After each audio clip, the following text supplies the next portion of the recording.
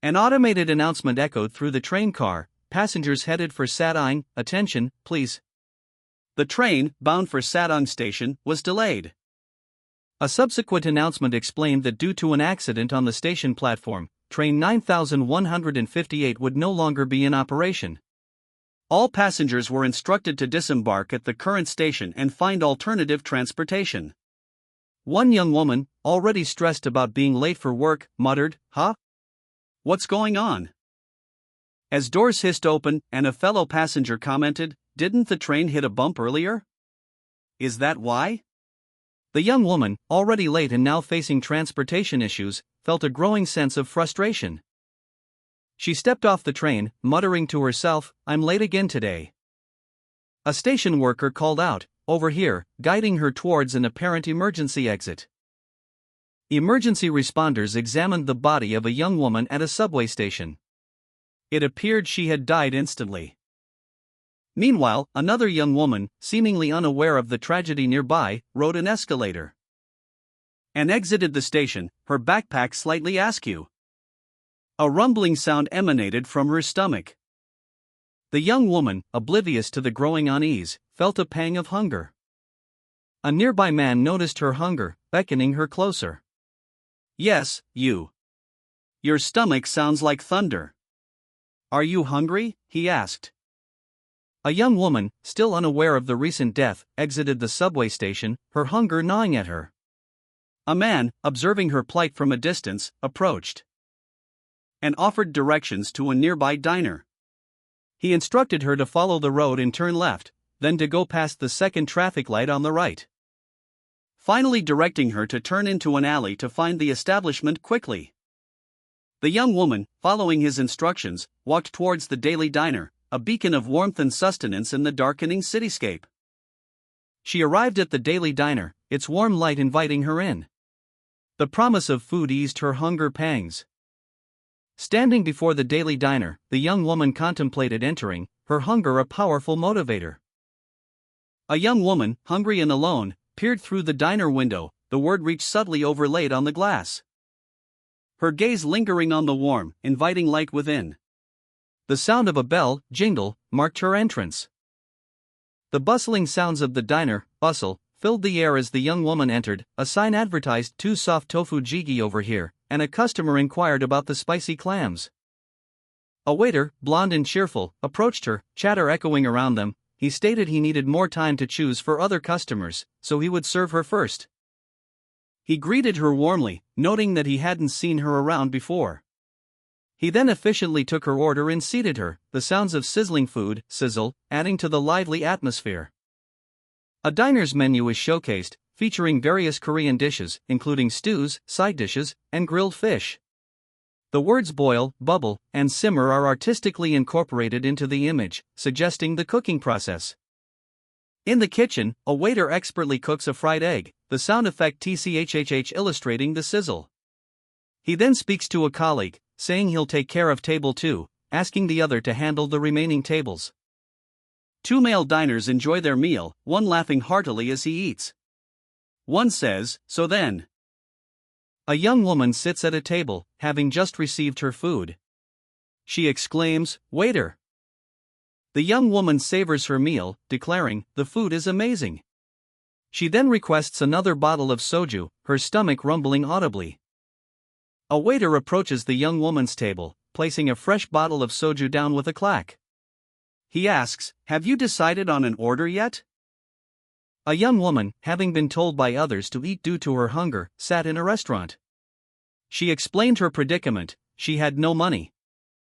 But the waiter, smiling reassuringly, told her that payment wasn't necessary and asked what she would like to order. The young woman happily accepted the offer. The waiter, while preparing the food, reflected on the restaurant's surprising success despite its policy of not charging customers. He efficiently chopped vegetables, stir-frying them expertly in a wok with vibrant flames. The scene opens on a diner, markedly different from others. A clock on the wall indicates the time, and the narrator asks where this place is, emphasizing its unique nature. A pocket watch, ticking and shaking, is shown, suggesting a shift in time or setting. As the scene transitions to a delivery truck driving late at night through a city. Inside a building, a man raises a mug, seemingly observing the city from a high vantage point. A transition to a time before streetlights, where a red garment flutters in the night, hinting at a mysterious past. The manhwa opens with a cryptic message: those who cannot sleep in the darkness come searching for this place. A young woman, her dark hanbok stained with blood, is shown falling from a great height, her descent marked by glittering particles. She plummets towards a dark, industrial-looking setting, the scene punctuated by bright, ethereal lights that seem to defy gravity. The scene shifts to a clock's intricate inner workings, superimposed over a nighttime cityscape. A caption reads, "Actually, it might have been even long before that." The young woman, now seemingly at rest on a high structure, is shown again. Another caption appears: "This haven was made for those struggling alone with heavy burdens." The scene changes abruptly. The sound effects slide in step accompany the feet of a man entering a kitchen, suggesting a shift in location and narrative focus. He asks, "Is the kitchen still open?" as he approaches a chef who is busily working at the stove. A plate of fried rice topped with a perfectly fried egg sat on a table, the yolk glistening. A young chef, brimming with energy, entered the scene, carrying a frying pan. He greeted someone unseen with a cheerful, "Welcome."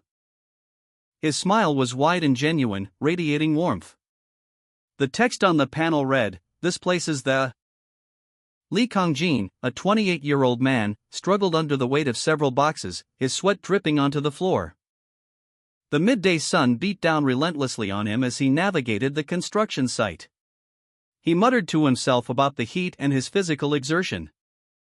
Then, with a frustrated grunt, he discovered the elevator was out of order. Exhausted and irritated, Lee Kong-jin introduced himself, stating his age and current predicament of performing manual labor on the hottest day of the Korean summer. Lee Kong-jin checked his phone. Today's pay was 140,000 won, approximately $117. But including living expenses, he needed about 1,030,000 won more. Meaning, factoring in rent and expenses, he would have to work regularly for another 3 months to cover his Gaziwan rent. Exhausted, Kong-jin stretched on his bed. Then flopped down, sighing, I better take a nap before I go to my next part-time job." His phone rang, an unknown caller. He sighed again, why do I always get calls when I'm trying to rest? Lee Kong-jin, tired and frustrated after calculating his finances, scratched his head while yawning. He answered a phone call and was immediately suspicious when the caller asked if he was Mr. Lee Kong-jin and identified himself as a lawyer. Kong-jin, lying on his bed, questioned why a lawyer would be calling him, suspecting a scam. The lawyer on the other end of the line insisted that he had something important to tell Kong-jin in person, giving Kong-jin the option to believe or not. Intrigued, Kong-jin checked the caller ID, a sudden exclamation escaping his lips. He then located the caller's number on his phone's map application, realizing the location was in the middle of Gangnam. A lawyer's message, promising a pleasant surprise, concluded with a beep. Lee Kong-jin, upon hearing the message, internally questioned the situation, muttering that he hadn't even agreed to meet yet. Arriving at the designated meeting place, Kong-jin expressed his skepticism, questioning if this was a scam, relieved by the presence of other people nearby. A stranger approached, confirming Kong-jin's identity. A business card, bearing the names Seo and Beck, and the titled President Shin Soho, was presented.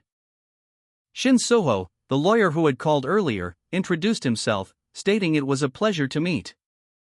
Lee Kong-jin, upon receiving the card, expressed uncertainty about the law firm's legitimacy, though he admitted the card appeared professional. Clearing his throat, Lee Kong-jin inquired about the purpose of the meeting. Soho prefaced his announcement with a warning that it might come as a surprise, revealing that he was there to read the will of the late Madam Kim Bok-rae. Shin Soho, a formally dressed man, informed Lee Kong-jin that Madam Kim Bok-rae had left him something. An aerial shot revealed a large building, valued at 8.2 billion won, approximately $6.83 million. Lee Kong-jin, initially surprised, reacted with disbelief as the enormity of the sum, 8.2 billion won, sunk in. Finally exclaiming in shock, 8.2 billion won? Suho confirmed the amount, stating that the building was indeed worth 8.2 billion won, leaving Kang Jin speechless and overwhelmed. Kang Jin, crouched on the ground, stared at his hands in disbelief. His inner thoughts echoed his confusion. What on earth is going on? A stranger left me an inheritance? Shin Suho, the man who delivered the news, hesitated, a slight uncertainty in his expression. He approached Kang Jin, briefcase in hand, and stated, I think you have the wrong person. Suho's expression remained serious as he explained that he had never heard of a Kim Bok-rae, the supposed testator. Kang Jin, adjusting his cap, revealed his own uncertainty. He explained that he lost contact with all relatives after his parents passed away, making an unexpected inheritance highly improbable. He concluded, so there isn't anyone who'd leave me an inheritance. Kang Jin, confused and uncertain, firmly stated, I think you must have mistaken me for someone with the same name. It's not me, so you should try looking for a different Kang Jin. A beat of silence followed Kang Jin's denial. Shin Suho, the man who had approached him, continued, revealing details about Kang Jin's life, his age, his time spent at the Hope Orphanage after his parents' death, and his current studies at Seoshin University. He then dropped the bombshell, Kang Jin is the heir to a significant inheritance, being the great-great-grandfather's older sister's granddaughter. Kang Jin's reaction was one of disbelief and shock. That means she's practically a stranger. Suho apologized for revealing Kang Jin's personal information publicly, assuring him that he was indeed the Kang Jin he was looking for, promising further explanation once Kang Jin saw the building in question. Shin Suho, the older man, suggested they head upstairs, prompting a questioning look from Kang Jin. Kang Jin's confusion deepened as he processed the suggestion to go upstairs. The scene shifted to an exterior shot of a building called Daily Diner, establishing the setting. The interior of the Daily Diner's first floor was shown, a simple restaurant. Shin Suho explained that the first floor housed the diner, while the second floor was a residence, as they began to ascend the stairs. Kang Jin, still somewhat bewildered, questioned the existence of an apartment above the diner, wondering if someone else had rented out the first floor.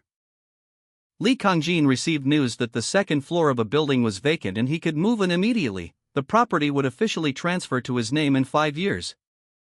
Kang Jin reacted with a comment about the length of time, expressing that he hadn't even agreed to accept the offer yet. The representative explained that if Kang Jin refused, the building would automatically be donated and become public property. Kang Jin, surprised, learned that the inheritance stipulated he must operate the diner on the first floor for 5 years. Kang Jin voiced his concerns about his lack of cooking skills and the risk of business failure. The representative clarified that the stipulation didn't require him to run it well, only to operate it. Kang Jin then worried aloud about how he would manage the diner alongside his part-time jobs and school.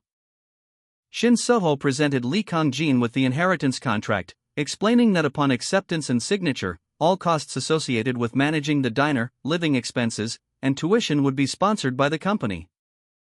Kang Jin, overwhelmed by the sheer volume of details, let out a groan as he reviewed the document. Suho added that if Kang Jin harbored any suspicions, he was free to donate the inheritance to the public. Kang Jin's suspicion was evident. He found it hard to believe such an offer. The revelation of the inheritance's true value, 8.2 billion won, further shocked Kang Jin. He imagined the sheer amount of time he'd need to work to earn that sum, highlighting the enormity of the unexpected windfall. The sheer scale of the money was almost incomprehensible to him. Kang Jin, eyes narrowed in suspicion, scrutinized the contract. The word suspicious appeared above his head, emphasizing his skepticism. He flipped through the pages, muttering to himself about the need to review the contract multiple times.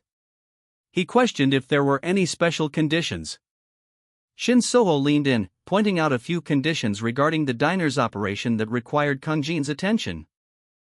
The rules for operating the diner were listed. It must be open between 11 p.m. and 1 a.m. daily, closed on Sundays, customers could be served even without money, and payment was at the customer's discretion. Kang Jin found the rules unusual. He pondered the late-night hours and the unique payment system, questioning whether he was truly expected to run the diner under these conditions.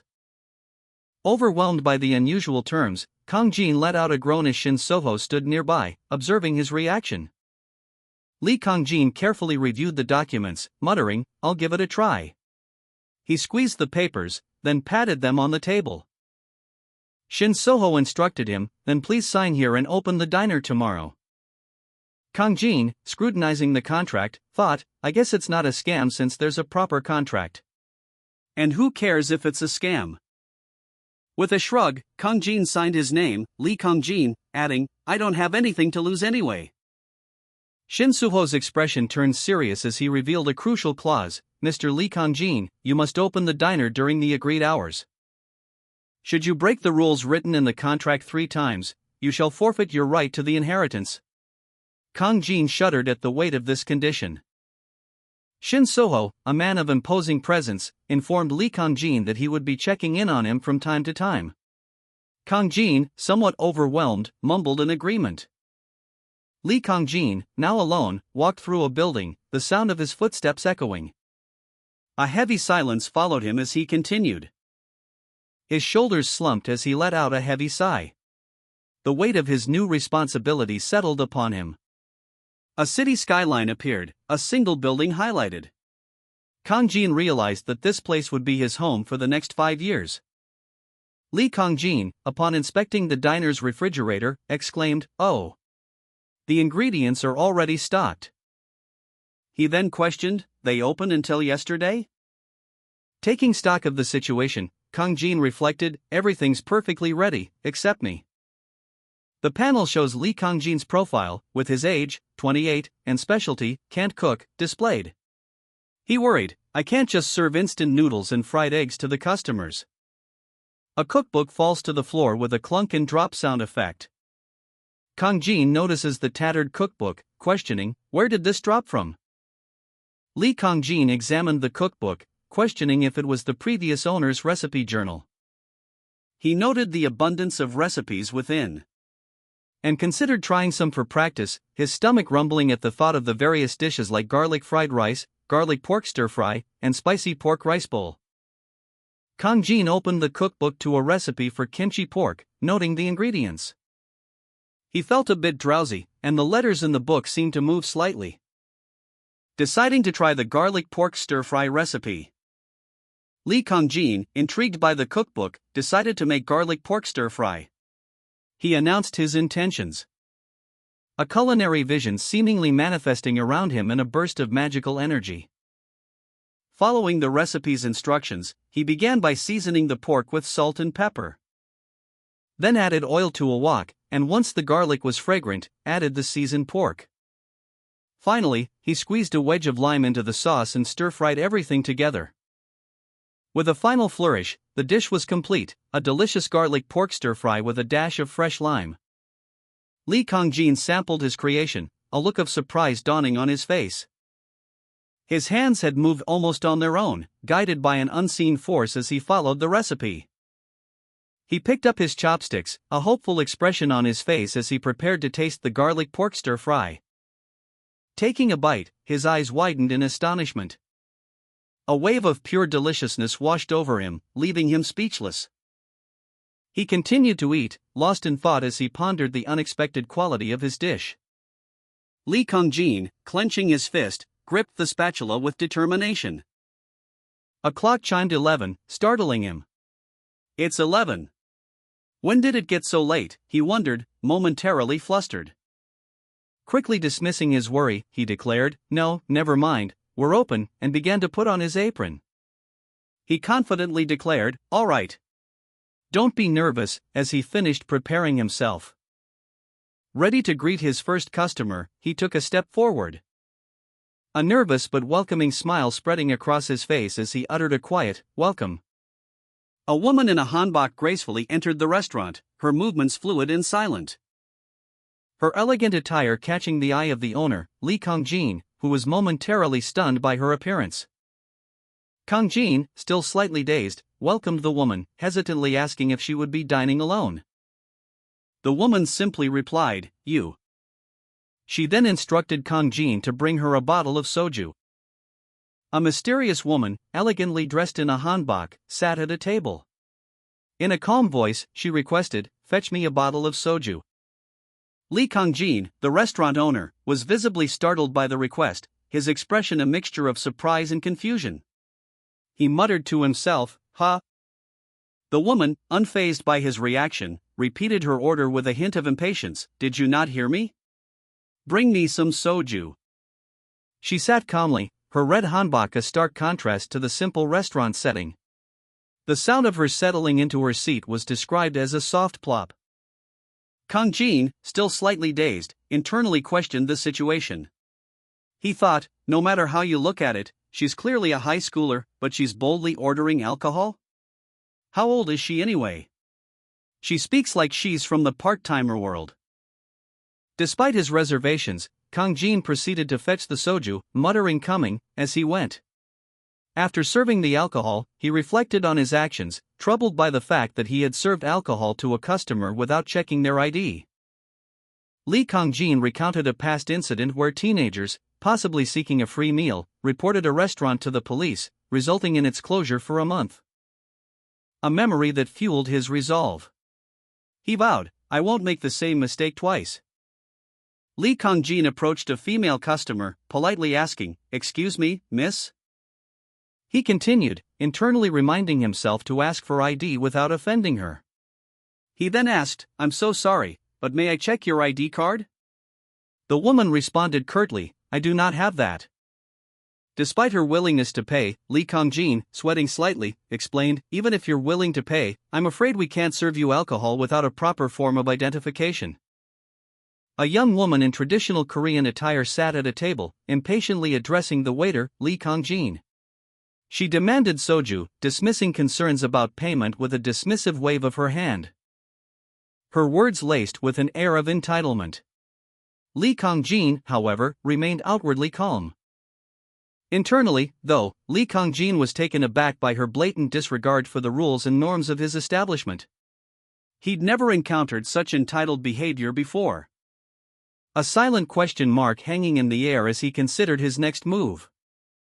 The woman, sensing his hesitation, subtly shifted her demeanor, adopting a more condescending tone as she pointed out his apparent lack of familiarity with the establishment's rules. Lee Kang-jin's expression hardened as he recalled the terms of his contract, realizing he was obligated to serve even those without money. He sighed, accepting the situation. Lee Kang-jin's lawyer informed him that he would be checking in from time to time, and that the lawyer would be closely watching how things go at the restaurant. Lee Kang-jin, slightly apprehensive, mumbled an acknowledgement. Lee Kang-jin's mind wandered, imagining his lawyer monitoring him through the restaurant's CCTV cameras.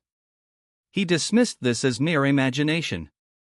He reflected that, considering the 8.2 billion won investment, he probably would have done the same thing if he were in his lawyer's position. The mysterious woman, impatient and demanding, approached Lee Kang-jin, startling him.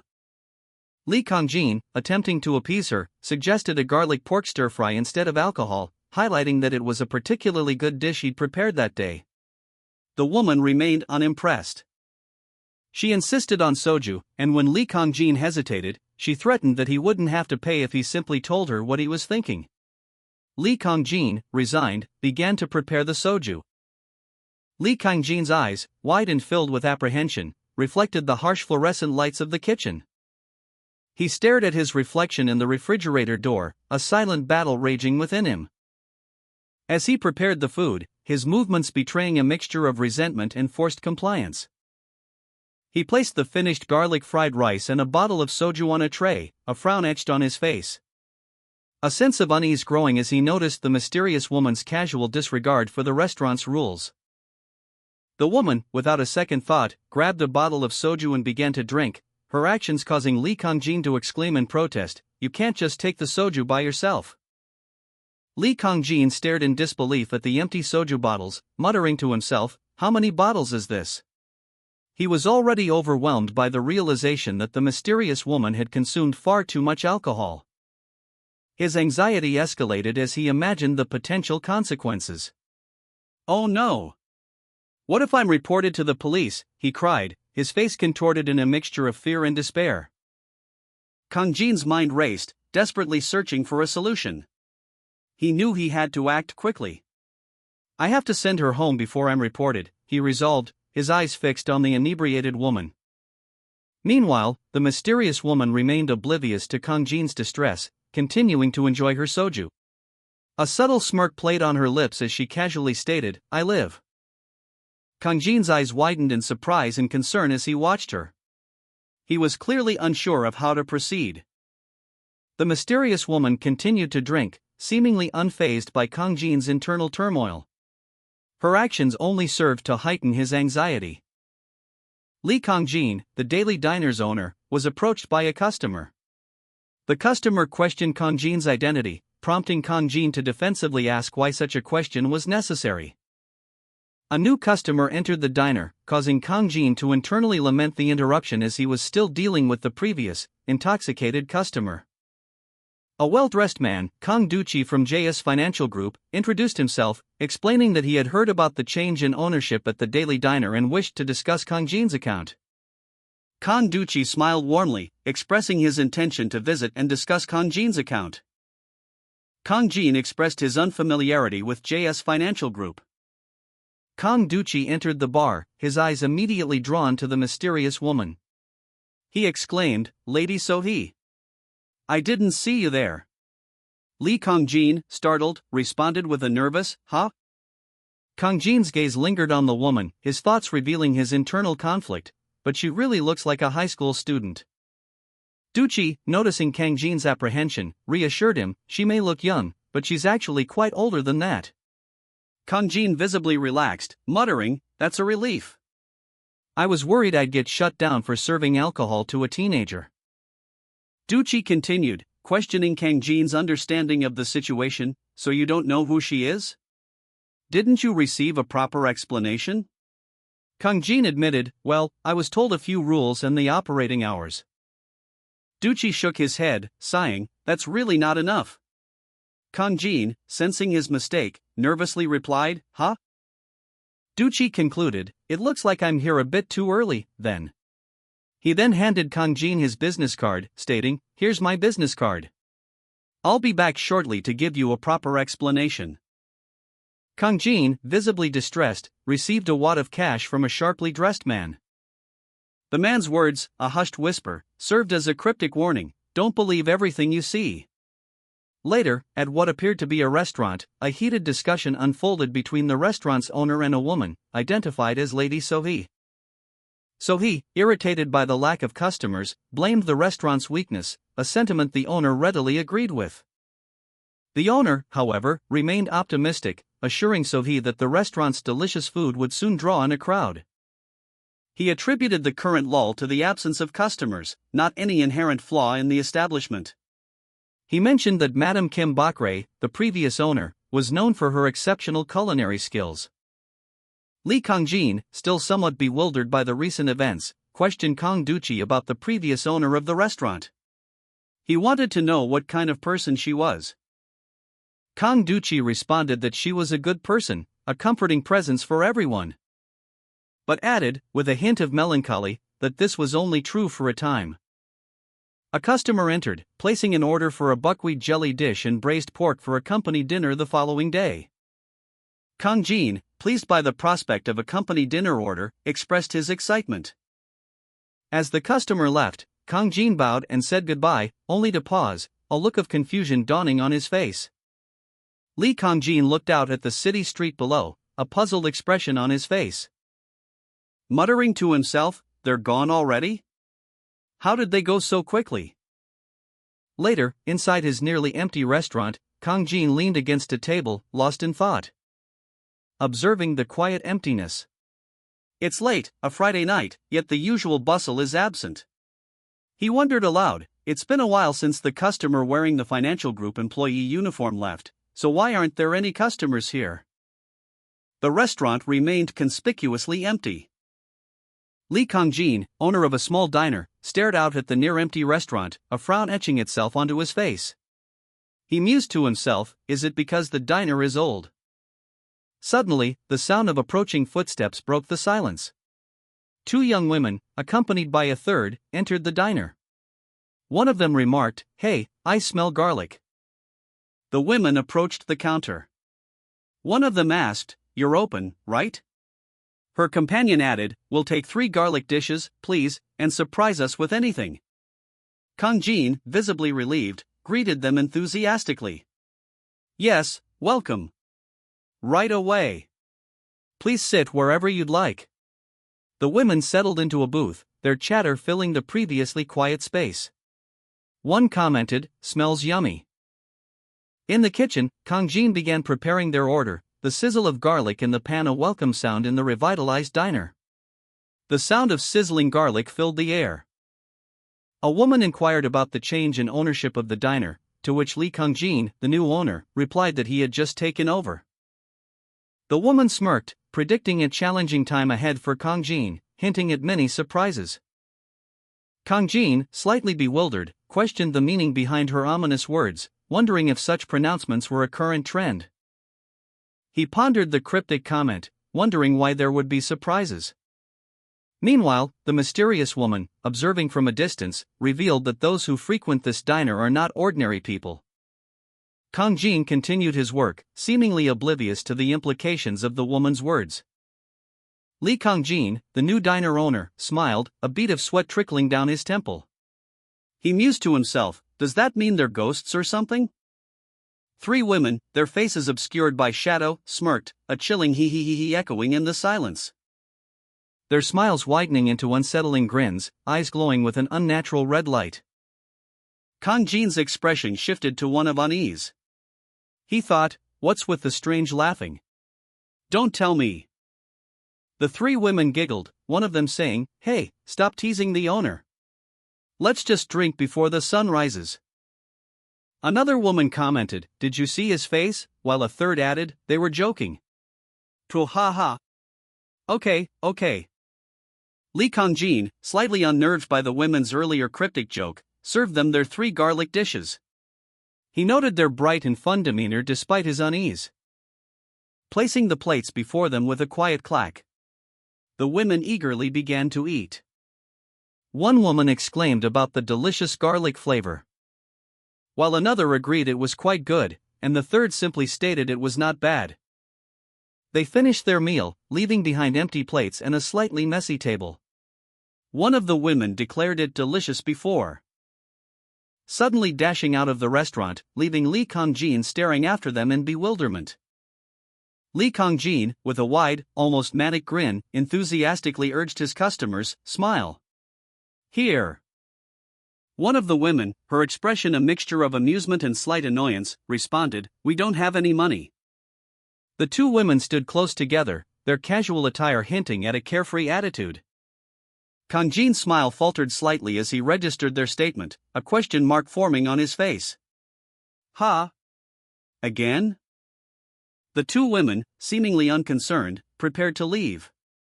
Let's go. It's getting late. One said, while the other added, it's almost 1 a.m., hurry. Kang Jin, realizing they intended to leave without paying, shouted, wait. You have to pay for the food. Halt. The mysterious woman, her expression sharp and knowing, leaned in close to Lee Kang Jin. Do you need money? She asked, a hint of a smirk playing on her lips. Kang Jin, clearly flustered by the recent events and still reeling from the unpaid bills, simply nodded, a bead of sweat trickling down his temple. All right, he mumbled, his voice barely audible. The woman, seemingly unfazed by his distress, turned and began to leave, her movements swift and purposeful. She paused momentarily, then turned back to Kang Jin, a cryptic message forming on her lips. Write it down. You never know, right? She said, her eyes glinting with an unnerving intensity. She added one final piece of advice, her voice low and serious, also, don't believe everything you see. With that, she vanished, leaving Kang Jin utterly bewildered. The woman tapped a series of numbers, 7, 14, 17, 23, 4, 11, 42, onto Kang Jin's notepad before disappearing completely. Lee Kang Jin's eyes widened in disbelief as he processed the cryptic information he'd just received, muttering to himself, that means. He looked around frantically, his expression shifting to one of alarm as he exclaimed, ah! Where'd they go? A sudden shout pierced the air above the city skyline, hey! You have to pay. The chapter ends with a "to be continued" message. Lee Kong-jin, alone in the city, pondered the mysterious woman's words. He repeated her cryptic message to himself: "Nothing else matters as long as I follow the rules, right?" Lost in thought, he diligently cleaned the kitchen of the daily diner, his movements mechanical and focused. Preparing for his first day of cooking. He opened his recipe book with a determined expression, ready to begin his culinary practice. Flipping through the pages, he muttered to himself about the need to prepare dishes quickly, given his dual role of cook and server. He finally settled on a menu of kimchi jjigae, kimchi rice bowl, and spicy pork rice bowl, deeming it sufficient for the day. Lee Kong-jin, while reviewing his recipe book at the daily diner, experienced a strange phenomenon. He questioned aloud, why does it feel like the letters are moving? The words on the page seemed to swirl and dance before his eyes, the ingredients for his planned dishes, red chili powder, garlic, tofu, onions, and green chilies, appearing to leap off the page. Kong-jin's eyes widened in surprise, his pupils dilating as he stared at the book. He muttered to himself, "Huh? Something jumped out just now." He considered the possibility that he was simply tired, but dismissed it, noting that he could read other things perfectly well. However, the strange effect persisted only when he looked at the recipe book. He wondered aloud, am I seeing things because I'm tired? But I can read other things fine, seeing strange things when I look at the recipe book. A look of concern crossed his face as he pondered the possibility of a problem with the recipe book itself. He questioned, is there something wrong with this recipe book? Suddenly, a bright flash erupted from the book, illuminating the ingredients as if they were magically appearing before him. The ingredients, now seemingly imbued with an otherworldly glow, were arranged on a pan, ready to be cooked. Lee Kong-jin, eyes wide with a mixture of shock and disbelief, gripped his knife with unexpected skill. With a series of swift, precise chops, he expertly sliced through a pile of scallions that appeared seemingly out of thin air. Something's definitely weird, he muttered to himself, his confusion growing as he effortlessly continued to prepare the ingredients. He noted that the only dish he knew how to cook was a fried egg. So how am I so good with the knife, he wondered aloud. He tossed ingredients into a pan with practiced ease, a thought crossing his mind, because of Madam Kim's recipe book? Unsure, but determined to test his newfound abilities, Kong-jin decided to attempt a more challenging recipe. I can't be sure yet, so I'll have to try something harder, he resolved, his movements becoming increasingly fluid and precise as he prepared the ingredients for the dish. He chose to make royal doraji japchae, a dish he'd never even heard of before, noting that it would be more complicated due to the increased preparation required. The ingredients, as before, appeared magically before him as he began to cook. Lee Kong-jin, intrigued by the challenge, read the recipe for a complex dish. He mused that if simply reading the recipe was all it took to make it. He began to prepare the ingredients, his movements surprisingly precise and efficient. The finished dish was a culinary masterpiece, a testament to his unexpected skill. Kong-jin, overcome with astonishment, covered his mouth in disbelief. He had actually made something delicious. He tasted the dish, his expression shifting from surprise to thoughtful consideration. It was good, but could it be good enough to sell? A gentle hand patted Kong-jin's head as he ate, a silent gesture of approval and encouragement. The patting continued, a silent affirmation of the dish's quality. The question hung in the air, was it truly good enough? Lee Kong-jin enjoyed his mother's japchae, declaring it the best. A voice cautioned him to eat more slowly to avoid choking. Later, Kong-jin, now wearing an apron, tasted a dish he had prepared, a wave of emotion washing over him as the flavors reminded him of his mother. The taste was so evocative that he momentarily lost his composure, but quickly snapped himself out of it, reminding himself that sentimentality was inappropriate at that moment. He pondered the identity and skill of Madam Kim Bok-rae, the creator of the recipes, wondering about her background and the ingenuity behind her culinary creations. Lee Kong-jin reflected on his recent experiences, noting the unusual events since his arrival. He recalled acquiring a mysterious recipe book that transforms him into an expert cook upon reading it, and the peculiar customers who visited his restaurant, offering no money and uttering ominous warnings. Kang Jin was further unsettled by the constant warnings to distrust his perceptions and the presence of a lawyer who claimed to be watching him, leaving Kang Jin to question whether Madam Kim's inheritance is a blessing or a curse. Suddenly, a delivery man burst into the restaurant, startling Kang Jin. Two men, boisterous and friendly, approached Kang Jin. One exclaimed that he must be the new owner, noting that his brother had described him as a really nice guy. They shook hands enthusiastically, introducing themselves as Shin Soo-young, the food supplier, and Shin Soo-gu, the alcohol supplier. They were Shin Soo-ho's younger brothers, they explained, and expressed their pleasure at meeting Kang Jin. Kang Jin, somewhat surprised by their appearance, noted that they looked nothing like their older brother. Soo-gu chuckled, pointing out the low customer count from the previous day, and explained that his familiarity with the refrigerator's contents allowed him to easily assess the business's recent activity. Soo-young added that Madam Kim, the previous owner, had been like a mother to them, making the diner feel like home. He urged Kang Jin to take good care of the establishment and offered their assistance, emphasizing that Kang Jin should not hesitate to ask for help. Shin Soo-young, one of the brothers, cheerfully inquired about Kang Jin's first day of business, his words bringing a sense of reassurance to the new owner. Kang Jin, slightly bewildered, voiced his concerns about the restaurant's financial state, noting the lack of profitable customers. Shin Soo-young reassured him, suggesting that the initial losses might be considered good karma, implying future rewards. Kang Jin, however, remained unconvinced, questioning the value of delayed compensation after his death. The conversation shifted as Shin Soo-young and his brother mentioned JS Financial Group, a lesser-known company, and Kang Jin's inability to find information about them online. A mysterious woman was shown briefly, hinting at the company's obscured nature and influence. Kang Jin, still slightly concerned about the restaurant's financial state, voiced his apprehension to Shin Soo-young and Shin Soo-gu. He questioned the wisdom of associating with a potentially unstable establishment, wondering aloud what would happen if the restaurant were to go bankrupt. Shin Soo-young, however, confidently dismissed Kang Jin's worries. He assured him that JS Financial Group, their backer, was exceptionally stable, claiming it would never go bankrupt, even in a catastrophic scenario. A statement met with a chuckle and a slightly more realistic counterpoint from Soo-gu, who pointed out that even JS Financial Group might face difficulties if the world ended. Kang Jin, now even more perplexed, admitted to having more questions. The brothers, however, suggested postponing further discussion until later, politely bowing him out, leaving Kang Jin to ponder their words. Later, Soo-gu suggested they visit the mysterious woman, but Soo-young expressed reservations due to their busy schedule. Kang Jin observed from a distance as two men embraced on a city street, one of them saying, "Ha, alright."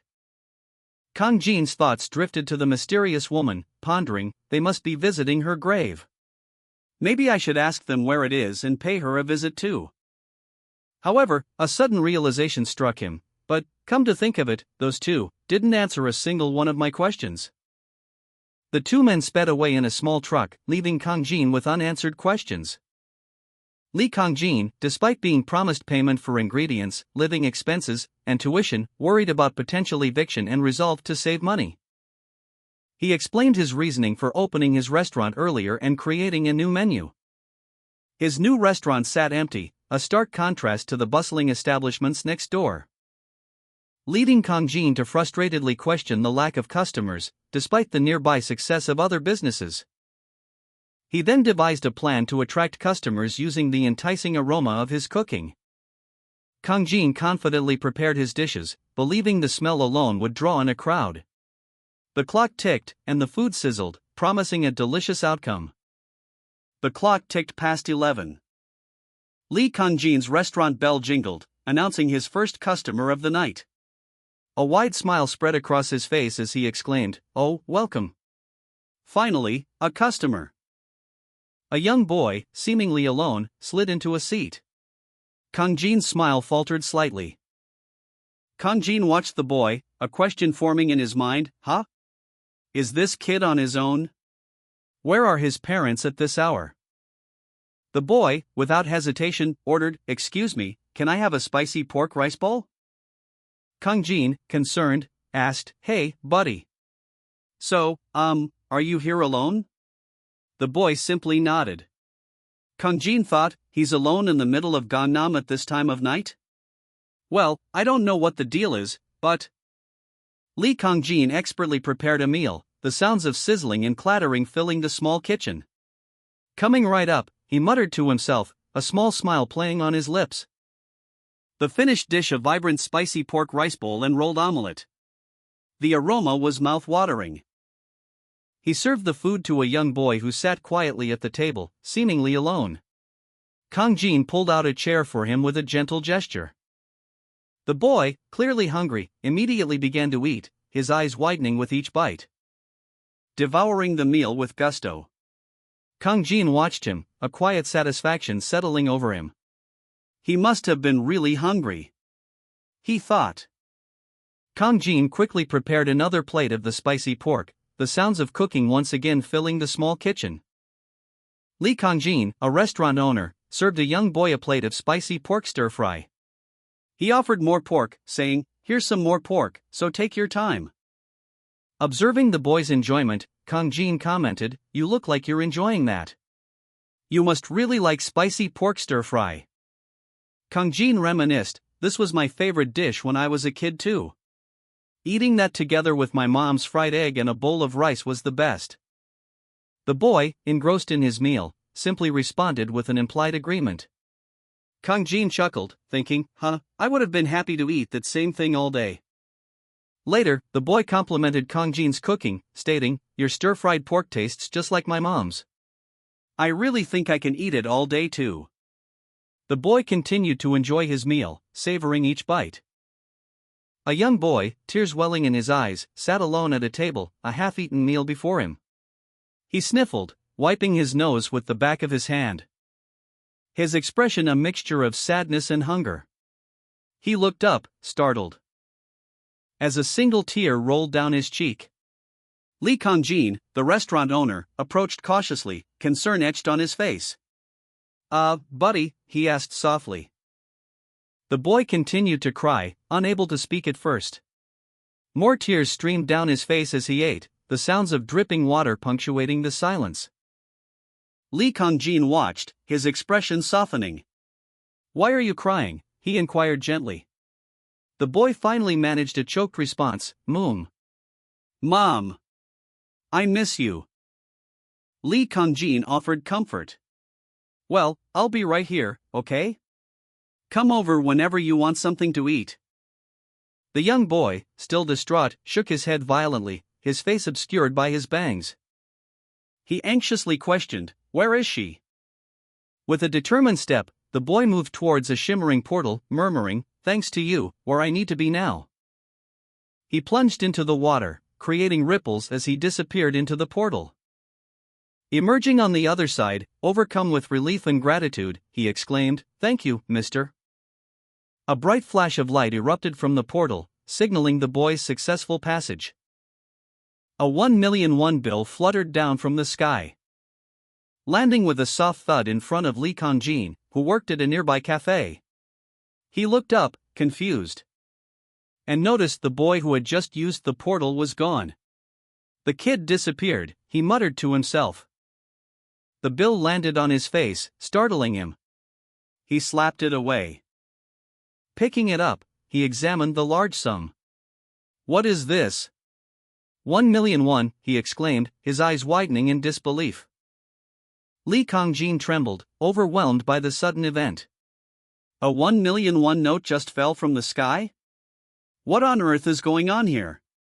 Did I just witness something supernatural? He wondered, his mind racing. A shadowy figure, its face obscured but for glowing red eyes, sat at a table, a sinister smile playing on its unseen lips. The scene radiating an unsettling aura of dark energy. Lee Kang Jin, startled, stood in his cafe apron, a piece of paper clutched in his hand. An older man with silver hair entered the frame. Kang Jin, visibly shaken, dropped the paper as he exclaimed in surprise. The older man's arrival seemed to further unsettle him. Kang Jin's frustration mounting as he argued with the older man, the cafe's atmosphere thick with tension. A final panel shows another man, seemingly concerned, observing the scene from a distance, questioning what is happening. A young woman with a stern expression walked past a man in a suit. She muttered to herself, observing that every customer who enters the establishment seems suspicious and strange. Meanwhile, a young man, Lee Kong-jin, found himself in a bewildering situation, questioning aloud, "What the heck is this place?" The older man, with a knowing smile, revealed the unsettling truth: this place is the border between the worlds of the living and the dead, the afterlife diner. The older man continued his explanation, stating that the customers who enter this diner are, in fact, ghosts. Lee Kong-jin, now visibly shaken by this revelation, stood frozen in the diner's kitchen, his eyes wide with fear and disbelief. The older man meticulously cleaned his glasses, a subtle action that belied the gravity of his previous statement. Lee Kong-jin, his face etched with disbelief, stammered in response to the revelation. He was visibly shaken, his hands flying to his mouth as the weight of the older man's words sunk in. The truth was far more unsettling than he could have ever imagined. The older man confirmed Kong-jin's suspicions, stating plainly that this establishment served not only the living but also the dead. He explained that the ghosts frequented the diner to satisfy their cravings for the food they once enjoyed, or to find solace and warmth in alcoholic beverages, a poignant detail that highlighted the lingering attachments of the deceased. The older man, his eyes twinkling, reassured Lee Kong-jin, stating that the ghosts frequenting the diner posed no threat. In fact, they would be more likely to protect him than harm him. He used an analogy, suggesting that just as one would feel angry if harm befell a beloved pet, the ghosts would similarly react to any threat against a patron of the diner. Lee Kong-jin, however, felt a slight unease at the comparison to a dog, his discomfort evident in a visible shudder. The older man, noticing Lee Kong-jin's apprehension, questioned whether he found ghosts scarier than living people. Later, after a brief, tense exchange where the older man scolded Lee Kong-jin for his lack of common sense and sent him home for the day, Lee Kong-jin reflected on the events, concluding that the living could be far more frightening than the ghosts he'd encountered, and apologized for his hasty judgment. Lee Kong-jin, still somewhat unsettled, hesitantly broached a new topic with the older man. He asked if the older man could help him recover money owed to him by others. The older man bluntly interrupted, stating that those who wronged Kong-jin would face punishment in the afterlife. He firmly advised Kong-jin to focus solely on his work at the diner. Lee Kong-jin tapped on his phone screen, searching for information about ghosts. Muttering to himself about the absurdity of ghosts existing in a world with drone package delivery, he seemed still somewhat incredulous. A definition of a ghost appeared on the screen, an essence of a person left behind after death. Further information detailed that those who had happy lives and peaceful deaths became good ghosts, while those who did not became bad ghosts that harmed people. A method for exorcising these bad ghosts was also revealed, throwing red bean porridge at them due to their aversion to the color red. Lee Kong-jin, still grappling with the supernatural occurrences at the diner, consulted his phone. He considered three options to deal with the resident ghosts: hiring a shaman, appeasing them, or simply welcoming them and hoping for the best. The screen displayed various methods of dealing with spirits, ranging from shamanistic rituals to respectful offerings. Kong-jin chewed on his fingernail, a clear sign of his inner turmoil. He admitted to himself, but still, ghosts are kinda scary. Back in the diner, Kong-jin sat alone, nervously checking his phone. The question, "Will I really be okay?" hung heavy in his mind. He tried to shake off his fear, telling himself, "No. Let's not think scary thoughts." Lee Kong-jin, still anxious about the recent ghost encounters, reflected on the unusual nature of the events. "I've heard of people murdering other people," he mused, "but I've never heard of ghosts killing the living." He decided to take precautions, adding, "But I guess you never know. I better make some red bean porridge just in case." He began preparing the red bean porridge, the pot bubbling and boiling on the stove, carefully stirring the mixture. The previous night's events weighed heavily on his mind. He suspected the previous night's incident must have involved a ghost as well. Suddenly, a loud clunk startled Kong-jin as a man entered the kitchen unexpectedly. Kong-jin, startled, exclaimed, "Excuse me." The man, slightly embarrassed, apologized, "Whoops, I'm sorry. Did I surprise you?"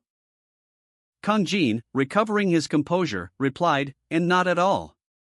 Why would I be surprised?" He then remembered their plans. "You didn't forget our company dinner, right?" Three men in business suits entered Lee Kang-jin's establishment, their greeting echoing in the relatively quiet space. Lee Kang-jin, slightly startled but also relieved by the distraction, stood behind the counter, a thoughtful expression on his face as he registered the pleasant aroma of his red bean porridge. He noted one of the men commenting on the enticing smell. The men discussed the smell, their curiosity piqued, wondering if it was having some sort of effect on them. Suddenly, one of the men called out to Lee Kang-jin, startling him. The men expressed their delight at the porridge's aroma, eager to try it. Lee Kang-jin, somewhat flustered, confirmed he had made it. To his surprise, they genuinely enjoyed the porridge, and one of them addressed him formally, causing a jolt of surprise in Lee Kang-jin. A colleague, observing Lee Kang-jin, commented that he seemed to have finally received an explanation about the diner. But contrary to popular belief, the colleague continued, ghosts actually have foods they dislike. The colleague, wiping his mouth, revealed that they were just ordinary civil servants. Lee Kang-jin, reflecting on the situation, felt embarrassed for having been so scared, and resolved to serve his customers the best he could as an apology. Lee Kang-jin, now smiling, announced today's specials: braised pork and spicy buckwheat jelly. Lee Kang-jin, remembering a customer's preference for buckwheat, prepared a jeon, a savory Korean pancake, to complement the red bean porridge and other dishes already on offer, and presented the visually appealing array of food. The customer exclaimed in awe at the sight of the jeon. Two customers happily devoured the food, commenting on its deliciousness and vowing to return frequently. Meanwhile, another customer politely declined an invitation to join them, explaining that he needed to leave. Lee Kang-jin apologized, explaining that the restaurant would be closing soon due to the presence of other customers. The departing customer, intrigued, inquired about the reason for the imminent closure, prompting Lee Kang-jin to reveal that most ghosts have outstanding debts with JS Financial. Lee Kang-jin received an unexpected payment from a customer, a large sum of cash delivered in an envelope. He looked slightly surprised but ultimately relieved. The amount of the payment was quite substantial, prompting a comment from an unseen observer about the generosity of the deceased customer. Kang-jin, smiling knowingly, remarked that he knew the ghost was a good kid. A narration then explained that the wealthiest philanthropist in the afterlife was responsible for the money, further emphasizing the unusual nature of the payment. A question arose about the use of money in the afterlife, leading to an explanation that while different from earthly currency, its function remained the same: purchasing goods. The final panel showed various people in the afterlife using the money to buy goods from a market stall, illustrating the practical application of this otherworldly currency. Lee Kang-jin stared in disbelief as a shower of South Korean 50,000 won bills rained down around him, each bill seemingly imbued with a life of its own, swirling and dancing in the air. He muttered to himself, questioning the fairness of an afterlife economy that seemed to favor the wealthy. A nearby financial executive explained that the system was not quite as simple as that, revealing that every person is registered with JS Financial from birth. Kang-jin, intrigued, wondered if he also had an account. The executive confirmed that money is deposited for good deeds and withdrawn for sins. The amount reflects one's karma during their lifetime. Illustrating this, the manhwa showed a woman happily assisting an elderly person, contrasting sharply with a man sitting dejectedly in a prison cell, his lack of funds in the afterlife a stark reflection of his past actions. The scene concluded with a clear implication: wealth in the afterlife is directly correlated to the accumulation of good karma during one's earthly existence. Lee Kang-jin, still somewhat bewildered by the afterlife's financial system, inquired about checking his account balance. The waiter chuckled, explaining that such checks are impossible while still alive, but reassured him that, as a daily diner employee, his account would always be full, since the restaurant's owners are VIP clients in the afterlife. The waiter then revealed that transferring money from the afterlife to the world of the living is possible, offering to exchange Kang-jin's afterlife check. Kang-jin, however, requested a deposit into his JS account instead. The waiter readily agreed. Lee Kang-jin checked his phone, a look of mild surprise on his face. The numbers the woman had given him earlier that day were displayed on the screen. He realized they were winning lottery numbers. A notification popped up on his phone, confirming that he had won 50,000 won, approximately $42. Kang Jin reflected on his earlier intention to donate any winnings to charity to improve his karma. But a sudden burst of laughter erupted from him as he realized the unexpected windfall. At a nearby table, the woman from earlier giggled, clearly amused by Kang Jin's reaction. Another woman sitting with her expressed disbelief at the coincidence. Lee Kang Jin chuckled, a self-deprecating amusement in her eyes. If I knew this would happen, she mused, I would have visited the dreams of my nieces and nephews. She added with a light-hearted shrug, oh well. Her friends joined in her laughter, their amusement echoing hers. One commented, it was a bit scary after I found out they were ghosts.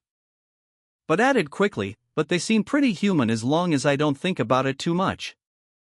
The scene shifted. A door slid open, revealing a new customer entering the establishment. Welcome.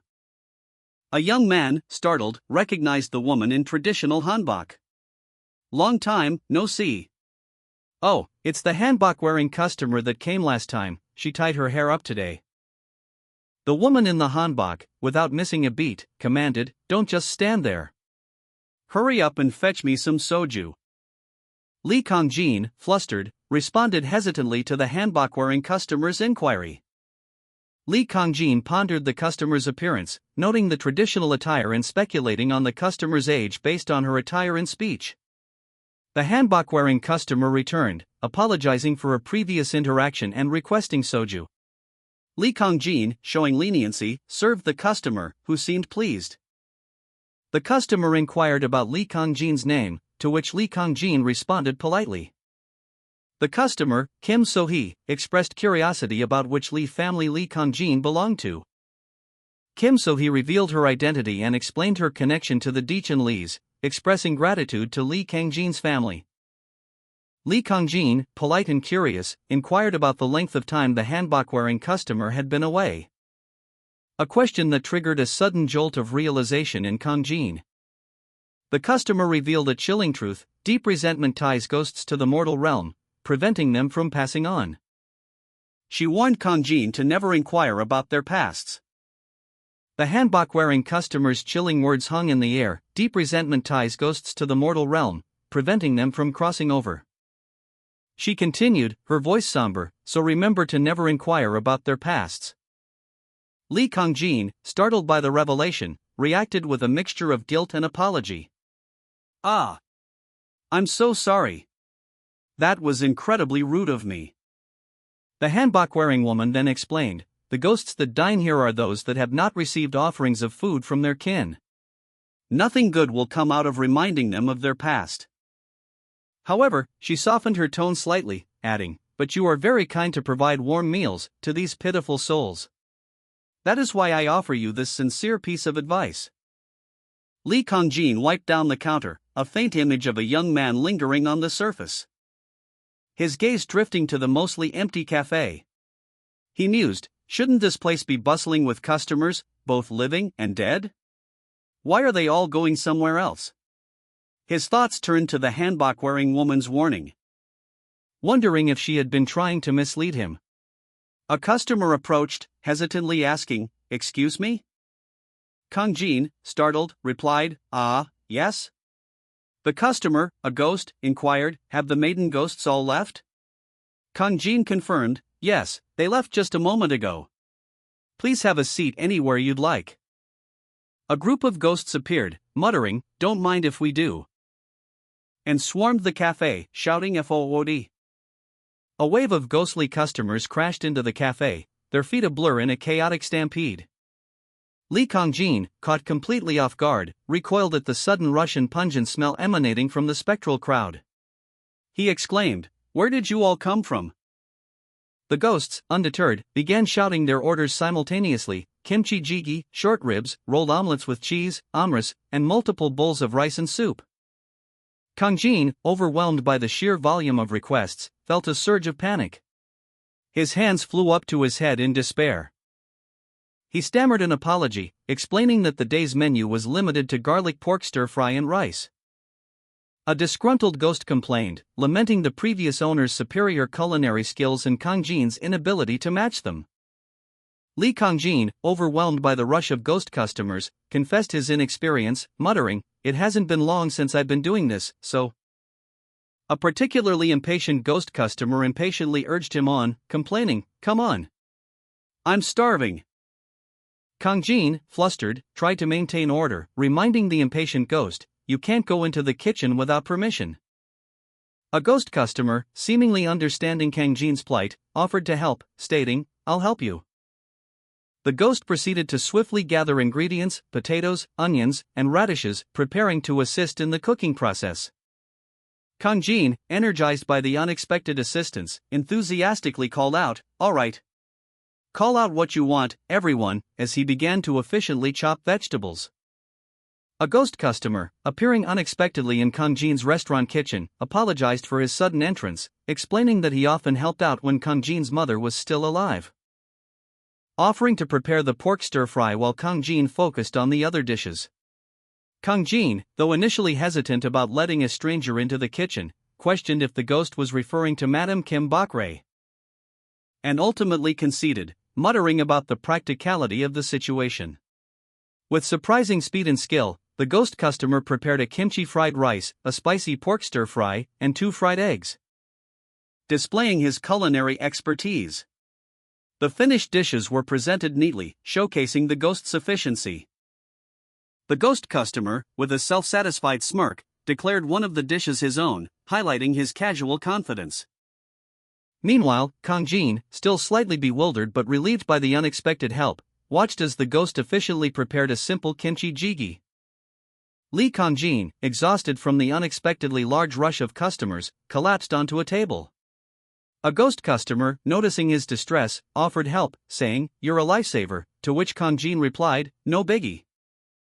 Kang Jin explained that it was his first time handling such a large volume of orders, leaving him flustered. The ghost customer, impressed by Kang Jin's skills, asked, "How are you so good at this?" Just then, more customers arrived, urgently requesting a quick meal. The ghost customer, ever helpful, suggested a solution, proposing kimchi jjigae as a quick and easy option, given the limited time before closing. Kang Jin, relieved by the suggestion, readily agreed. The ghost customer's suggestion was well received by the new customers, who expressed their enthusiasm for the dish. The ghost customer reassured Kang Jin that the new customers would eat quickly, suggesting he prepare the kimchi jjigae first while he quickly fried some eggs as a side dish. Lee Kang Jin, relieved from the recent customer rush, served a bowl of kimchi jjigae. He looked slightly puzzled when a customer, Hokul, asked if he knew him. Kang Jin, initially unsure, realized with a jolt of recognition that Hokul was a visitor from his time at the Hope Orphanage. "It's me, Hokul. I'm Lee Kang Jin," he exclaimed, remembering the holidays Hokul had visited. Hokul's memories were hazy due to his current ghostly state, but he was glad to see a familiar face. "Once you become a ghost, your memories get really hazy," Hokul explained, "but I'm glad to see someone I used to know." Kang Jin suggested they share a drink later, as it was getting late. Hokul agreed. As Hokul left, Kang Jin quietly whispered Hokul to himself, a thoughtful expression on his face. Lee Kang Jin, a young man with dark hair, presented Hokul, a former visitor to the orphanage, with a glass of water. The glass contained a small, shadowy image, prompting Kang Jin to ask, "What do you mean, you don't remember me?" Hokul, clearly confused, sat across from Kang Jin at a small table in a cafe. Kang Jin pressed further, recounting a shared memory, "Then you don't remember the time we went to the beach either?" Another person, possibly a co-worker, urged Kang Jin to calm down. Kang Jin's frustration grew as he detailed the events of that day, Hokul renting a car without a license, their trip to the beach with other orphanage kids, and Hokul's near drowning, which Kang Jin had prevented. "You saved me from drowning that day," he exclaimed. Hokul, still struggling with his memories, simply replied, "I don't remember." Overwhelmed by Hokul's lack of recognition, Kang Jin shoved the table in frustration. Lee Kang-jin, his face etched with a mixture of frustration and determination, leaned closer, whispering, "That's enough." His expression shifted, hardening as he added, "This isn't something you can change." A disembodied voice offered advice from beyond the veil, "I suggest you discuss life events with the living." The spectral form lamented, "He's become a ghost out of resentment, and no good will come from a living person hearing that resentment." Lee Kang-jin, seething with anger, addressed a group of onlookers, "If it weren't for that goddamn manager, I wouldn't have." He continued his impassioned outburst, "Do you think you're the only ghost who was dealt the short end of the stick? I've saved hundreds of lives with these hands, but I turned into a ghost after I died. It's ridiculous." Lee Kang-jin, his voice thick with emotion, exclaimed, "Do you know how many buildings I've designed?" He recounted his tragic fate. "Did they really need to ruin my life for one mistake? My feet are completely flat. I shouldn't have qualified for the military, but they made me serve, and then I died in an accident." Lee Kang-jin looked perplexed, a question mark forming on his face. He muttered, "Huh?" His thoughts continued, "They're all suddenly talking about their lives. I was careless." A flashback showed Kang-jin in a dark alley, taking a swig from a small glass. He reflected, "I shouldn't have just jumped in and tried to catch them that time. I was up against thugs with knives." The scene shifted to a violent struggle. Kang-jin, wounded, was being attacked. He gasped, "Hokul." A bloody image flashed across the panel, depicting a stabbing. Kang-jin's voiceover stated, "I was unlucky." The flashback ended. Kang-jin's thoughts returned to the present. "I remember. Hokul always said that defending the weak is what justice is all about." Lee Kang-jin's friend remarked that he had joined the police force. Kang-jin clenched his fist, remembering that a gangster had killed him. A new character, with blonde hair, asked Kang-jin if he had eaten yet, suggesting they eat together. Kang-jin noted that it was almost 1 a.m. Kang-jin decided to let the other diners talk, knowing they would eventually stop, as the diner was closing in 20 minutes. Kang-jin felt it was acceptable to have one drink before closing time. He took a sip. He and the blonde-haired man ate together. The blonde-haired man complimented Kang-jin's cooking skills, wondering if he had been a chef previously. The blonde-haired man, Bae Young-soo, humbly claimed to be a novice in the culinary industry, despite his obvious skill. He stated, "Kinda, I guess. I was only in it for 10 years, so that makes me a noob in the industry." His comment was met with disbelief by the other man, who retorted, "A noob? These are the skills of a noob?" Young-soo grinned, adding, "I could have made something better if I had more time and the right ingredients." "What a shame." The other man, impressed, observed that Young-soo was being humble, but possessed mad skills, particularly in speed and customer service. The diner owner, struggling to manage his establishment alone, expressed his need for help, prompting Young-soo to readily offer assistance. Young-soo, introducing himself as Bae Young-soo, expressed his eagerness to work with the diner owner. Lee Kang-jin, the diner owner, introduced himself and, discovering they were the same age, suggested they consider themselves friends, playfully dismissing the concept of ghost age. Lee Kang-jin smiled, a genuine expression of happiness touching his features. He seemed pleased, his eyes crinkling at the corners. As he anticipated the arrival of 1 a.m. Lee Kang-jin and Bae Young-soo, now clearly friends, emptied their glasses in a toast. "Bottoms up!" Bae Young-soo exclaimed, his tone jovial. The clinking of glass a small sound in the quiet diner. Bae Young-soo tapped his empty glass on the table. Hokul appeared, his expression somber. He apologized to Lee Kang-jin for not remembering their shared past at the orphanage. "Hokul." Lee Kang-jin murmured, a hint of sadness in his voice. Lee Kang-jin, now a ghost, declared that while he couldn't physically intervene, he would yell his name 3 times if anyone bothered Hokul at the diner, promising to beat them up for her. A clock ticked, marking the passage of time. And with a final, reassuring smile, Kang-jin faded away, promising to see Hokul again.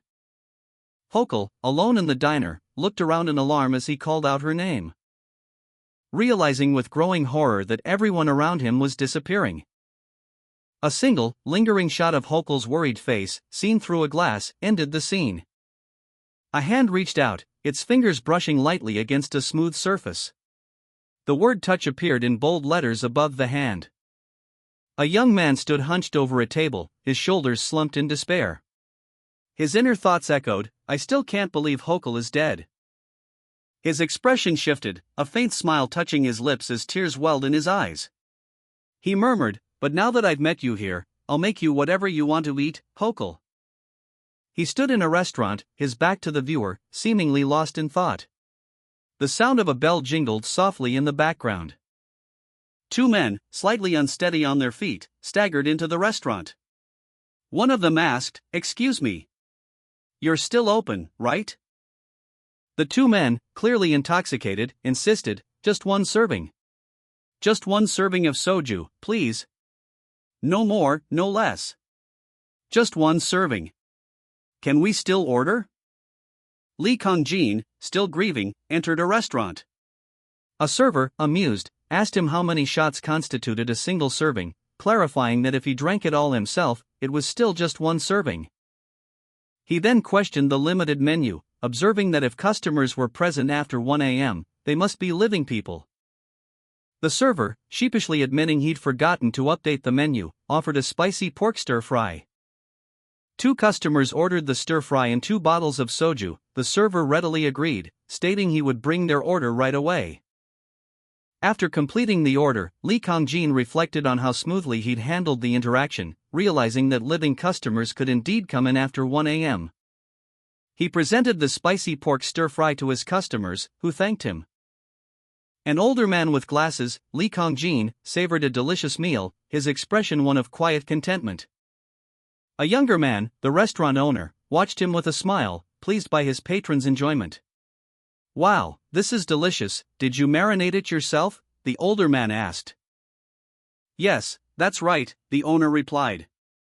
The older man then inquired about the menu, asking if it changed daily.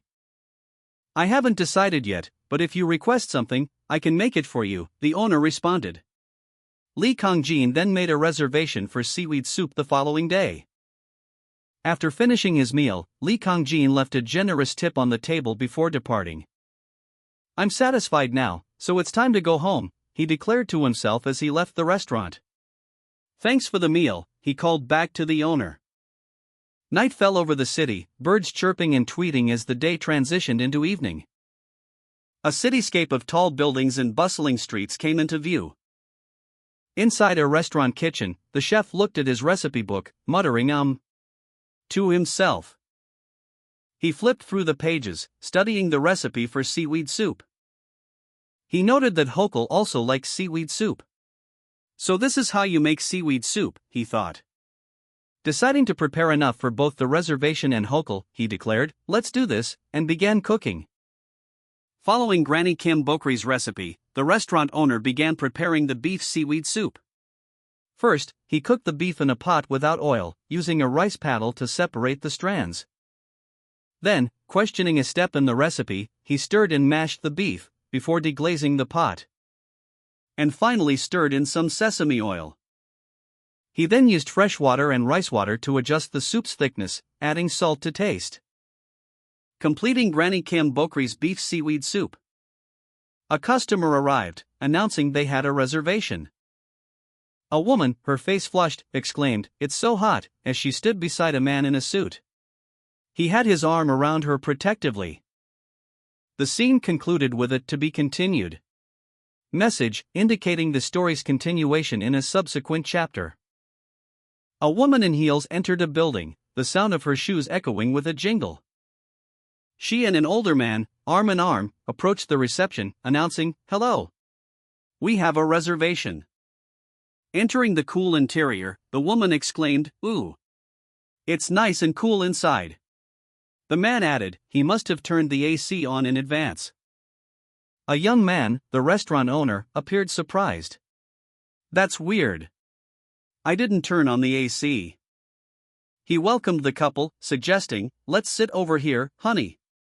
He then added, "Welcome back, sir." The owner continued, explaining to the couple, "Places like this always have the best food, so forget the interior. They focus on the taste of their food here." The woman savored a spoonful of seaweed soup, her face lighting up with delight.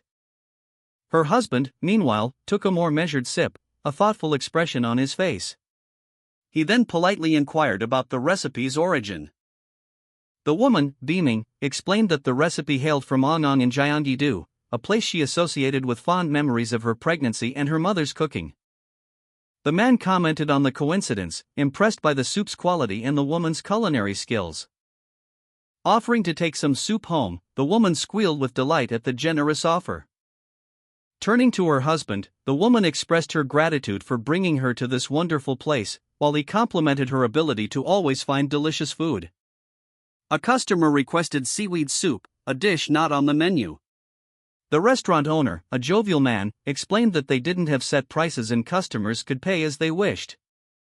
The woman offered 1,000 won, approximately 80 cents.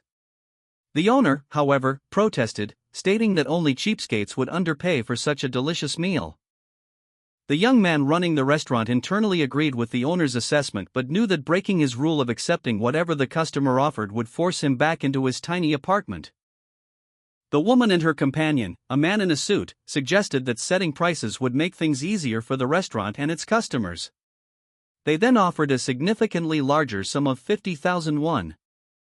The young man, overwhelmed by the unexpected generosity, accepted the money, bowed deeply in gratitude, and thanked them for their patronage. The young man reflected on his initial worries about receiving too much money, but now considered setting prices for his restaurant. The restaurant owner, reflecting on the events of the evening, mused that setting prices would make things easier for both customers and himself. He resolved to discuss this with Mr. Shin later. The man in the suit, still somewhat surprised, exclaimed, "Wow, you really sold food to the living?" The restaurant owner chuckled, explaining that he had served ghosts previously and that his usual cooking skills would have made it the deadly diner, not the daily diner. The man in the suit laughed, impressed by the owner's business acumen. He gave a thumbs up, expressing his amusement at the situation. The man in the suit then paused, indicating he had a question for the restaurant owner. The midday sun beat down outside, yet the restaurant remained strangely cool, even without the air conditioning running. The man in suit, noticing this unusual chill, pondered aloud. Is this due to ghosts? The restaurant owner, a calm smile playing on his lips, confirmed his suspicion. Yin energy accumulates in places where ghosts frequently gather. The longer one stays, the more yin energy accumulates in their body. Surrounding the restaurant owner, spectral figures materialized, their glowing red eyes fixed on him, eventually leading to the ability to see ghosts outside the diner as well. The restaurant owner, accustomed to the spectral inhabitants of his establishment, nervously chuckled, admitting he sees ghosts daily. The man in suit, however, felt a sudden chill, as the restaurant owner explained that the ghosts outside would appear different from those inside, prompting the man in suit to inquire about these differences. A dark, shadowy figure loomed behind the restaurant worker, causing him to shudder. The figure seemed to whisper, "You'll find out once you see them." Another voice, seemingly disembodied, added, "They'll be hard to miss." The worker, visibly nervous, mumbled, I'm just checking." Two men, seemingly ordinary, sat at a table. One asked, "But you're both living, right?" The worker, initially apprehensive, burst into laughter upon seeing the two men. "Ah ha ha ha. There's no way you're ghosts, right?" He continued, Even if you are ghosts, you're not scary at all. Ha ha ha ha ha ha." Three young men, seated at a table, explained their connection to the restaurant. They were orphans, taken in by Madam Kim, who provided for them. Their gratitude led them to work at the diner, a fact that surprised the man in the suit, who learned that Shin Soho was the oldest brother, Suyong II, and Sugul III. The youngest sibling, Sujo, worked as an interior designer. Shin Soho, the restaurant owner, reflected on a recent customer's comment, musing, "That last customer said the diner looked shabby." Suyong, his brother, responded with a cheerful, "Sure. I'll tell her to come visit soon." He nodded in agreement. As the clock showed the time nearing opening, Suyong remarked, "Look at the time. You're gonna open the diner soon, right?"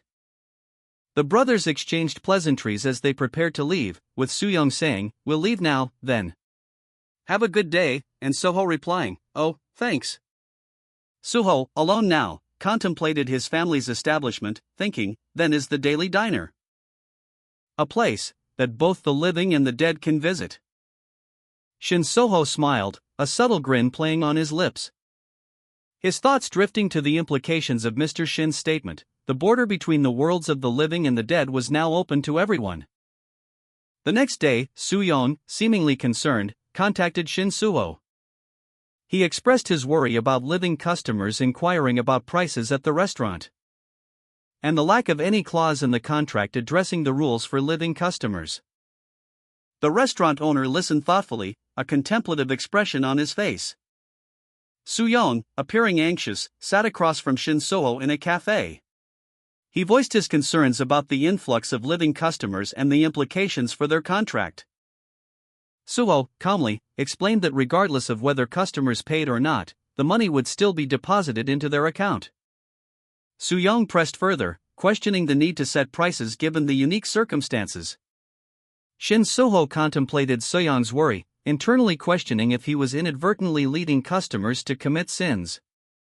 Soho, after a moment of reflection, conceded that it was unavoidable.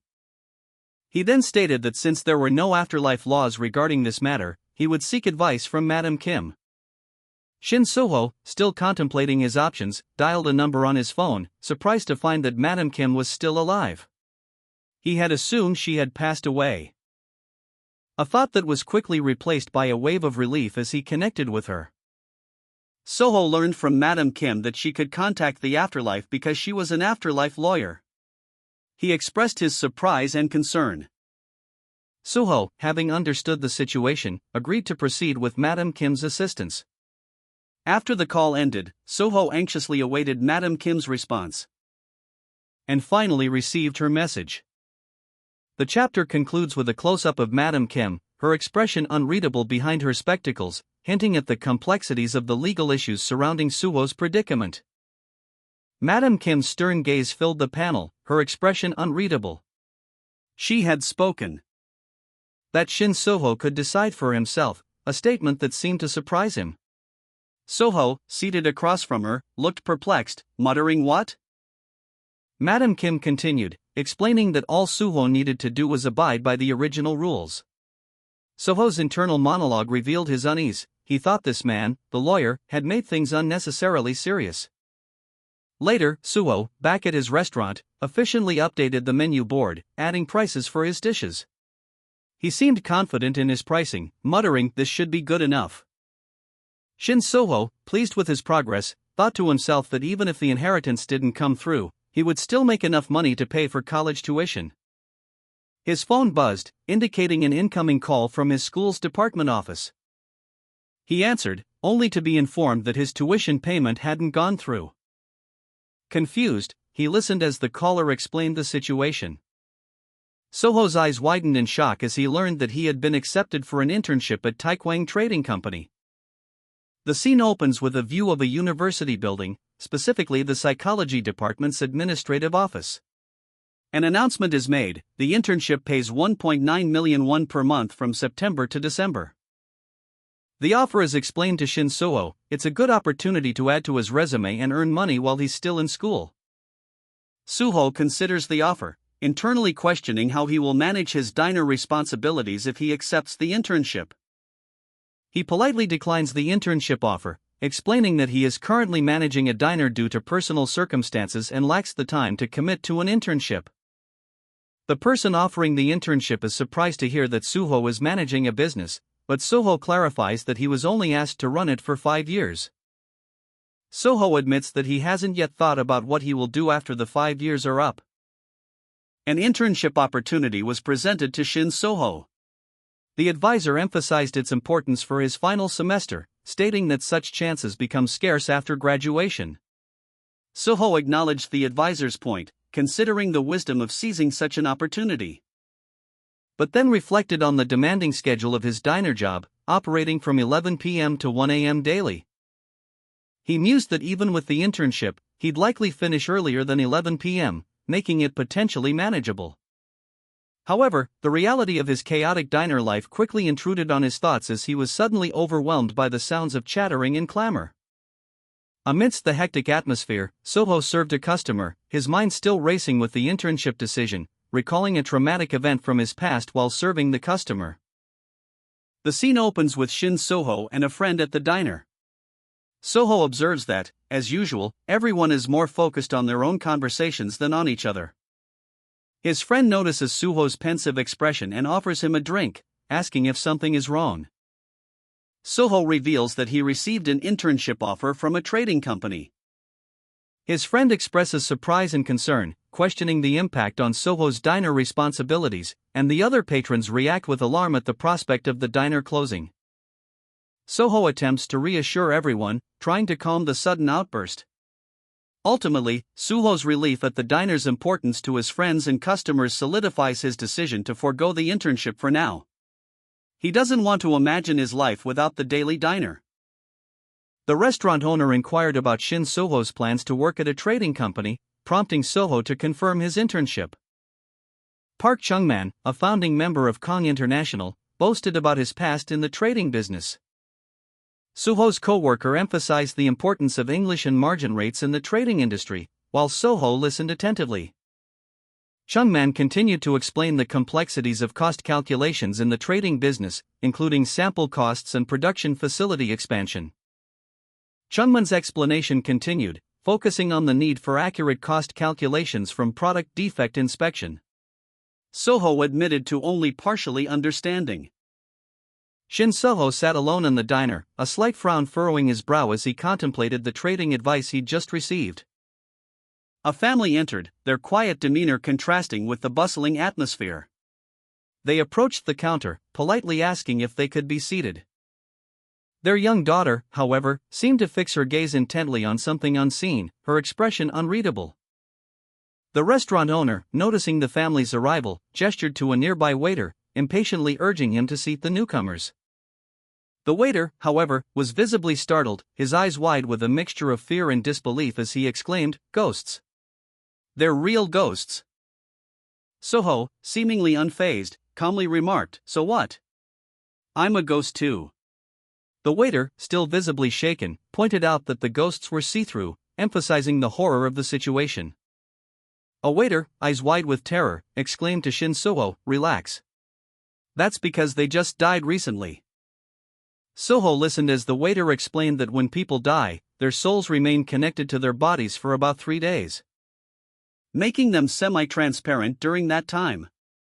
He further explained that if the deceased are found here, it means they had no one to hold a funeral for them, and that ghosts typically stay at their funeral memorial for 3 days to eat there, but these spirits had come here instead. Meanwhile, a family entered the restaurant, the daughter seemingly oblivious to the spectral presence. The restaurant owner, impatient, directed the waiter to seat them promptly. The family ordered food, and the daughter, seemingly unaware of the supernatural activity around her, commented on how delicious the food looked. The waiter, addressing Shin Soho, questioned why the ghosts hadn't moved on to the afterlife, further pressing him on whether anyone had come to guide them there. Soho's expression remained unchanged as the waiter continued, noting the lingering resentment of one particular ghost, Kang Jin. The waiter pointed out Kang Jin's lack of regret, prompting a thoughtful response from Soho. The waiter explained that everyone experiences regrets in life, but that unresolved resentment prevents the deceased from crossing over, leaving them as lingering spirits. However, the ghosts themselves cannot remember the source of their resentment. The waiter, a young man with blonde hair, explained to Shin Soho, "So in the end, they end up wandering aimlessly around this cold and hungry world, just like me." Soho listened intently, his expression thoughtful. The waiter continued, "Then that means Yong-soo and all the ghosts that come here have something they resent." The waiter gestured towards a translucent figure fading into view. "The kid that came here on my first day was able to cross over after eating the food I made. That means his resentment was solved with food." Soho's eyes widened slightly as he processed this information. The waiter concluded, "In that case, maybe I can help resolve the resentments of other ghosts too." A customer at the restaurant, seemingly unaware of the ghostly presence, paid for their meal with a credit card, saying, "I heard we can pay with this." The waiter, accepting the payment, replied, "Ah. Yes, you can. It's a JS financial card." A man, seemingly amused, declared, "I'm still a living person." His words eliciting shock and disbelief from a woman and a child seated nearby. The woman, her expression a mixture of confusion and concern, questioned, "Food to ghosts when you're still alive?" The man chuckled, "Well, one thing led to another." Later, the man approached the woman and child again, his demeanor more serious this time. He began, "Excuse me, I'm sorry to ask you this, but could you possibly do us a favor?" He explained their dire circumstances. "The truth is, we don't have any friends or relatives, so the insurance money and all of our assets will probably be seized by the government." A family, burdened by financial hardship, approached a man for help, explaining their dire situation. They desperately needed assistance ensuring that the money they had promised for the children's school tuition would reach its intended destination. It wouldn't be much, they insisted, but their gratitude would be eternal if he could help. The man, however, questioned how he could possibly assist them. He mused that perhaps a strong understanding of the law might be the key. A sudden thought struck him. Someone who understands the law? The possibility sparked his interest. The scene shifted to reveal a man in a suit, his back turned, carrying a briefcase. He exited the frame, leaving the viewer to wonder about his identity and his potential connection to the unfolding events. The family, desperate, voiced their need for legal assistance regarding their school tuition. A man, intrigued by the legal challenge, considered how his knowledge of the law could help. Meanwhile, a suited man, his identity and role still unclear, departed from the scene. Suddenly, a group of debt collectors from JJS Financial Group burst into the restaurant, causing chaos. But were swiftly stopped by Mr. Kong, who announced they were not there to collect debts today. Two young men observed the scene, one remarking on the surprising reaction to Mr. Kang's presence. A young man, startled, exclaimed, "What? But I don't have that kind of money." The suited man interrupted, calmly stating, "Allow me to explain first." He raised a hand, signaling for patience. He continued, explaining that the Cha Young-ho couple were VIP clients of JS Financial Group, under close observation. The suited man revealed that the young man and his family had been receiving 10,000 won per month for each of their 10 children for the last 10 years, resulting in a substantial deposit of 65,204,232 won in their JS savings account. Overwhelmed, the young man and his wife reacted with shock at the revelation of their substantial savings, enough to easily hire the suited man's services. The young man simply stated, "I guess so." The suited man added that this unexpected windfall would also accumulate good karma, leading to an additional deposit in their JS account, advising them to hold on to the combined amount for future needs, even in the afterlife. The man expressed his gratitude, uttering, thank you so much." Mr. Cha Young-ho responded, "Don't mention it. This is all thanks to the good deeds you did in life."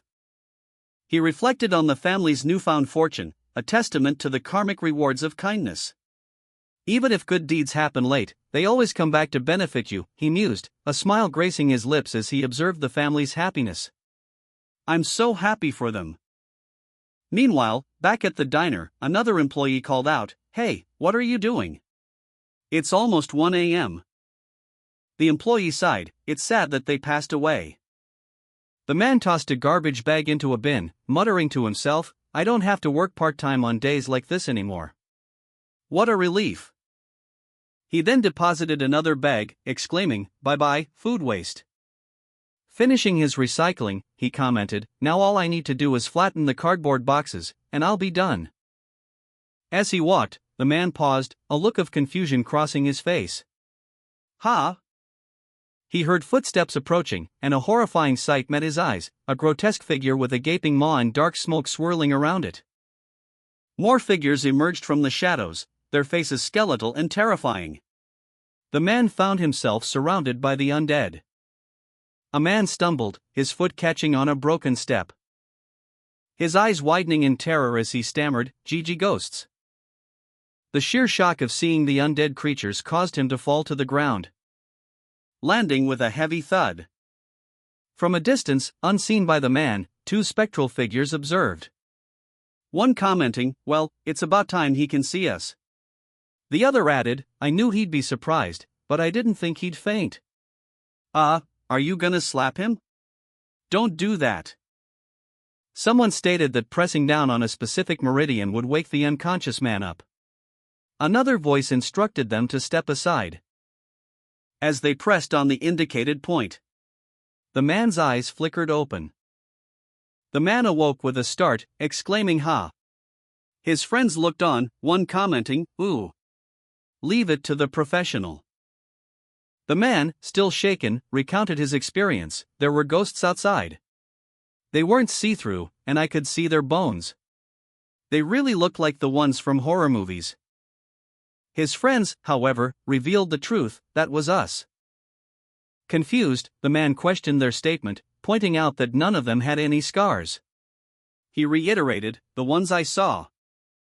The three friends revealed their horrifying secret: when we died. They explained that, strangely enough, their appearances revert to their pre-death forms upon entering the diner. The man, witnessing their spectral forms, was overcome with nausea and disgust.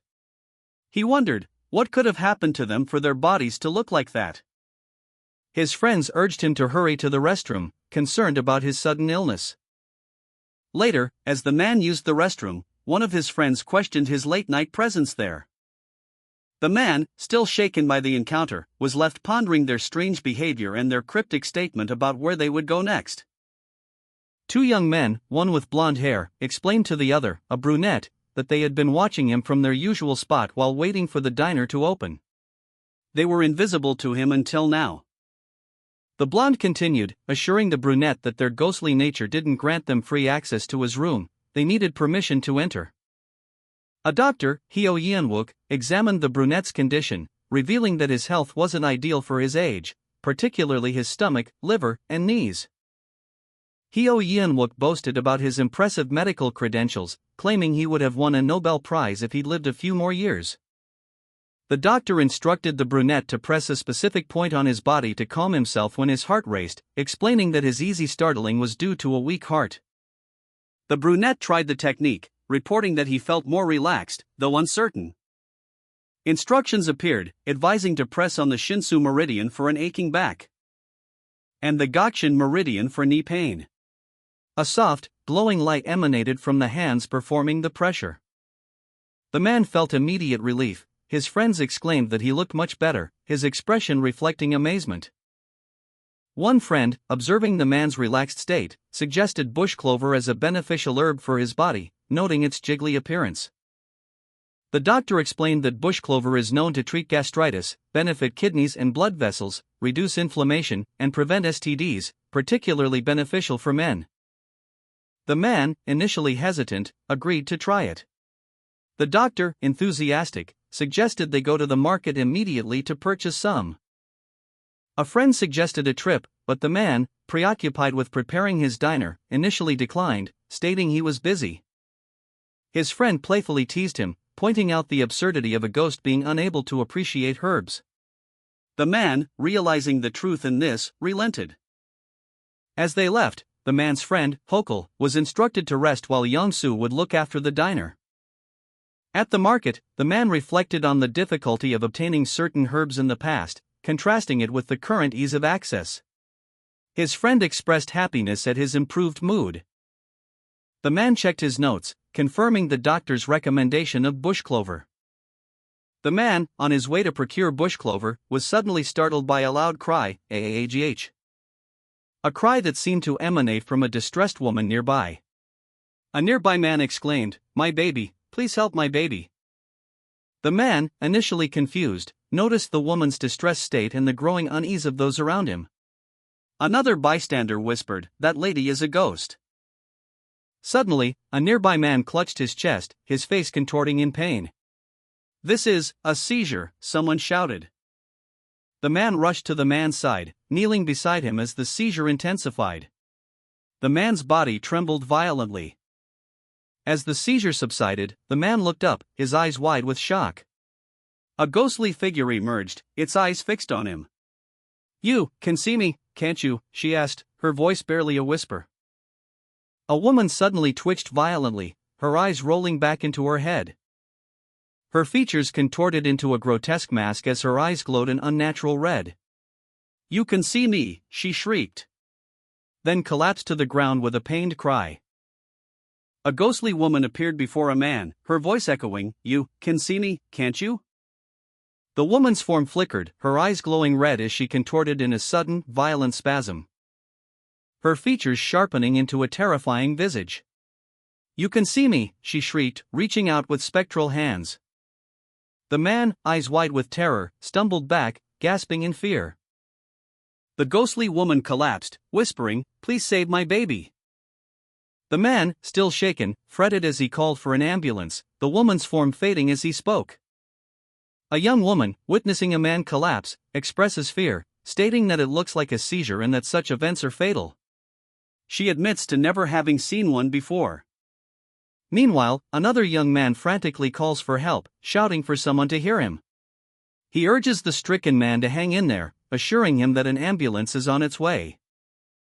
An older man, observing the scene, explains that the collapsed man's body is paralyzed because his meridian is blocked.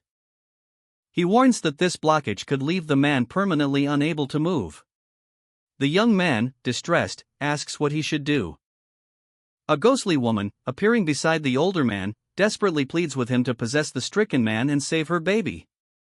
The older man, however, refuses, claiming that such possession is too dangerous, despite being the greatest doctor of the 21st century. The older man then suggests an alternative solution. The man, paralyzed and still awaiting medical help, found himself the subject of intense scrutiny. He questioned, "Why are you looking at me like that?"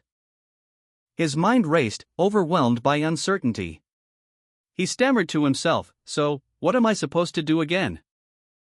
Meanwhile, his friends, having called for an ambulance, were left to observe and wait.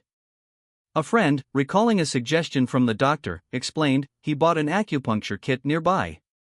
Stick needles in the Chonggung, Guanryo, Chongyang, and Pulryong meridians. The paralyzed man's friend, growing impatient, demanded, "Well, where are they?" Another friend, attempting to help, offered guidance, "Oh right, I guess ordinary people wouldn't know. Let's see. Stick one over here behind the ear." The friend, carefully following the instructions, continued, "Breathe nice and slowly. You're a beginner, so look carefully and insert the needle, slowly." One of the friends, visibly stressed, muttered to himself, I can't do it. If I make a mistake, both this man and I will be in big trouble." Another friend, older and wearing glasses, calmly explained, "I could only touch you because you were enveloped in the diner's energy. You can do it. Just follow." The friends continued the acupuncture treatment. Nearby onlookers whispered amongst themselves, "Wow. He's performing acupuncture on someone who collapsed. Does that work? Is he an Eastern medicine doctor?" As the needles remained in place, a noticeable change occurred. Again, the paralysis has started to release. A gasp escaped the paralyzed man's lips as he felt the return of sensation. He panted, sweat trickling down his face. A tear rolled down his cheek as a single word escaped his lips, "mother." The sound of sirens grew closer, wee woo skrrt, as an ambulance arrived on the scene. Emergency responders arrived on the scene, their sirens a stark contrast to the quiet street. They quickly assessed the man's condition, noting signs of a seizure, and began to transport him to the hospital. One of the friends reassured the onlookers, explaining that while the treatment was basic, the man should recover fully with proper medical care. The man's mother, visibly distraught, expressed her long-held fear that such an event would occur, given her son's lifelong frailty. A silent prayer escaping her lips as she watched the ambulance depart. A faint, ethereal glow emanated from her hand, a subtle sign of her emotional release. A silent farewell to the lingering pain and worry. "Rest in peace," she whispered, a sense of closure washing over her. Later, the friends expressed their gratitude for the successful outcome, a wave of relief washing over them as the ghostly image of the woman faded. The lingering energy dissipated into the air. The man, his face etched with a peaceful expression, looked up, a faint smile playing on his lips. A stark contrast to the turmoil he had recently experienced. His eyes held a newfound clarity, reflecting a sense of resolution. Meanwhile, a young man, his features alight with anticipation, glanced at his watch, a slight frown creasing his brow. "Isn't it 11 p.m. yet?" he muttered to himself, impatient for the dinner to begin. His friends, equally hungry, echoed his sentiment, their chatter filling the air with excited murmurs of anticipation. Mr. Choi, however, stood apart, a palpable unease radiating from him. He flinched slightly as a woman asked, "What are you having today, Mr. Choi?" A woman's bloody feet are shown, stepping through a dark space. The word step is written twice, emphasizing the deliberate movement. Meanwhile, a young man checks his phone, a smile spreading across his face as he sees it's 11 o'clock. His alarm rings.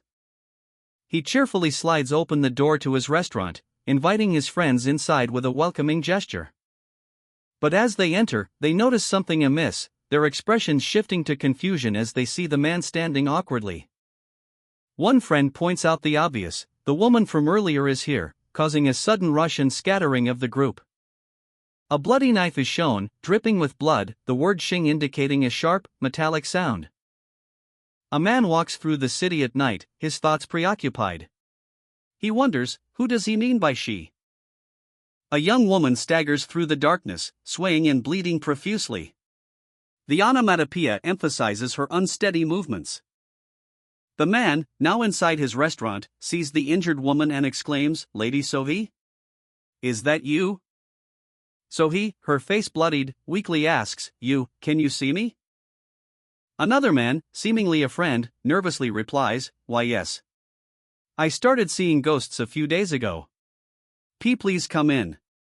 We've just opened." Sohee, still injured, steps into the restaurant. A woman in traditional Korean attire sits alone at a table in a restaurant. A soft plop sound effect accompanies her arrival. The restaurant owner approaches her, asking what she would like to order. She requests soju. The owner, alone in the kitchen, reflects on the woman's presence. He muses that even ghosts are afraid of maiden ghosts, wondering if this woman is somehow scarier because of her age. He continues his internal monologue, noting that despite being the eldest, she is always alone. The woman pours herself a drink of soju. Another customer approaches the woman, causing her to look up. The man, a server at a soju bar, smiled brightly, offering a newly poured glass to the woman. "And never mind. Please enjoy," he urged, seemingly flustered. He hesitated, a shadow of doubt crossing his features. "I shouldn't butt in, if it's something personal. I've got my own problems." The man's internal monologue shifted to his own anxieties. His internship at Taekwang Trading Company started tomorrow, and the thought of wearing a suit again felt awkward after so long. He stepped onto the escalator, adjusting his tie nervously. "Please, let's not make any mistakes today," he silently resolved. He arrived at the imposing Taekwang Trading Company building. A superior greeted him. "It's nice to meet you, Mr. Lee Kung-jin, was it? We don't ask our interns to do much, but if there's anything you don't know, make sure to ask. That's a must. Don't try to solve things on your own."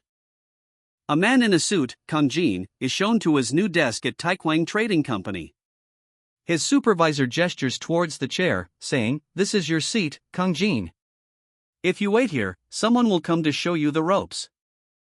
Kung-jin sits alone at his desk, a look of anxiety on his face. His phone rings. He answers, identifying himself as Park Myeon from Export Team 2. He sounds frustrated, muttering about a mistake that has been made again. The call ends, and Kung-jin sighs, anticipating more problems. He thinks to himself that this is going to mess things up again. Kung-jin's anxiety intensifies, he feels incredibly awkward in his new surroundings. He silently pleads for something to do. A man approaches Kung-jin's cubicle. He introduces himself as Lee Sang-sub, Kung-jin's mentor for the internship program. Kung-jin responds politely, expressing his eagerness to work with him. Kang Jin, holding a coffee cup, smiled slyly and asked his mentor, "Can you tell what I'm thinking right now?" Lee Sang-sub, Kang Jin's mentor, looked at him with a confused expression and responded, "Sorry." Lee Sang-sub continued, chuckling, "I heard rich kids study psychology because they've got nothing to do. You must be pretty wealthy." Kang Jin, taken aback by his mentor's words, responded with a look of disbelief. "I'm so jealous. You can just open a counseling center if work is too hard." Kang Jin thought to himself, "What is this guy talking about?" Choi Dong-hee, a young man, sipped his coffee, a subtle smirk playing on his lips. His expression shifting into a wide, cheerful grin as he savored the moment. He chuckled, reassuring his colleague, "Come on, I'm kidding. It was a joke. Why are you so serious?" Dong-hee apologized, "Oh, I'm sorry." His mentor, Mr. Choi, approached, stating, "Are you Choi Dong-hee? Today's your first day too, right? I believe you said you're an honor student in your trade major, right?"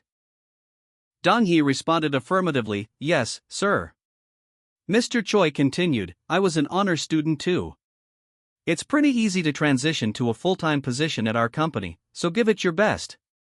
Now I want both of you to come over here. Let's start with a simple sorting exercise." On his first day at a new job, the man felt unexpectedly exhausted, despite not having done anything yet. He wondered if taking this job was a mistake. As he was introduced to his new colleagues, one of them recognized him as the owner of the daily diner nearby. The man, bowing politely, introduced himself as a new intern starting that day. His colleagues were surprised to learn he owned a restaurant. They inquired about his unusual background, noting that he was a psychology major running a diner while interning at a trading company. The man explained that he had only been asked to run the diner for 5 years. One of the colleagues expressed his pleasure at the news, while another mentioned that the manager he had been with previously had developed a craving for the spicy pork stir-fry at the diner and would like to visit again.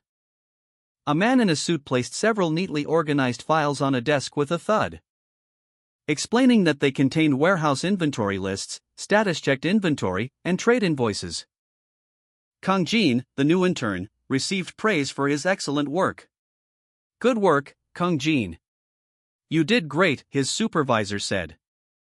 He politely thanked her and then, with a slight nervousness, asked if he could leave work now that he had finished all his tasks. His supervisor, after a moment of consideration, agreed, stating that his shift was over. Kang Jin promptly left the office.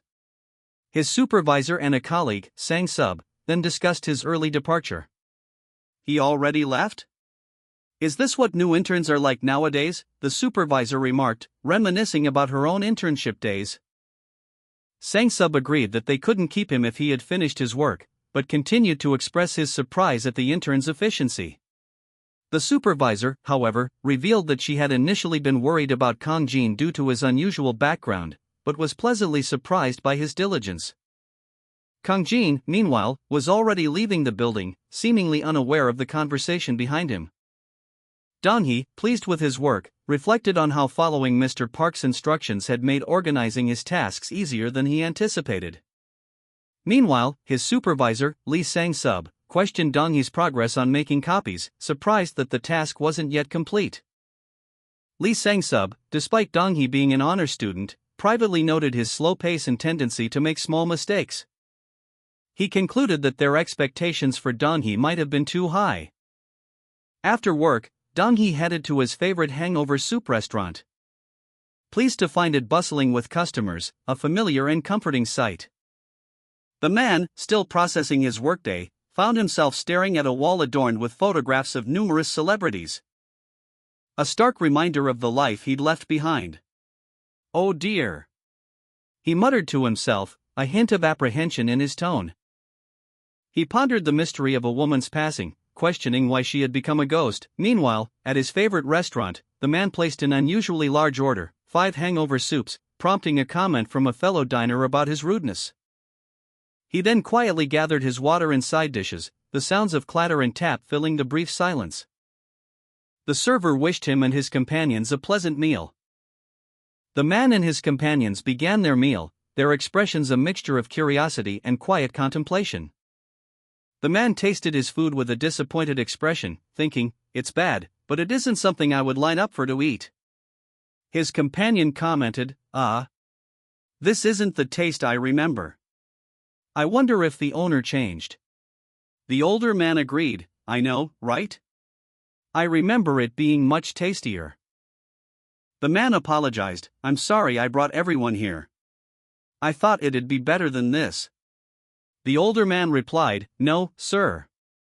I'm really not a picky eater, so it doesn't matter to me." The man finished his meal, and the older man stated, "Well, I'm glad you could finish." The older man asked, "All right, if we're all finished, shall we go now?" The man responded, "Yes, sir." As they left, the man noticed the unfinished bowls, thinking they didn't finish their bowls.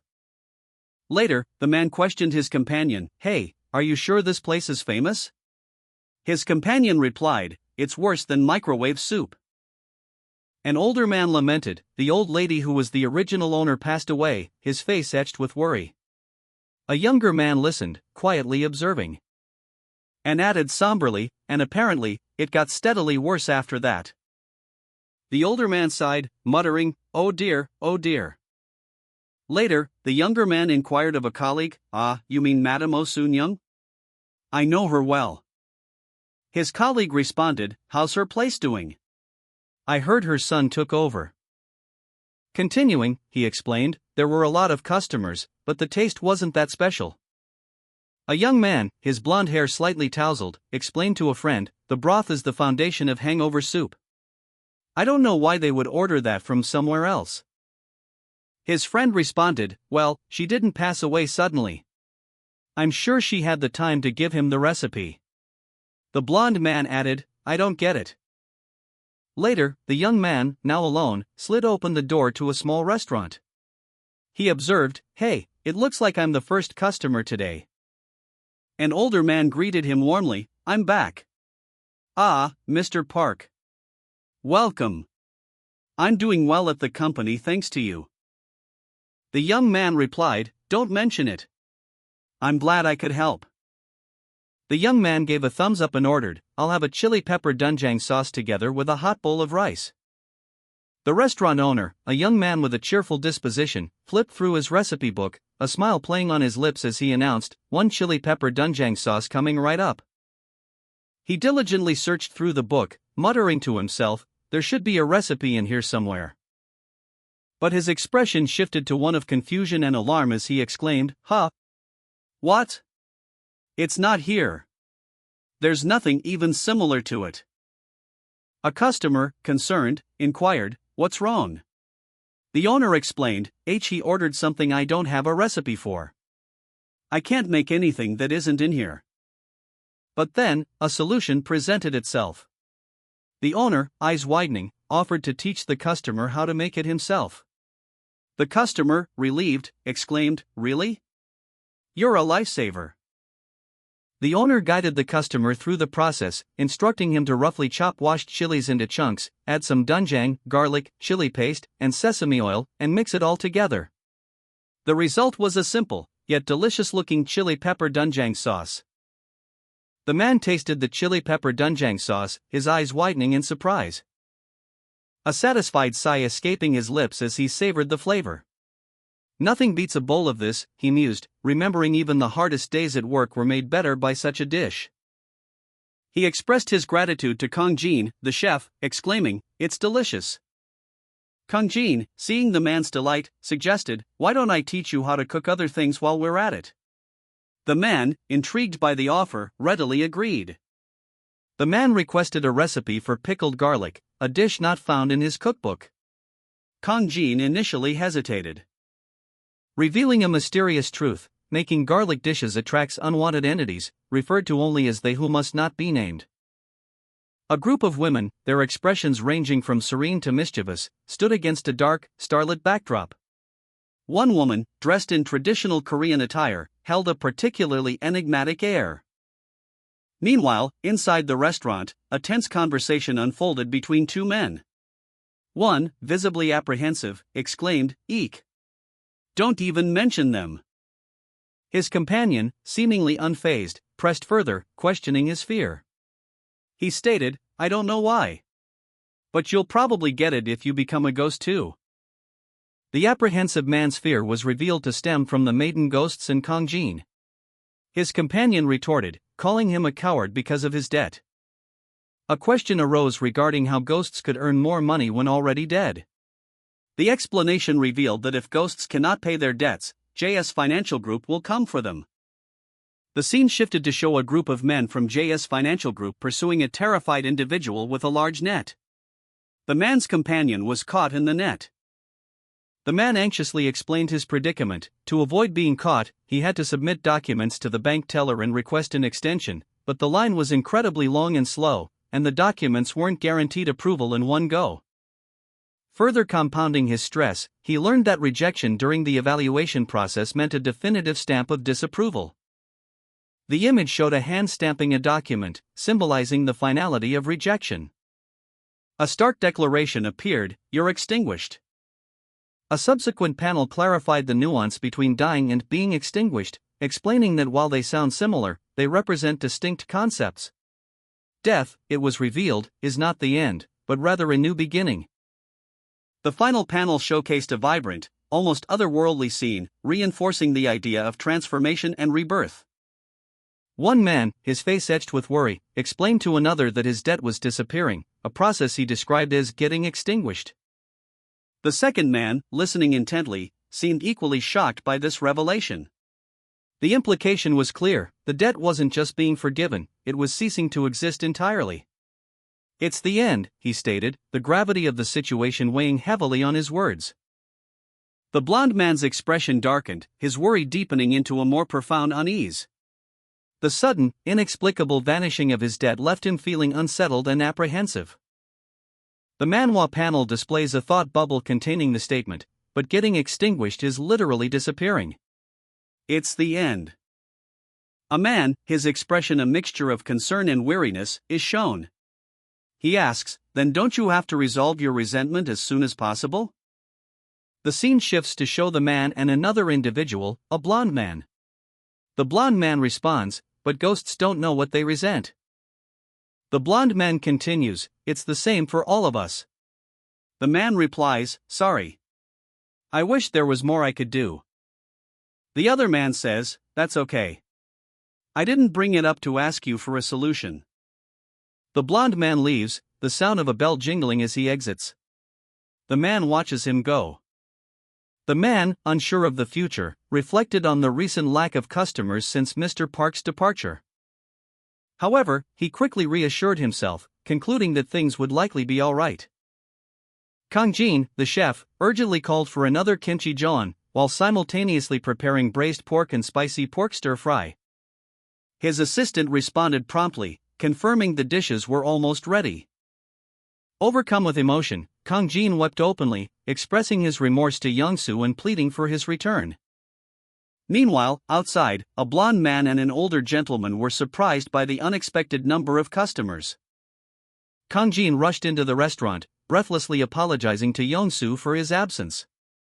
He explained that he had been dealing with a personal matter, and Young-soo, though initially upset about being left to manage the restaurant alone, embraced him in a hug, relieved to see him safe. Young-soo, visibly exhausted, reassured Kang Jin, telling him not to worry and to get back to work.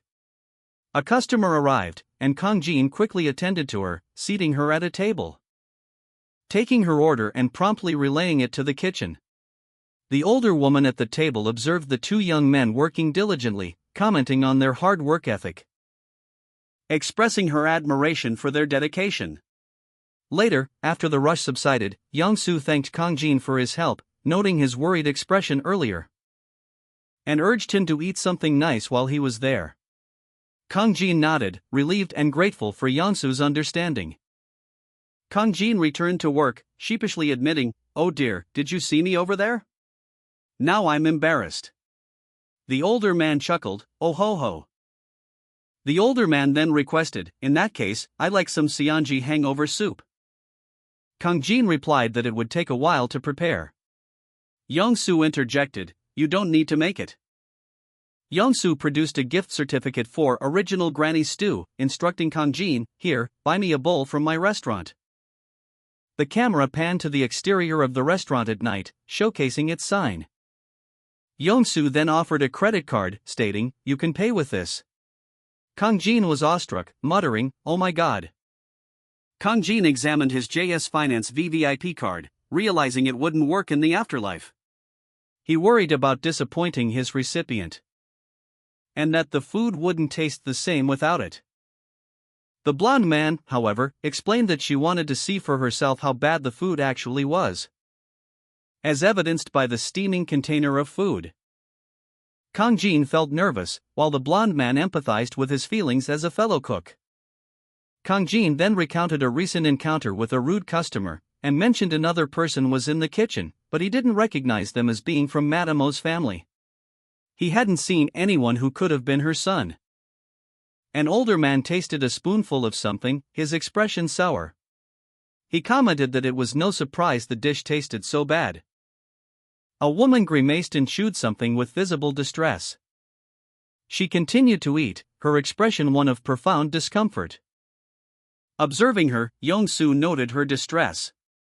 He suggested she might want to wash it down with alcohol. He offered her a drink, and she readily accepted, requesting soju and 2 beers, along with glasses. Yeongsu prepared a soju and beer cocktail, reminiscing about making the drink in his younger days. He hoped he still remembered how to make it correctly. Yeongsu explained his unique method for pouring drinks, emphasizing the importance of a bold finishing touch. With a flourish, he expertly poured beer into multiple glasses, creating a visually stunning display. The onlookers, including Kang Jin, watched in amazement as the glasses filled to the brim. The first drink was offered to the young owner. Kang Jin eagerly accepted the drink and took a large gulp, a look of pure enjoyment spreading across his face as he savored the taste. Yeongsu and the blonde man watched, amused, as Kang Jin's expression shifted from initial surprise to pure delight. Yeongsu commented that he still had the touch. Yeongsu, with a confident smirk, presented his expertly mixed drink. He declared, "Got the ratio down. I used my own secret method." The other patrons, including Kang Jin, watched with anticipation as he offered another round, asking, "Would any other customers like a glass too?" The patrons enthusiastically responded, "Yes, please." A wave of excitement filled the bar. And an older woman, brimming with energy, declared, "Well, let this old lady show you what she's got." A glass was placed on the counter with a soft clack, signaling the end of the round. Later, amidst the relaxed atmosphere, one of the patrons shared a personal anecdote, revealing, "I had a child, but my relatives weren't well off either, so I couldn't turn to them for help." Madame O reflected on her past struggles, explaining that she opened her restaurant to make ends meet, admitting that nothing is easy in life and that she faced intense competition from other restaurant owners. She revealed that she often cried alone due to the hardships she endured while building her hangover soup business. But now, she felt she couldn't tolerate the current situation any longer. Her son, who she entrusted the restaurant to, was ruining it. The narration shifted to explain that the restaurant's fame was built on Madame O's hard work and sacrifice, and that her son's actions were deeply upsetting to her. She then made a desperate plea to someone. To be continued. The scene opens on Madame O's restaurant, dimly lit and seemingly empty. A flickering light above casts shadows, highlighting the worry etched on the faces of those present. As a concerned individual expresses alarm at the restaurant's potential closure, emphasizing Madame O's lifelong dedication to the establishment. Madame O explains that the restaurant's famous hangover soup, a source of pride and livelihood, allowed her children to pursue their education and marry. She expresses her reluctance to disappoint loyal customers who cherish the soup's unique taste, leading to a discussion about the challenges of closing down despite the restaurant's reputation and loyal clientele. An older man, seemingly wise and experienced, offers a simple yet insightful solution: create an even tastier hangover soup to draw customers away from Madame O's restaurant to a new competitor. He then adds a cryptic yet intriguing suggestion: Madame O can recreate the soup's original taste, the taste it had when I was alive. A question hung in the air, "You're selling hangover soup?" The response was nonchalant, "Yes, sir. It just so happens." Manager Lee, acknowledging Kang Jin's culinary skills, questioned the practicality of such a niche dish while working at the company. Kang Jin explained his decision to limit sales to weekends only, with a maximum of 60 reservations. Manager Lee, intrigued by this limited quantity approach, wondered about the reasoning behind it. His curiosity piqued, Manager Lee's anticipation for the unique hangover soup grew. A man in a suit made a reservation for 3 people at a restaurant. He then instructed the staff to prepare blood curd and winter cabbage from Suyong, and to restock the alcohol as well, anticipating the need for drinks. Meanwhile, back at the office, Kang Jin was startled by his manager's sudden appearance. The manager, interrupting Kang Jin's daydream, asked him about a possible full-time position. The manager explained that he considered Kang Jin for a full-time position because of his good work, despite his unexpected psychology major background, and because everyone is giving Dong-hee a lot of work. Manager Lee and Kang Jin stood together, Kang Jin holding a box of files. Manager Lee seemed thoughtful, while Kang Jin appeared somewhat apprehensive. Manager Lee reflected on Kang Jin's performance, noting that despite being a beginner, he was quite good at his job. From the company's perspective, offering him a full-time position was only natural. Meanwhile, the older man observed Kang Jin, commenting on his honesty, even if he was a bit of a jerk. He considered Kang Jin to have good judgment of character. Manager Lee formally offered Kang Jin the full-time position, adding a slightly awkward comment about where they would eat from now on. Kang Jin considered the implications of the offer, realizing that a full-time position would provide a stable income and allow him to stop running the diner. However, a wave of concern washed over him as he wondered about the fate of the ghosts who frequented his diner. The image depicts Kang Jin, the young man who runs the diner, with his family playfully perched atop his head.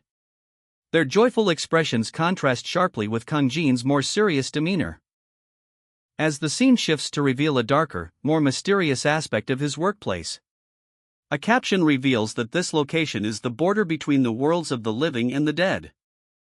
A place where the ghosts of the living can find sustenance. This detail underscores the unique challenges Kang Jin faces in balancing his work life with the supernatural realities of his diner. Kang Jin politely declines Manager Lee's full-time job offer, explaining that he needs to manage his diner for 5 more years. He expresses his gratitude for the opportunity. Manager Lee, initially surprised, accepts Kang Jin's explanation with a chuckle. The manager's understanding and easygoing nature is evident. The scene shifts to Kang Jin's co-worker, Dong-hee, who is approached by a colleague. Dong-hee confirms that he is not currently busy, having just finished a report for his superior. Manager Lee explained their intern policy to a subordinate, stating that they give more work to interns who seem unlikely to succeed. This, he reasoned, allows the interns to learn more during their time there. Meanwhile, Manager Lee reflected on Kang Jin, hoping things work out for him, as he always gives his best. A gust of steam filled the air as Madame O and her son reacted with surprise to the appearance of a dish. Madame O noted that the color of the dish was different from her son's cooking. Kang Jin tasted the dish, his face contorting in a mixture of surprise and delight as he slurped the contents from a small bowl. A delighted expression spreading across his face as he exclaimed about the spicy seasoning, blood curds bursting with flavor, and the bone broth and dried radish greens. Commenting that the dish was so good it begged to be paired with a drink, and that even with soju, another spoonful would be desired. An older man, observing from nearby, smiled knowingly. Kang Jin, energized by the positive reception, declared his intention to serve the dish at the diner, receiving a nod of approval from a nearby colleague. The scene shifted to show a large container being sealed, signifying the dish's preparation for service. A final caption stating, "So, it finally begins." A plate was placed on a table with a clunk. An older man, his face beaming, exclaimed, "Whoa! That was pretty good." Manager Park of the HR team and Manager Yu of the marketing team both agreed, with Manager Yu adding, "It's hard to find gems like this nowadays." Manager Park concurred, "Yeah, it's delicious." Manager Yu then posed a question, "But why aren't there any other customers here?" Kang Jin, flustered, explained, "Why didn't you ask Deputy Manager John to come?" "Oh, I wanted to serve the managers first." Kang Jin's thoughts turned inward, and this hangover soup isn't about making money. He continued his internal monologue, "If I can get real customers to start talking about the diner, it'll just be a matter of." Kang Jin, smiling, explained his reasoning for inviting only a select group of managers to sample his cooking. "The diner isn't part of the company, and it'll be harder for me to manage if there are too many people. I thought it would be better if only a handful of employees came, to ensure the quality of service before Original Granny Stew goes out of business." An older manager, clearly impressed, complimented Kang Jin, "You're quite a lucky young one, to have such nice managers." The managers thanked Kang Jin for the meal and departed, leaving him slightly flustered but determined. Outside, two young men discussed their options for lunch. One suggested trying the hangover soup at a nearby establishment. The other, however, disagreed, stating that there was a better place further down the road. They continued their conversation as they walked away. The two young men entered a different establishment. Kang Jin efficiently served additional bowls of hangover soup to the managers, informing them that side dishes and water were self-serve. As the managers quickly and quietly began to eat, their spoons clinking against the bowls. Outside, two men walked down the street, one commenting on how good the restaurant was supposed to be, only to be met with disappointment as the other admitted the food had likely changed. Meanwhile, inside, the older manager was called away by an employee, who informed him that his wife was looking for him. The manager, slightly flustered, quickly crumpled a napkin in his hand, claiming he wasn't doing anything. Kang Jin informed Madame O's son that Manager Lee had revealed everything, prompting the son to inquire about the nature of the revelation. He expressed surprise and concern upon learning that his mother was secretly selling hangover soup. The son, a lover of hangover soup, then asked about the possibility of purchasing some himself. Kang Jin, slightly flustered, explained his production limitations. Checking his reservations, Kang Jin discovered 8 spots remaining for Sunday and offered 5 to the son, who readily accepted. Madame O also expressed interest in securing a reservation, bringing the total to 8. Her son's colleague then inquired about the possibility of adding another seat. Kang Jin apologized, reiterating his production capacity, but offered to put the colleague down for a reservation the following week. Sangsub offered one of his seats for 10,000 won, approximately $8.33, to an older man, who exclaimed about the high price. Sangsub's colleague, however, eagerly offered 15,000 won, or roughly $12.50, for the same spot, questioning if everyone was truly willing to pay that much for a seat.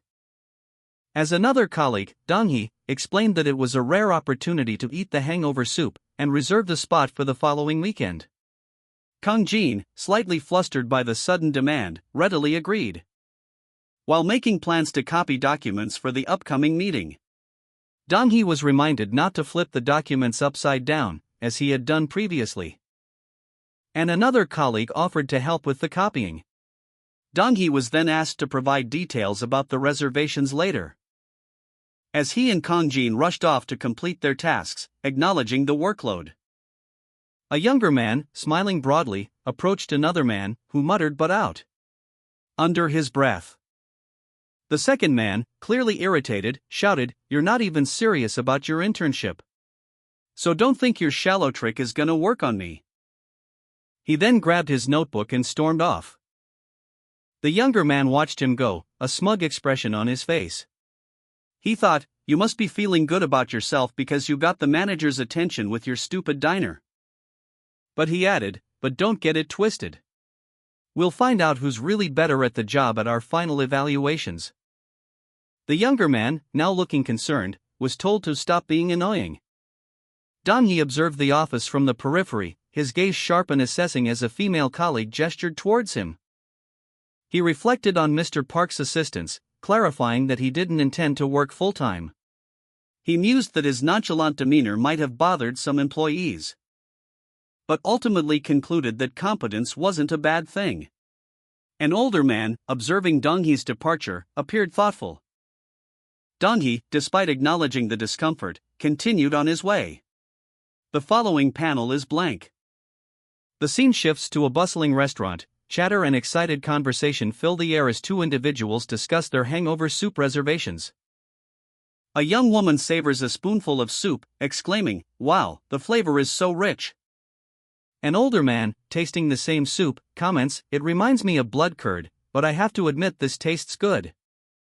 Two men are eating at a restaurant. One asks, "Doesn't this hangover soup remind you of the one down the street?" The other replies, "No way. It's so much better here." In the kitchen, a young man stirs a large pot of soup, announcing to an older woman, "I think it's working, ma'am." The woman smiles, muttering, "Hee hee." The older woman worries aloud to her son, "At this rate, it'll be a matter of time before my son has to close shop. There's been a noticeable drop in customers." Her son, seated in the kitchen, reflects on the situation, concluding, "People don't really like Seonji nowadays." Madame O, her face etched with worry, muttered to herself, "Is that why?" Two young men entered the restaurant, their cheerful greetings interrupted by the manager's sharp observation. The younger man, waving his hand, excitedly explained that they were looking for a different location. Apologizing for the misunderstanding and quickly departing after the manager's curt response. Madame O, witnessing the scene, anxiously questioned the manager, "Is there another hangover soup restaurant nearby?" The manager, visibly frustrated, revealed that a competitor had opened without warning, leaving Madame O's son speechless and running off. Madame O's son, distressed by the news of a competing hangover soup restaurant, exclaimed, "We can't just sit around and watch while they steal our customers away." Meanwhile, in the kitchen, the older man and Madame O's son worked diligently, the soup bubbling merrily. The younger man's determination hardening as he resolved to investigate the competition firsthand. He declared, "I'm gonna see for myself just how good their hangover soup is." The scene opens on a young man, presumably the owner, behind the counter of a diner. He explains his work schedule. "After work, I open the diner from 11 p.m. to 1 a.m. for ghosts." He continues, describing his weekend activities, "And on the weekends, I make and sell hangover soup for Madame O." A close-up shot of a steaming bowl of hangover soup is shown.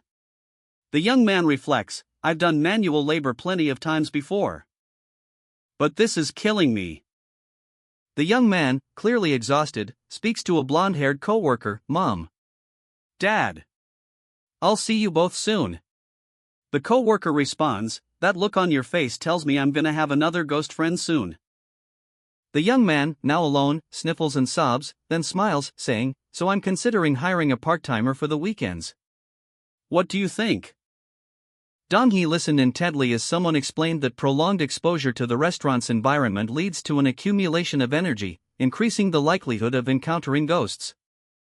Further emphasizing that a regular person would be shocked to work directly with ghosts. Dong-hee, contemplating the letter of resignation in his hand, appeared conflicted.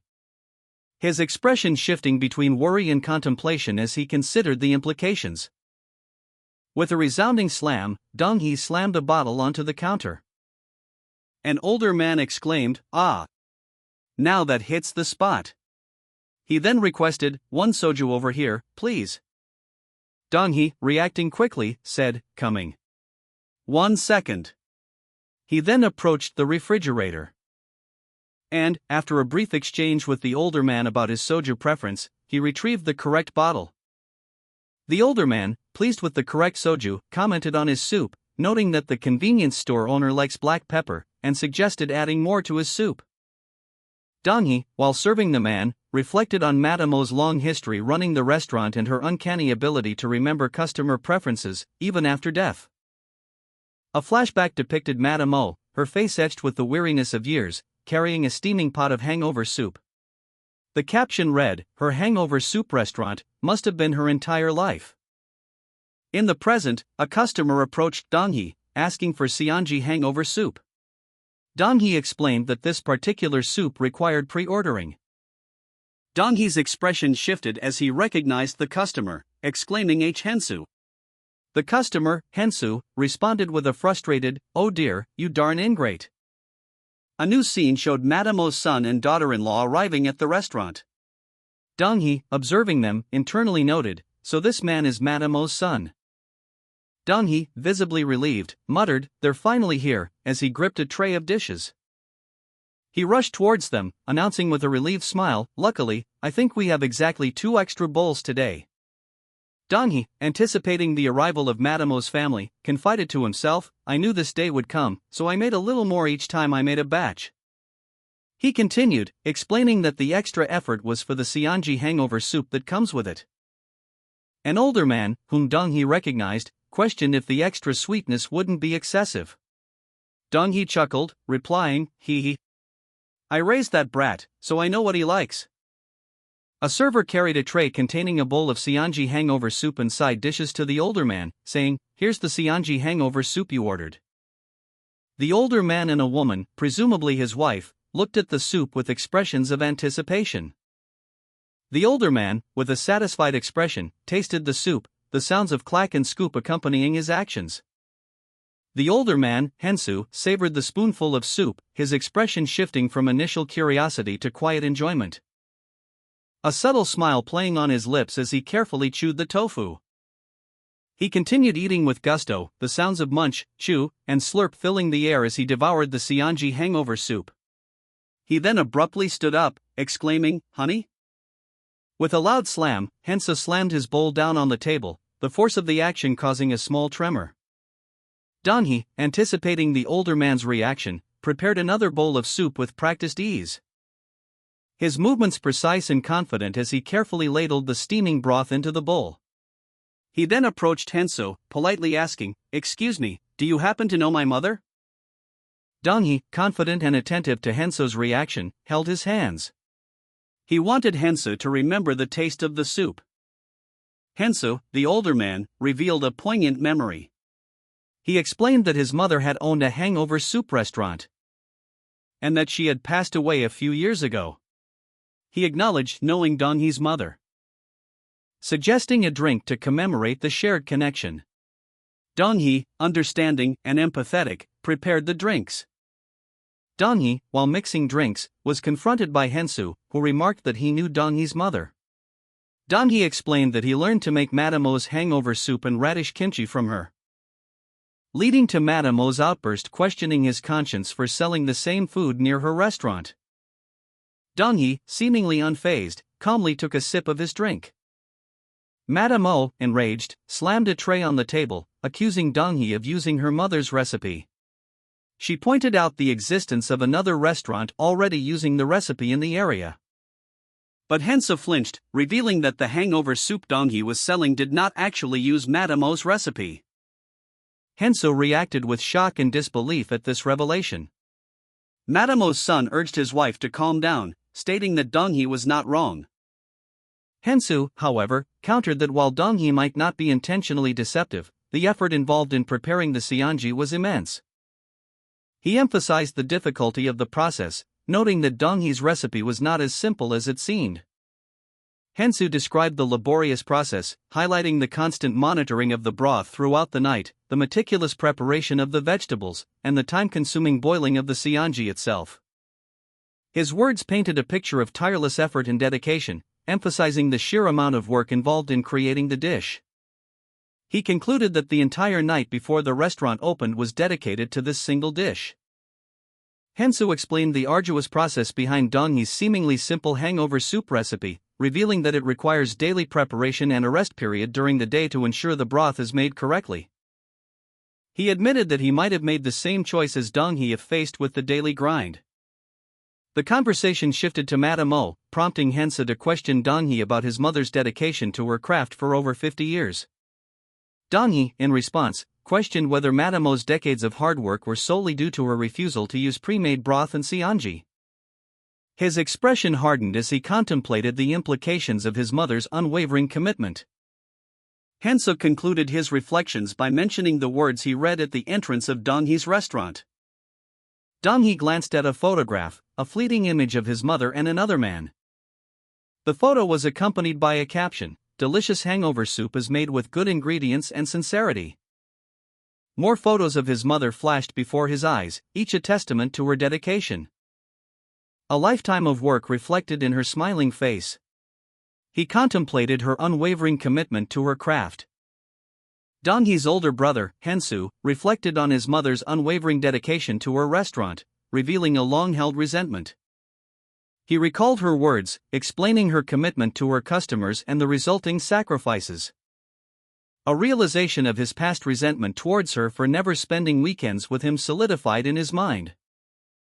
Hensu confessed to his wife that he had once sold hangover soup to try and put her restaurant out of business. His wife, shocked, questioned his actions, prompting him to explain his motivations. Hensu, his face etched with worry, supported his wife as they walked. She appeared frail and weary. Meanwhile, Donghee, his expression thoughtful, pondered a question: "Do you think my hangover soup is good enough to beat yours?" Hensu, alone, sat with a troubled look on his face. His wife's voice, soft yet firm, called out, "Hensu." The rhythmic beeping of a heart monitor filled the room as Hensu sat by his wife's bedside. He confessed, "I was able to raise you proudly, thanks to that hangover soup." He continued, his voice thick with emotion, "I want you to preserve the taste that has provided for you your whole life. Please do that for me, Hensu." Donghee awoke with a hangover, the word beep echoing in his mind. He reached for a glass of water, his hand clenching around it. And then he quickly drank the entire glass in one gulp, slamming the empty glass down on the table. Hensu clutched his chest, a look of pain and distress on his face. He whispered, "No." Donghee, seemingly recovered from his hangover, grinned triumphantly. "You'll never beat ours," he declared. A customer at the Afterlife Diner expressed their anticipation for the return of the original recipe, to which Donghee, the chef, replied that it would be back soon. Donghee, arms crossed, smiled confidently, radiating self-assurance in his culinary skills. Later that evening, as the Afterlife Diner closed, Madame O's family expressed their gratitude to Donghee for his help earlier that day. Donghee, still in his apron, waved goodbye with a cheerful expression. He then approached Madame O's daughter-in-law, a hesitant look on his face, seemingly about to ask her something. Donghee leaned in close to the older man, Hensu, whispering instructions, "Follow him." Hensu looked apprehensive, but Donghee reassured him, saying, "You'll understand when it's time." With a final encouraging push, Donghee urged, "Now hurry and go." Donghee watched Hensu leave, a warm smile playing on his lips. As he turned to leave the restaurant himself, a quiet hope filled his heart: "I hope things go well for them." A few days passed. Back at the restaurant, the lunch rush had ended. Hensu stared at the daunting pile of dishes, a mountain of dirty cookware looming before him. His internal monologue echoed the visual, dishwashing hell. He sighed, the weight of his task pressing down on him. He knew he needed to prepare for dinner service. But the sheer volume of dishes threatened to overwhelm him. "But when will I even get to that if I have to wash all these dishes?" Donghee appeared, interrupting Hensu's despair. He offered a solution: "Now on, if you're super busy, call my name 3 times, I'll show up and help you out." Hensu, initially doubtful, was reassured by Dongghee's insistence. "Really?" "Yes, really. So don't just sit there, I'm looking like you're about to die. It's pathetic." Seizing the opportunity, Hensu summoned the strength to shout, "Yes. Now's the time." With a whoosh and a swish of ethereal energy, Donghee appeared in the restaurant kitchen, his arrival marked by swirling particles of light, leaving Hensu startled by the sudden manifestation. Donghee landed heavily, clutching his head in discomfort. He groaned, "Ugh, my head. Did you have to yell my name like that?" He collapsed to his knees, clearly disoriented from the summoning. Hensu watched, a mixture of surprise and concern on his face. Donghee, regaining his composure, muttered, "I can't believe you summoned me right after I told you how. What do you want?" Donghee, impressed by the success of the summoning, exclaimed, "Wow, it really worked." Donghee, observing from inside the hangover soup restaurant, commented that the chefs looked determined, mentioning a rumor that they aimed to recapture the original recipe's flavor. Meanwhile, inside the kitchen, Hensu and another chef discussed the restaurant's efforts to restore the original taste, unaware of Donghee and another man discreetly watching them from the doorway. The second chef expressed optimism that Madame O would soon find peace, given the restaurant's progress, prompting the other chef to ask Dong-hee if he too needed to confront something from his past. To which Dong-hee curtly replied that he did not, questioning why he had been summoned for such an inquiry. Dong-hee, still somewhat annoyed and confused from his earlier encounter, offered his help to Hensu. He suggested, "No, I just wanted to help you somehow. If you feel like visiting somewhere, let's go together." Hensu, hopeful and focused on his work, reacted with a delighted, "I knew it." Dong-hee, displaying a playful smirk, declared, "Ha, step aside. I'll help you. I mean, what other ghost would?" Hensu, grateful, thanked Dong-hee, referring to him as his one and only part-timer. Dong-hee, however, clarified his earlier offer, stating, "But I meant it when I said I'd go with you." A stack of pans clattered slightly as Hensu moved them. Hensu held a knife, catching the light. He asked Dong-hee, "Do you like it that much? You keep staring at it." Dong-hee, playful and excited, brandished a knife, exclaiming, "It's been years since I've touched my own knife. Let me savor this moment." Hensu, the older man, simply replied, "Enjoy yourself, then." Dong-hee, noticing something Hensu had purchased, commented, "I saw you buy something too.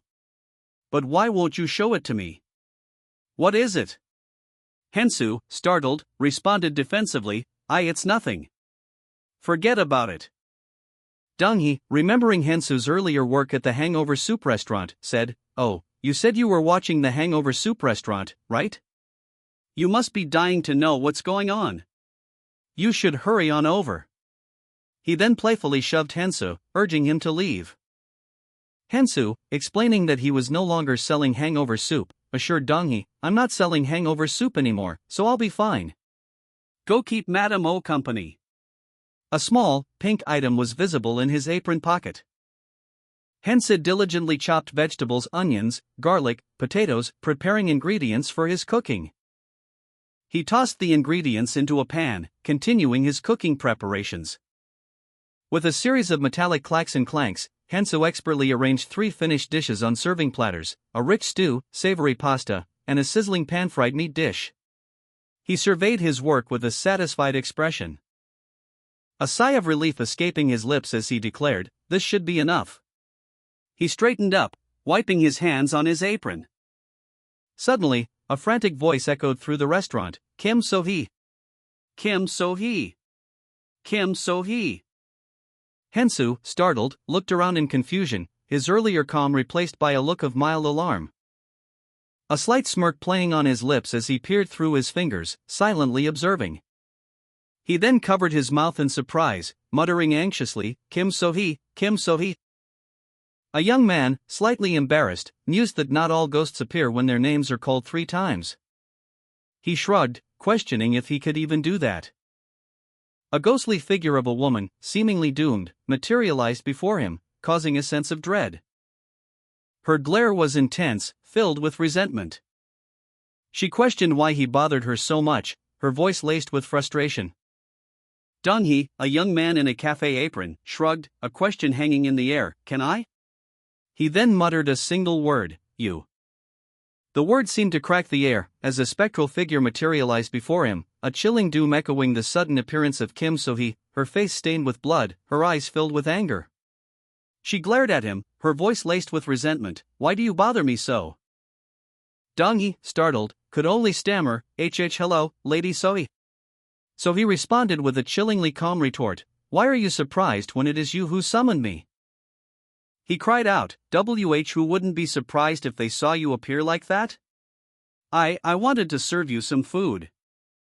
So he, though still visibly upset, softened slightly. She retorted, "Do I look like a ghost who enjoys food?" I guess that might have sounded offensive. I apologize. I'll take it all away. However, I shall choose to accept your good intentions." Dong-hee, relieved, smiled broadly and said, "In that case, I'll bring everything out." So he, however, cut him off with a curt, "No." A shadowy figure, emanating dark energy, departed from a room, leaving behind only the faint scent of sulfur. The figure's departure was swift, a dark cloud dissipating into thin air, leaving Dong-hee standing alone in his shop. The clock showed the time approaching 11 p.m. Dong-hee nervously gulped down a mixed drink of beer and soju. A mixture he seemed to find surprisingly palatable. Kim So-hee, observing him, commented on his unusual drink choice. Kim So-hee, sipping her drink, commented that it paled in comparison to the best wine she had ever tasted, causing Dong-hee to wonder aloud what kind of wine could possibly be better. So he cryptically replied that he would have the opportunity to try it one day. Dong-hee, left alone, pondered the mystery of So-hee's drink, accidentally bumping into a chair as he cleaned the table, causing him to drop something, which So-hee retrieved for him, prompting a grateful thanks from Dong-hee. Dong-hee, still curious about Kim So-hee's mysterious drink, apologized for his previous impoliteness, offering a small, intricately tied gift. Kim So-hee, observing Dong-hee's actions, commented that looking back on one's actions and apologizing is a good trait to have. The gift was revealed to be an aragi, a traditional Korean ornament worn by women. So-hee explained that she chose it because she thought the color would suit Dong-hee. Dong-hee, slightly surprised, accepted the gift, expressing his hope that he liked it. So-hee's expression was unreadable. So-hee revealed that this was the first gift she had received in 400 years, leading Dong-hee to question if she meant since her death. Kim So-hee, seated before a dimly lit altar, recounted her experiences after becoming a ghost. She received various items, mostly from shamans seeking to gain power from her. But she helped only those in genuine need, rejecting those with ulterior motives. The scene shifted to show So-hee in a dark forest, kneeling before a small shrine, highlighting her solitude. So-hee admitted that it had been a long time since she had truly communicated with another person. A slight, almost imperceptible smile played on her lips. Dong-hee, observing So-hee from across a cafe table, processed her words. He appeared thoughtful and concerned. A flashback showed So-hee, powerful and resolute, yet alone. The narration emphasized her strength, attracting shamans who sought her power, but also her 400 years of solitary wandering. Dong-hee pondered the implications of Kim So-hee's 400-year history, wondering about the nature of her long-held resentment. The image of a bloodied blade flashed before his eyes. Kim So-hee, having finished her meal, calmly stated, "I enjoyed the meal." A jolt ran through Dong-hee as So-hee explained that other ghosts cannot stay if she remains too long. He responded, "You should know this by now." Dong-hee, attempting to appear nonchalant, added, "Well, other ghosts come in all the time. So please, A nervous smile played on his lips.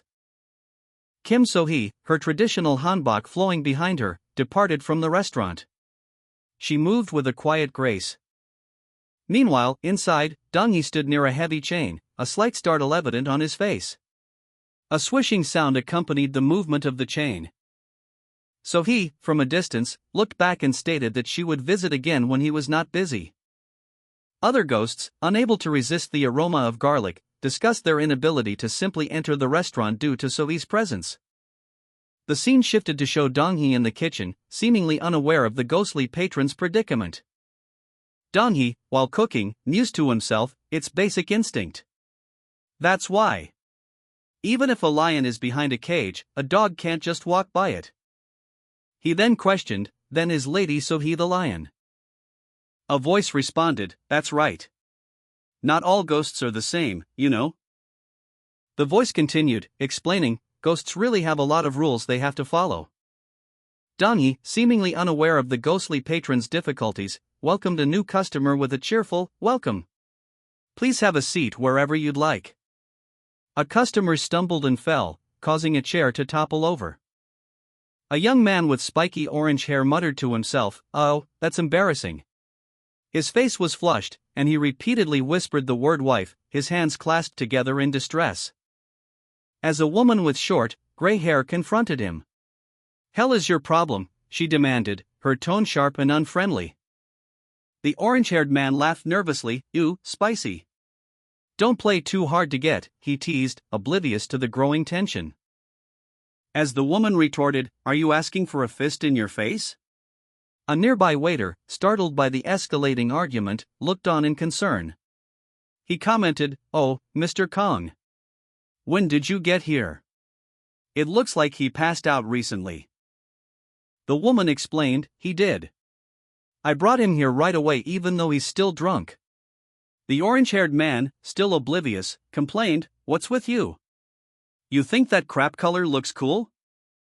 The waiter chuckled, huh, and especially at this hour. Suddenly, a loud crash interrupted him as the orange-haired man knocked over a nearby cup in a fit of frustration. Kim So-hee, her expression sharp and mocking, taunted the man. I went easy on you because it's your first day as a ghost. So where's my thank you? She scoffed at his pathetic attempt to retaliate. As he sputtered, you evil little. Before she lunged forward, shouting, die. Kim So-hee, a ghost on her first day, taunted the older man, Hensu. She sneered, I went easy on you because it's your first day as a ghost. So where's my thank you? Hensu, sputtering in rage, could only manage a choked, you evil little. Kim So-hee, unfazed, raised her weapon and hissed, die. A dark energy erupted from her weapon as she attacked Hensu. Another man intervened, grabbing Hensu and shouting, wait. Please calm down, sir. Let go of me. Observing the scene, Kim So-hee calmly stated, he's doomed as it is without you getting involved. That's enough. She added, almost as an afterthought, but I haven't even started. The older man, Hensu, was visibly distressed, shouting, who the hell are you? A younger man, Kung-jin, calmly responded, huh? Please calm down, sir. May I please have a glass of water? Kung-jin rushed to get Hensu some water. Returning, Kung-jin leaned in, revealing a knowing smile as he said, yes, I know exactly who you are. He revealed that Hensu was the third son of the Hoi Eon Group, a priority customer of their bank. Kang-jin then revealed the shocking news that Hensu was 14,075 million won in debt, approximately $11.7 million, leaving Hensu startled. Hensu, startled, denied owing any money, claiming to have a substantial amount in his account. Kang-jin, however, revealed that Hensu owed a staggering 14,075 million won. A debt so large that Hensu himself was shocked, questioning if he was being mistaken for a serial killer. Hensu, incredulous, angrily confronted Kang-jin, questioning his affiliation and dismissing the bank as a third-tier scam. Kang-jin calmly offered Hensu water and asked him to sign some documents. Hensu, enraged by the perceived scam, reacted violently, throwing the documents in the air and insulting Kang-jin. The scene concluded with Kang-jin standing over Hensu amidst a flurry of scattered papers, the tension palpable. Kang-jin, unwavering in his demeanor, issued a curt command to the enraged Hensu, pick it up. Hensu, seething with barely controlled rage, retorted, I knew you were scamming me the moment you tried to use force on me, you uncultured swine. His face contorted in a sneer as Kang-jin repeated his demand, I said pick it up. The papers, representing Hensu's crushing debt, fluttered to the floor as Kang-jin impatiently tapped his fingers. Hensu, his anger momentarily faltering, reluctantly reached for the documents. Muttering, fine, I'll pick it up, okay. A nearby observer commented, I don't think I've ever seen Mr. Kong look so angry. Are those documents really important? Another responded, they're probably loan documents, and they're required. Kim So-hee observed Kang-jin and the older man, Hensu, commenting on the intensity of the situation, noting that Hensu's initial attitude made Kang-jin's anger understandable. So he pointed out that Hensu was unaware of his 14 billion won debt and was still drunk. She smirked, asking Kang-jin if he understood the situation yet. Hensu, upon hearing the news of his debt, reacted with shock and disbelief, exclaiming that he was dead. Kang-jin, calmly and assertively, presented Hensu with documents detailing his liability for manslaughter due to drunk driving. The documents revealed that Hensu had been driving under the influence and caused a fatal accident. The final documents stated that both Hensu and the other driver had died in the accident. An image depicting a wrecked car at night, suggesting a past accident. The text below reads, that's why you need to pay the settlement money to the other driver. A younger man with blonde hair, seemingly the driver involved in the accident, argues, why would I pay a settlement when I'm dead too? An older man, dressed in a suit, calmly responds, don't be ridiculous. He then grabs a water bottle and a glass. He begins to pour water into the glass, explaining, let's say the water in this glass is the time each person is allotted to exist. And the time a person lives in the living world is close to the amount that's on my finger. The older man points to a small amount of water remaining in the glass. The rest of the water in the glass is the time you spend in the afterlife. The older man, Hensu, explained the financial implications of his actions, stating that he needed to compensate the person he killed for their remaining time in the living world and the afterlife. Detailing that the 14 billion won debt would be repaid in full during his afterlife, according to afterlife laws. Hensu, visibly shaken, protested that the death was accidental. But Kang Jin countered that regardless of intent, the sin had been committed and that in the afterlife, responsibility for sins is absolute, irrespective of knowledge or intent. Kang Jin presented Hensu with a document, emphasizing the clarity of the situation, leaving Hensu to face the harsh reality that he must pay for his sins. Hensu, visibly distressed, reviewed the documents. He nervously questioned the next step in the process, and was informed that after a 3-day mourning period, a JS immigration officer would escort him to the afterlife. Hensa anxiously inquired about what would happen after that. His foot slipped on the floor as he leaned forward in anticipation. A chilling explanation followed: the sins he committed with his words, money, body, and mind would combine with the tears he caused others to shed, tightening around his throat. The older man, Hensu, crumpled to the floor, his body racked with pain. As the full weight of his karmic punishment manifested, the pain he inflicted on others returned to him, severing his limbs from his body. As the pain you've inflicted on others splits the 4 limbs from your body, a voice echoed in his mind. A dark, shadowy figure stamped a seal onto Hensu's chest, finalizing the process. Elsewhere, another man nervously reviewed documents, accidentally placing his thumbprint on a crucial spot. "Ah, thank you for looking through the documents," he said, realizing his mistake. "I didn't mean to put my thumb here." A large, imposing figure appeared, offering a hand to Hensu. "Now it's time to go," he stated. Hensu, terrified, weakly protested. "And no. This is a scam." The imposing figure smiled coldly. "You shouldn't keep your guests waiting," he replied. The imposing figure, having delivered Hensa to his final destination, calmly stated, "Let's go, to your funeral, Mr. Ko Young-woo." A stark white light enveloped Hensu as he was led away. Meanwhile, elsewhere, Kang Jin, having finished his shift, muttered to himself, "Phew. That felt like a pretty long night." He then noticed the diner was closing and exclaimed, "Hey! Are you closed already?" The owner, responding to Kang Jin, said, "Yeah, I did fine without you today." Another employee, playfully teasing Kang Jin, added, "Good work today, Kang Jin." The owner then noticed a familiar face and exclaimed, "Oh, Madam O. Did you both come together?" Hensu, despite his death, smiled warmly, requesting that someone try his soup and give their feedback. Kang Jin, still upset about the recent events, declared it too early to forgive those responsible, emphasizing that only a few days had passed and the situation's uncertainty. Kang Jin's conversation with an older woman revealed his unwavering stance, stating that he was siding with his son. The older woman, seemingly resigned, agreed with Kang Jin's assessment of the situation. Hensa's final thoughts were revealed. He admitted to knowing he was doing wrong, pleading for someone to scold him. A flashback depicted Hensa's death, his body sinking beneath the water. A voiceover recounted, "That's what I heard when I looked into his eyes." Kang Jin sat on the ground, a small, almost imperceptible smile playing on his lips as he meticulously repaired a small item with a needle and thread. A subtle gesture suggesting a quiet moment of reflection or perhaps even amusement. He then received something from an older man, saying thank you. The older man responded, "Oh, it was nothing. I'm looking forward to visiting their restaurant too." Kang Jin, enthusiastically suggesting, "I know. Shall we go and have a taste since we're talking about it? Let's go tomorrow." The scene shifted to Kang Jin walking with friends towards a restaurant called Original Granny's Stew. Kang Jin and his friends approached Original Granny's Stew, a restaurant Kang Jin, pleased, remarked to his friends, "Hey, what did you think?" "I was right, huh?"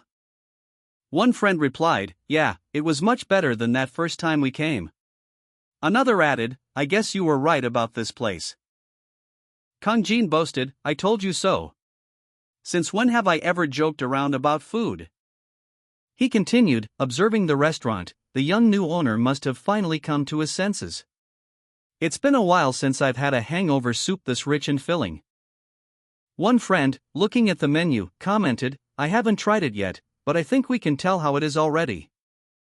An older woman, likely the owner, offered a final thought, "Still, when it comes to food, you need to taste it yourself to know for sure." Kang Jin and his friends finished their meal, one exclaiming that the food tasted just as good as before, another adding that it tasted even better now. The restaurant owner, pleased, expressed his gladness at their enjoyment and vowed to continue preserving the perfected flavors of his mother's recipes. Outside, Kang Jin and his friends prepared to leave. Elsewhere, a young man quickly ate some rice, exclaiming that it was hot, the sounds of his spoon and bowl clattering as he ate. An older woman scolded him for eating too quickly, warning him that he would burn his tongue.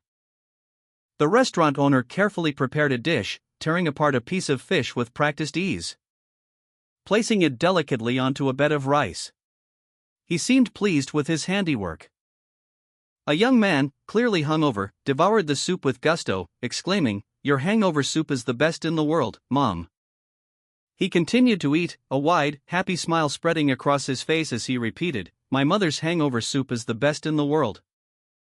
Later, the young man, now fully recovered, stood in a restaurant, a look of mild surprise on his face. He was greeted enthusiastically by a friend, Kang Jin, who exclaimed, "Kang Jin, long time, no see." Kang Jin, feeling much better, encountered a friend. He expressed his gratitude, stating that he had never felt better thanks to his friend's help, and then, inviting his friend to join him for a meal. The friend, craving a hot bowl of hangover soup, readily accepted the invitation.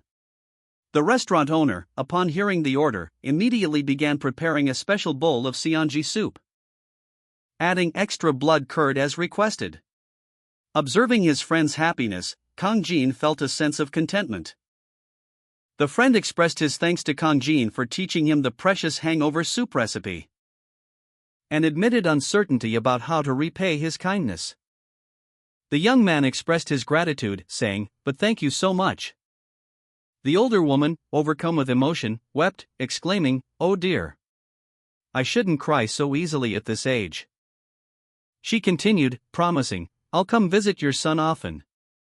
And if the hangover soup tastes bad again, I'll make sure to yell at him." Finally, she requested, "So please, leave it to me and rest in peace." The young man bowed deeply as the older woman disappeared, leaving behind only yellow petals, leaving him alone with his thoughts amidst the falling petals. The older woman's eyes fluttered closed as she peacefully passed away, a soft light emanating from her as if she were transforming into stardust. "Please do that for me," she seemed to whisper, a final request echoing in the air.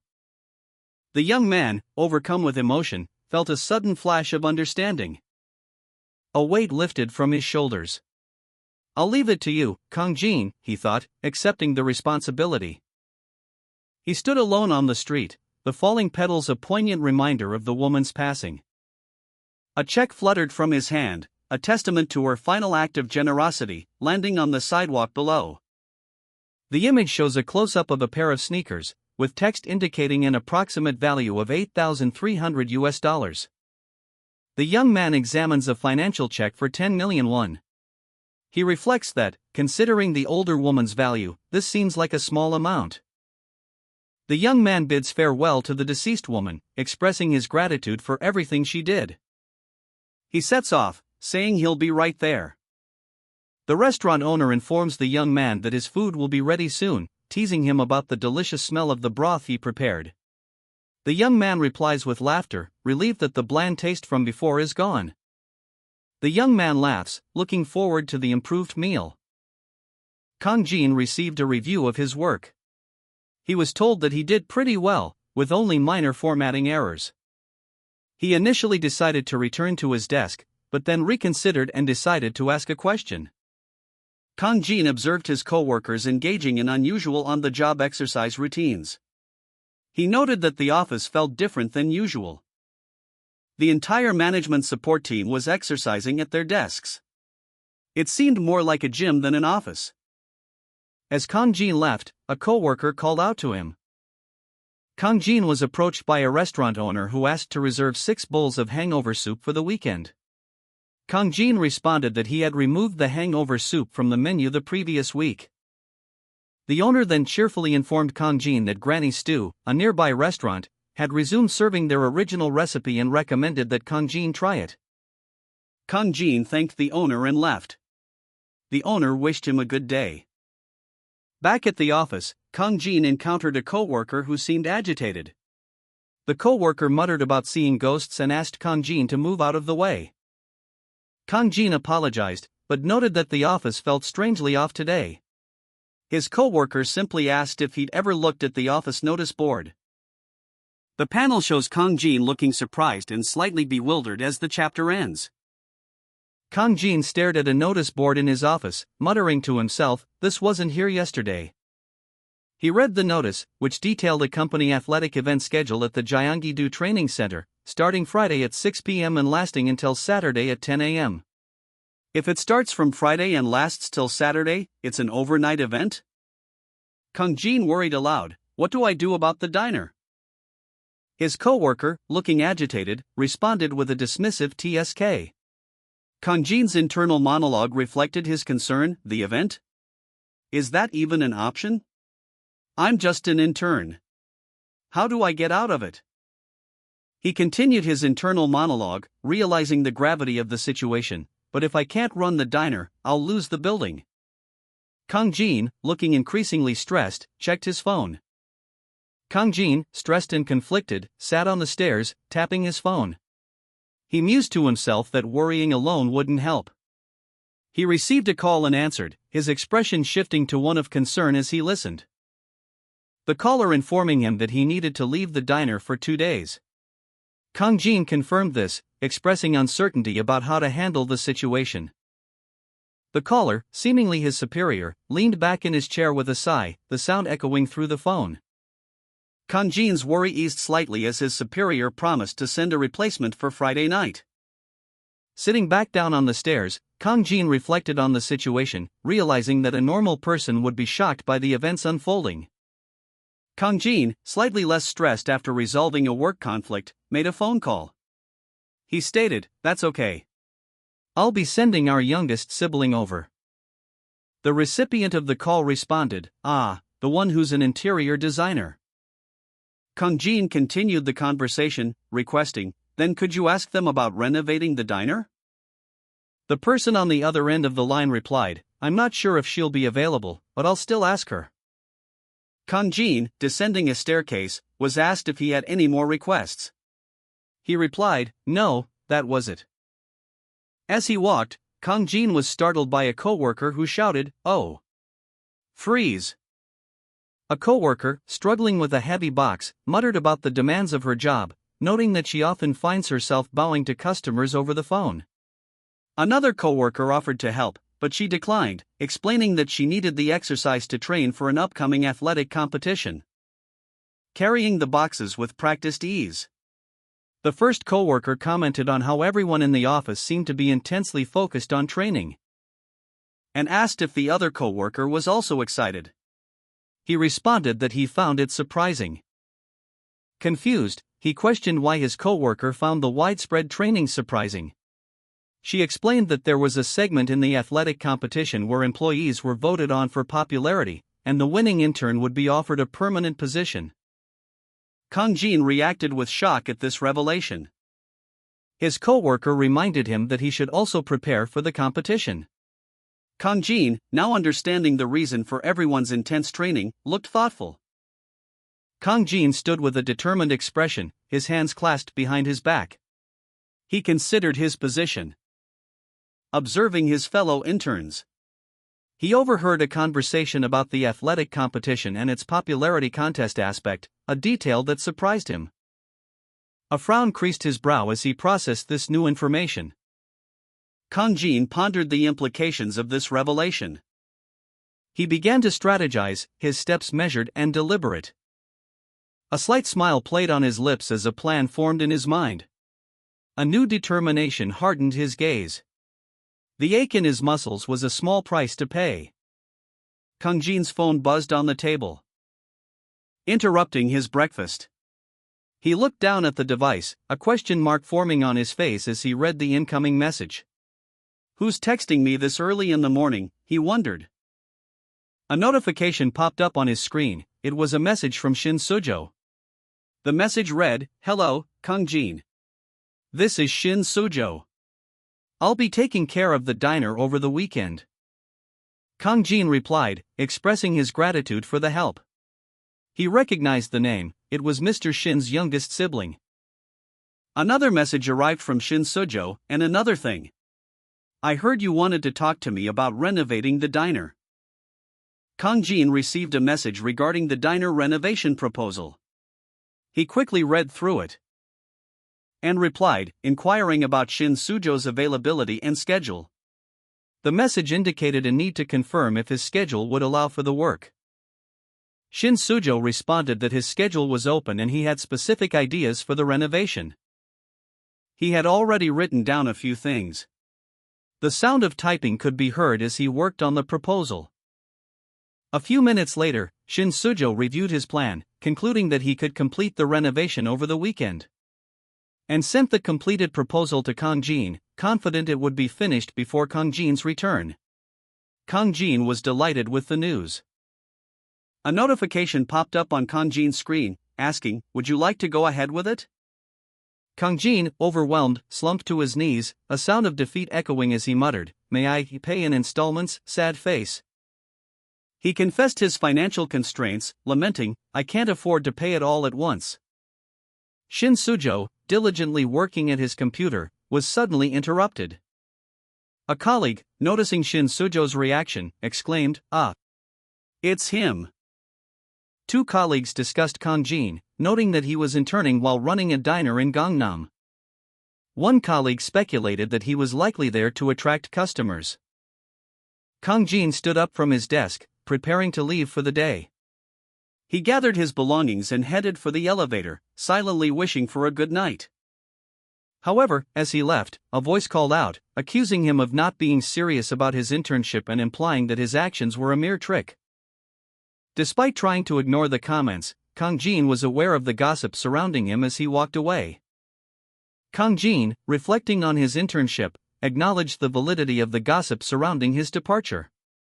He mused that they weren't entirely wrong. As the demands of running his family diner for 5 years had made it impossible to fully dedicate himself to the company.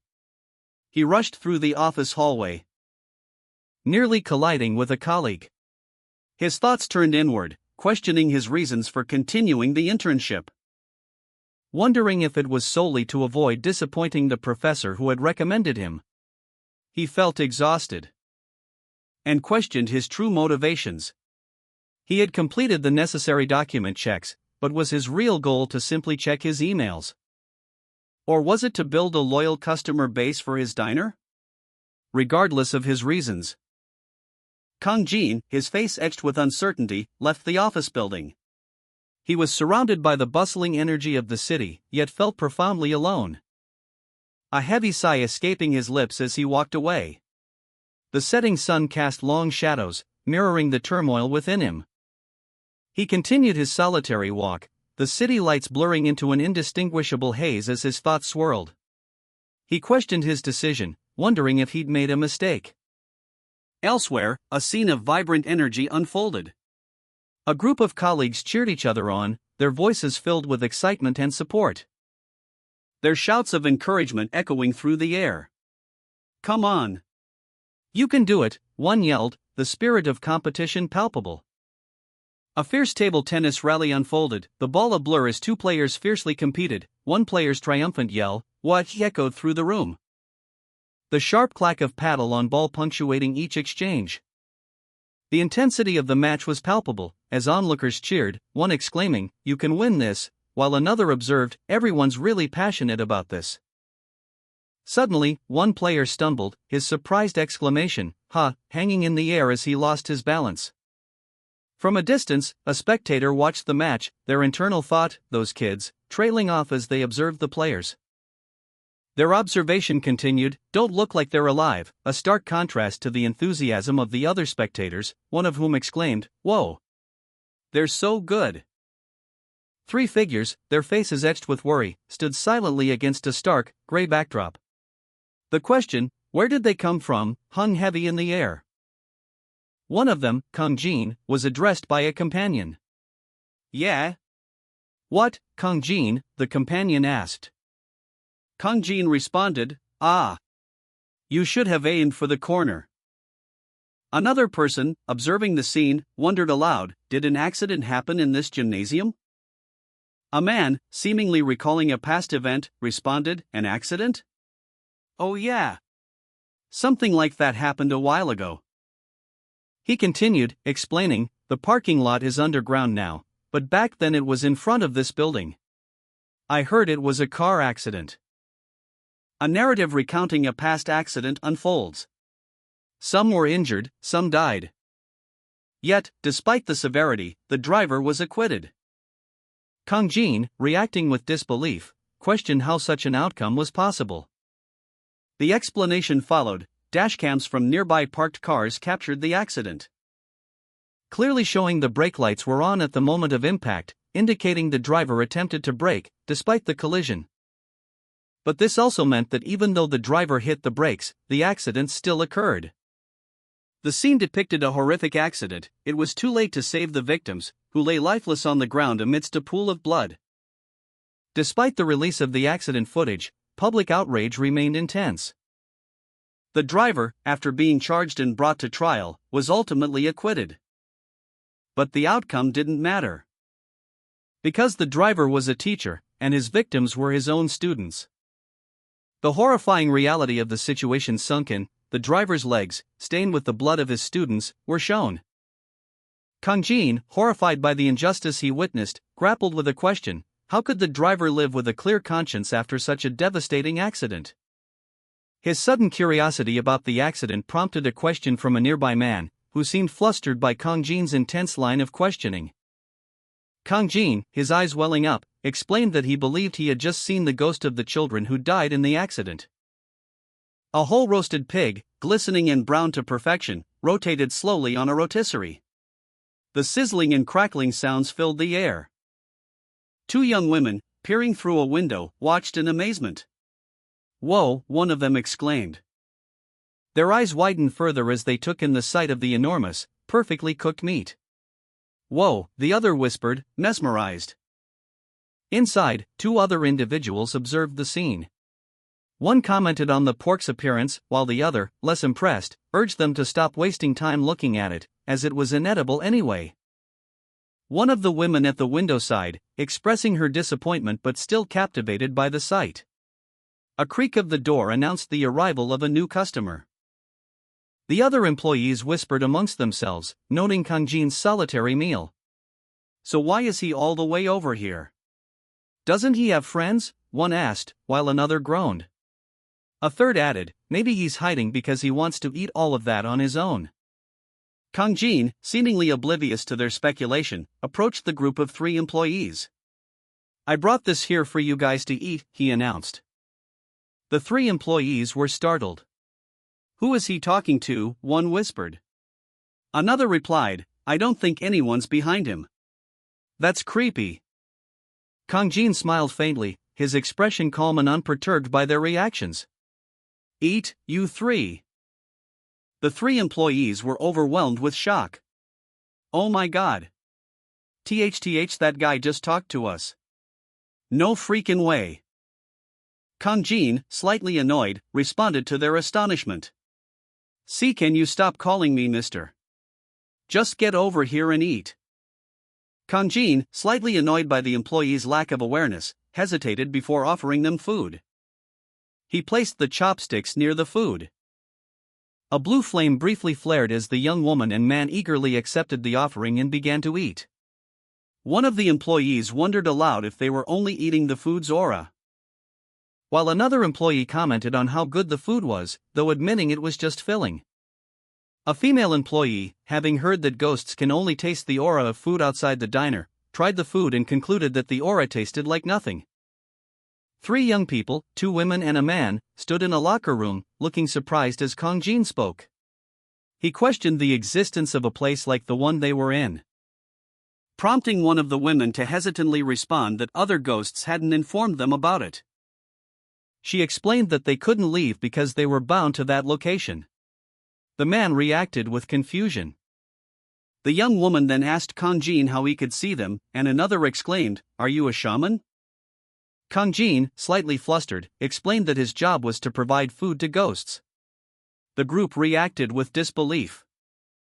One of the women, Yaram, observed that while Kang Jin was peculiar, she didn't think he was a bad person, noting his actions in the gymnasium. A young man, Kang Jin, was approached by a group of ghosts. One of them hesitantly asked, can you contact my family? The ghost explained, "I'm asking because you're the first person who can see us. My mom and dad are probably worried, so can you tell them that I'm doing fine here?" Another ghost, looking concerned, questioned Kang Jin, "Do you really want me to tell them that?" Kang Jin, resolute, replied, "Of course. They must have been worrying for the last 6 years." However, another ghost interjected, expressing concern, "If I tell them that you're still wandering the living world, won't that make them feel worse?" The image showed 3 framed photos of the ghost's family members, suggesting a somber atmosphere and the weight of their unresolved situation. Kang Jin proposed an alternative solution, suggesting that contacting the ghosts' families might not be the best approach, considering the potential impact on both the ghosts and their families. His expression reflected his internal conflict. He was clearly struggling with the weight of their request. One of the ghosts retorted, "We know that," emphasizing their awareness of the potential difficulties. They continued, expressing their frustration and desperation, highlighting the limitations of their current situation. "But what else can we do since we can't leave this place?" Kang Jin, equally frustrated, dropped his head in defeat, muttering the name Gun, a name that suggests a close relationship with one of the ghosts.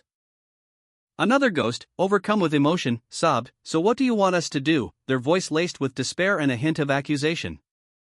Kang Jin, burdened by the plight of the 3 teenage ghosts, groaned, questioning if there was truly a way for him to help them. Unlike the ghosts he encountered at the diner, these 3 seemed particularly uncertain and unsure of what to do. He reflected that if only this were the daily diner, he could seek assistance from the other ghosts there. Kang Jin recalled a time when the diner ghosts had faced similar uncertainty. But how, he wondered, did those ghosts eventually find stability? Approaching the teenagers, Kang Jin asked if they were all right now. The teenagers, embarrassed, mumbled their agreement. Kang Jin, feeling a surge of determination, declared that while it was just a hunch, he believed it was worth trying. He addressed the 3 teenagers, confirming that none of them could leave the training center. One of the teenagers clarified that they could move around within the training center grounds. A question of go where arose, followed by a visual depiction of Kang Jin pulling something, which was revealed to be a clock's hands, ticking down the time. Kang Jin then stated his intention to make them real food. He prepared himself, ready to cook for the teenagers. To be continued.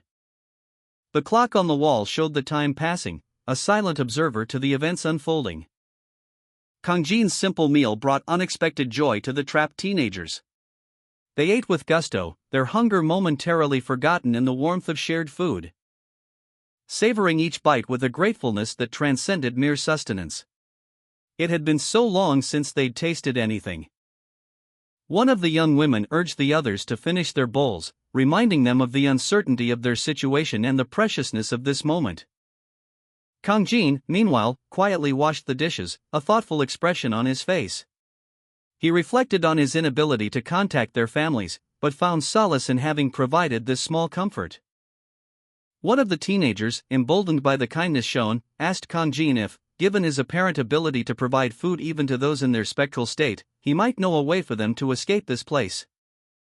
Kang Jin expressed his surprise that the teenagers didn't know about the situation, stating that it was a shame. One of the young women explained that they were the first people to speak to them or offer food in 6 years. Another young woman pleaded with Kang Jin to help them leave the place, expressing their longing for their parents.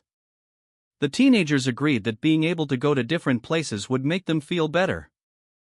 Kang Jin pondered their situation, acknowledging that their prolonged confinement might worsen their attachment to the living world. He admitted his limited knowledge of ghosts and the difficulty in finding someone who could help.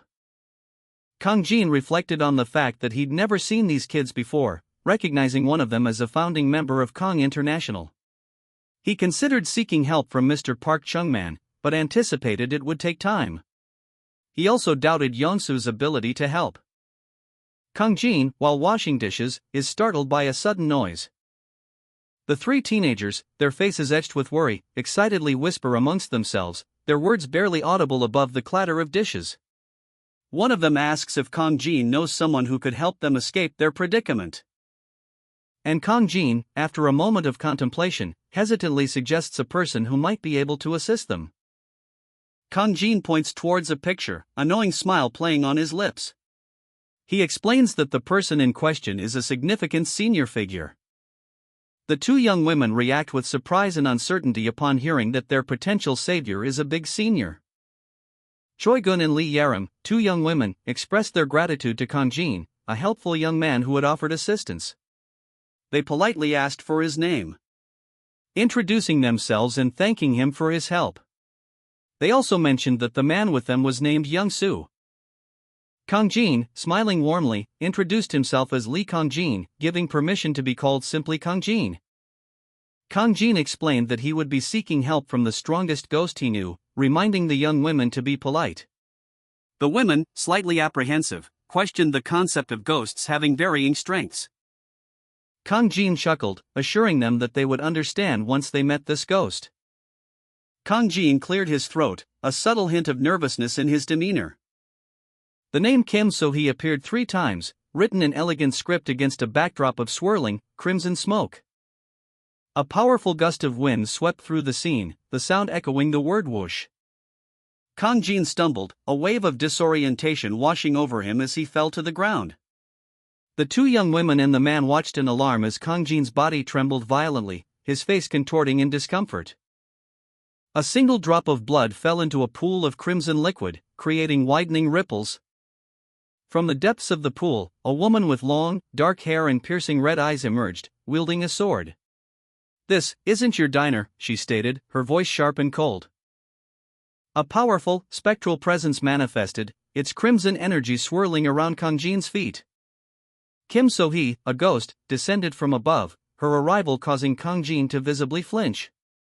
"Summoning you so suddenly. Why have you called for me?" he questioned, his voice laced with apprehension. 3 young people and a man bowed deeply before Kim So-hee, their faces a mixture of fear and reverence. "Hello, ma'am. It's an honor to meet you," they chorused. Kim So-hee's eyes glowed with an eerie light as she addressed them, a chilling smile playing on her lips. "Do not be afraid. I do not bite," she stated, her tone oddly reassuring despite her unsettling appearance. The 3 young people and the man nervously responded, their faces reflecting their unease. Kim So-hee continued, explaining, "These children are tied to this place. So I was wondering if you could help them." The ghost's request hung in the air, leaving Kang Jin and the others to contemplate her unusual plea. A dark, ominous energy pulsed from the ground, tendrils of purplish-black smoke snaking upwards, engulfing the legs of several onlookers. Kim So-hee, a young woman in a blood-stained hanbok, appeared before Kang Jin, her face pale but resolute. She pleaded, "Please, help us." Kang Jin, though apprehensive, questioned her, "Did you make those requests to this man?" Kim So-hee explained, "The same goes for you. Despite being able to see and converse with ghosts, you must recognize that the world you live in is different from ours." Kang Jin, though acknowledging the difference, responded, "Yes, I'm well aware of that." He then added, "But these children have died at a young age, so I'd like to help them in any way I can." Kim So-hee, her expression etched with worry, pleaded for help, explaining that 3 ghost children had been waiting for assistance, just as she once had. Kang Jin, a man of empathy, observed the scene, his gaze falling upon the distressed ghost child perched atop a counter. A flicker of understanding crossed his features as he silently registered the situation. He then suggested they move to a more private location. As they walked away, Kang Jin cautioned So-hee against excessive involvement in the affairs of ghosts, but acknowledged that compassion for them was not a bad thing. "Remember this," he stated, his voice serious. "Only those who cannot accept their deaths are unable to leave an area." The revelation hung in the air as the scene shifted to show Kang Jin, So-hee, and two other individuals standing together, their faces grim. Two translucent figures, seemingly young boys, floated above an empty basketball court, their forms shimmered with an ethereal glow, their movements slow and deliberate. A warning appeared before Kang Jin and the two young women: if they were forced out of this space, their memories would become hazy, and their chances of crossing over would worsen. Kang Jin, standing beside a ghostly figure in a traditional Korean dress, listened intently as she explained that attachment to this world is linked to a ghost's resentment. The scene shifted to show a sword being drawn, implying that severing strong attachments forcefully demands a price. Kim So-hee, still in the gymnasium, expressed her desire to leave this place, her resentment tied to it. One of the ghost children, echoing So-hee's sentiment, also voiced their wish to depart. The other ghost child, overcome with emotion, expressed their desire to leave with the other two. Kang Jin called out to Young-soo, the ghost child, beckoning him closer. Confidently stating that he knew the source of Young-soo's resentment and proposed a solution right then and there. Young-soo, startled by Kang Jin's insight, stammered in disbelief, questioning how he could possibly know. Kang Jin simply responded that it was obvious, suggesting that he was the only one who could see the truth. A flashback revealed Young-soo's unrequited feelings for Yerim, a girl he liked since middle school but never confessed to, fearing the loss of their friendship. His unspoken affection now laid bare. A pair of spectacles lay on the ground, shattered. Young-soo, his face etched with horror, is shown from a low angle, seemingly falling. As he recounts the events of the accident, he explains that he pushed both Yerim and Kang Jin out of the way of an oncoming car, but was ultimately unable to save them both from the impact. Kang Jin comforts Young-soo, acknowledging his valiant effort: "You still tried your best." Young-soo reflects on his regrets, revealing his unrequited feelings for Yerim. He thought he should have confessed to her, but now questions what will become of them in the afterlife, worrying about what will happen to Yerim and Kang Jin if he passes on. Young-soo was consumed by guilt. He thought, if only I had realized it a little sooner and acted faster, they would still be alive and with their families. His confession to Yerim felt tainted by his own resentment. He didn't want to confess merely to alleviate his own feelings. Kang Jin listened patiently as Young-soo continued to express his remorse. A spectral Yerim appeared, katana in hand, and asked, "Are you ready to sever your ties?" Young-soo, startled, responded, "Why yes, ma'am. I'm coming," and dashed across the basketball court. The scene transitioned to the title card for Afterlife Diner.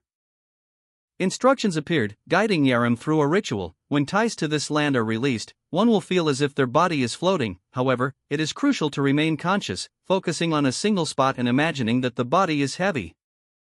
Yerim, following the instructions, began the ritual.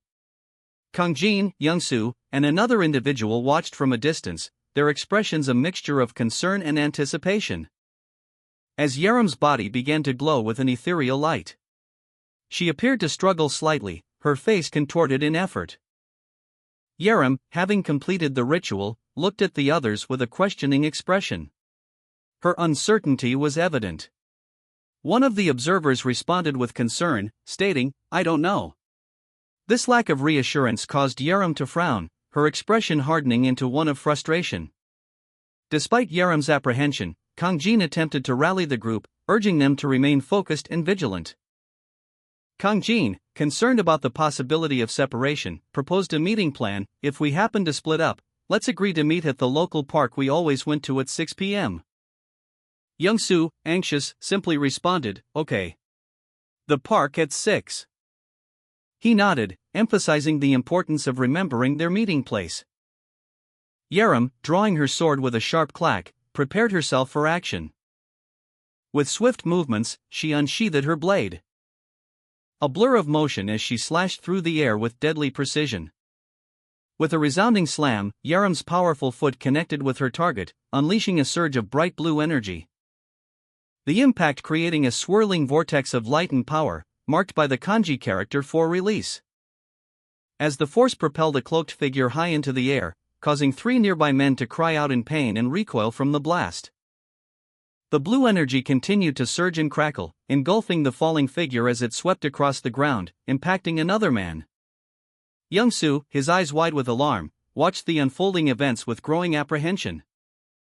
Meanwhile, Kang Jin, observing the scene, muttered to himself, "I see the ropes of attachment that are tying these kids here."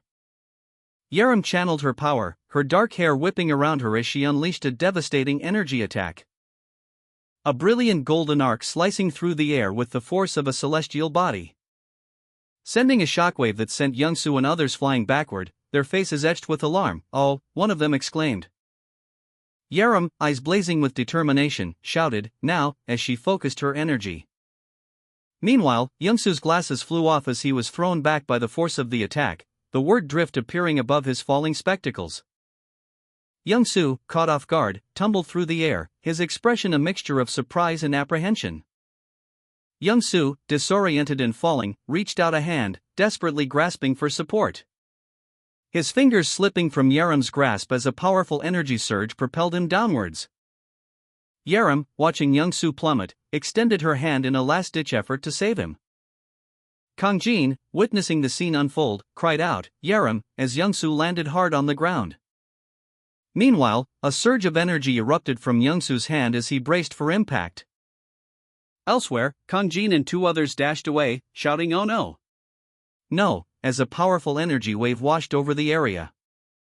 A desperate cry pierced the night, echoing through the city's canyons, "Yaram!" The sound was swallowed by the darkness, leaving only the lingering tension of the aftermath.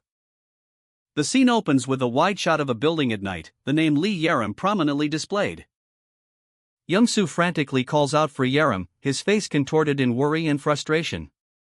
He mutters to himself, expressing his annoyance at her lack of focus. His attempts to summon her fail, leaving him increasingly distressed and questioning his inability to connect with her. Elsewhere, Kang Jin and another individual discuss Yaram's whereabouts. They deduce that, even if she's traveled far, she remains within the mortal world. Kang Jin contemplates the situation, his expression filled with concern for both Yaram and Young-soo, questioning their next course of action. The final panel shows Kang Jin tending to Young-soo's injuries, a faint glow emanating from Young-soo's hand, suggesting a possible residual effect from his earlier energy release. Kang Jin reassured Young-soo, stating that Yaram, being smarter than both of them, would surely be alright. Meanwhile, Yaram, having fulfilled her request, departed, promising to visit the diner in a few days. Kang Jin then consoled Young-soo, gently patting his back and urging him to cheer up as well. Young-soo, still distraught, began to cry, but residual energy from his earlier attempt to summon Yaram manifested as a dark, swirling energy. A dark, swirling energy that pulsed with an ominous glow. The scene opens with Young-soo, seated amongst a cheering crowd, his gaze directed upwards. The words cheer and clap are visible, indicating the celebratory atmosphere. But his expression is far from joyful. Residual magical energy crackles around his hands as he reflects on Yaram's sudden departure. He thinks, after what happened yesterday, I can't get the image of Yaram disappearing out of my head. A shattered photograph lies before him, depicting a group of smiling children. The text reads, "They were all released from their attachment because they wanted it, but none of us expected them to be separated like this." Young-soo continues his internal monologue, questioning his actions. He wonders, could I have done something better? Should I have looked at the children from the perspective of a living person? Or from the perspective of someone who walks the line between life and death as the owner of the daily diner? The scene shifts to Kang Jin, who playfully nudges Young-soo. He says, "Come on, Kang Jin. Cheer up. Even if you weren't chosen as the most popular intern, you're still great at your job. You'll be fine." Young-soo, startled, stumbled backward as Kang Jin reacted, his words echoing the surprise. Whoa! I didn't know you wanted to win that badly. Kang Jin reassured him, it's okay, Kang Jin. Everything will be fine. Young-soo, relieved, offered a grateful, thank you, sir. Later, alone, Young-soo slid open a door, questioning the reality of recent events. All of that really happened? Kang Jin, observing Young-soo's subdued demeanor, remarked, I was wondering why you were sulking, so you experienced something like that, huh? Young-soo simply replied, yeah. Young-soo continued, expressing his confusion, but I still don't understand why Yerim didn't show up after I called her name 3 times. Kang Jin offered a possible explanation. She probably hasn't learned it yet. You need to learn how to be summoned. Young-soo, still reeling from recent events and Yerim's absence, stood in a sterile hospital room. He was surrounded by other ghostly figures, their forms indistinct and pale, lying in beds or standing listlessly. A stark reminder of their shared, ethereal existence. A voiceover explained that the rules of life no longer applied to them, they must learn to exist as ghosts. Further explanation revealed a peculiar division among the ghosts. Maiden ghosts learn from other maiden ghosts, and bachelor ghosts from other bachelor ghosts. However, somehow, Young-soo and his friends found themselves in a mixed group, making interaction with other ghosts difficult. The scene shifted to a dimly lit basketball court, where Young-soo, Kang Jin, and another boy stood bathed in a single spotlight. The image conveyed a sense of isolation and the challenges they faced in their new reality. Later, Kang Jin, working at a cafe, reflected on the situation. He sighed, muttering, so now I think it's all turned out for the best. His expression was one of quiet acceptance, a contrast to Young-soo's earlier distress. Kang Jin reflected on the events, finding a sense of peace. He commented that a girl named Yerim, still in Korea, would never meet them again, adding that this presented an opportunity to learn how to exist as ghosts. Young-soo, still confused but accepting his new reality, observed the unique dynamics of the ghost world. During his time as a ghost, he found that learning was the most important thing one could do. Young-soo's enhanced perception allowed him to sense Kang Jin's emotions without even looking at him. Young-soo awoke with a start, his body stiff and aching. A small, translucent ghost hovered nearby, observing him with concern. Oh me, oh my, it exclaimed, you're a mess. Your body is so stiff, it must be in shock from having to exercise so suddenly. Young-soo groaned, massaging his sore muscles. I must have overdone it in that last Jocko match. He muttered, referring to the Korean-style foot volley game. Kang Jin, observing from a distance, chuckled. You should have called me, then. I got an award at a police athletics event for being good at kicking a ball. Kang Jin continued, a playful smirk on his face. Even if you were there, I'm the one who'd be kicking the ball, Hokul. The ghost, seemingly offended, retorted, why? I could have possessed you. Young-soo, still recovering, asked, do you know how to possess people, Hokul? Hokul explained, I know the method, so I did. Dr. Hyo was pretty stern when he refused to possess me a while ago, so I thought it might be really difficult or dangerous. Young-soo, recovering from the ordeal, sat in a chair. A man, presumably a doctor, approached, exclaiming, you're amazing, Dr. Hyo. The pain's all gone. Young-soo, still slightly bewildered, replied that he would accept a fried egg as payment. The doctor, however, responded that 1 egg wasn't enough and offered to make 2. Elsewhere, Kang Jin and Hokul discussed the ethics of possessing a living person. Kang Jin questioned whether it was truly that harmful, while Hokul firmly stated that he would never possess someone, even if their life was in danger. Hokul then explained that a person's body needs a balance of yin and yang energies to be healthy. If a ghost's yin energy enters the body, that balance is broken.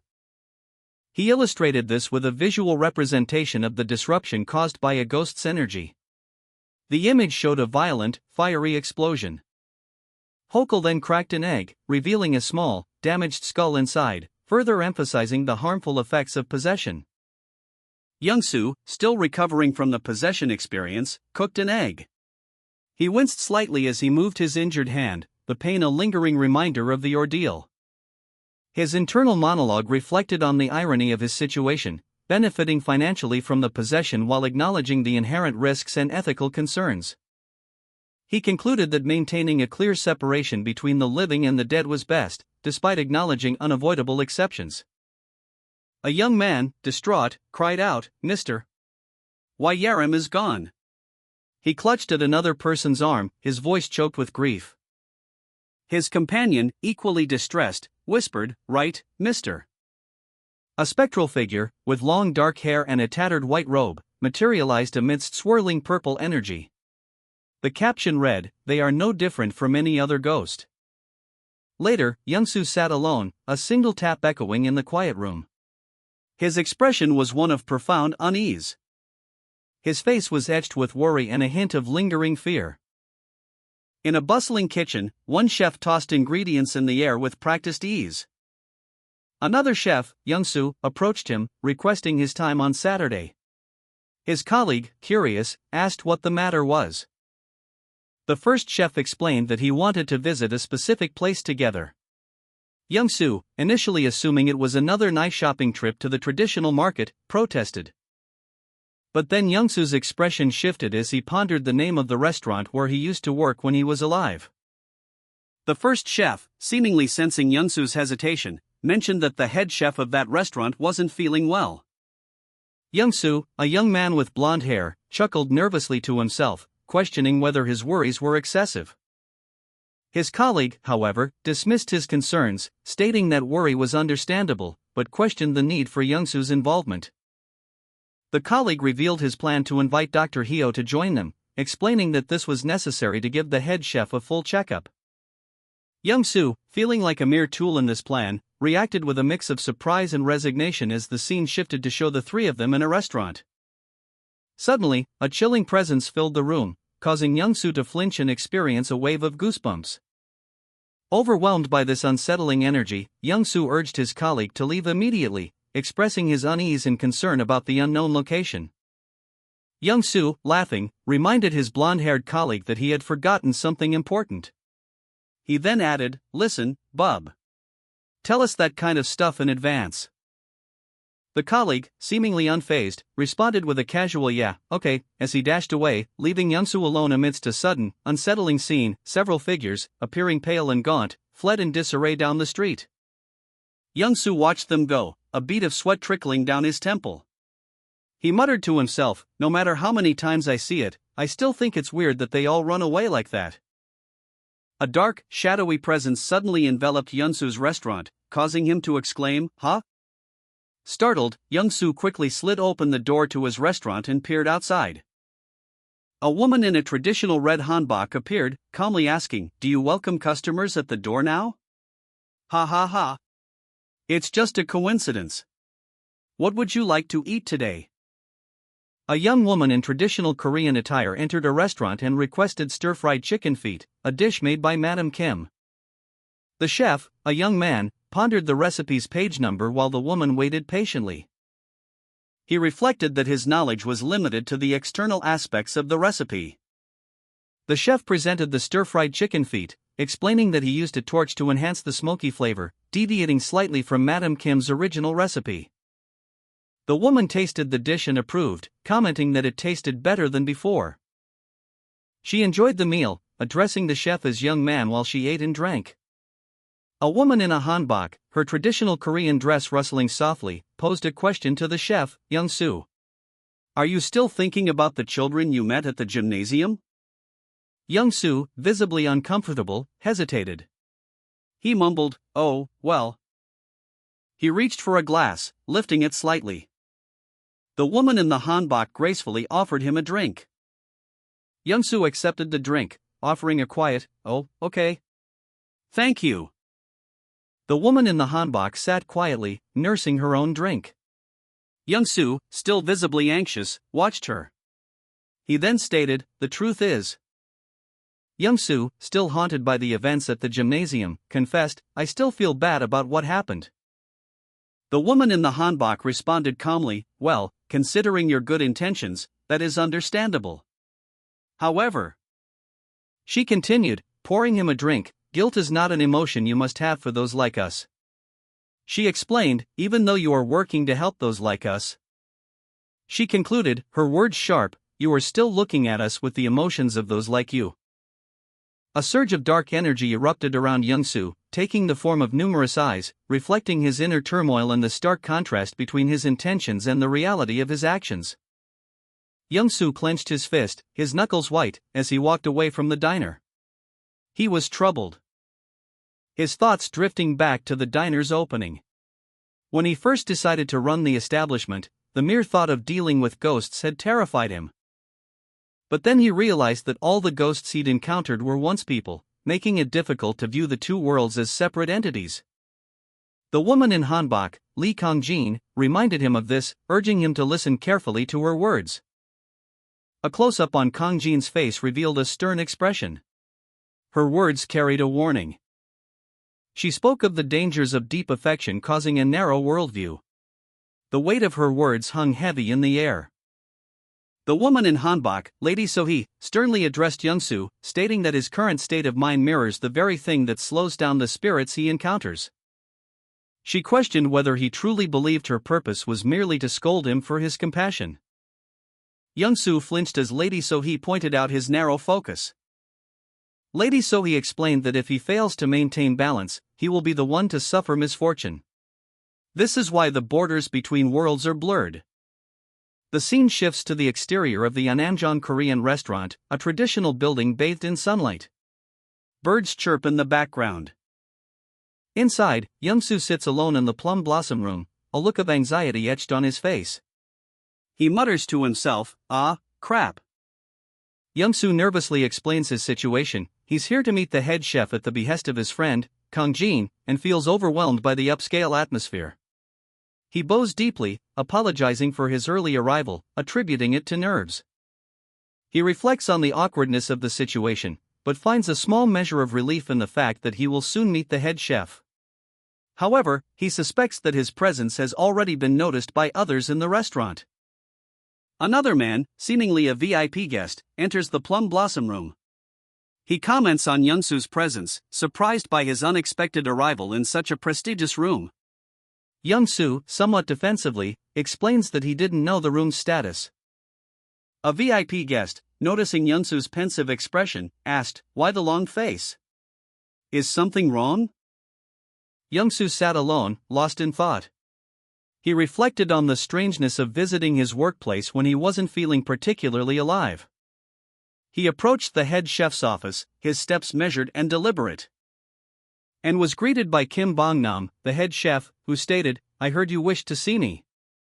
Kim Bong-nam, the head chef of Anamjeon, introduced himself with a warm smile. Lee Kong-jin, bowing respectfully, explained, "It's an honor to meet you, sir. I'm Lee Kong-jin, and Young-soo was my friend." The head chef and his staff greeted Young-soo, their comments focusing on his now silver hair and the demands of his television appearances. Meanwhile, Kong-jin introduced himself to the head chef, prompting the chef to ask about his friendship with Young-soo. The chef, overcome with emotion, revealed that although Young-soo wasn't his biological son, he considered him family. The chef's emotional outburst continued, with Kong-jin and others offering comfort. And the chef inquired about the nature of Kong-jin's friendship with Young-soo. Kong-jin, having joined Young-soo and the head chef, listened intently as the chef recounted their first meeting. "Oh, I first met him at a traditional market," the chef explained. Adding with a chuckle, "Haha. He used to go to those places whenever he was bored." The conversation shifted, with Kong-jin inquiring about the chef's profession. "What do you do for a living?" The chef simply replied, "A diner." His expression turned serious as he continued. "It's hard to keep a diner afloat in Non-Haiyan without a certain level of skill."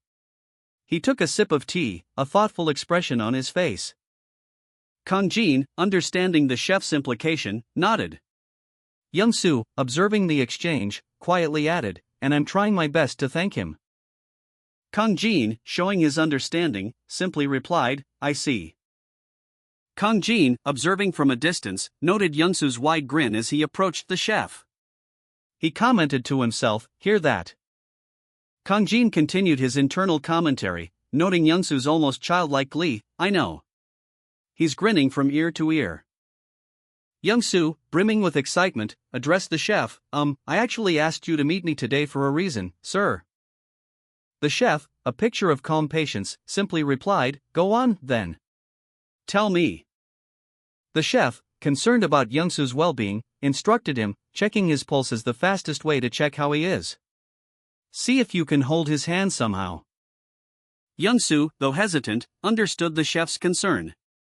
He thought to himself, that's easier said than done. He could at least help me come up with an excuse to get me to hold his hand. Young-soo, his face a mixture of excitement and nervousness, pleaded with Kang-jin, please try, Kang-jin. I need your help, but I can't do it alone. Kang-jin, observing from a distance, watched Young-soo's desperate plea. He wondered why Young-soo was acting so emotionally. Young-soo, growing more frantic, practically begged the chef, please. Do it for me. I'm begging. The chef, though initially confused, finally relented, fine. Here goes. Young-soo, summoning every ounce of courage, nervously asked the chef, Chef, is it okay if I held your hand for a second? The chef, taken aback by the unusual request, simply responded, my hand. Kang-jin, witnessing the scene, explained to the chef, the truth is, Young-soo appeared in my dream a few days ago, and he told me to hold your hand for him. The chef, upon hearing Young-soo's strange request, responded, in that case, sure. Here you go. Young-soo reached out and took the chef's hand. A faint, ethereal glow emanating from the chef's palm as their hands made contact. The chef observed, his hand is really cold. His blood circulation is weak, and the fact that his hand is this cold suggests that his liver isn't doing too good. But the bigger problem is that his kidneys aren't doing well either. Kang-jin stood beside Young-soo, watching with concern as the chef examined Young-soo's hand, a faint blue aura now surrounding the point of contact. Hokal observed from a distance. The chef, having examined Young-soo's hand, sat down heavily, a look of concern etched on his face. Young-soo stood behind him, his expression unreadable. The chef's assessment was clear, Young-soo's health had deteriorated significantly. He wondered aloud why such a drastic change had occurred so suddenly. Kang-jin, ever observant, approached the chef, politely inquiring about Young-soo's health and whether he'd had a recent medical checkup. Young-soo admitted it had been a while since his last checkup, prompting the chef to reveal his diagnosis: Young-soo's liver and kidneys were not functioning well. The chef's words hung heavy in the air, the gravity of the situation settling upon them. The scene shifted to an outdoor setting, the gentle rustling of leaves providing a stark contrast to the serious revelation just made. The chef sat quietly, his gaze distant, lost in thought. His strong arms rested on the table, the lines etched into his skin a testament to years of hard work. Meanwhile, Young-soo, his face etched with worry, spoke to the chef, I know it's hard to believe someone you've only just met. But he continued, pleading, but let's just ignore that. I really think it'd be a good idea for you to go to a hospital and get a checkup. I know that saying this won't help me in any way. Young-soo's hands trembled slightly as he reached out to the chef, whispering, Chef, please. The chef, seeing Young-soo's distress, felt a pang of sympathy. His internal monologue reflected his thoughts, how can I turn away after seeing such sorrow on my friend's face? He placed a comforting hand on Young-soo's shoulder. The chef's thoughts continued, absolutely, this is why Young-soo appeared in my dream. Young-soo, distressed and clutching his side, pleaded with the chef, please go to a hospital and get treatment. The chef, showing sympathy, sat quietly, offering a hand to Young-soo. Young-soo, relieved, expressed his gratitude, now I can finally rest in peace. Thank you so much. I don't know how to repay you, but thank you so much. The chef, reflecting on his actions, thought to himself, I'm connecting two people who can't meet. Later, the chef contemplated Lady Sohee's earlier comment about him looking at ghosts, realizing that it referred to his ability to bridge the gap between the living and the seemingly unreachable. A subtle grin spread across the chef's face as he concluded, that makes sense. Young-soo, overwhelmed with relief, received a heartfelt embrace from the chef and another man. Thank you, he exclaimed, his gratitude evident. The chef, in response, stated that he would arrange for a medical checkup as soon as possible. The scene underscored the depth of their concern for his well-being. The chef, a thoughtful expression on his face, then proposed a proposition: "I would like you to do me a favor in return." Young-soo, still beaming, readily agreed, "Why yes. Of course. I can do anything as long as it doesn't have any negative consequences." The chef chuckled heartily at Young-soo's enthusiastic response. Young-soo, however, found himself momentarily perplexed by the chef's cryptic request, a questioning expression dawning on his face. Young-soo, having just agreed to a favor from the chef, felt a wave of apprehension wash over him. His inner voice echoed a worried thought: "I'm in big trouble, aren't I?" Young-soo groaned, his face contorted in distress. "I shouldn't have said that. I'd do anything." The chef chuckled, a jovial expression on his face. "Ha, it's almost lunchtime." Young-soo stood before a line of stern-faced chefs, a plate of food before him.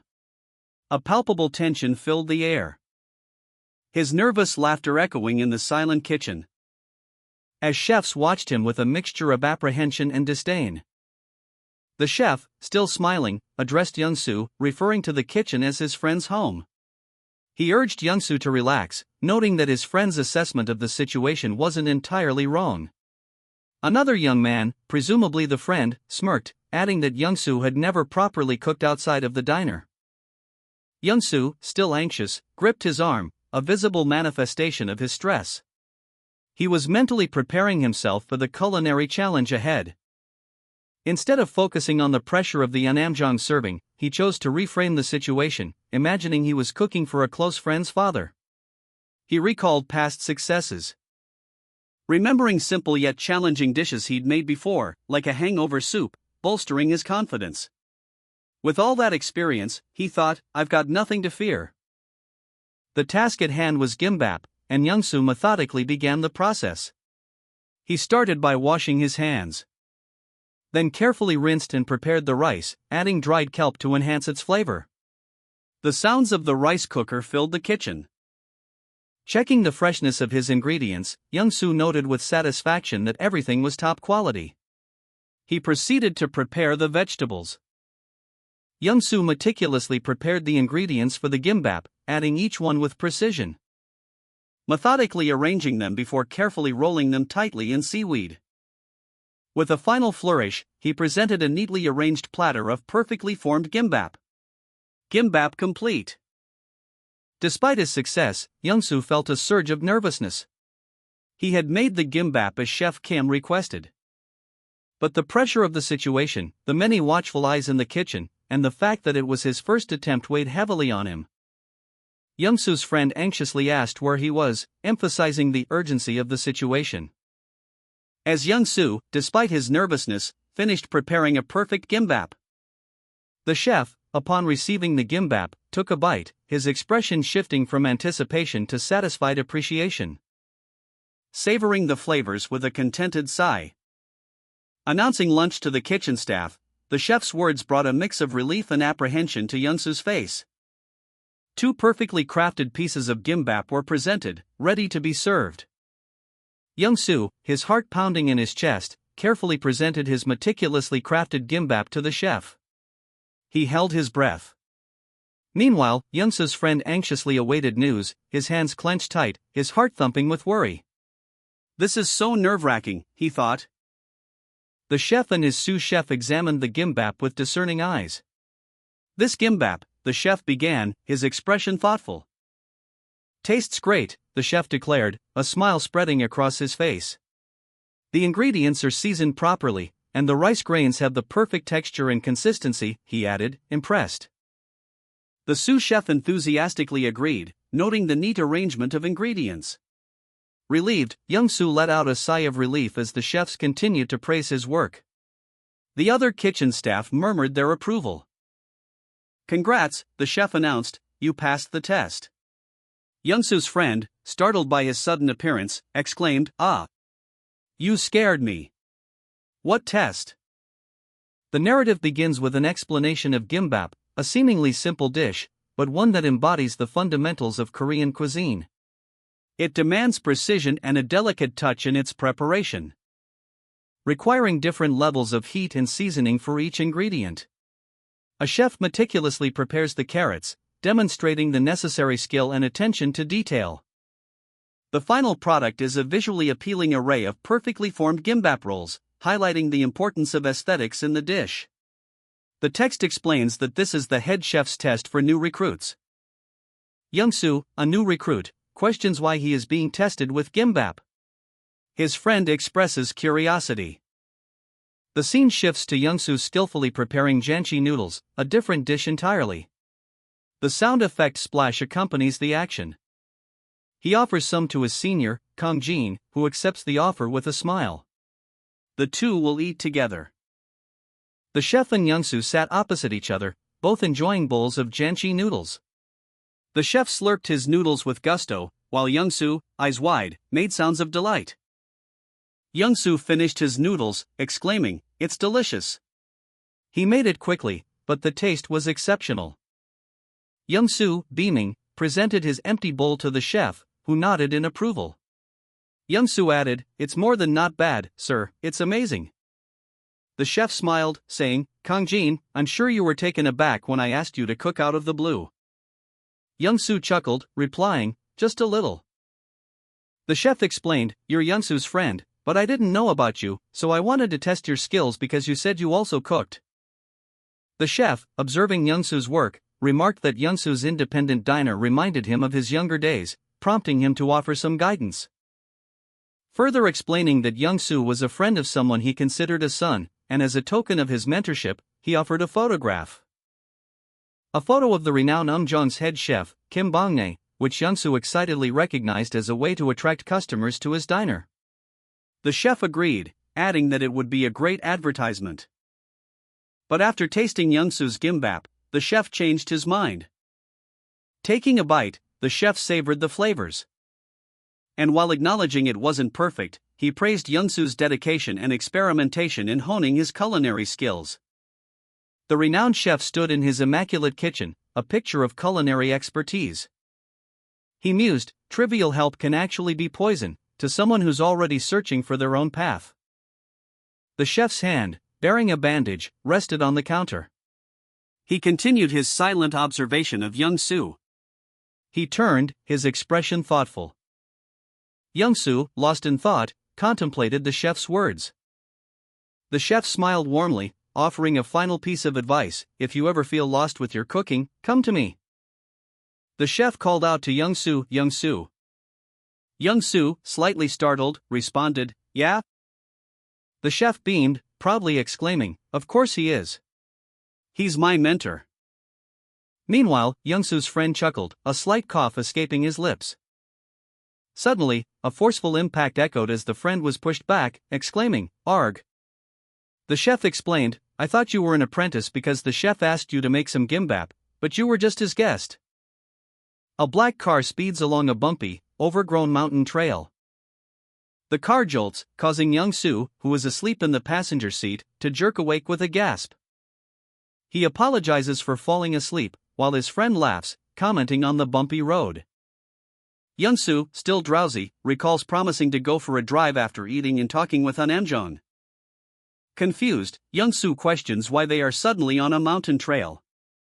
Young-soo's friend, Chef Kim, drove with an unsettling grin, muttering to himself, "It's starting to creep me out." Young-soo, still drowsy, questioned their destination, asking, Chef Kim? Where are we going?" Chef Kim explained that he had arranged an urgent medical checkup for himself and that they were on their way for his examination. He added that the appointment was so urgent he had to rush it, and they could see him today. He chuckled, "You'll have to see it with your own two eyes if you're gonna tell Young-soo about it in your dreams, right?" As they approached their destination, Chef Kim pointed out the location in the rearview mirror with a gleeful expression. It was a Buddhist temple. Young-soo, upon seeing the temple, reacted with surprise, muttering, "Isn't that a Buddhist temple?" Approaching the temple, Young-soo's friend remarked on its size, stating, "It's much larger than the temples I know of." He then added, with a subtle air of amusement, "I'm glad I didn't bring Young-soo along with me." As they drove closer, a large, imposing statue became visible, causing Young-soo's friend to exclaim internally, there's no way he could have passed by the gate of the four heavenly kings. The car pulled up to the temple grounds. Youngsu's friend explained, Youngsu's memorial tablet is enshrined here, so I visit quite often. He continued, I can visit Youngsu and get a diagnosis here. Inside the temple, a monk greeted them. Youngsu's friend suggested, why don't you go pay your respects to Youngsu first? Later, as they were leaving, Youngsu's friend said, aren't you coming with me? I have somewhere I need to visit. Youngsu's friend pointed towards a building in the distance, stating that it was where they were going. He added that their mutual friend would be happy to see Youngsu. As they approached the building, Youngsu's friend's demeanor remained calm, but Youngsu felt a growing sense of unease. A feeling amplified by the temple's quiet atmosphere. A gentle jingle of a wind chime marked their arrival at the temple. Inside, Youngsu's friend's calm facade began to crack. Looking at memorial tablets, he realized their friend was dead and regretted not asking Youngsu about him earlier. Youngsu stepped into the Buddhist temple, his mind still racing. He reflected on his friend's deception and the possibility of finally understanding what he could have done for their deceased mutual friend. Well, that's that. He thought, removing his cap, a mixture of confusion and dawning realization on his face. His gaze fell upon a row of memorial tablets, each bearing a name. A sense of unease washed over him. Which one is Youngsu's tablet, he wondered, feeling dizzy and dazed by the sudden weight of the situation. Youngsu's friend, noticing his distress, approached and pointed to a specific tablet. Mr. Bei, Youngsu's tablet is the one on the left, he explained. Youngsu, relieved by the clear direction, offered a simple, heartfelt, oh, thank you. Youngsu, having located his friend's memorial tablet, bowed before a kindly old monk. The monk chuckled, saying, Namo Amitba. The monk's words seemed to acknowledge Youngsu's actions, a subtle nod to the emotional weight of his visit. The monk then observed Youngsu, stating, I see that you are someone who is doing a good deed. Youngsu, somewhat taken aback, replied, oh, I'm just here to visit a friend. The monk smiled knowingly, adding, you are one who serves food to those who are hungry, are you not? Youngsu, slightly confused by the monk's insightful comment, tilted his head, a questioning expression on his face. Ha! Youngsu, feeling a mix of emotions, lit a candle at the memorial, a quiet act of remembrance and respect. Youngsu, still grappling with the recent loss of his friend, offered a silent prayer at a small shrine. His quiet contemplation was observed by a serene monk, who seemed to understand the weight of Youngsu's grief. The monk's knowing smile hinted at an unspoken understanding.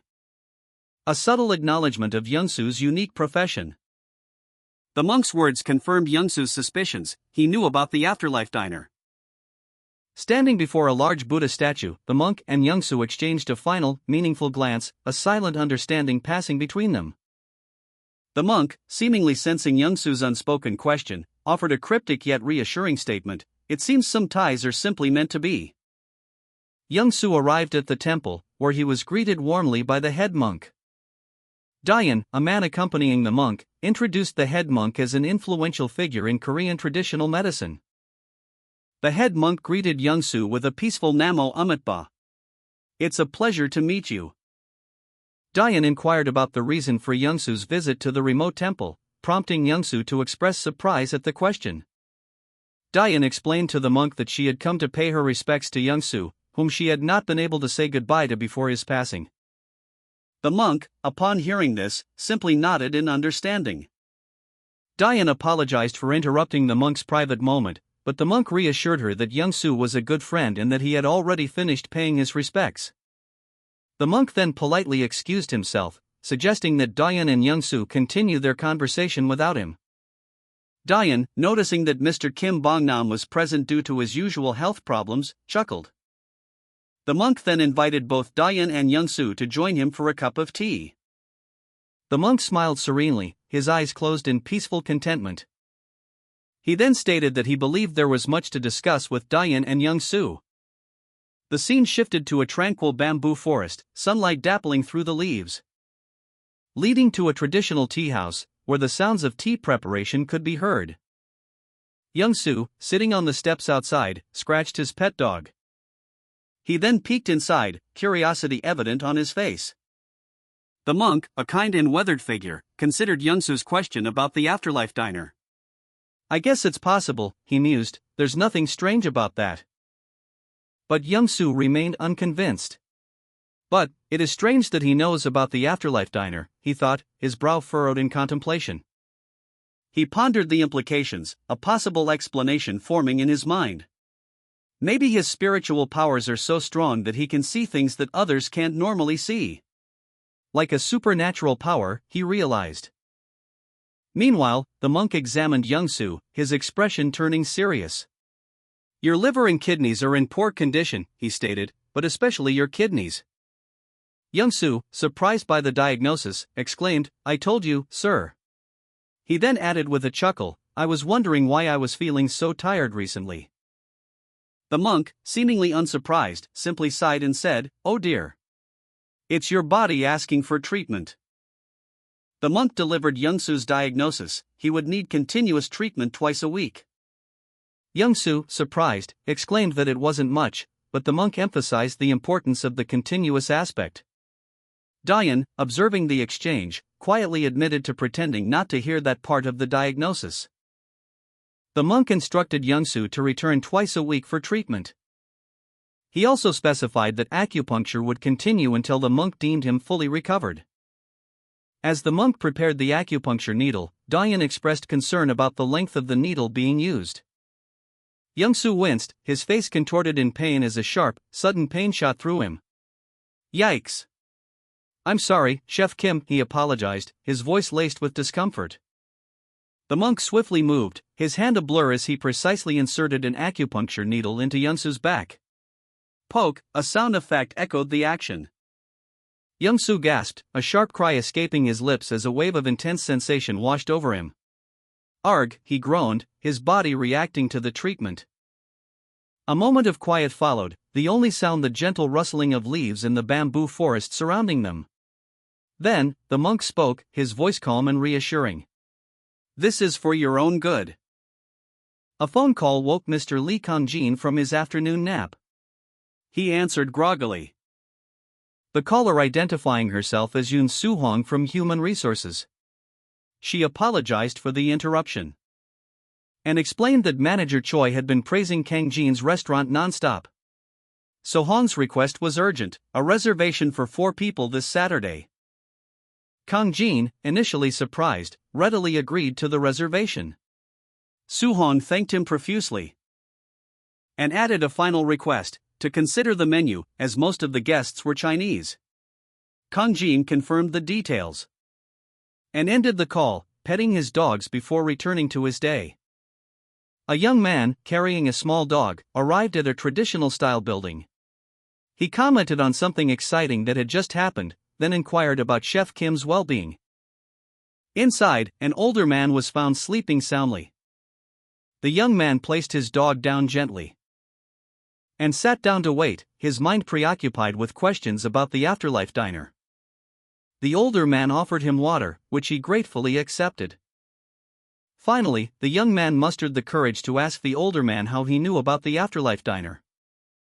An elderly man, possibly a monk, sat calmly, sipping tea. He mused, you could say I made a connection when I was young.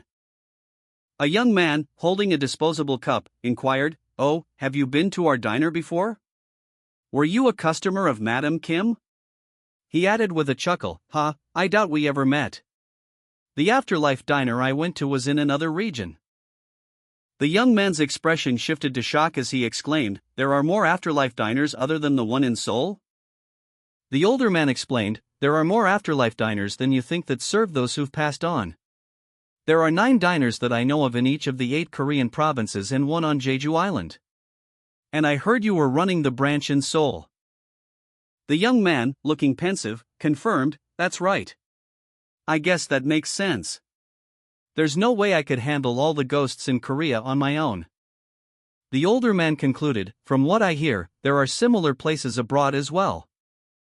A chef, his face partially obscured, pointed and exclaimed, like a London branch, prompting a discussion about the existence of afterlife diners abroad. The young man, deeply curious, pressed further, inquiring about the specifics of a Turkish establishment. Dayan, calmly, responded to his questions. He then posed one final question, curious about how Dayan knew of his past employment at an afterlife diner. Dayan chuckled, stating that it was quite obvious, prompting the young man to wonder aloud if she possessed some form of spiritual power.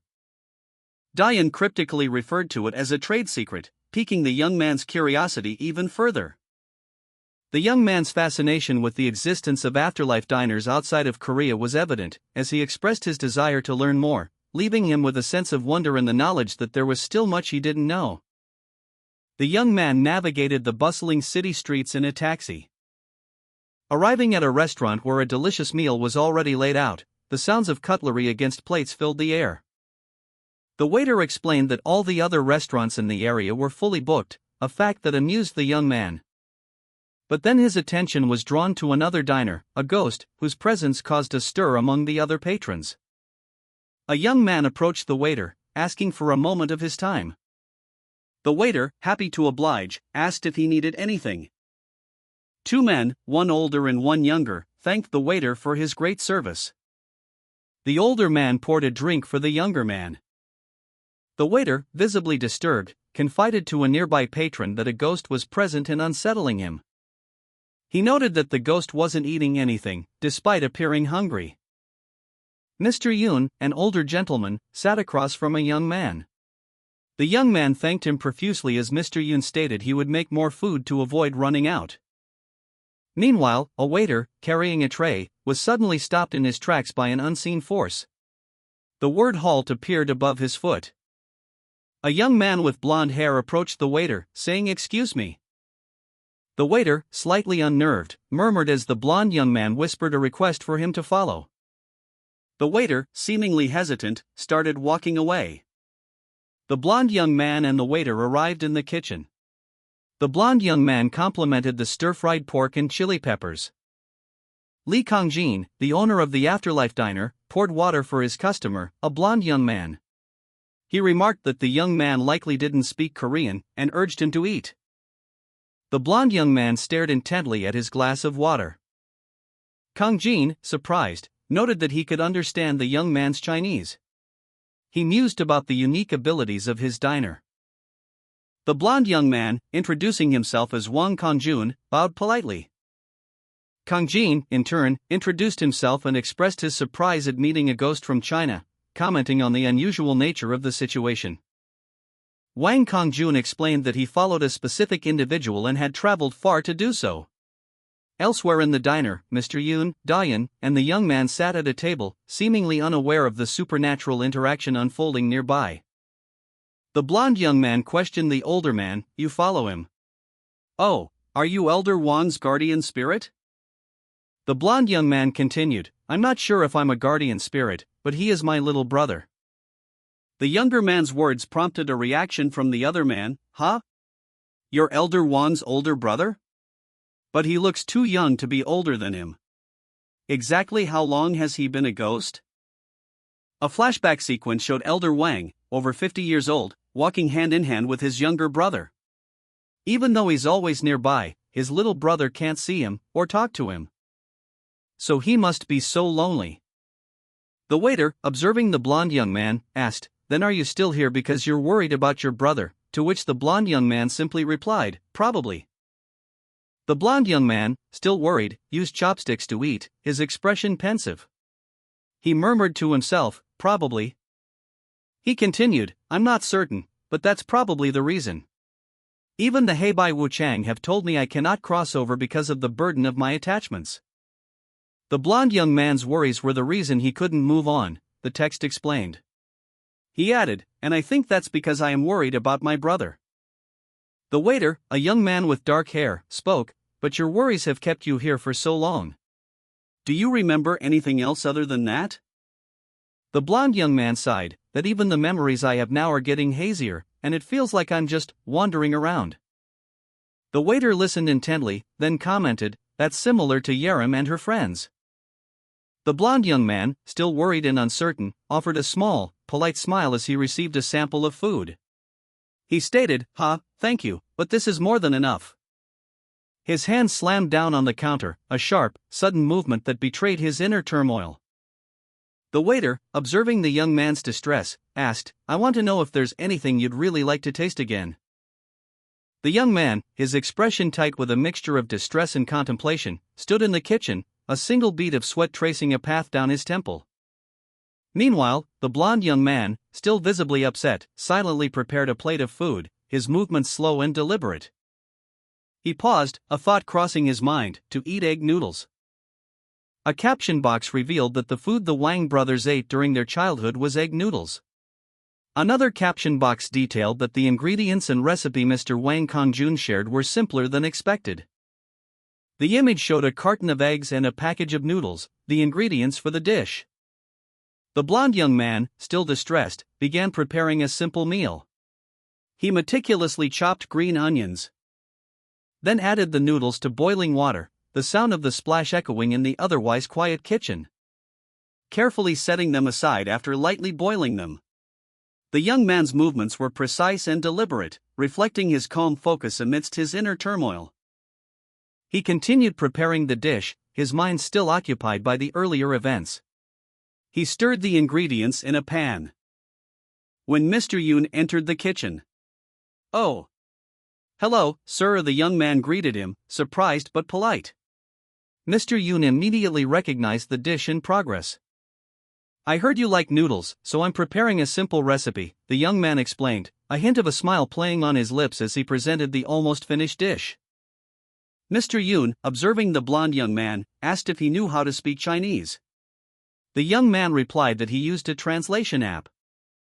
The young man continued preparing the egg noodles, narrating his process to himself as he mixed in the eggs quickly, reminding himself that eggs were once a rare commodity, and that buying many was once unimaginable. He reflected on this as he poured oil over the eggs, explaining that this is why he only bought 2 eggs and made these noodles on days when he earned a bit of money. A poignant memory surfacing as he added the final touches, his brother loved these noodles. The young man lifted a portion of glistening egg noodles with chopsticks. After eating plain noodles all the time, the taste of eggs was a special treat. Mr. Yoon, observing from a distance, appeared thoughtful, his gaze lingering on the young man. The young man continued to eat, a nostalgic smile playing on his lips as he recalled his brother's words. Eating these noodles made him feel like an emperor. He had made these egg noodles for Kongjun, a silent tribute to his departed brother. The bowl of noodles sat on the counter, a simple yet poignant reminder of a shared memory. The young man, a picture of nervous excitement, presented his culinary creation. Please enjoy," he stammered, his wide grin betraying his apprehension. But his act of service extended beyond the present moment. He explained, "But I'll serve it to Elder Wang too because it reminds him of his childhood."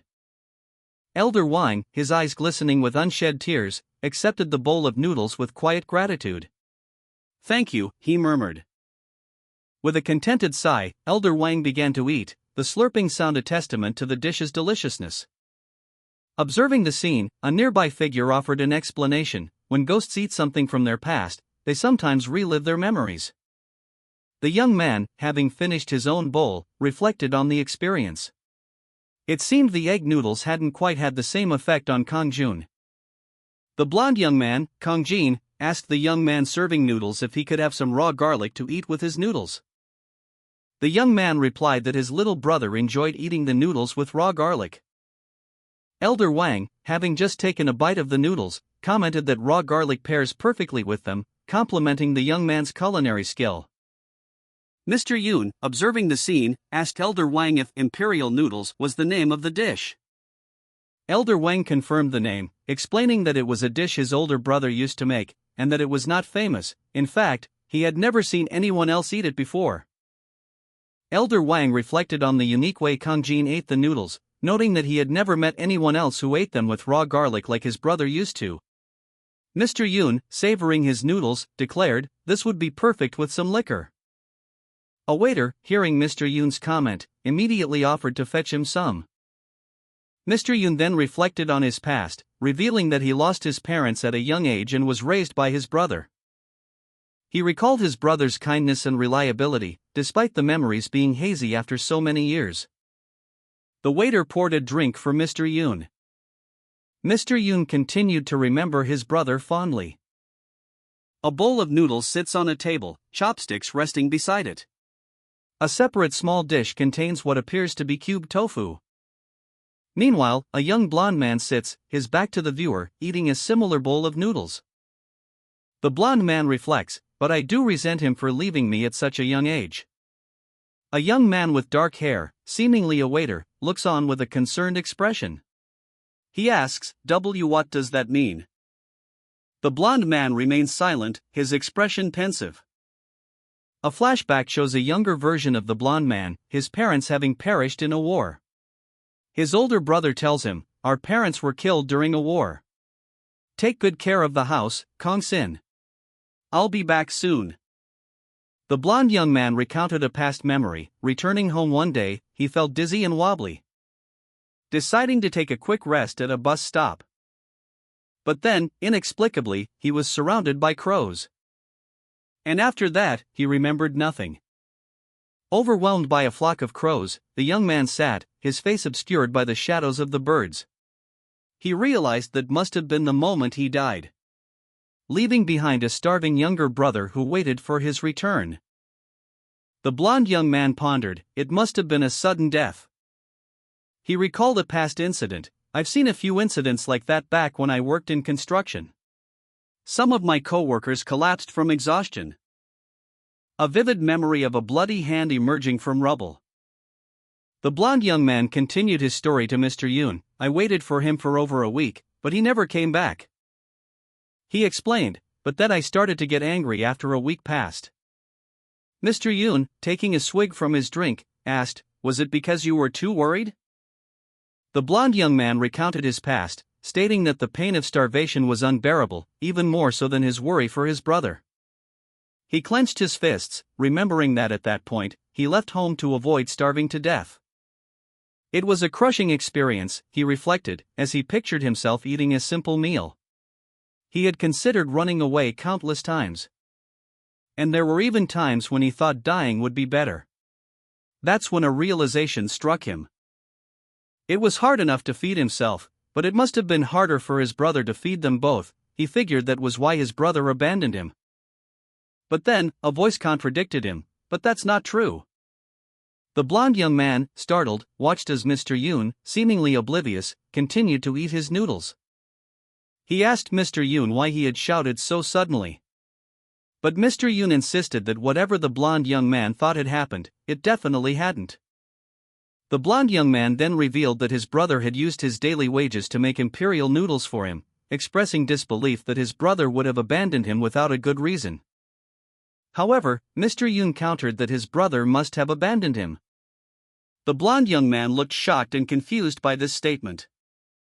Mr. Yoon ate his noodles, a thought crossing his mind, if he didn't. The blonde young man stood, lost in thought, the weight of his brother's actions heavy on him. He reflected, I've resented him for decades. So if my brother truly died that day, then that would be just too cruel. Mr. Yoon continued his meal, seemingly lost in contemplation. The blonde young man clenched his fist, a new thought dawning on him. Kang Jun must have watched over him all this time. Even as a guardian spirit, the blonde young man's continued presence felt like a punishment. He was unable to console his resentful brother. The young man, his back to the viewer, washed dishes, his posture heavy with grief. The blonde young man observed him from a distance. A silent contemplation etched on his face. He longed to speak to his brother, to tell him he hadn't abandoned him, that he never intended to leave him alone, and that he was sorry. The blonde young man sat alone, his body slumped in defeat, the weight of his unspoken regrets heavy upon him. A thought bubble appeared above the young man's head, containing the words, but still, I have to accept it now. The young man, now wearing an apron, slurped noodles with a look of quiet contemplation on his face.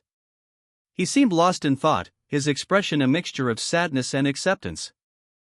As he finished his meal, placing the empty bowl down with a soft clack, a faint smile played on his lips as he reflected on the past. Mr. Yoon's face was partially visible, his eyes closed in thought. A speech bubble revealed his inner monologue, I resented him for decades. The realization dawning on him that he had actually missed his brother that much. The scene shifted to show Mr. Yoon, the young man, and the blonde young man standing together in a restaurant. The atmosphere was one of quiet reconciliation. A stark statement appeared on the page: there is a big difference between knowing and accepting the truth.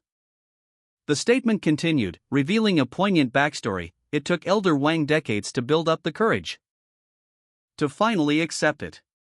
The young man, witnessing this, quietly reacted with a heartfelt HNNNG. What a touching story, sir.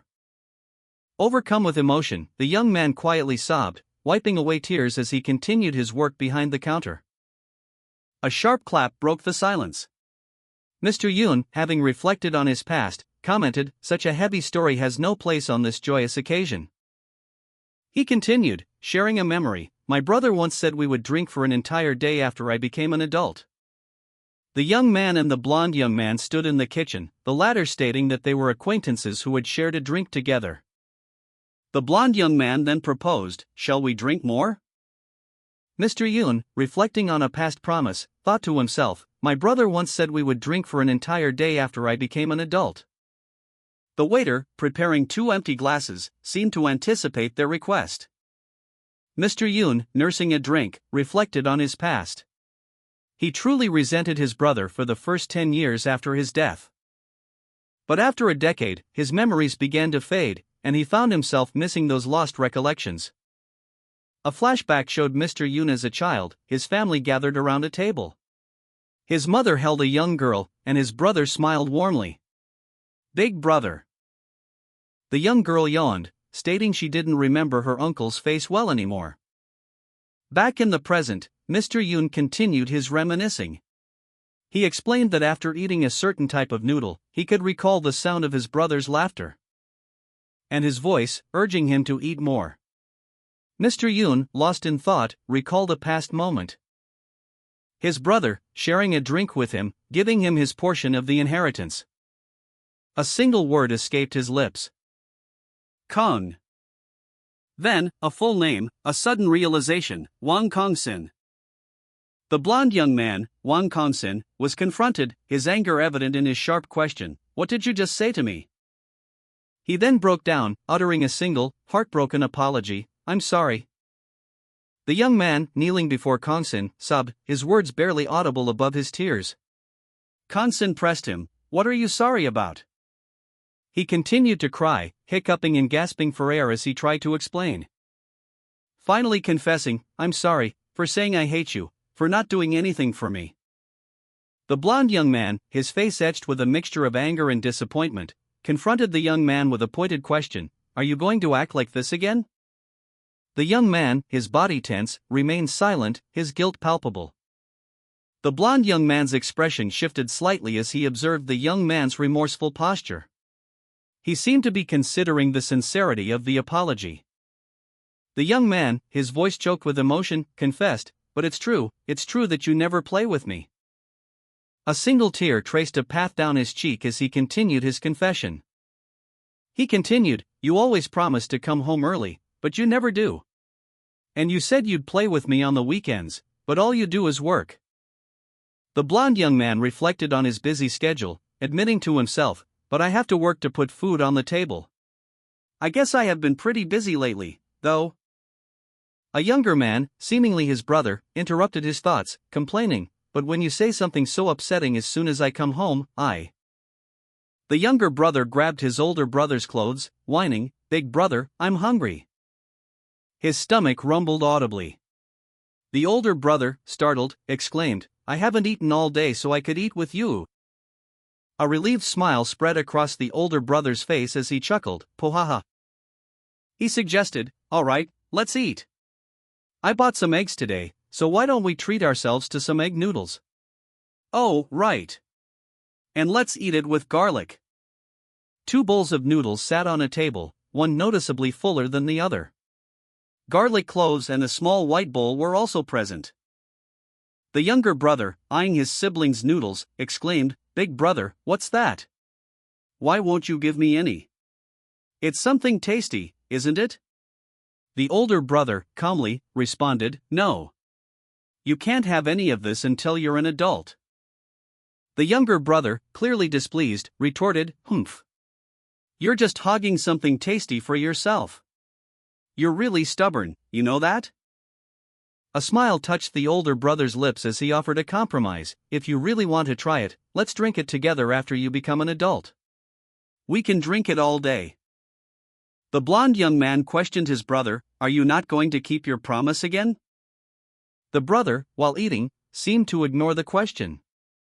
Then, with a playful gesture, he raised his pinky finger and declared, Here. Pinky promise. The blond young man smiled, simply replying, Okay. The blond young man then made a pinky promise himself, stating, I pinky promise. As the older brother and guardian, the blond young man reflected on his past failures. He should have given his younger brother so much more, as his only remaining family. He had left his brother alone to earn a few coins, making empty promises he couldn't keep, including the promise to come home. The blond young man, now alone in a dark alleyway, felt he had no right to be fondly remembered by his brother. Overcome with guilt and self-reproach, the blond young man clutched at his chest in pain. His brother had been forced to wait for him countless times before. The older man, Mr. Yoon, poured a drink, stating, We're already at our last glasses. He raised his glass. And the younger man, Kang Jun, echoed his action, stating, I will make a promise, big brother. Mr. Yoon took a sip, a thoughtful expression on his face. Then chuckled, My brother wasn't very good at keeping promises, you see. Mr. Yoon offered Kang Jun his glass, saying, Kang Jun, this glass is yours. Mr. Yoon poured a drink, the amber liquid reflecting the dim light of the bar. Offering it to his brother with a quiet, He's already forgiven you. The younger brother's hand trembled slightly as he contemplated the drink. His inner voice echoed, This might really be my last chance to keep my promise to Kang Sin. Their hands met, a silent exchange of unspoken emotions passing between them. Elsewhere, a man, possibly Sobo, observed the scene from afar. Mr. Yoon, his eyes wide with a mixture of surprise and emotion, watched as his younger brother, the blond young man, hesitantly took a sip of the offered drink. A small, almost imperceptible tremor in his hand. Mr. Yoon addressed him softly, My little brother, Sobo. The blond young man, Sobo, held the glass, a faint smile playing on his lips. He seemed both relieved and burdened by the weight of unspoken words. Mr. Yoon reassured him, Take your time. You don't need to rush to see me. Sobo looked down at the drink, a reflection of himself and his brother momentarily visible in the glass. He murmured, I know it's nothing compared to how much you've waited, but I can wait a little longer for you.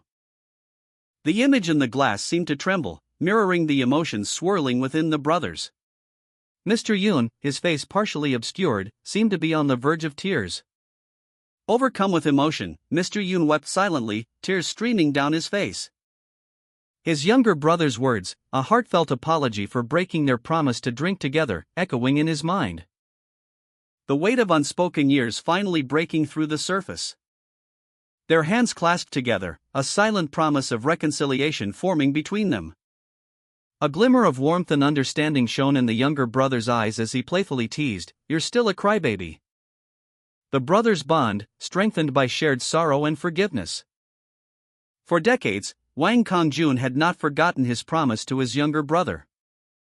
The younger brother, now a young man, stood in a restaurant kitchen, his expression serious. His older brother, Mr. Yoon, sat nearby, looking weary. The younger brother's gaze softened as he recalled their shared past. He smiled slightly, a hint of wistful longing in his eyes. Outside, amidst a soft, golden light, the brothers sat together. The younger brother spoke, his voice filled with youthful hope, When I make a lot of money later, let's eat egg noodles every day, big brother. He continued, expressing his simple preference for egg noodles. His older brother chuckled, responding, When that day comes, you can wait for me to come back home. Ha ha ha, okay. Bathed in sunlight, Mr. Yoon and his younger brother sat together in a verdant field, an old bicycle resting nearby. A glass shattered on the floor, the sound echoing through the room. "Elder Wang," someone shouted. Elder Wan lay on the floor, gasping for breath. His son and daughter rushed to his side, their faces etched with worry. "Father," his son cried out, kneeling beside him. His daughter anxiously asked, "Are you okay, sir?" Two young men watched the scene unfold, their expressions a mixture of concern and amusement. One of them whispered, "He just called me Sabobo." The daughter's face contorted in distress as she tried to help her father, her hands gripping his arm. The son spoke to his father, his voice low and concerned. He said he should take his time, that his father would be waiting. The son mentioned that he'd only heard his father use the term once before. The scene shifted to a pair of hands washing in a sink, water dripping from the fingers. Elder Wan's son and daughter attended to their father, who had collapsed. The daughter tearfully stated, "I heard my brother's voice. I know I did." A young man swept the floor near where Elder Wang had fallen. He continued cleaning, seemingly oblivious to the commotion nearby. Elder Wang's son reflected, "I don't know how it happened, but Elder Wang definitely heard his brother's voice." His blonde companion added, "I can't believe he was finally able to hear him after all these years. It must have been a miracle." The young man, Kang Jun, reflected on his experiences at the daily diner, finding them increasingly fascinating. Wondering if the surprises were finally over. He lifted a large bowl, revealing a stack of cash underneath. Realizing it was money left behind by a ghost, he exclaimed, "When did this appear?" Kang Jun stared at the money, seemingly lost in thought. Before tucking it away, murmuring, "Thank you, Kang Jun. I'll make good use of it." The young man, Kang Jun, reflects on his job at the daily diner, noting that it's far more meaningful than he anticipated. He continues, explaining that he's never earned enough in previous part-time jobs to feel any satisfaction from his work. But this job is different. He puts in significantly more time and effort, and feels a sense of job satisfaction he's only read about in books. Kang Jun pauses, a slight unease crossing his face. He notes that the diner pays exceptionally well. And as he reaches into his pocket, a slight squeeze is shown. The more he listens to the stories of the ghosts who frequent the diner and comes to understand them, the more he's troubled by the thought of so many ghosts existing. Kang Jun, troubled by the thought of numerous ghosts similar to the children he encountered at the gymnasium, pondered the implications of his high-paying job. Questioning whether his contract explicitly prohibited him from interacting with ghosts outside the diner. He realized that by already interacting with ghosts outside the diner, he had potentially breached the contract. Suddenly, Kang Jun's phone rang, displaying an incoming call from the Lee Kangjin Seoul Daily Diner. Kang Jun answered the call while driving. The caller politely greeted him and asked how they could help. The scene shifted to an older man, who let out a weary sigh. Mr. Yoon, driving his car, received a phone call. The caller asked if he wished to help ghosts outside the diner. Mr. Yoon responded that it sounded like Kang Jun had already gotten himself involved with ghosts elsewhere. Kang Jun, on the other end of the line, reacted with surprise, asking how Mr. Yoon had guessed. Kang Jun explained that he was wondering if he really needed to pretend he couldn't see them, since it's actually harder to act like he can't. He insisted he wasn't making excuses. Kang Jun continued, stating that he just thinks it'll be hard for him to ignore those kinds of ghosts if he sees them again. Mr. Yoon, pleased, commented that Kang Jun had grown accustomed to the diner. The call ended with a clunk sound as Mr. Yoon hung up. Mr. Yoon pondered aloud, questioning if the ghosts simply couldn't be bothered. Mr. Yoon, driving his car, mused on the reasons behind the diner's ghostly activity. Concluding that the overwhelming attention given to a special individual might hinder their ability to move on. He continued driving, lost in thought. Questioning whether the ghost's desire for attention was the root of their lingering presence. Mr. Yoon's thoughts shifted to Kang Jun's predicament. Considering that perhaps the ghost's desire to share their stories and receive help in letting go of their resentments was the key to resolving the situation. Kang Jun, overwhelmed by the ghostly apparitions in his diner, received a phone call. The caller urged him to close the diner and visit his hometown, suggesting that while a hometown visit might be beneficial, it could also hinder his ability to run the diner effectively. Kang Jun conceded, acknowledging the validity of the concern. Mr. Yoon, driving his car, pondered the situation. He considered the advice given, a suggestion to try a different approach. Reflecting on the family's history and their connection to the diner, a flashback revealed that Kang Jun's mother had raised him and his siblings there. Mr. Yoon continued his explanation, revealing that he and his companions had encountered numerous ghosts, and that their responses to these encounters varied widely. Some listened passively, while others actively sought to help. A green light flashed, signaling the start of Mr. Yoon's drive. Mr. Yoon, driving, reassured Kang Jun over the phone, "I was only warning you before." Kang Jun, in his diner, nervously spoke into his phone, questioning if it was truly okay. Mr. Yoon responded, "Well, I doubt you'd listen to me even if I told you not to get involved." Kang Jun, slightly relieved, replied that Mr. Yoon wouldn't go that far. Mr. Yoon retorted that it wasn't a compliment and asked if Kang Jun needed anything else. Kang Jun declined, ending the call. Kang Jun, mid-conversation on his phone, reacted with surprise to something he heard. He was holding a mop and looked slightly flustered. Meanwhile, Mr. Yoon, driving his car, was focused on the road. The sound of the engine is audible. Kang Jun, still on the phone, excitedly shared that he had received permission.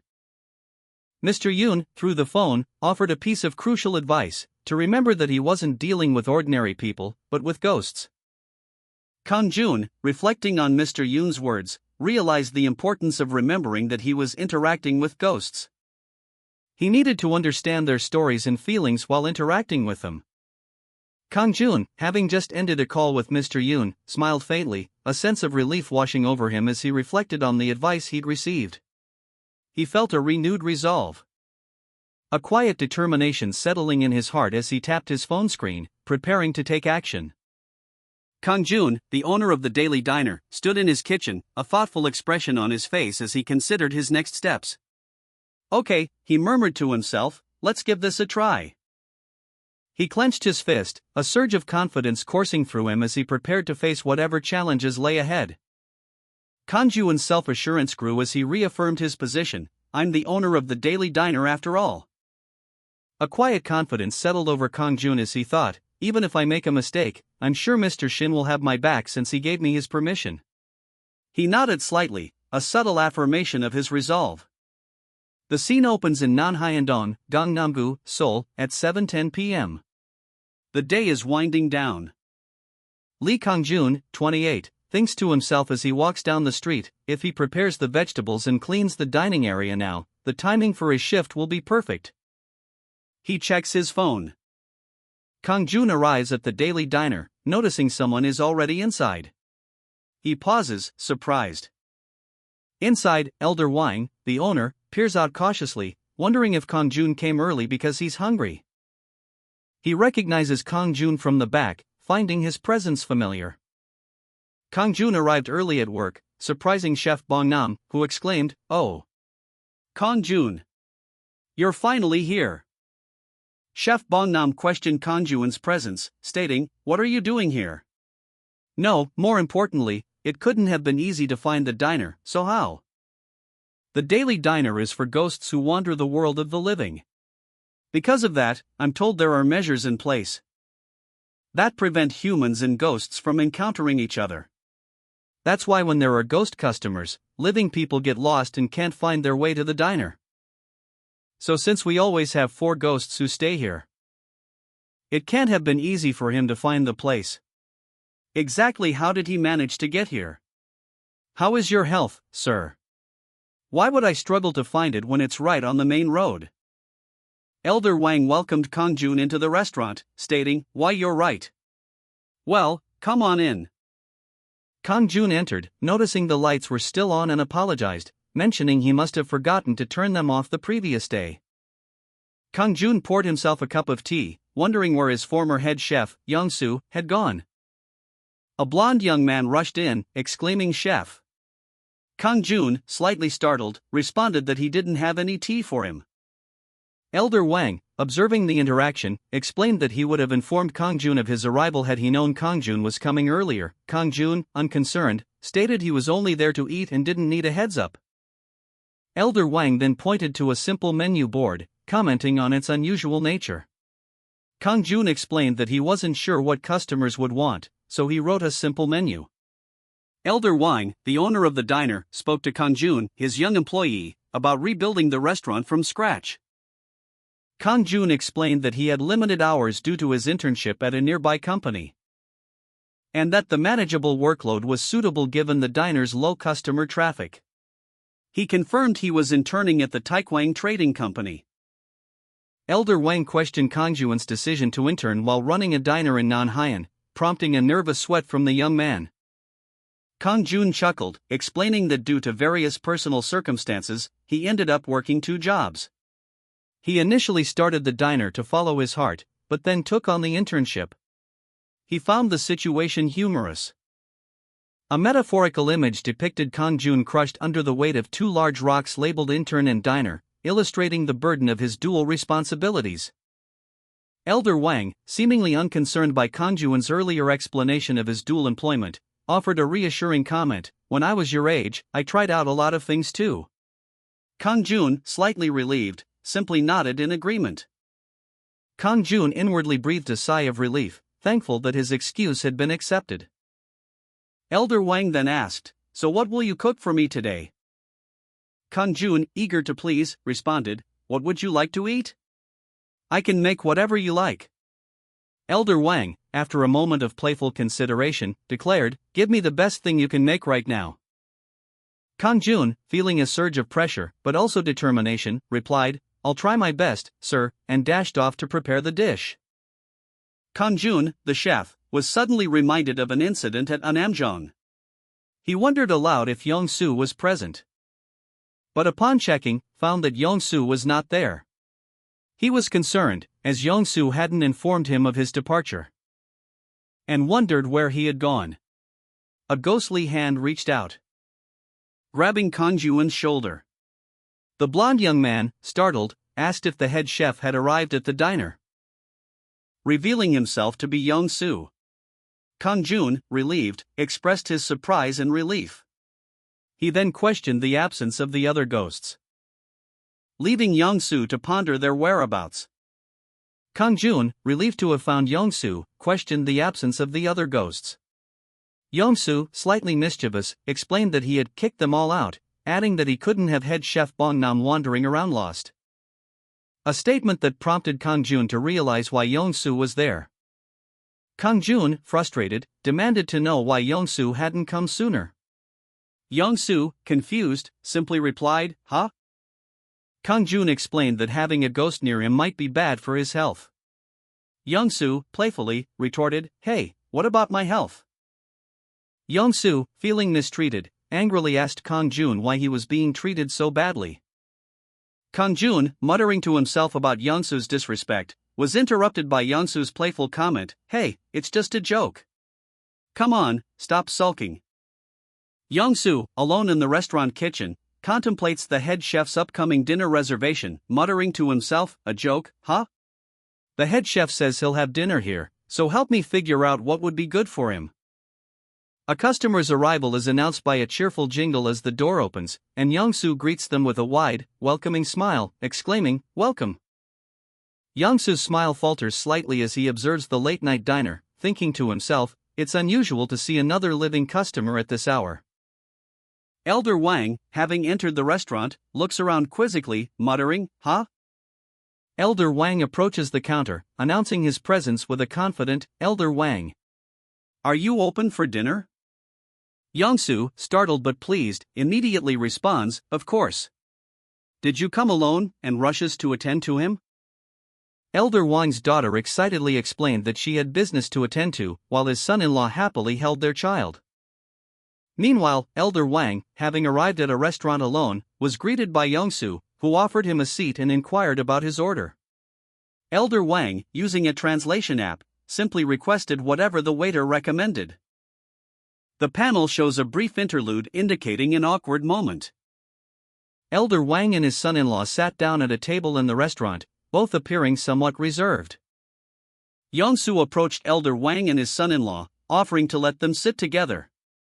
Elder Wang, feeling a bit lonely eating alone, readily accepted the offer. Yongsu complimented Elder Wang's fluency in Chinese, to which Elder Wang replied that his job required it, explaining that he naturally picked up the language. Elder Wang and his son-in-law sat at a restaurant table, a waiter nearby. As a piece of tofu sizzled in a pan, the aroma filling the air. Elder Wang's son-in-law remarked on the delicious smell of tofu frying in perilla oil, and then described how to make it perfectly crispy and tender. A sudden spark appeared in Elder Wang's eyes as he remembered the dish, and he added that it pairs perfectly with a drink. Yongsu, the head chef, prepared tofu, muttering to himself that it should be good for the head chef's health. He instructed Yongsu to keep an eye on the pot on the stove, to which Yongsu readily agreed. A series of sounds, a clack, a clatter, and a sizzle, indicated the start of the cooking process. The sounds faded as the scene transitioned to an exterior shot of the city at dusk. A title card appeared, indicating the episode number and credits, followed by a tranquil sunset scene with birds chirping. A young woman in traditional Korean attire walks through a field of tall grass under a night sky, the wind rustling around her. The scene is set somewhere on the Korean peninsula. She continues walking, her expression somber. Suddenly, she stops, a dark figure appearing before her, causing her to halt. The woman's appearance shifts, her clothing changing, and she looks down at the figure with a serious expression.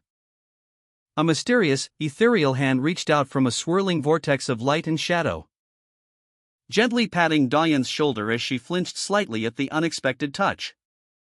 The hand belonged to a figure who appeared beside her, and together they dashed away, leaving a trail of sparkling particles in their wake. As the figure reassured Diane, "They are waiting for you." Diane, now in a flowing red and beige kimono, smiled serenely, her expression radiating a newfound confidence and peace. Yongsu, the young man with dark hair, exclaimed, "Phew, it's done." He then added, "It took a bit of time, so let's hurry up and serve them. They must be hungry." Yongsu and the blonde young man, working together in the kitchen, prepared a meal. The blonde young man commented, "This should be easy on both of their stomachs, right?" The finished dish consisted of warm, golden brown tofu cubes, seasoned and garnished with chili peppers and sesame seeds, served alongside a creamy, pineapple-based sauce. Yongsu carefully carried the food on a tray, ready to serve. But as he moved, a bottle rolled unexpectedly, causing him to stumble. He staggered, dropping the tray, and muttered in confusion, "What is this? And why do I have déjà vu?" Elder Wang, seated at a restaurant table with his son, inhaled deeply, exclaiming, "Oh, something smells nice." The scene shifts to show the two men, now visibly intoxicated, at the same table. The son remarks, "Wow. Finally, the perfect pairing for these drinks." Yongsu, a waiter, approaches their table, noticing Elder Wang's empty glass. He offers to refill it, adding, "You should stop by our restaurant next time, sir." Kangjun, the son, requests another bottle of soju, and his father orders a beer. Yongsu readily agrees, saying, "Well, if you insist, I guess I have no choice." Yongsu, while preparing the food, reflects on the men's drinking habits. He thought they were only having a light drink, but now realizes they are both quite intoxicated. He notes that the father had mentioned the time he took one. He carefully carries a steaming dish of beef abalone congee with seasoned fried tofu to their table, warning, "It's hot, so please be careful." Yongsu, relieved, reflects on the seemingly amicable relationship between Kangjun and the blonde young man. However, he also notes the presence of a lingering ghost seeking attention. A thought echoed by the dog's whimpers and the blonde young man's desire to drink with the chef. Yongsu politely reminds Kangjun to take care of his health as he finishes his meal, noting the empty plate. Kangjun thanks him for the meal, complimenting his skills. A noticeable chill descends upon the restaurant. Yongsu and Elder Wang both remark on the sudden drop in temperature. Yongsu, feeling a shiver, glances around, while Kangjun insists he feels fine. A clock on the wall shows 11:55 p.m. A speech bubble reads, "Get the food ready. It's already time for the ghost to come." Young-soo, the waiter, rushes to Elder Wang, who is sweating profusely. He says, "Oh, I think it's because you've both been drinking for so long." Young-soo continues, advising him to take care of his liver. Elder Wang and Kang-jun nod in agreement, deciding to call it a night. Kang-jun rises from his seat, commenting that the food was delicious. Elder Wang agrees, adding that the meal was rich and hearty, and that meeting someone to enjoy a drink with made it perfect. Elder Wang leaves the money on the counter and departs. Elder Wang placed a generous sum of money on the counter, along with a gift bag, stating, "I'll leave my payment here as well, and here's a grand opening gift." The waiter, Young-soo, responded, surprised, "Oh, there's no need to leave so much money. And you even brought a gift." Elder Wang smiled, explaining, "Sometimes, the price of food is determined by the customer." Young-soo, touched by the gesture, replied, "It's my pleasure." Elder Wang continued, "Traditional liquor made yearly at Annamjeong. I brought some for you to try." As Elder Wang prepared to leave, Young-soo asked, "Did you call for a taxi, sir?" Elder Wang replied, "My son-in-law said he'd pick me up here." With a final bow, Elder Wang departed, expressing his gratitude, "We will. Thanks again for the food. I'll see you." A waiter approaches Elder Wang and his son, inquiring, "Is there a particular dish you like?" Elder Wang's son responds, mentioning imperial noodles. Elsewhere in the restaurant, Young-soo observes the close bond between Elder Wang and his son, commenting, "It's nice to see that they've gotten so close." Young-soo notices the blonde young man is visibly upset, sniffling and wiping his eyes. Concerned, Young-soo asks, "Are you crying?" The blonde young man denies crying, but Young-soo presses further, asking if he's sad about the head chef having a new friend or happy. The blonde young man insists it's neither, and pushes Young-soo playfully. The blonde young man vehemently denies crying again, while Young-soo teases him, calling him a crybaby. A knife clattered to the floor.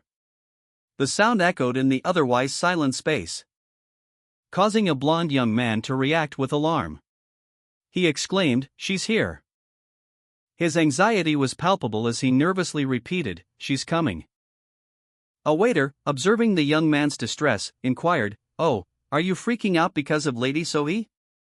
The waiter noted that it wasn't even opening time yet, wondering why Lady Sohee was there so early. The blonde young man, visibly agitated, slipped on his jacket and rushed out of the cafe.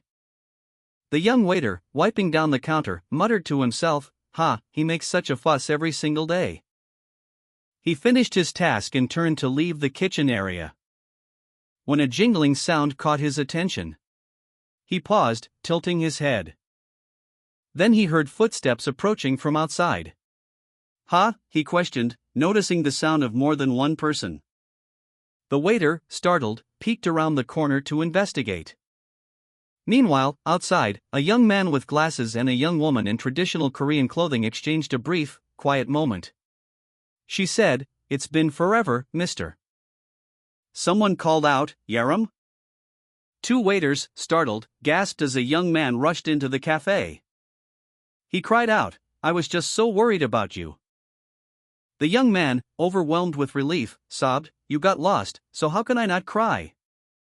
Yerim, observing the scene, commented dryly, "A grown man." Yerim sighed, recalling her previous advice, "I told him time and again not to get attached or show such emotion." 10 minutes later, the scene shifts to a cafe. A young man, still visibly relieved, stands with Yerim. The waiter, carrying a tray, approaches them, surprised. "But wait," he asks, "how did the two of you come here together?" The young man smiles, a little sheepishly. "I brought her with me," he explains. Yerim looks at the young man, then at the waiter, a mixture of amusement and surprise on her face. The waiter, still slightly bewildered, asks, "You did? Where on earth did you end up, Yerim?" The young man's expression shifts to one of concern as he explains Yerim's unexpected journey. The waiter reacts with a surprised exclamation, "North Korea?" Yerim, recounting her experience, describes a landscape of abandoned houses, mountains, and fields. she was shocked by the sudden change in surroundings. Yerim recounted her escape from North Korea, explaining that she simply walked south until she was found by Lady Sohee the previous night. Sohee, appearing calm and collected, had then swiftly brought Yerim to safety. The image shows Yerim's hands clasped together, suggesting relief and perhaps a touch of disbelief at her sudden rescue. The young man, having explained his search for Yerim to the waiter, was met with disbelief. He insisted that he had set her free and now sought to complete his mission. The waiter, deeply moved by the young man's dedication, bowed in gratitude, wondering how he could repay such kindness. Yerim, looking slightly weary, pointed to a map illustrating her arduous journey from North Korea to her current location. The young man, still concerned for Yerim, politely asked the waiter for a moment, explaining that he would start by serving her a drink. He noted that she hadn't eaten yet. He then explained to the waiter that he had brought Yerim there because he wanted to get her something to eat before they continued their journey. He deferred the choice of food to Yerim. The young man, remembering Yerim's ordeal, decided that she deserved something special, something more than just regular soju. He glanced around the bar, searching for something suitable. And then, a smile spreading across his face, he remembered he had just the thing. "Oh, that's right. I have this," he exclaimed, clearly pleased with his solution. To be continued. Yerim's meal arrives, omurice and tteokbokki are placed before her, alongside garlic pork stir-fry and wine for another diner. Yerim, impressed by the spread, murmurs "wow" in quiet awe. Someone gestures for Yerim to begin eating, saying, "Dig in, Yerim."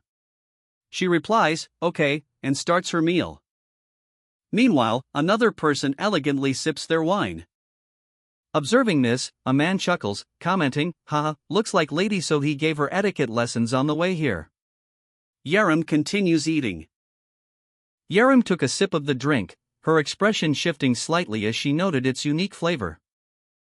This is not soju," she murmured to herself. "A man, presumably the one who prepared the meal, explained, "Someone I know gave me some homemade wine. They told me it tasted good, so I thought you might like it too." He poured her another glass of the wine. Yerim sampled it, a subtle smile playing on her lips as she commented, "It's quite nice." Meanwhile, the man began preparing an apple, carefully slicing and arranging it into decorative pieces. "And I got this apple from Mr. Duchi. It's supposed to be really delicious. Please try it, too," he offered. Yerim eyed the apple slices curiously. "Did you carve it in the shape of a vengeful spirit?" she asked playfully. Yerim, pleased and curious, picked up the offered apple, murmuring, "Well, since you made an effort, I shall try a piece." She took a bite, a thoughtful expression on her face, her eyes widening as she savored the flavor. "Oh my God," she exclaimed, the word barely audible above the sound of her crunching bite. The unidentified man watched her with a subtle smile, observing her reaction. Yerim, overcome with delight, declared, "Wo. This is delicious, mister." He took a bite of his own apple, a small, almost imperceptible smile playing on his lips. He commented, "I guess it's been ages since I last had an apple." He continued, "You cannot find such apples here. I am not surprised it tastes good." Another young man, observing the scene from a nearby table, tilted his head in confusion. "Ha! Isn't it just a regular apple?" he wondered. Yerim, having finished her meal, expressed her gratitude. "Thank you for the meal," she said, rising from her chair. "I shall get going now." She took a step away from the table, and then paused, a surprised expression crossing her face as she took a bite of something. "MMPH. Already?" The unidentified man, seemingly pleased, responded, "Yes, come along." The unidentified young man, still somewhat confused, replied, "Why yes, ma'am." Yerim thanked the young man for the meal again, adding, "Thank you so much for cooking for me again. The noodles you cooked last time were delicious, but eating here feels like I'm eating food from back when I was alive." The young man, happy with how the meal went, playfully responded to Yerim, Sure. I'll hold you to that." He let out a satisfied sigh, phew. Yerim, now outside, thanked the young man warmly. Okay? Thank you. See you again, mister. The young man watched her depart, a slight smile on his face.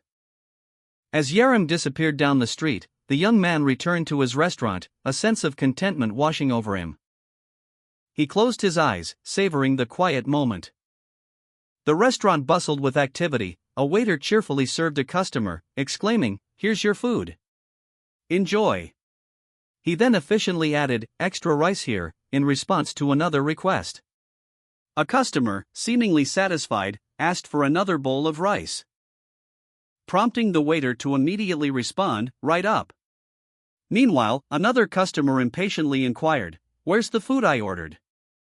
The waiter, slightly flustered, apologized, "I'll be right out."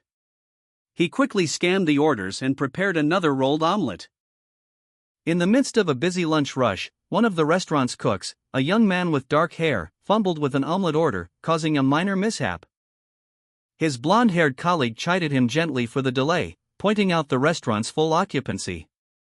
The dark-haired cook, momentarily distracted, noticed the restaurant's bustling atmosphere and the many customers enjoying their meals. A brief moment of introspection led him to realize something was amiss.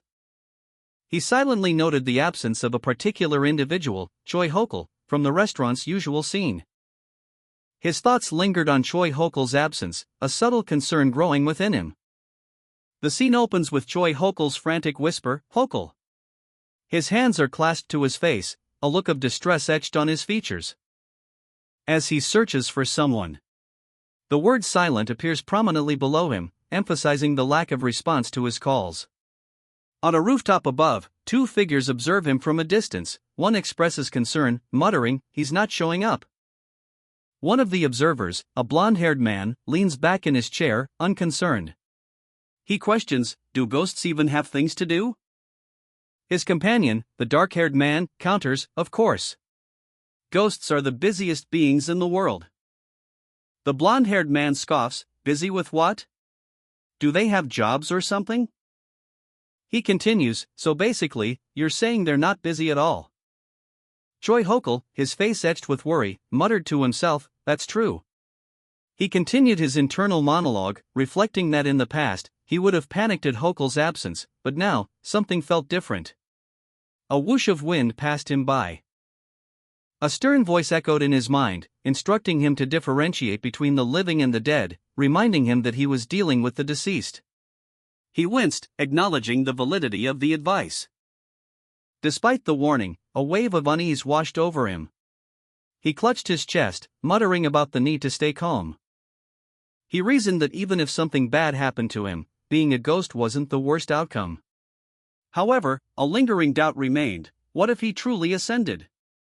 The uncertainty gnawed at him. Meanwhile, the blonde-haired cook, lounging casually, questioned the situation, prompting a mysterious figure to reveal that the truth was closer than they thought. A figure in a dark suit delicately handled a piece of white cloth, the fabric almost translucent against his skin. The scene was suffused with a soft, reddish glow. A distraught man, Mr. Lee, sobbed on the floor, his face buried in his arms. He was clearly in distress. A concerned employee of the Afterlife diner approached him, asking how they could help. But the employee explained that due to client confidentiality, they couldn't share details about Mr. Lee's situation, including the location of the person he was seeking. The employee, seated above Mr. Lee, continued the conversation, while Mr. Lee remained distraught on the ground. The blonde-haired cook, Choi Hokul, and the dark-haired cook discussed the possibility of checking if the deceased person had ascended. The blonde-haired cook suggested this as a way to provide some information to Mr. Lee. And the dark-haired cook, reviewing the information on his phone, confirmed that checking for ascension would be possible. He began the process. The dark-haired cook relayed the results of the ascension check to Mr. Lee. Mr. Choi Hokul had not yet ascended. Mr. Lee, though clearly disappointed, expressed his gratitude to Mr. Kong for their assistance. Mr. Kong, in turn, had something he wanted to discuss with Mr. Lee, and asked if he was free. Mr. Lee, slightly concerned, asked if something was wrong. But Mr. Kong reassured him, downplaying the matter as insignificant. Later, Mr. Kong revealed his true intentions. He suggested that Mr. Lee visit their bank sometime. A spectral image of Choi Hokul's hands, seemingly detached from his body, twitched and wriggled on a wooden surface.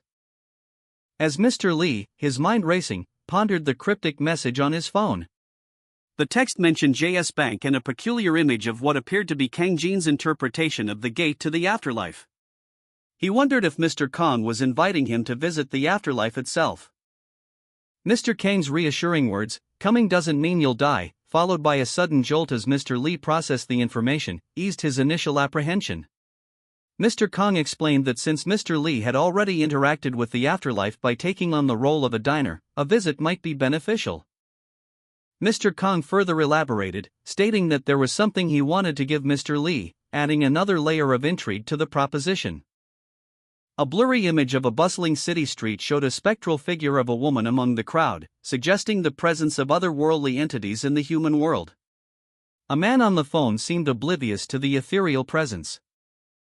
Later, Mr. Lee, having received directions, stood before a building, noting that it had a basement.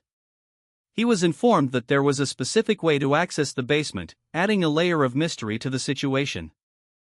Mr. Kong, seemingly unfazed by the spectral appearance of Choi Hokul, instructed Mr. Lee to hold his business card against a specific door, explaining that this would allow him access. Mr. Lee, somewhat incredulous, questioned the simplicity of the method. Mr. Kong chuckled, referring to it as the science of the afterlife, and assured Mr. Lee that he would be there to greet him upon arrival. After a brief phone call ended with a "see you soon," Mr. Lee expressed relief at the prospect of visiting the afterlife, revealing his concern that he might not have had the chance to say goodbye to Hokul. Mr. Lee, kneeling on the ground, appeared to be searching for something. Meanwhile, Mr. Kong observed him from a distance, his expression unreadable. Mr. Kang's expression shifted slightly as he noted Mr. Lee's apparent distress. Mr. Lee's mumbled words indicated his uncertainty about Hokul's current state, regardless of whether he had ascended or not. Mr. Lee, looking apprehensive yet determined, received unexpected assistance. Mr. Kong, the enigmatic guide, offered to look into the situation with Choi Hokul, explaining that he was too busy to handle the matter himself. He instructed Mr. Lee to hurry to JS Finance, assuring him that he would be back in time to open the diner the following day. Mr. Lee expressed his gratitude and departed, heading towards the afterlife. He walked down the steps, his mind focused on the journey ahead, questioning the method of accessing the underworld. He held a business card, unsure if it would truly work, but reminded himself of the numerous tales of people crossing over to the realm of the dead. The image of a spectral figure playing a lyre on a boat amidst a stormy sea appeared, hinting at the journey's perilous nature. The narrative opened with a reflection on myths such as Orpheus and Eurydice, and the Korean tale of Princess Bari, all of which described the journey to the afterlife as incredibly difficult and perilous. Mr. Lee, anticipating his own journey to the afterlife, mused that the path to JS Finance would be similarly extraordinary, but with a creaking sound, Mr. Lee began his descent, his fall continuing until he landed on a soft surface and opened his eyes to a bright light. A business card for JS Finance, from the JS Financial Bank, fluttered down, a whoosh of air preceding its arrival. Mr. Lee, having followed the instructions, hopped towards a door, landing with an oof, wondering aloud if the afterlife lay beyond it. His expression was one of apprehension as he looked up. A door creaked open, revealing a glimpse of what awaited him. Mr. Lee's face reflected a mixture of fear and curiosity as he stood before the threshold. Numerous figures tumbled through the air, falling towards a multitude of doors below. Among them, Mr. Lee, his shirt ripped, found himself plummeting towards an unseen destination. He gasped, overwhelmed by the sheer number of people falling around him. "Whoa, there are so many people." A sudden jolt interrupted his descent. Hold on, wait. A powerful force seized him, pulling him upwards. Mr. Kang's face appeared, a wide smile on his face as he lifted Mr. Lee to safety. "Mr. Kong." Mr. Kong rescued Mr. Lee, who had nearly been swept away by an unseen force. Mr. Lee, still disoriented, expressed his surprise at his surroundings, remarking that it felt like a strange world. Mr. Kong chuckled, explaining that first-time visitors are often taken aback by this place. Mr. Lee, noticing spectral figures, questioned if everyone present was dead.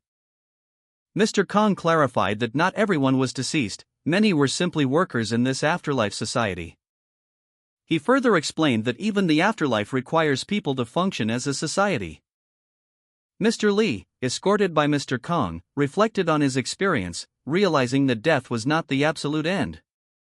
Observing the seemingly endless line of souls before them. The line here is really, really long, he noted. Mr. Kong explained that the line was exceptionally long and slow, a fact Mr. Lee found surprising. Another soul, impatient, exclaimed, "Wait, a line? Don't tell me." Mr. Kong confirmed, "You figured it out." Mr. Kong revealed the line's true nature. It was the path ghosts dreaded, a process designed to make them use up their remaining time. Mr. Lee reacted with a mix of shock and understanding. "Huh, that's right." The scene shifted to show a vast, winding line of souls slowly descending towards a distant gate, their journey seemingly endless. Mr. Kong explained their strategy. "We set it up this way on purpose to make ghosts use up their time." Mr. Lee, still processing this revelation, questioned the purpose of this time-consuming process, their time? The image ended with the line of souls continuing their descent, the gate looming large in the distance. Mr. Lee, Mr. Kong, and a young woman hurried through a hazy, ethereal gateway, the characters on the sign above barely visible through the mist. The sign read Pure Source Gate. Mr. Kang's voice, calm and matter-of-fact, echoed in their ears, "Of course. Time is money, after all." A powerful energy surge erupted, accompanied by booming sounds and swirling particles, as the Pure Source Gate activated. Mr. Kong, ever pragmatic, guided Mr. Lee and the young woman through the gate. "Okay, here we are," he announced, as the doors began to close behind them. The young woman's eyes widened in awe as they passed through the threshold. Mr. Lee stepped into the headquarters, his footfall echoing slightly. Mr. Kong chuckled, "So modest." "Is this the main HQ?" he asked, a hint of amusement in his voice. Mr. Lee replied, I know, right," acknowledging the unassuming nature of the entrance. Mr. Kang's words hung in the air. The entrance might look ordinary, but this is one of the places that ghosts are terrified of. Mr. Lee visibly tensed, his jaw clenching. Mr. Lee's imagination ran wild as he processed his unexpected arrival. He muttered, "Whatever." Mr. Kong, calmly observing his reaction, simply stated, "I see, I can't be too surprised." He then gestured towards the small office, inviting them in with a polite, "Come on in. Please have a seat wherever you'd like." Mr. Lee, upon entering, found the afterlife to be rather cramped and tiny, a stark contrast to his expectations. He noted the cramped space and the small size of the office. He commented on the office's cozy nature, to which Mr. Kong dryly replied, "I'd say it's small rather than cozy." Mr. Lee chuckled at the understatement. Mr. Kong, undeterred, offered them a drink with a cheerful, "And since you're here, try some of this." A menu board detailed the most popular drinks in the afterlife: coffee roasted with the fires of hell and honey tea from the Seakian flower gardens. The board also advertised the honey tea as a drink that felt like an old friend to those who enjoyed alcohol. Mr. Lee, seated on a couch, looked perplexed. He pondered the strangeness of the situation, noting the similarities and differences between the world of the living and the afterlife. He held a cup of coffee and a can of what appeared to be some kind of energy drink, his expression a mixture of curiosity and apprehension. Taking a sip of the coffee, he grimaced slightly.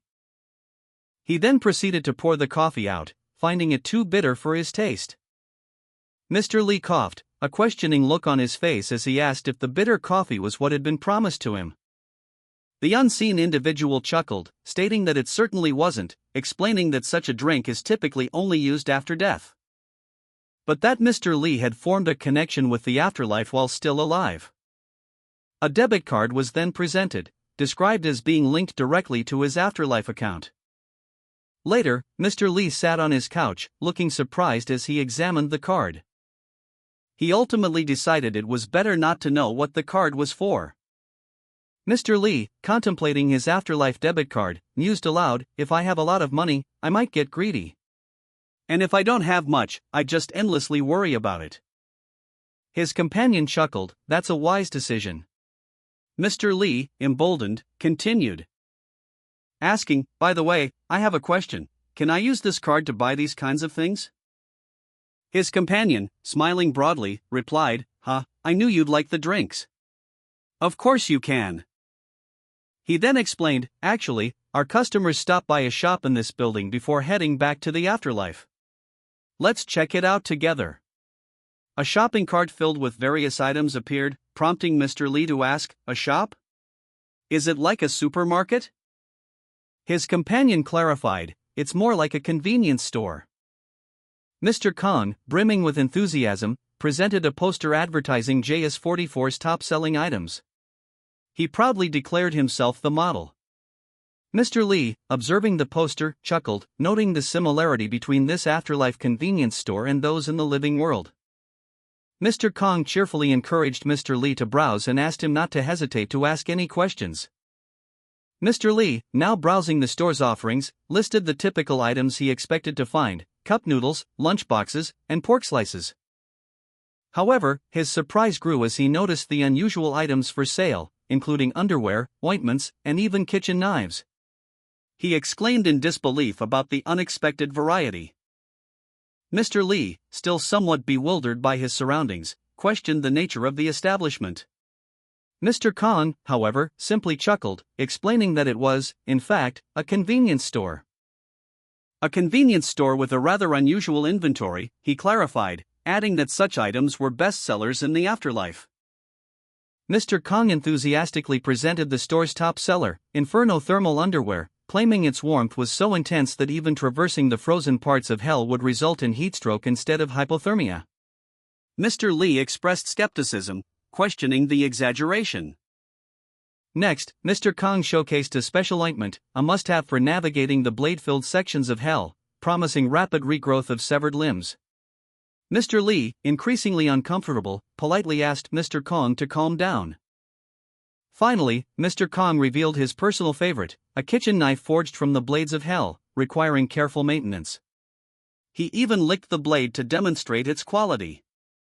The scene shifted to show the knife's effectiveness in effortlessly slicing through thick radishes and cutting boards, even suggesting its use on troublesome individuals. A voice questioned the necessity of using it on the last radish. Mr. Lee, increasingly unsettled by Mr. Kang's enthusiastic product demonstrations, stared at a large knife displayed among the unusual inventory of the afterlife convenience store. He questioned Mr. Kong about the concept of passing through hell, expressing confusion about the afterlife process. Mr. Kong, oblivious to Mr. Lee's discomfort, patiently explained that hell is not the final destination but rather a series of trials and gates one must pass through before judgment. He subtly tucked a cigar into his jacket, seemingly unfazed by Mr. Lee's apprehension. A golden scale of justice was shown, symbolizing the separate location where sins committed in the world of the living are judged. Mr. Kong further clarified that hell acts as a pathway leading to this judgment, simplifying the complex afterlife process for Mr. Lee. A blindfolded figure, adorned in flowing white robes, holds aloft a set of scales, a symbol of judgment. The text below proclaims, in other words, it's only after the trial that true hell begins. Mr. Lee, Mr. Kong, and a young woman walk through a serene landscape, the path lined with lush lotus flowers. The scene is peaceful, a stark contrast to the previous panel's depiction of judgment. Inside the afterlife convenience store, Mr. Lee questioned Mr. Kong, wait, so what kinds of places are the frozen part of hell and the part full of blades? Aren't those considered hell too? Mr. Kong responded, explaining, to put it simply, the bone-chilling cold and the forest of flesh-slicing blades are like waiting rooms. He continued, so naturally, all sorts of products are developed to help people survive those places. That just goes to show that necessity is truly the mother of invention, huh? Finally, Mr. Kong, with a jovial expression, patted Mr. Lee on the shoulder and asked, well, have you picked out everything you'd like to purchase? After hearing Mr. Kang's detailed explanation of hell's structure and the afterlife store's offerings, Mr. Lee's face contorted into a mixture of shock and disbelief. His eyes welling up with tears as he exclaimed, does he really think I'm in the mood to shop? Mr. Lee and Mr. Kong walked down a sunlit street, Mr. Lee carrying several shopping bags. Mr. Kong, noticeably larger, walked beside him. Their shadows stretched long on the pavement. Mr. Lee reflected on his shopping spree, noting the weight of his purchases and the unusual feeling of using his debit card in the afterlife. He commented that it felt strange, almost as if the money wasn't really his. Mr. Kong, oblivious to Mr. Lee's internal musings, smiled. Mr. Lee, expressing his gratitude, offered Mr. Kong an apple as a token of appreciation for his guidance. Mr. Lee thanked Mr. Kong for his help, expressing surprise at the gift. Mr. Kong, taking a large bite of the apple, commented on its exceptional taste. While Mr. Lee, upon hearing that the apples were from tongue-pulling hell, reacted with a mixture of shock and amusement. Mr. Kong explained that the ingredients grown in that particular hell were renowned for their exceptional taste, likening them to regional specialties. The image showed a tractor working a field in hell. Mr. Lee, pondering this revelation, mused about the nature of this farming-based hell, wondering if sinners atoned for their sins through agricultural labor. Mr. Kong clarified that the sinners themselves became the farm, a statement that left Mr. Lee speechless. The panel showed a close-up of a single, glistening apple. The final panel showed Mr. Lee facing a terrifying vision of numerous, grotesque faces, their mouths agape, suggesting the true horror of tongue-pulling hell. Mr. Kong explained that the victims in tongue-pulling hell are punished for their verbal sins. Their tongues are pulled out and stretched, and crops are grown on top of them. Hence the name, tongue-pulling hell. Mr. Lee, upon hearing this, was shocked. He stared at the apple he had just bought, his expression faltering as he realized. The apples were grown from trees planted on those very tongues. Mr. Kong added that many fertile tongues had been harvested in recent years, resulting in record harvests. He casually mentioned that the rice and vegetables Mr. Lee had seen earlier also originated from tongue-pulling hell, managed by a family of expert farmers. A single, red apple rolled along the ground, bumping into a man's foot. The man, Mr. Lee, was unaware of the apple's significance, as he was engrossed in a thought-provoking message. The message read, "Even if the afterlife offers all sorts of products to help people prepare, the most important thing is to be good while you're still alive." Mr. Kong, a large man in a suit, approached Mr. Lee. Mr. Kong placed a comforting hand on Mr. Lee's shoulder and said, "Please be a good person." Mr. Lee, deeply moved, responded, "I will." Mr. Lee, carrying a bag of apples, paused. He muttered to himself, "Oh, I almost forgot to mention this." Mr. Kong, his escort, approached, warning him, "Make sure you're the only one who eats everything you bought here. They were grown in hell, after all." Mr. Lee, confused, questioned, "Huh? Why?" Mr. Kong explained, "If someone from the world of the living eats too much food from the afterlife, they inevitably start to feel its influence." Mr. Lee, making a comparison, remarked, "Oh, like Persephone." Mr. Kong chuckled, "That's a different genre, but the concept is similar. Those who already have one foot in the afterlife don't experience any issues, so you don't have to worry, Mr. Lee." Mr. Lee, relieved, thanked Mr. Kong, "Thank you so much for showing me around. I'll see you again next TI-. He turned to leave, but as he reached for the door, a loud clunk echoed as he dropped something. He looked back, confused, "Huh?" Mr. Kong, having just warned Mr. Lee about the apples, added, "Huh, you'll need a key to return to the world of the living as well." Mr. Lee, confused, questioned, "Is the key your business card?" Mr. Kong chuckled and replied, "Nope. When you're leaving, your memory is the key."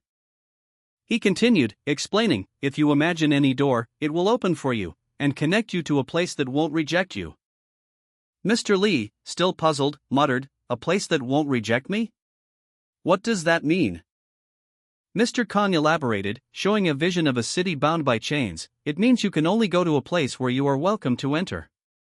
A house isn't just an inanimate object, it's connected to the people who live inside it, so it recognizes and protects them. Now, try thinking about your home." Mr. Lee stood before a large, imposing door, his fists clenched. He was ready to return home. A faint image of his home flickered in his mind, a hazy memory of a familiar place. The words "my home" appeared below the image. Focusing on this memory, he began to feel a shift in his surroundings. The spectral world around him started to fade. The transition was gradual, a slow dissolving of the ethereal landscape. He found himself standing outside a building, the familiar Korean script visible on the door. He recognized the building as his dormitory. The return was complete. Mr. Lee's hand reached for the doorknob. The door opened, revealing his home. He stepped inside, carrying grocery bags. He looked around his apartment, a small smile playing on his lips. A quiet chuckle escaping him as he took in the familiar surroundings. He walked further into his home, a sense of relief washing over him. Mr. Lee, back in his home, chuckled, "I guess I'm used to seeing this place now." He slumped against the counter, sighing, I'm so exhausted after that trip." A thoughtful expression crossed his face as he wondered if Young-soo found Hokul by now. Mr. Lee, still weary from recent events, reflected on his friend's situation. He mused, he's a ghost, after all. He'll probably find him better than I ever could. A sound, like something being dragged, echoed through the night. Meanwhile, elsewhere, a man, seemingly Seo Yugi, panted heavily, his frustration evident. He muttered to himself, what's keeping Hokul so busy? Why doesn't he come when I call for him? His face contorted in a grimace of exertion and worry, his breathing ragged. He gasped. Suddenly, he collapsed with a thud, his body hitting the ground hard. He exclaimed, "Damn it! Why now of all times? This can't be happening." His thoughts trailed off as he realized his lapse in focus. He reflected, I was lost in such carefree thoughts when I shouldn't have been. Amidst the bustling city sounds, Seo Yugi walked through a crowded street, lost in thought. She heard snippets of conversations around her, people discussing the heat, plans for lunch, and casual greetings. A reminder of a promise to call someone today weighed on her mind.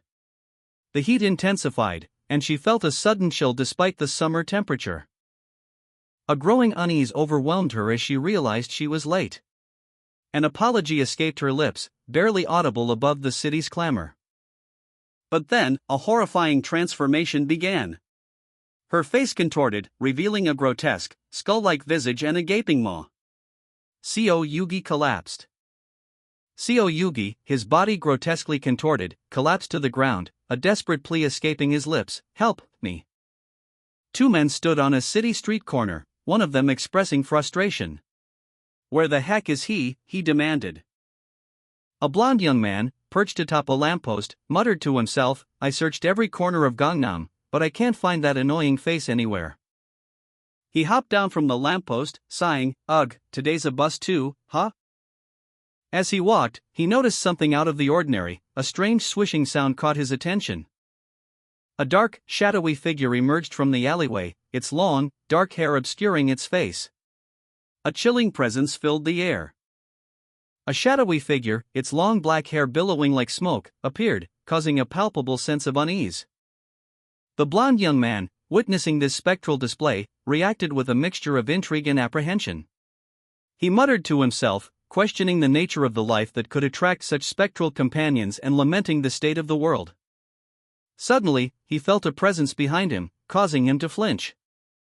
A man emerged from behind a wall, startled by the blond young man's sudden movement. The blond young man, spotting the man, exclaimed, "I found you." He then lunged forward, grabbing the other man. The blond young man clamped his hand over the mouth of the unnamed man, silencing him, shushing him urgently to remain quiet. The unnamed man, surprised, asked if the blond young man had been following him for days. The blond young man responded, warning him that a ghost following a living person is harmful to both. The unnamed man groaned in pain as the blond young man and another man stood beside him, concerned. A concerned young man, his blond hair catching the dim light, questioned another man, "Who is this guy, Hokul? Why are you trying so hard to follow him?" The unnamed man, his face etched with pain and exhaustion, explained, "After not hearing from you in so long, do you know how worried I was?" The blond young man retorted, "You should have told me if it was important." The unnamed man responded weakly, "No, don't worry about it." He continued, explaining his absence, "I avoided the diner because I knew you'd react like this." The blond young man's expression shifted to hurt and anger. "Disappeared for days and made everyone worry, you're telling me not to care now? That hurts, Hokel." The blond young man, angry and worried, confronted Hokel. "How can you help when you don't even know what's going on?" he demanded. He continued, "All I know is that it's something important to you, so of course I'd want to help. And if it's something you care about, it must be for a good cause." Hokel, appearing scared and desperate, responded with a single, strained word, "No." He explained, "It's too dangerous, you can't just jump in and help without knowing anything. I'll handle this by myself." The young man pressed him, "Then tell me why it's so dangerous." Hokel sighed, conceding, "Fine. I'll tell you, but you have to promise not to say you'll help after hearing me out." Hokel walked away from the building, his back to the viewer, his shoulders slumped with weariness. He recalled a past case, bodies were found, but a lack of evidence left the case unsolved. The person he was now pursuing was the culprit. The blond young man, witnessing this, questioned Hokel's certainty, given the lack of evidence in the original case. Hokel's expression hardened. He stated that while there was no physical evidence, he would never forget the faces of the victims. A photo of one victim flashed before his eyes, it was impossible to forget her. After becoming a ghost, she had become attached to the killer. Hokel revealed that there were even more ghosts than the original victims. The unnamed blond young man's face contorted in frustration. Gritting his teeth, he muttered about the discrepancy between the official victim count and the evidence he'd uncovered. His gaze fell upon a pile of missing person posters, each featuring a young woman with similar features. The sheer volume of these cases hinted at a far greater tragedy than initially reported. Hokel, sensing the young man's growing unease, offered a reassuring hand. He stated that this was all the more reason for him to help, emphasizing the danger of the situation. The young man, initially hesitant, accepted Hokel's help. A moment of shared understanding passed between them before Hokel delivered a sharp slap to the young man's face. Hokel lectured the young man on the severity of the situation, highlighting the incredibly low arrest rate for murder cases in their country, a mere 2%. He emphasized that the killer they were pursuing was part of that dangerous 2%, a criminal so elusive that tens of thousands of police officers had failed to apprehend him. As a ghost, Hokel reflected on his new reality. He now had the chance to catch the killer he couldn't apprehend in life. But he knew the inherent risks. He warned Kong Jin, "But you can still get hurt, Kong Jin." Hokel emphasized the danger, stating, "Don't you get it? If you get involved, you could end up dead like me." The scene shifted to show Kong Jin lying prone on the ground, seemingly unconscious or dead. Hokel clenched his fist, his frustration and helplessness palpable. Then, Kong Jin, enraged, shouted, "What are you planning to do by yourself, Hokel? You're already dead." The unnamed blond young man, his face etched with concern, recalled a shared past. He remembered times when they were at the orphanage. When they would get beaten up for being orphans, and how Hokel would always step in to fight for them. Only to take all the blame and get scolded alone afterward. Hokel, his face partially obscured, shushed the blond young man, a hint of a pained smile playing on his lips.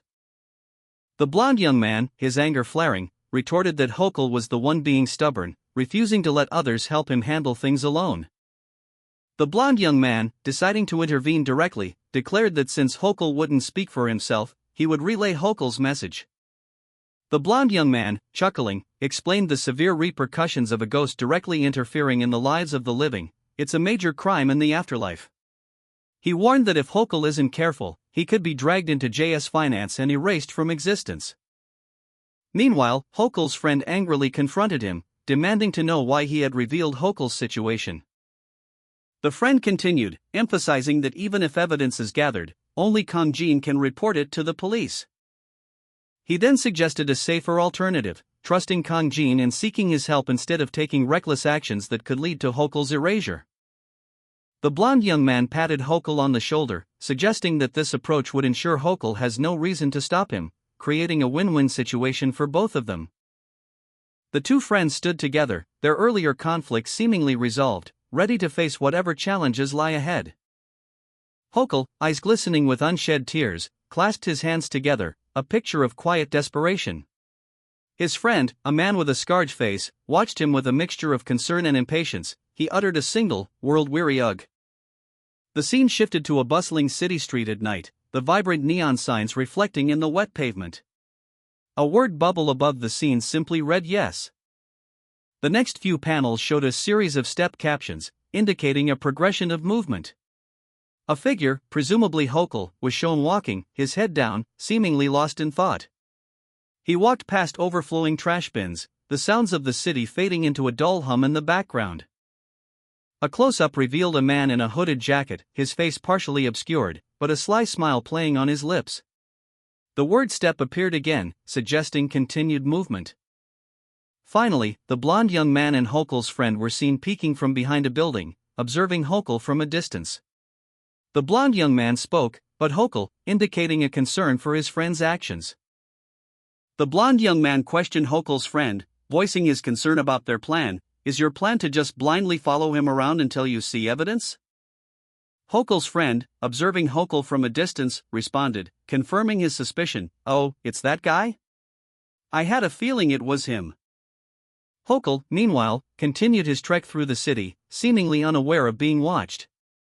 He appeared distressed and alone, but his movements suggested a purpose. The blond young man, still observing from afar, expressed his doubt about their current approach. Is this really the best we can do? From a hidden vantage point, Hokul's friend observed Hokul and the blond young man. Confirming his suspicions about Hokul's identity as he relayed information to the blond young man, the target frequents convenience stores near Shinju University daily. The blond young man, crouched low to remain unseen, expressed his confusion at this information. He questioned the target's motives for visiting convenience stores. Hokul, unaware of being observed, continued her journey through the city, seemingly following a predetermined path. Observing from a car, a young man commented that a particular individual appeared to be searching for his next target. He spends about 20 minutes each day at a convenience store, returning in the evening. Three young men discussed the suspicious activity, questioning why no one had reported it yet. One of them explained that the man moves around periodically and is likely skilled at avoiding detection.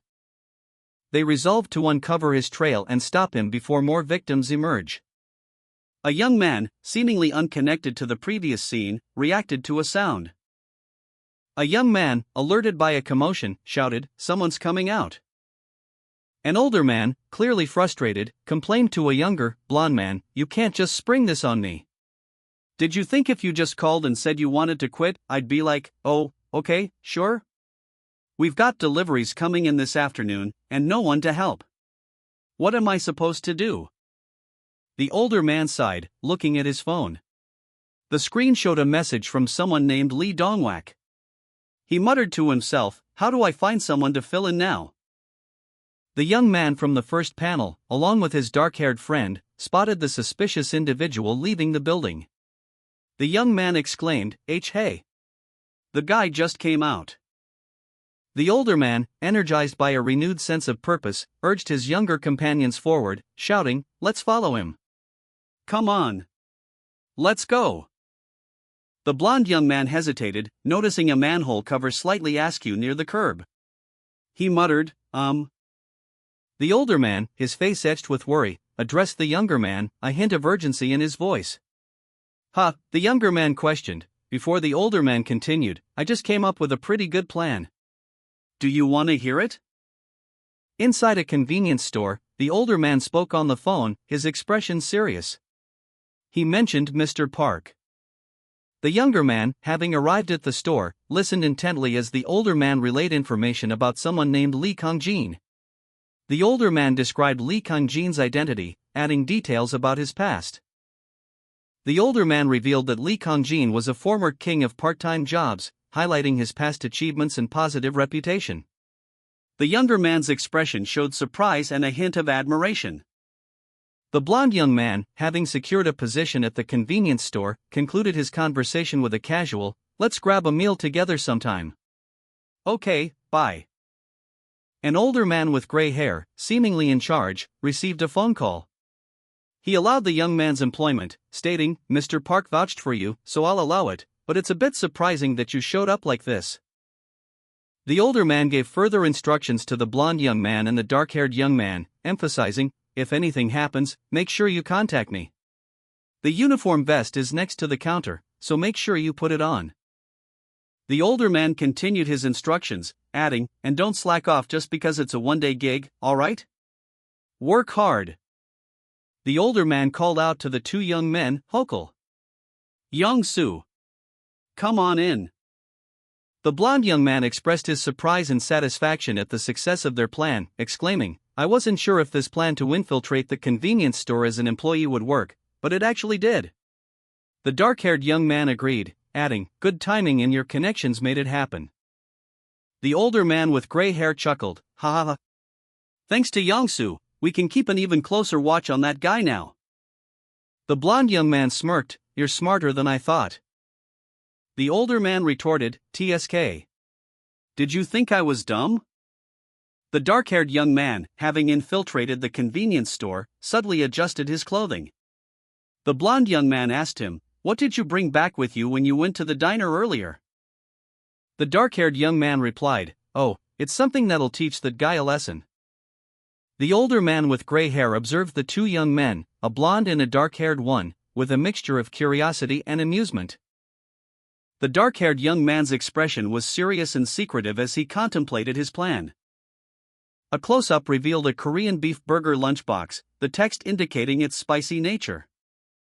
The dark-haired young man purchased the lunchbox, along with a cup of something and an apple, placing them on a counter with a black, rectangular object. The blond young man paused, a word bubble above him reading "Wait." The dark-haired young man, a smirk playing on his lips, revealed his plan, to make their target eat the spicy food. The dark-haired young man explained his plan to the blond young man, "No, hear me out. There's a side effect if a living person eats these." The older man, observing from a distance, questioned, "A side effect?" The dark-haired young man grinned, confident in his scheme. He continued, "He'll come face to face with his victims and his crimes. What do you think?" The older man remained pensive, considering the implications. He silently observed as the dark-haired young man selected a spicy apple and caught it. The dark-haired young man, holding a spicy apple, explained that becoming a vengeful spirit meant reliving the moment of death repeatedly until the pain consumed them.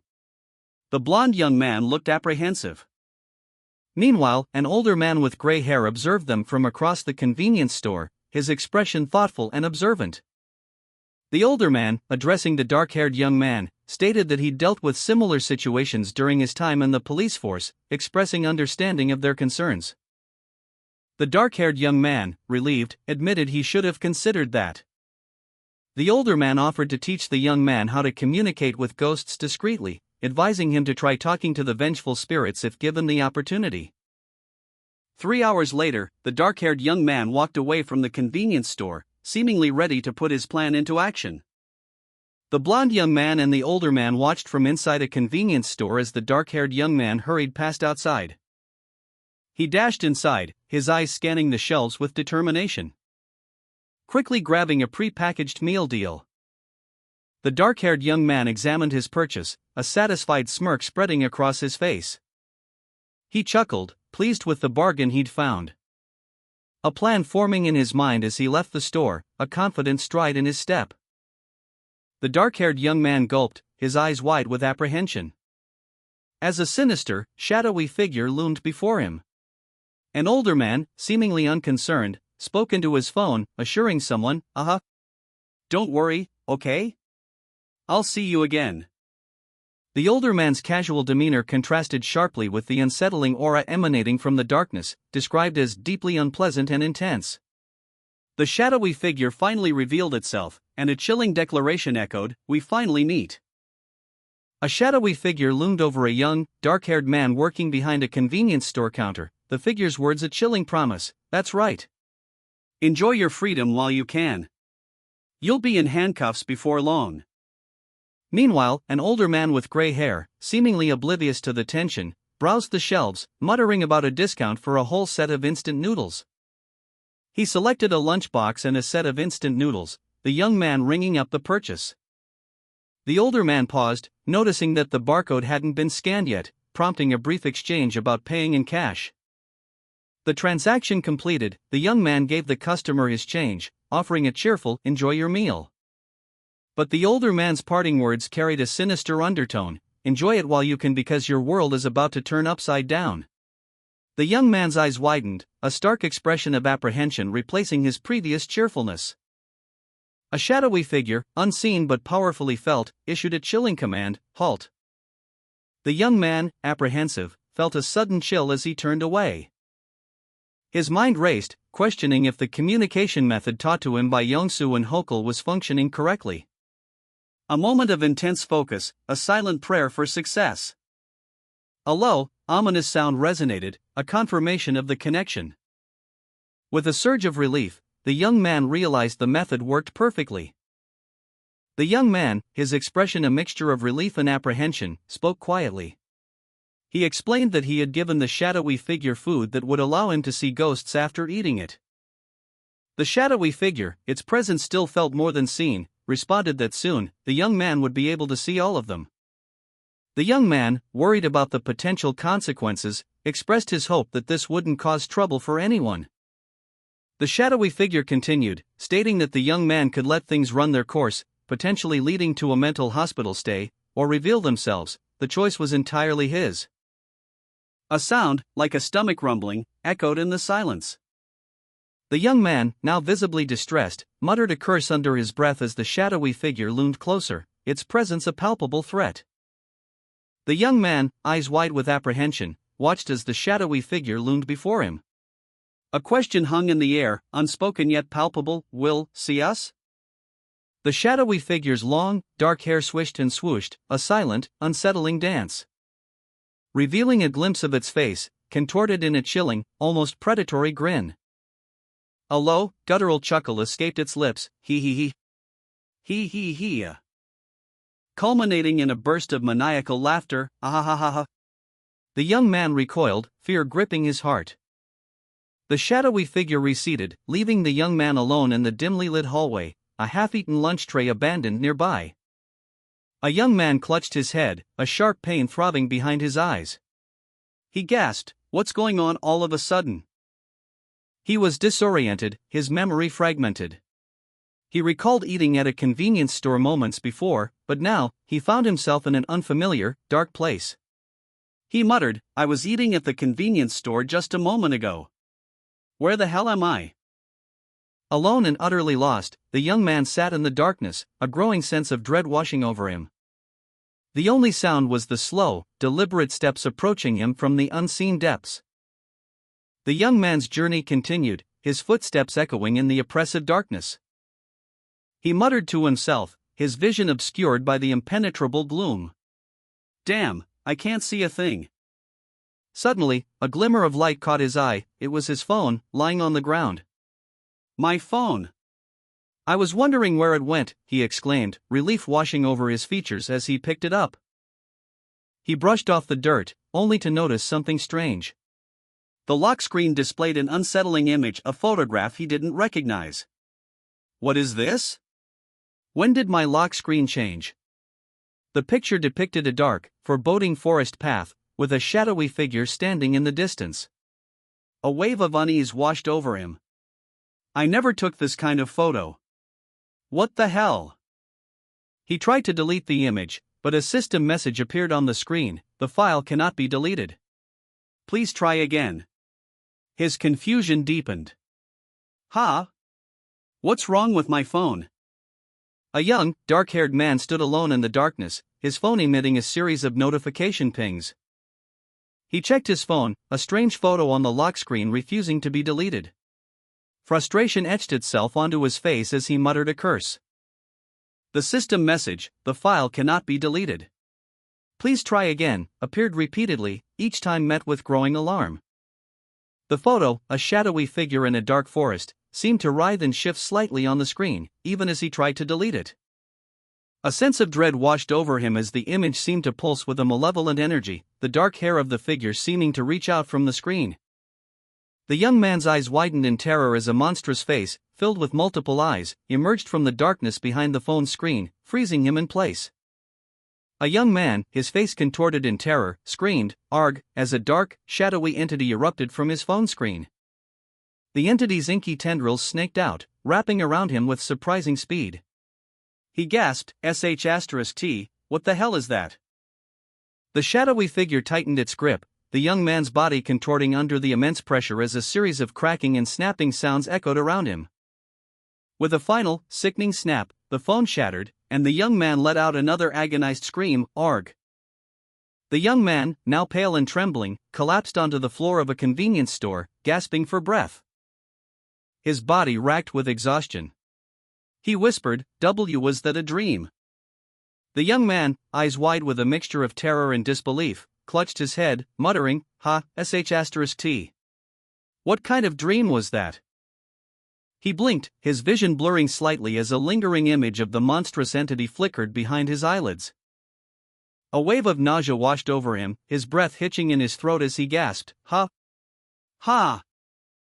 A low, guttural sound echoed in his mind, a primal dread that sent shivers down his spine. The darkness seemed to press in on him, the unseen entity's presence growing stronger, causing him to cry out, "Ha! Ah!" A final, terrifying scream ripped from his lips as the entity fully manifested, its shadowy form looming large and menacing, a chilling roar echoing in the empty space. "Ah!" The young man convulsed violently, his body racked with tremors as he stared at his phone screen. His face contorted in a mask of terror as he witnessed something horrific, a monstrous entity manifested before his eyes. He cried out, "No! No!" in a desperate plea. The sheer horror of the vision overwhelming him. A guttural scream escaping his lips as the vision reached its terrifying climax. The scene ended abruptly. A dark-haired young man, visibly distressed, stumbled through the city streets, muttering incoherently. He cried out, "Gaah and Hia." As he moved, his actions erratic and uncontrolled. Meanwhile, 2 police officers received a report about a disturbance at a nearby convenience store. One officer stated, "We received a report about someone causing a disturbance here." The clerk inside the store, pointing towards a corner, confirmed, "He's over there in that corner." The officers, upon finding the young man, radioed in, "We found him." One officer calmly stated, "Yikes. We'll take it from here." Approaching the young man, one officer said, "Sir, you're causing a disturbance. Please come with us." The young man, however, reacted violently, swinging wildly. The officers struggled to restrain him as he continued to thrash and scream, "Hah! Ha!" He crawled on the floor, his movements desperate and uncontrolled. 2 police officers discussed the young man they had apprehended. "Are you thinking what I'm thinking?" one officer asked. The other replied, "Yeah. I don't smell any alcohol, though." The young man, still in custody, was visibly agitated. He muttered, "Tsk, you disgusting, filthy little," before being interrupted.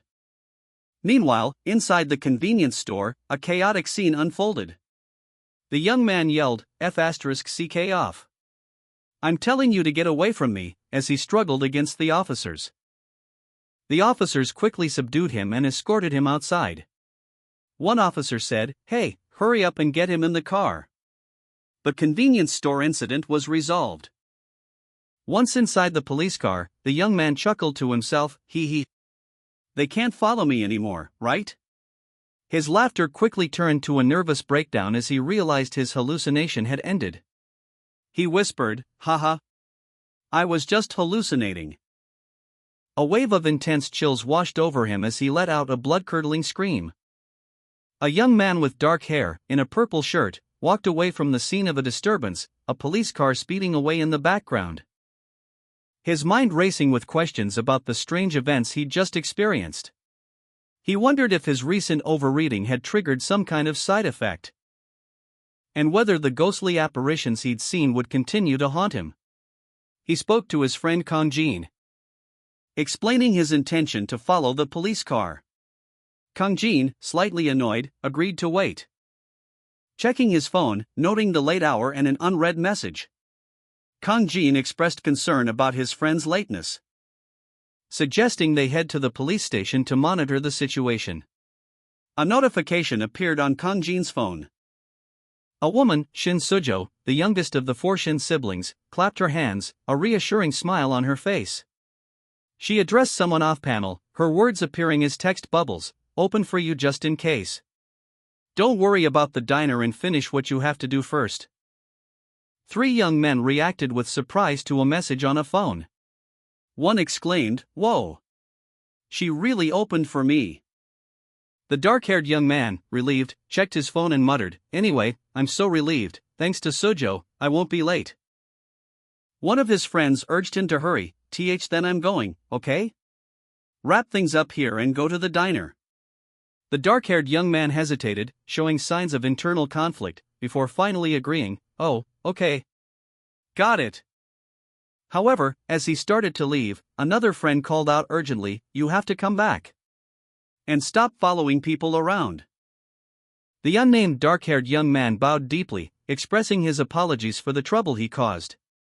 He stated, "I'm so sorry for asking for such a big favor." Shin Sujo, the diner owner, responded reassuringly, "Don't be. It's not even 11 yet. You're here earlier than I expected." Sujo continued, with a smirk, "Well, I am the owner, after all."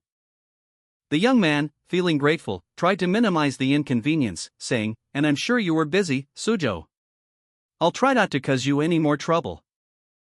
Sujo, however, seemed to enjoy the interaction, commenting, "Doing this really took me back, so I enjoyed it." Before the young man left, Sujo offered him a meal, saying, "Oh, by the way, do you have plans later? Should not, you should eat something before you go. I'll make you something." The unnamed dark-haired young man, still reeling from his ordeal, shrugged nonchalantly. I guess I don't have any plans," he admitted, a hint of a smile playing on his lips. He continued, his demeanor shifting to one of eager helpfulness, "Just tell me what you want, and I'll whip it up for you in no time." Shin Sujo and Kang Jin exchanged a look, their expressions a mixture of concern and amusement. Shin Sujo sighed, "So, you're saying you came here after working at a convenience store because of a piece of trash?" The young man simply nodded, "Yes." Kang Jin's face contorted with rage. Mother fasterous curs like that deserve to be, or have their dicks. Even gouging his eyes out with his own would be too kind for that. Shin Sujo raised a hand, silencing Kang Jin's outburst. She addressed the young man, "I understand why you got involved." The legs of 2 individuals, a man and a woman, were visible beneath a table in a cafe. The man's work boots contrasted with the woman's Mary Jane's. A hand formed the peace sign, illustrating 2 options: to listen to the unfinished business of ghosts and help them move on, or to completely ignore them. The young man questioned whether people truly ignore such matters. A woman with blonde hair sat in a chair, 3 shadowy figures standing behind her. She explained that everyone in this world knows that when bad people die, they are ignored because everyone eventually dies, regardless of whether they atone for their sins in life. A dark-haired young man plummeted, handcuffs dangling above him, into a shadowy abyss. The blonde woman pondered the plight of those who suffer because of the wicked, noting that the world's response feels like ignoring immediate reality. The young man agreed that punishment in the afterlife is important, but stressed the equal importance of preventing further victims in the present world. The young man, now seated, contemplated the situation, his expression a mixture of contemplation and frustration. He argued that focusing solely on the afterlife ignores the suffering of victims' families in the present, prompting a dismissive laugh from the woman. She quickly apologized, and he questioned what was so funny. The blonde woman, Sujo, sat contemplatively, swirling the liquid in her glass. She admitted, "It's just that. I've realized I've been in this world far too long." Addressing the dark-haired young man, Kang Jin, she continued, "But I fully understand your perspective, Kang Jin. Sujo explained, when you spend so much time around ghosts, the meaning of death starts to blur. And before you know it, you start leaning too far to one side of an argument. She took another sip of her drink, her expression thoughtful. Kangjin, placing his empty glass down with a clack, observed, I see ghosts hanging around like this even after their deaths, so what do I know? He reflected, I guess Sujo has been living with ghosts for a long time, so it's no wonder the line between death and life seems blurry to her. Two women angrily confronted a calmer woman, expressing their outrage at a shared grievance. One urged them to calm down, while the other suggested taking action against the offender. The calmer woman, having handed the offender to the police, was questioned about her future plans. She admitted that reaching the offender would be more difficult now, but that she was preparing a few things. Pressed for details, she revealed that she was gathering evidence to send to a journalist consistently covering the case. The journalist's contact information was shown, along with a statement explaining her strategy. Her plan was deemed a good one, and she prepared to leave, noting that more customers would soon arrive. The calm woman sat in a cafe, a thoughtful expression on her face. She quietly spoke to herself, they'll be here. Suddenly, the door burst open, and three women and a young man, Kangjin, jumped. The women looked concerned, while Kangjin appeared startled. Yangsu, a blond man with a manic grin, rushed in, shouting, Hey, Kangjin! Li Kangjin! Kangjin looked surprised, muttering, Huh? Yangsu? Yangsu, breathless, announced, We found them. We know where the bodies of the victims are. The calm woman, her eyes gleaming with a calculating glint, listened intently as Yangsu spoke, a subtle smile playing on her lips. The calm woman's expression shifted to one of quiet satisfaction as she contemplated the information Yangsu had just provided. Yangsu's urgent words, We found out where they are, echoed in the tense atmosphere, signaling a critical breakthrough in the search for the missing victims. The calm woman, already brimming with confidence, felt a surge of renewed determination. A news report begins, the anchor stating that he is reporting live from Musigan Mountain in Gyeonggi-do. Police have discovered multiple bodies, including 3 identified victims at a site reported via anonymous tip to a journalist. The investigation is ongoing. Based on autopsy reports, the police suspect they may be victims of the unsolved Gyeongsang City serial murder case.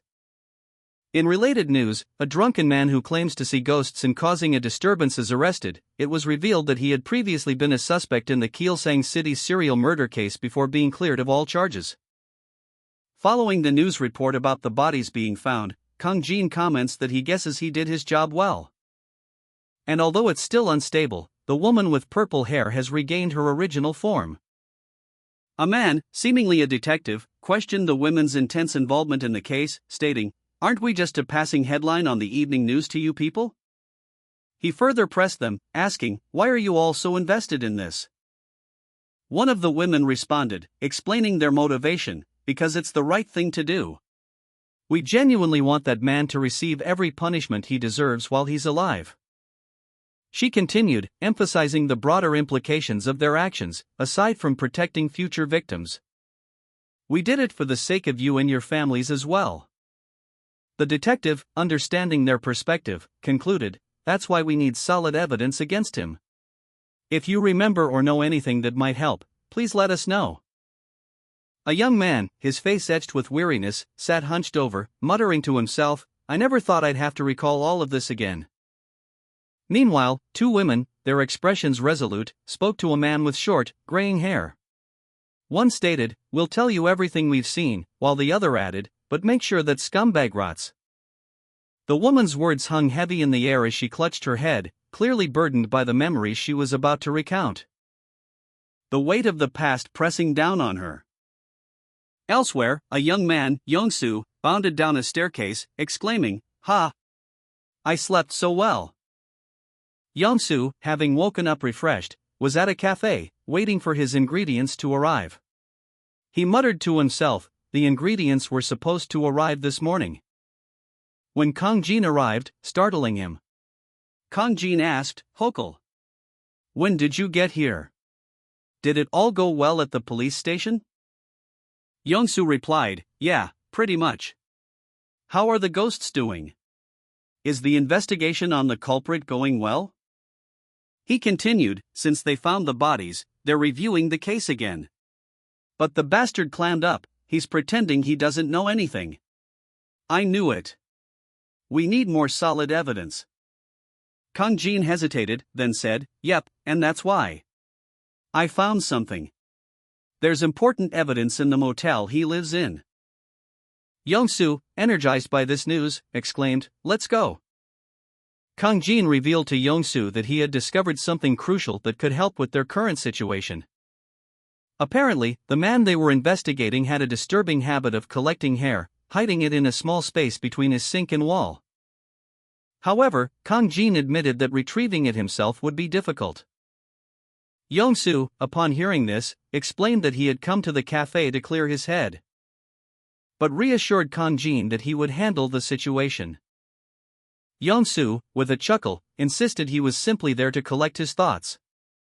Young-soo questioned the necessity of reporting their findings to the police, highlighting the potential risks involved. Kang Jin countered, emphasizing the gravity of the situation and the shared responsibility they had undertaken. Kang Jin's expression hardened as he explained that while he understood the inherent dangers, the importance of their discovery outweighed the risks. He reiterated their prior agreement to face this challenge together, emphasizing his determination to see it through. He pleaded with Young-soo to let him participate. Young-soo, recognizing the validity of Kang Jin's point and the shared burden of their undertaking, extended his hand in agreement. He acknowledged their mutual dependence in this endeavor, emphasizing that neither could succeed alone. A shared understanding passed between them. Kang Jin, visibly relieved, let out a sigh of relief, his shoulders slumping slightly as the weight of his worry lessened. Kang Jin and Young-soo clasped hands in a firm handshake, a symbol of their newly formed alliance. Kang Jin, ever cautious, added a condition to their partnership: if things get dangerous, promise me you'll drop everything and run away, okay? Young-soo, though initially hesitant, ultimately agreed to the terms, a sense of relief washing over him as he nodded. A grateful smile spreading across his face as he expressed his thanks. Thank you, Kang Jin, really. Kang Jin responded with a casual, reassuring, no biggie, Hokul. However, a sudden, loud slam echoed through the room, interrupting the peaceful moment and hinting at unforeseen complications. Young-soo, relieved and smiling, clutched a small, pink item in his hands. He walked away from the police, muttering to himself about not having a chance to speak. He felt a sense of urgency, knowing he had important information to share but struggling to find the right way to convey it. Young-soo continued walking, relieved he wasn't arrested for obstructing the police investigation. He pondered how to subtly hint about the evidence he possessed. Suddenly startled by a clattering sound, Young-soo reacted to a discarded can on the sidewalk. Young-soo discovered a disheveled woman surrounded by numerous empty energy drink cans. He noted the sheer quantity with a questioning huh, while the woman groaned and moaned in discomfort. Apologetically, she mumbled an excuse me. As she struggled to rise, her disheveled appearance emphasized by the caption. Young-soo, surprised, recognized her and asked, is that you, Kang Jin? Are you working part-time at the police station now? Kang Jin, appearing gaunt, was startled. She responded with a hesitant pee. Before recognizing him and exclaiming, Professor Lim? A caption box reveals that Professor Lim Sangek has been Kang Jin's mentor since college. Professor Lim Sangek asks Kang Jin about his plans to attend graduate school. Kang Jin explains that he has too many part-time jobs. Kang Jin reflects on how Professor Lim has always helped him, even after graduation, and that she was the one who told him about his internship. Kang Jin encounters Professor Lim at a cafe. He asks her what brings her there, and she explains that she was brought in due to the events of the previous day. Kang Jin notes that Professor Lim's specialty is criminal psychology. Professor Lim explains that she was hesitant to get involved due to upcoming exams, but the case is too serious to ignore. She yawns. A caption box introduced Professor Lim Sangek, a leading expert in the field of psychology in Korea, known for providing investigative consultations and conducting interviews for various media outlets. Kang Jin reflected on seeing Professor Lim in person, noting that it felt completely different now. The narration continued, explaining that the suspect claimed to see ghosts, leaving Professor Lim with little choice but to get involved. Professor Lim chuckled, adding that she thinks she became even more famous for being an eccentric occult enthusiast. She justified her involvement by mentioning that the suspect could easily claim to be taking antidepressants or having symptoms of schizophrenia, but she couldn't resist after he had already screamed about seeing ghosts. Kang Jin agreed, but pointed out that the suspect was now saying nothing. The narrative focuses on the ongoing investigation, highlighting the detective's skepticism regarding Kang Jin's claims of innocence.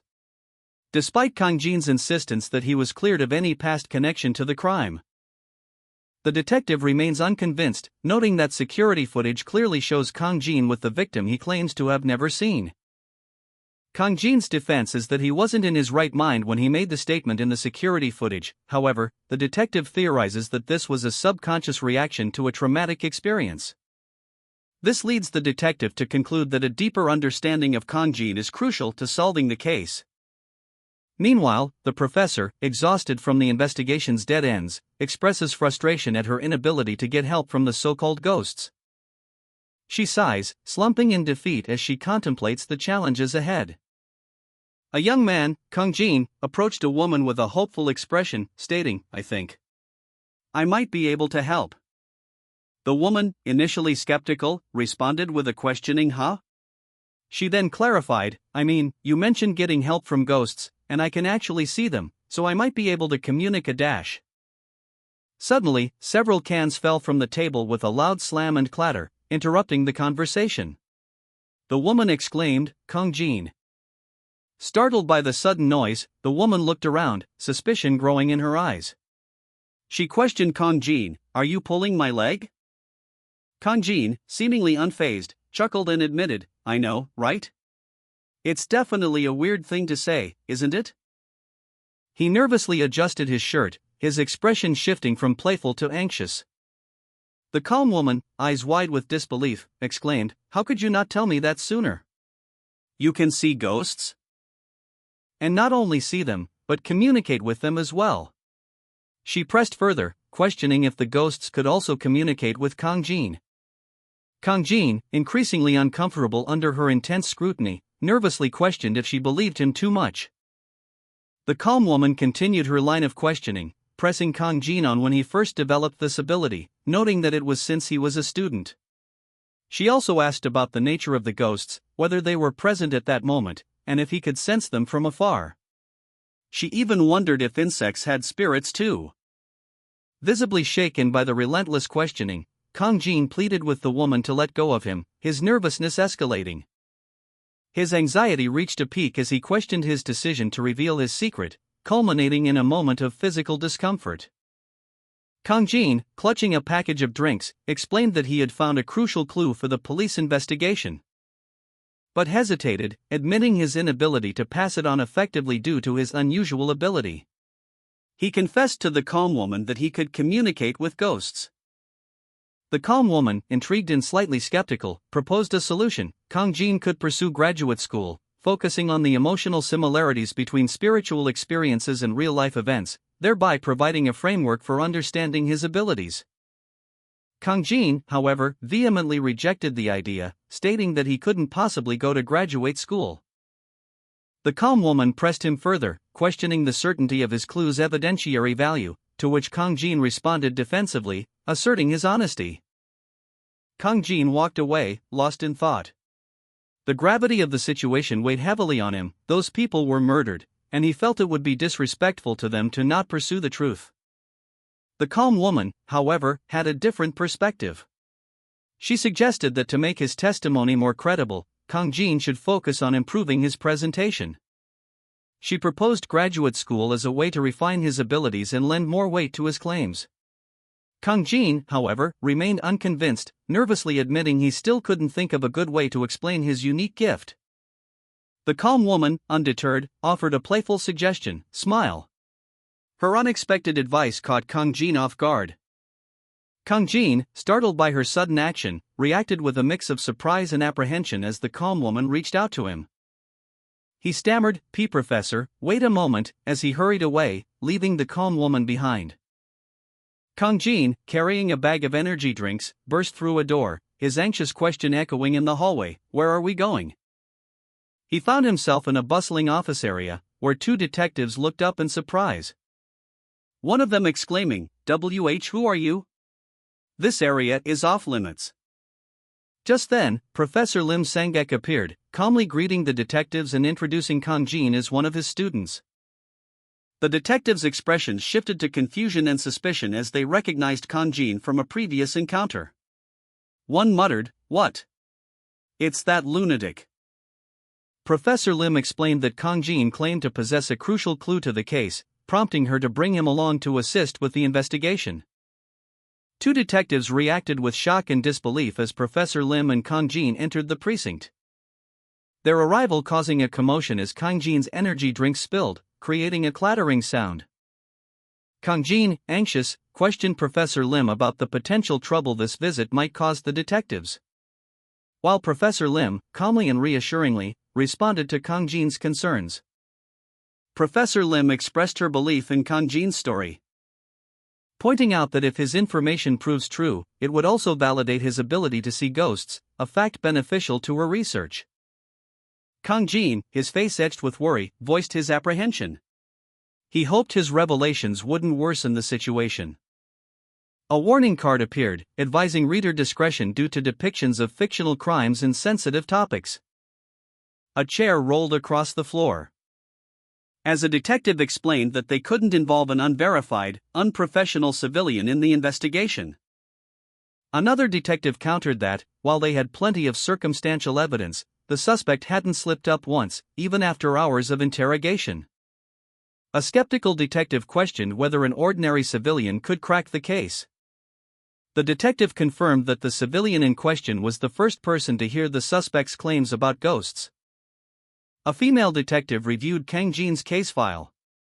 She noted that the officers on the scene had provided a statement, but that Kang Jin had been at a convenience store at the time of the murder, providing him with an alibi.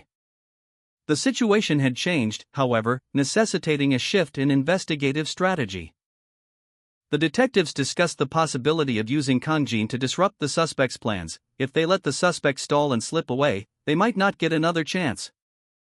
One detective remained skeptical, voicing his concerns, while another detective suggested that Kang Jin might be the key to throwing the suspect off his game. The calm woman, pensively sipping her drink, reflected on the case. She mused, "I've realized I've been in this world far too long.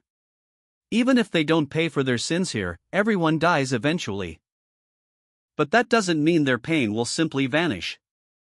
Meanwhile, Kang Jin, consumed by a fervent desire for justice, declared, "I only want to help ensure that his victims will shed no more tears. Please let me question him." A detective dropped a can, seemingly overwhelmed by the weight of the situation. The detective sighed, "Well, there's no stopping Professor Lim anyway. I'll give you just this one chance."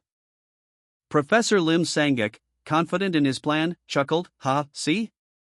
I knew we'd see eye to eye, Detective Kim." A young detective, clearly surprised, exclaimed, "Wait, are you serious, sir?" Professor Lim Sangek, confident and manipulative, reassured Detective Choi, "I'll keep things under control next to him. I can intervene if things get out of hand." He then urged the detective with a playful tone, "Come on now, Detective Choi. If something goes wrong, you can just blame me, okay? Oh ho ho." Meanwhile, Kang Jin, eager to participate, asked, "Is this where I can speak?" The detective, reluctantly agreeing to Kang Jin's request, simply replied, "Yes." Detective Kim, though hesitant, reasoned, "Well, even if it doesn't help much, we need to follow any leads we can find, right?" He then instructed his subordinate, but still prepare the report form just in case. Kan Yangang, a 36-year-old male, sat before the detectives, his expression troubled. A detective addressed him, stating that prolonging the interrogation wouldn't benefit him. Yangang responded that he didn't understand what they were talking about. Another detective interjected, sarcastically questioning whether it was the Korean police force's duty to torment an innocent person. He chuckled. A detective calmly advised Yang Gang to remain calm, reminding him that he had prepared for this situation. The detective pressed further, asking if Yang Gang truly knew nothing, and then proposed to begin with formal questions, stating Yang Gang's age and gender. Yang Gang, maintaining a composed demeanor, identified himself as a manual laborer, clarifying that he was a daily wage earner. Yang Gang, during his interrogation, claimed to be a simple day laborer, stating that he takes any work offered and that his location is inconsequential. The detective, however, pointed out that his itinerant work would necessitate a vehicle for transporting tools and equipment. Further pressing his point, the detective noted the presence of a shovel and rope in the trunk of Yang Gang's car, implying a potential connection to the crime. Yang Gang, his expression hardening, remained silent as the detective pressed him on the whereabouts of his vehicle. The detective's question, "Where is your car?" hung heavy in the air, underscoring the mounting pressure on the suspect. The panel focuses on Yang Gang's dark green jacket, hinting at his continued silence and the weight of the unanswered question. During the interrogation, Yang Gang was asked about the location of his vehicle. He responded with a defiant, "Am I obligated to tell you that?" He then retorted, "Why are you bringing up my car all of a sudden? Geez, where'd you find this rookie cop? Just poking around aimlessly won't get you anywhere." The detective, undeterred, shifted the line of questioning. "Fine, let's change the subject. Where are you currently staying?" Yang Gang, seemingly resigned, answered, "I'm just drifting from one motel to the next. I can't afford monthly rent." The detective pressed further, "Then are you staying around the motel district near Shinju University?" A document was shown to Yang Gang, confirming the existence of a motel district near the university. "It's true that there's a big motel district near there." Yang Gang, leaning forward, defiantly stated through gritted teeth, "Let me tell you something. Technology has advanced much further than you think." He continued, explaining that forensic technology had progressed to the point where they could identify soil from Musigan Mountain even amidst the dust in his car. The detective emphasized that countless people had contributed to these technological advancements, all in the pursuit of justice for victims. Yang Gang's jaw clenched, his expression hardening as the detective pointed out that locating his residence would also pose no challenge. A sudden, sharp intake of breath escaped Yang Gang as the detective revealed that finding even a small trace of evidence, such as a strand of hair from Musigan Mountain in his car, would be sufficient to obtain a warrant to search his residence.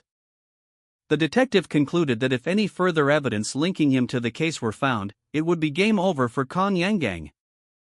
Yang Gang, his face etched with desperation and fear, uttered a single, desperate plea.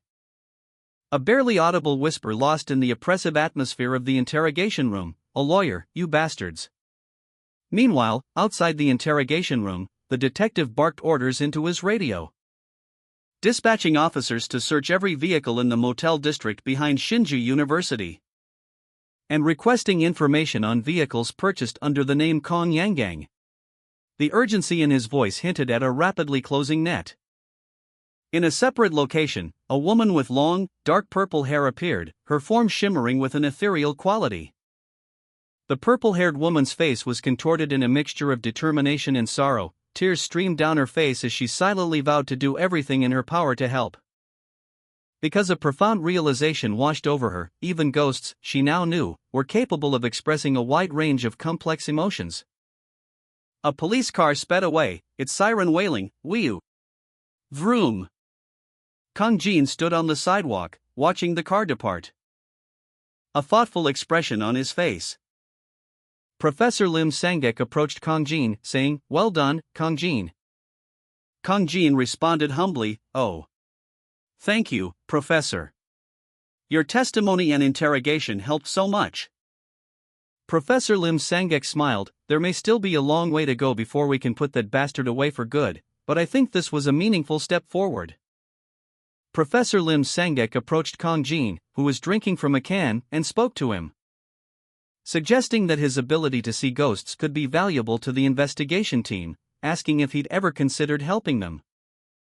Jin responded apologetically to Professor Lim, expressing his self-doubt and lack of confidence in his abilities.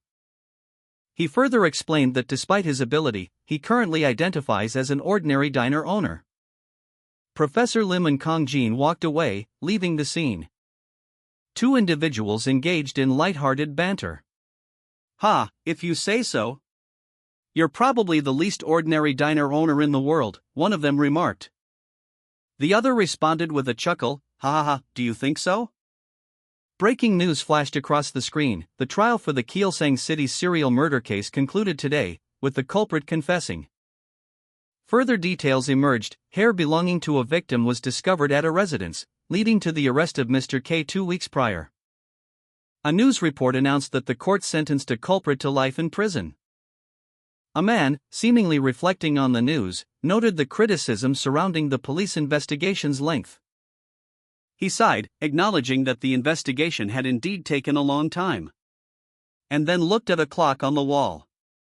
He internally dismissed any feelings of shame, reminding himself of the effort he had put in. A sudden shudder ran through him, accompanied by a look of surprise and confusion. Elsewhere, a conversation took place. One man asked Kong Jin if Lady Sohee was coming today. A golden bell jingled softly, its melodic sound echoing in the quiet space. As two women entered a restaurant, a hostess greeted them warmly, offering a table for two. One woman, visibly excited, whispered to her companion, "Oh, he really is here." Meanwhile, a man with gray hair sat alone, startled by a sudden voice.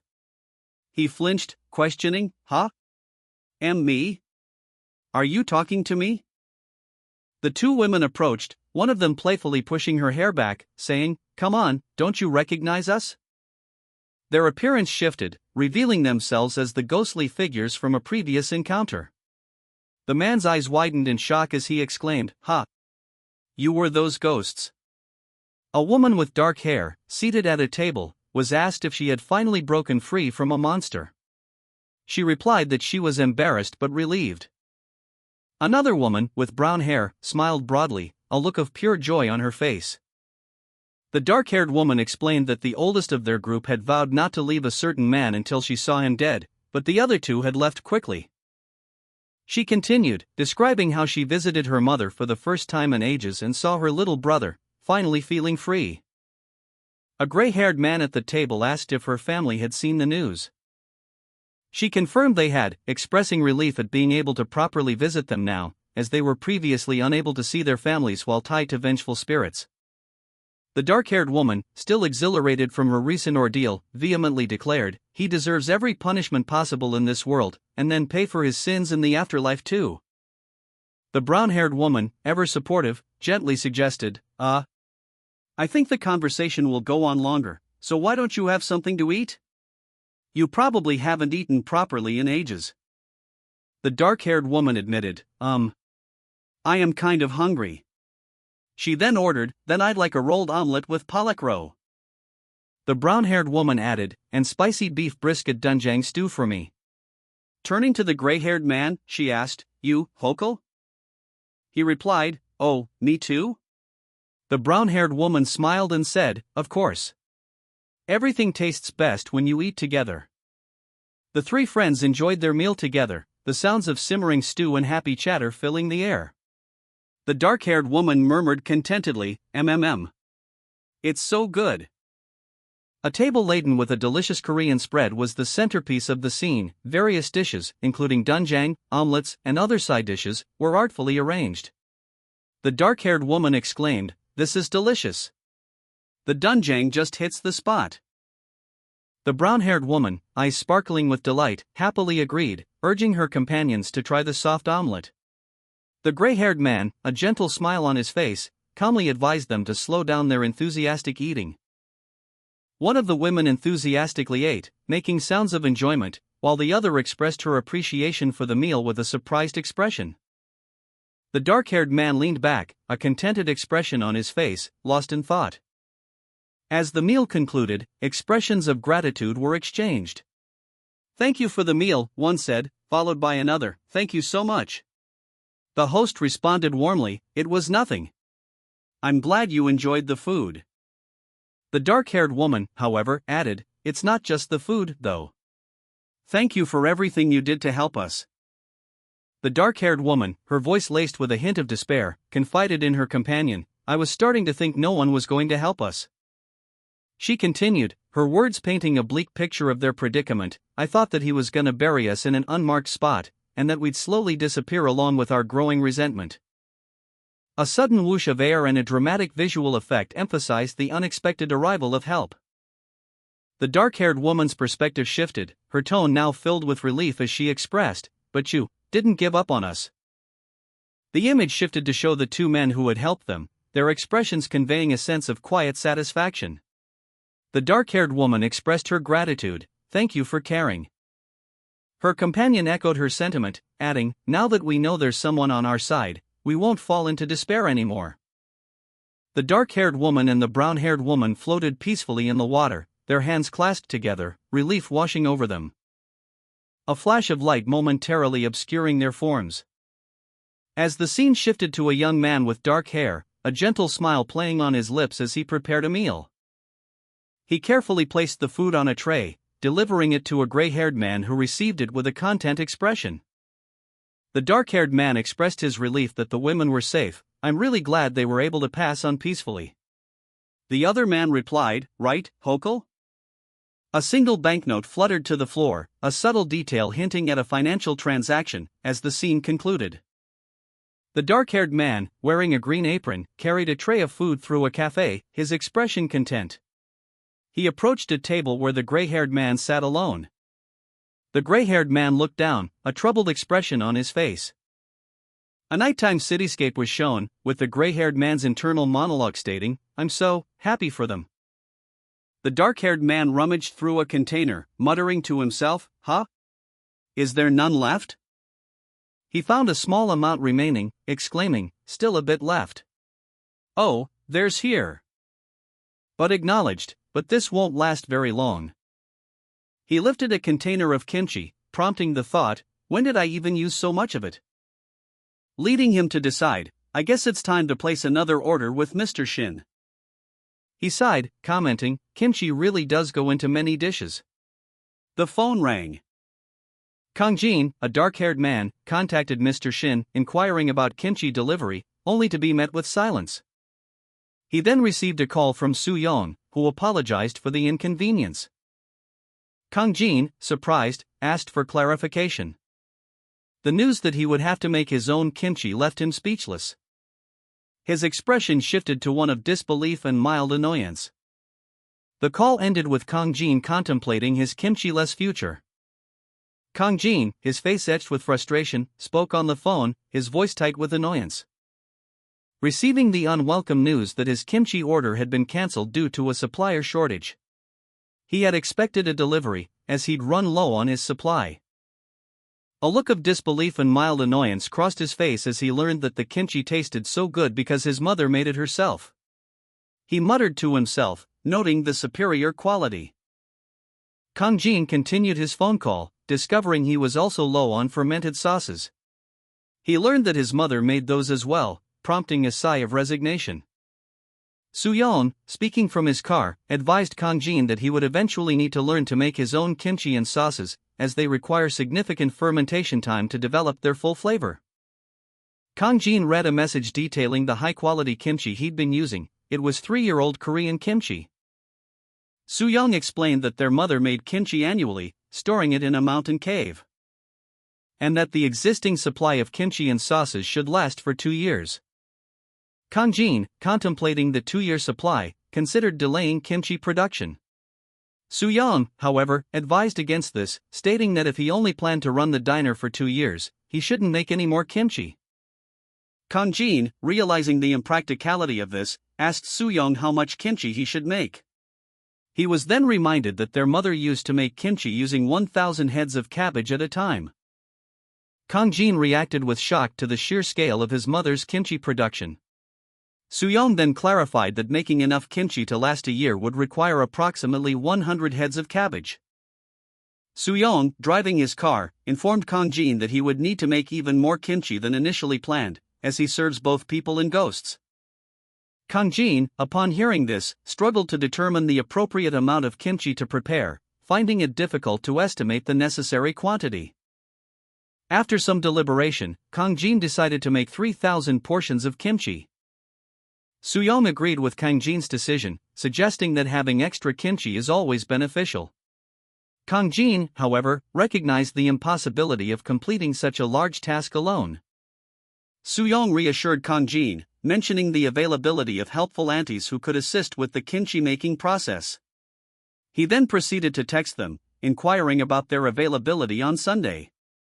The aunties suggested that next week would be a more suitable time for kimchi production, a suggestion that Soo-young readily agreed with, deeming it the perfect time for the task.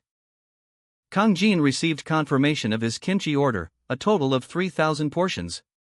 He expressed concern, as he had never made kimchi before. However, he found a detailed recipe in a notebook, causing him to feel relieved. Despite his relief, Kang Jin realized the sheer scale of the task. The ingredient preparation alone would take a full day, and the total production time for 3,000 portions was daunting. Overcome with a moment of self-doubt, Kang Jin questioned his ability to complete the task, but a reassuring image of Madam Kim spurred him on. Time passed, and the next Sunday arrived. A truck carrying supplies speeds through a vibrant autumn landscape, the sound of its engine echoing with a vroom as it approaches a small village. Arriving at its destination, the truck's engine cuts out with a skrr as it comes to a stop in the heart of the village. Several individuals unload boxes from the truck, their expressions a mix of anticipation and slight apprehension. One of them asks, "This is where we're making kimchi? In this countryside village?" The scene shifts to reveal a dilapidated structure, suggesting the challenges ahead. A voice comments, "But wait." The broken state of the building further emphasizes the difficulties they face in their kimchi-making endeavor. Despite this, a determination remains, countryside or not. Kang Jin arrived at the kimchi-making location, expressing surprise at its remote location. "Ah ha ha. I didn't think we'd be going so deep into the mountain," he chuckled. He inquired about the ingredients, prompting a response about their origin. "Where are the ingredients?" he asked. The workers explained that they either grew their own ingredients or sourced them from a supplier. "We either grow them ourselves or buy them from a supplier," one of them stated. Kang Jin offered to pay for the ingredient costs, but the workers declined, stating they would take some for themselves. "Oh. Then I'll pay for the ingredient costs," Kang Jin exclaimed, but the worker responded, "It's okay. We'll just take some kimchi for ourselves." Kang Jin then asked if the helpers were also near the well, receiving confirmation that he would meet them soon. "Are the people who are helping also near the well?" Kang Jin asked, to which the worker replied, "Yes, you'll meet them soon." Kang Jin smiled, anticipating the upcoming meeting. It must be in a... Kang Jin arrived at the designated kimchi-making location, but found the area deserted except for a lone crow perched on an old well. He exclaimed in disappointment, "But nobody's here." Suddenly, a man emerged from behind a building, startling Kang Jin. Kang Jin, flustered, greeted the man, calling out, "Aunties." The scene shifted to reveal a large group of people gathered nearby, apparently awaiting Kang Jin's arrival. The camera panned to show numerous large containers, presumably for the kimchi ingredients, stacked neatly in the courtyard. Amidst the crowd, Kang Jin spotted a familiar face and exclaimed, "Oh, you're here too? You should visit more often."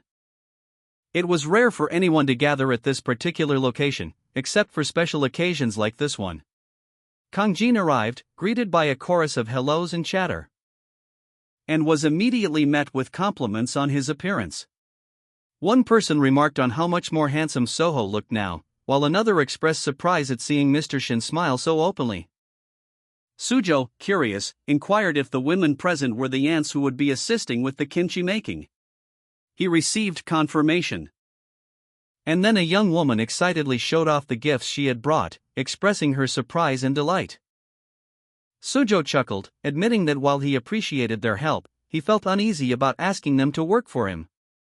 He found the situation humorous, but also acknowledged that it wasn't quite the right thing to do. However, a woman pointed out that he was already employing ghosts, referring to Kang Jin, implying that the situation was not as unusual as he thought. Kang Jin, slightly uncomfortable yet accepting, found himself amidst a group of ghosts, prompting him to question the situation. As Soo-young and Soo-jo observed the unfolding scene, a man, seemingly confident, explained that these ghosts could work, just like Young-soo. And with a sudden appearance, Mr. Kong arrived, stating he'd heard about the kimchi making and rushed over. Explaining that by drafting afterlife employment contracts, wages could be paid, enabling the ghost aunties to work. This clarified the situation for Kang Jin, as he learned that, in this specific location, ghosts could interact with physical objects, a detail confirmed by the contracts being reviewed. Leaving Mr. Kong with a knowing smile, satisfied with the arrangement. The contract, dated November 7, detailed the terms of employment between Kang Jin, as the employer, and 10 other ghosts, as employees. A key clause stipulated that only a contract allows the use of physical strength in the afterlife. Kang Jin reviewed the contract, noting the 500,000 won compensation, payable in afterlife currency. He questioned Mr. Kong about this detail, and Mr. Kong confirmed the amount. Kang Jin, while expecting the cost, considered it a significant expense. He then rationalized the cost as necessary for the large kimchi-making project, requiring many helpers. The image showed a group of ghosts working together, emphasizing the teamwork needed for the task. Kang Jin inquired about hiring additional ghosts. Mr. Kong confirmed this possibility, prompting Kang Jin to request a specific individual, revealing a mischievous grin as he anticipated the arrival of this person. The chapter concluded with a "to be continued" message. Dedun, a ghost, grumbled about being summoned like a dog. He glared at Soo-young and Soo-jo, his displeasure evident, before asserting that even ghosts deserve privacy. Kang Jin, reviewing a contract, considered the terms of a part-time ghost employment. And Dedun, after seeing the daily rate of 500,000 won, seemed to reconsider his earlier complaints, accepting the job with a final stamp of approval. Kang Jin, satisfied with his recent hire, put on his gardening gloves. He beamed, a self-satisfied grin spreading across his face. Meanwhile, Soo-young watched from a distance, a thoughtful expression on his face.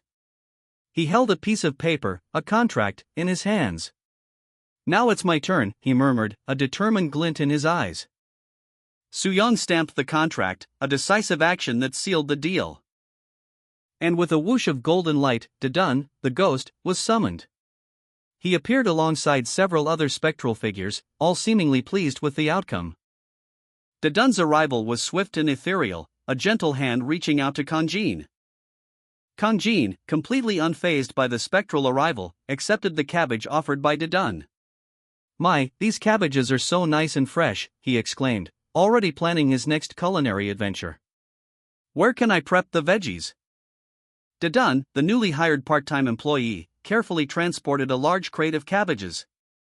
He commented on their impressive size. "Goodness me. The cabbages this year are pretty hefty." He cautioned himself, "Make sure you don't drop them." Approaching the afterlife diner, Dedun was greeted enthusiastically. "You must be the new boss. We've heard so much about you. Come and sit over here, young man." Dedun began preparing the cabbages for kimchi, following instructions to soak them in salted water and then remove any wilted or torn leaves, carefully cutting the stems. Despite his practice, Dedun found the task challenging, groaning as he struggled with the sheer volume of cabbages. "Even though I practiced, it's still tough doing so many at once." An elderly woman expressed gratitude for Dedun's arrival, explaining that they almost didn't make kimchi this year. "I thought we wouldn't be making kimchi this year because Bakre passed on. Thank you for coming here." Dedun humbly replied, "I should be the one thanking you." Dedun, having successfully delivered the cabbages, began the meticulous process of preparing them for kimchi making, his movements precise and focused, a faint smile playing on his lips as he felt a sense of accomplishment. He reflected on the villagers' gratitude, a quiet contentment settling over him. The older woman, observing Dedun's work, commented on the village's isolation, noting its age and secluded nature. Dedun, though initially surprised by the depth of their seclusion, responded that he was simply grateful for the opportunity. The conversation turned to the Korean War, with the woman revealing that the village remained blissfully unaware of the conflict's outbreak in June. Dedun, deeply affected by this revelation, pondered the possibility of such profound isolation, wondering if this remote mountain village could be the place he'd been searching for. Dedun pondered, well, there is a movie about a village that didn't know a war had started. He mused further, maybe that movie was more realistic than I thought. Dedun questioned two villagers, then have you all always been living here? One villager explained, most of the people in our village were independence activists. We fled into the mountains to escape the Japanese. Another added, what do you mean, most of us? It was all of us. The villager continued, that's right. If you were caught as an activist back then, there was no chance of coming back in one piece. Since we had to hide, we settled in a place so isolated that not even rumors could reach us. We all ended up living together right here. Dedun understood, oh, so that's why you didn't know about the war. Don't get me started, we didn't even know we had gained independence for the longest time. Another villager recounted, but then one day, Dulcich had gone out to gather herbs, and he found some injured men and brought them back here to recover. Villagers tended to two young men, barely 17 or 18, in military uniforms. They were injured and exhausted. 2 seasons later, starving soldiers arrived seeking food. The villagers, unaware of the larger conflict, offered them hospitality. These injured or hungry soldiers were merely guests to the villagers, but to each other, they were enemies. This ignorance of the war's reality would have dire consequences. Suddenly, gunfire erupted. A chaotic battle engulfed the village, the sounds of bang, bang, echoing through the air as soldiers clashed. A desperate cry, kill them all, pierced the din. The villagers, caught in the crossfire, were helpless as the flames of war consumed their peaceful home. Their ignorance had brought destruction upon them. A gunshot echoed, a horrifying end to their naive peace. The scene was one of utter devastation. Dedun reflected on the devastation of their village, the remnants a stark reminder of the brutality inflicted upon Joseon by its own people during the Korean War. Meanwhile, in the present, Dedun's internal monologue expressed his discomfort with the increasingly dark turn of events. The villagers, however, seemed unconcerned about the state of their damaged homes, dismissing the structural issues with a laugh and a change of topic.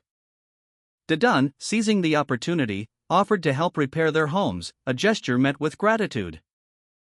The villagers readily accepted his offer, referring to him as their new boss. Dedun, slightly taken aback by the title, was left pondering the implications. Sujo's offer to help repair the village was not unprecedented, she had expressed similar sentiments before. The villagers, observing their dilapidated homes, acknowledged the young people's understandable concern for their living conditions. Dedun, after receiving the villagers' enthusiastic support, expressed his gratitude and outlined his plan to begin home repairs after finishing the cabbage preparation. A villager then made a bold request, to add a second story to their homes and replace everything with marble, a request that left Dedun uncertain about his capabilities. Meanwhile, preparations for the annual seafood preserves were underway, with Neju confirming their readiness and commenting on the high quality of this year's salt. Finally, a villager approached Dedun, now addressed as boss, inquiring about his availability. Dedun, now addressed as boss by the villagers, turned to see a villager approaching. The villager asked if he needed help, specifying that it wasn't for the kimchi, but rather to gather mountain herbs with manbok. The villager then demonstrated manbok's abilities with a whooshing sound effect. Dedun approached a villager, inquiring, "Boss, do you have some free time right now?" The villager responded, "Huh? Do you need my help?" Dedun explained, "Not for the kimchi, but could you go and gather some mountain herbs with manbok?" Dedun showed manbok, a robotic toy, to the villager. The villager smiled, understanding the request.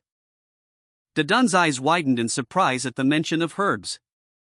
When making kimchi, braised pork is also necessary, and adding herbs to the braising liquid is delicious. Dedun's mouth watered at the thought.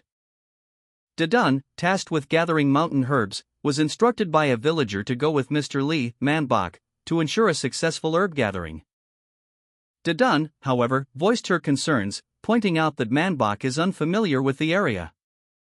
She suggested that Suyong or Siho would be better suited for the task due to their familiarity with the terrain. Meanwhile, Manbok, seemingly unfazed by Dedun's concerns, approached a young man, instructing him to follow. The young man, slightly taken aback by the interaction, reflected on the unusual experience of being bossed around by a child, drawing a parallel to his first encounter with Lady Sohee. A woman then provided the young man with a rope, ensuring he wouldn't get lost while following Manbok. A young man, impatient, urged his companion to hurry. He said, "Hey, stop dawdling. Let's go already." His companion, lagging behind, offered a brief farewell. "Anyway, good luck." Manbok, leading the way through the rustling undergrowth, paused, breathing heavily. The young man, struggling to keep up, called out, Manbok. Can we take a short break?" Manbok's young companion, brimming with enthusiasm, asked, "What kind of herbs should we pick?" Manbok simply replied, "Never mind."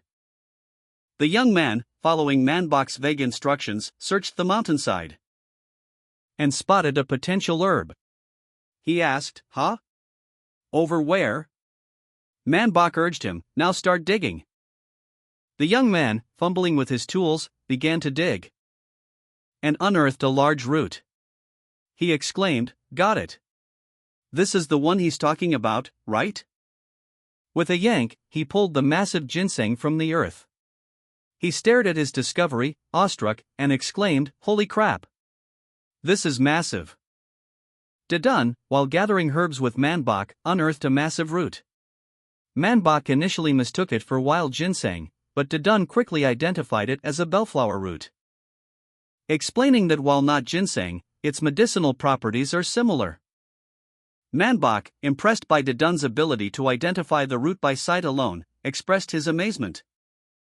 Dedun, smiling, then inquired about Manbok's preference for bellflower roots, prompting Manbok to reminisce about Bokri's delicious grilled bellflower root recipe. A scene then showed a group of people enjoying the grilled bellflower roots prepared by Bokri. Finally, Dedun happily ate a piece of the grilled bellflower root, while Manbok looked on with a smile. Dedun, having impressed Manbok with her knowledge of herbs, promised to make him something special when they returned. Manbok, surprised by Dedun's expertise, questioned if she also knew how to identify other plants. Dedun confidently affirmed her knowledge, and they continued their search, hoping to find more bellflower roots. Manbok excitedly speculated about the possibility of finding wild ginseng in the area. Dedun, however, remained more reserved, her expression suggesting a degree of skepticism about their chances of success. Manbok, undeterred, continued to express optimism, stating that they would see if they were lucky enough to find some. While searching for herbs, Manbok and Dedun stumbled upon a disturbed beehive. Snakes emerged, causing Manbok to react with alarm, shouting, "Manbok, snakes!" He leaped onto a rock, pulling Dedun with him as they scrambled away from the agitated reptiles.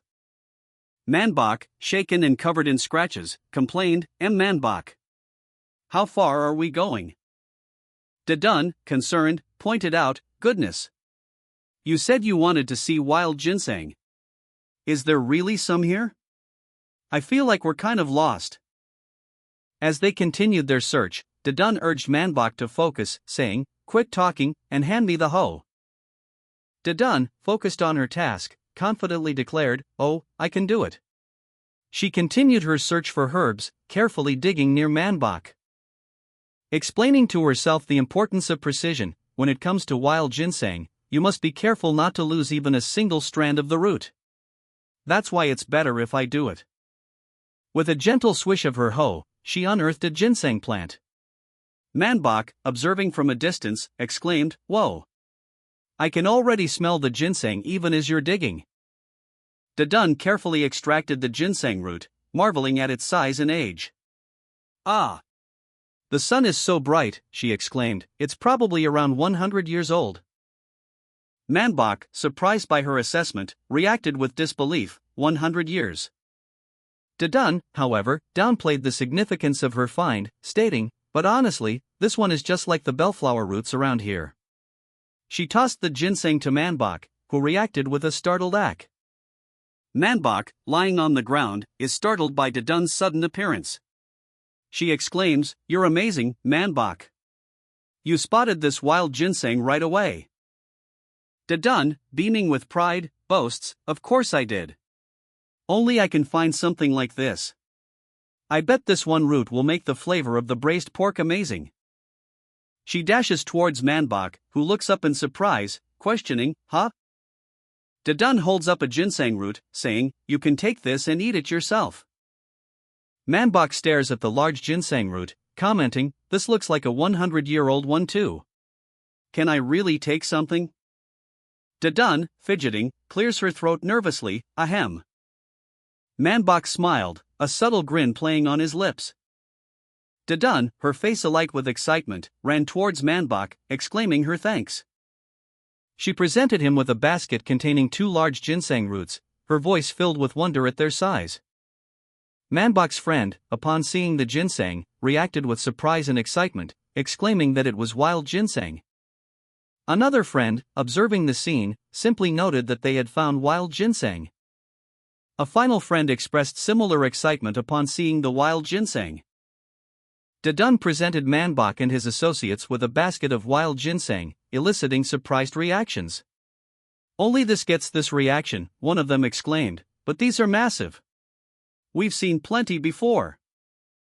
Manbach examined the ginseng thoughtfully. "And eating one this big feels like a waste." He reminisced, "This brings back memories. Manbach helped us a lot back then too." Another associate offered to help sell it, noting the ginseng's considerable value. Ginseng that size could go for a fortune. "Oh, I can help if you want to sell it." Dedun, however, had other plans. With a grin, he declared, "Manbach dug this up just for me, so I'm gonna eat it." The scene shifted to show Dedun washing the ginseng. The sound effect splash accompanied the action. 3 men, their faces alight with anticipation, discussed the preparation of a bellflower root. One suggested aging the root in soju to make wine, while another stated that they would be grilling the root. Meanwhile, a young man, seemingly new to the village, observed them, noting that they seemed to have known Manbach for a long time. The villagers confirmed this, explaining that they had known Manbach since his mother first arrived. They added that he must have heard many stories about the others in the village. Indeed, they had heard many stories about Manbach's time in the village and his time as a soldier.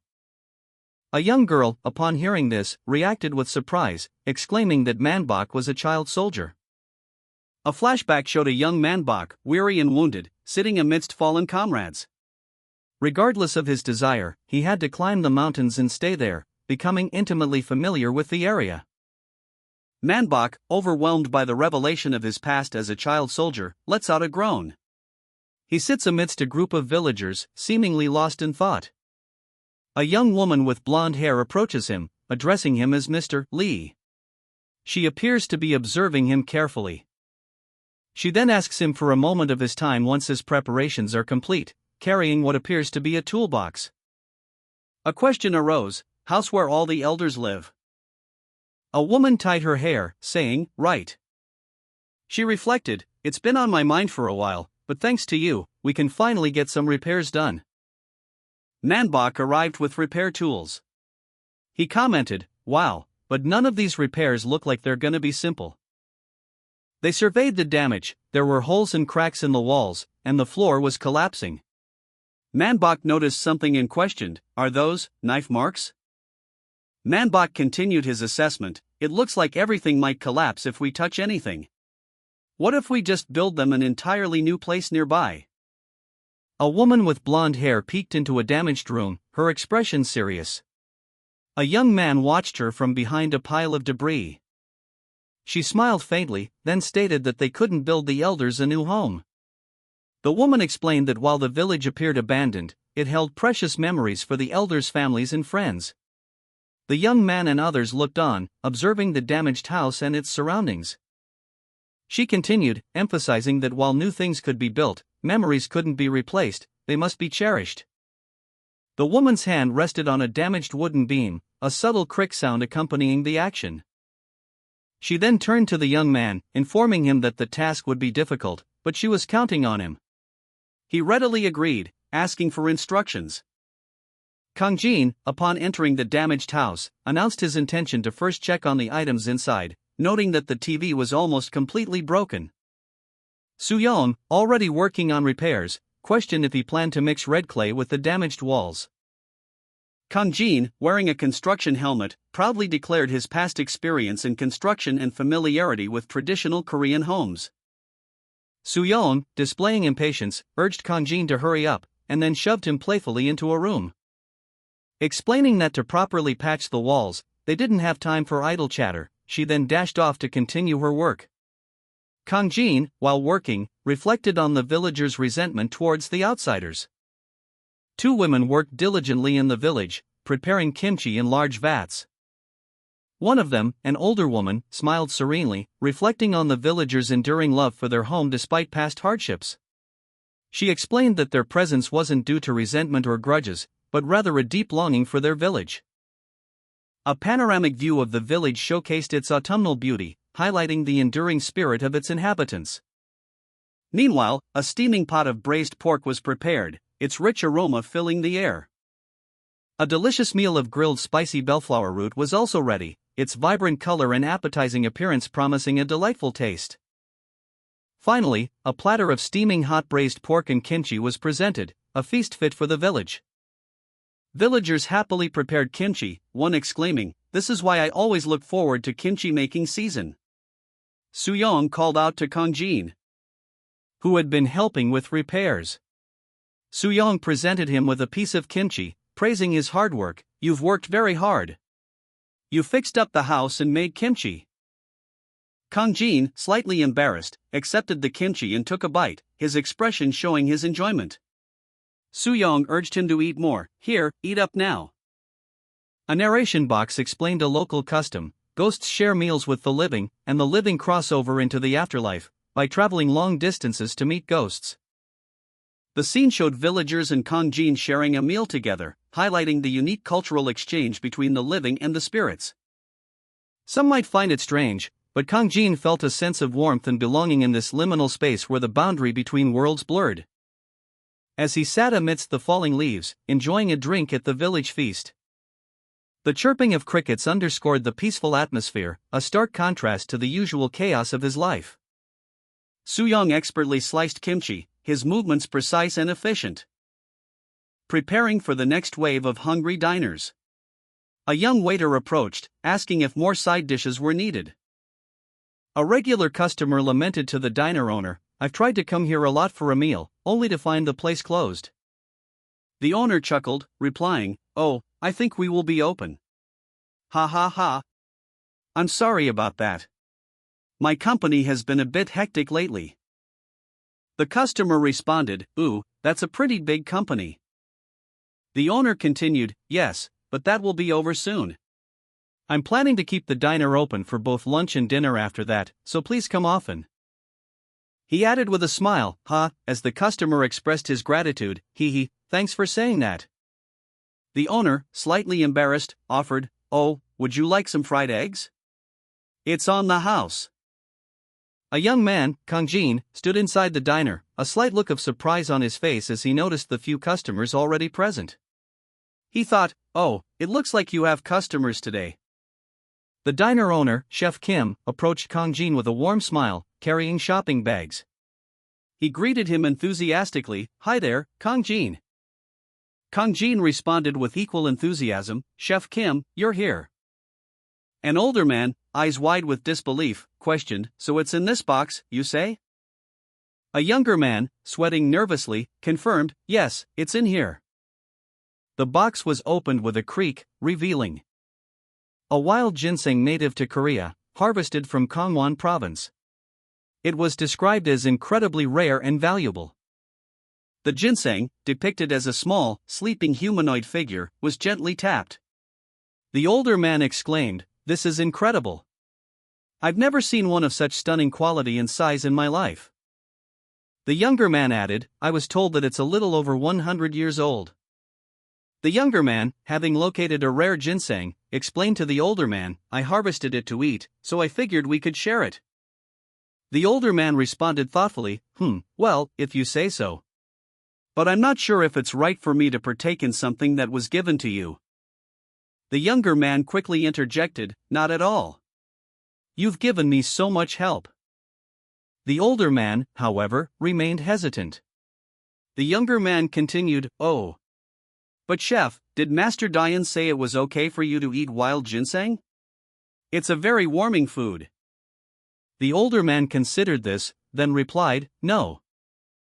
The younger man pressed on, explaining, but he did say I could start taking herbal medicine in the spring, so isn't this the perfect time?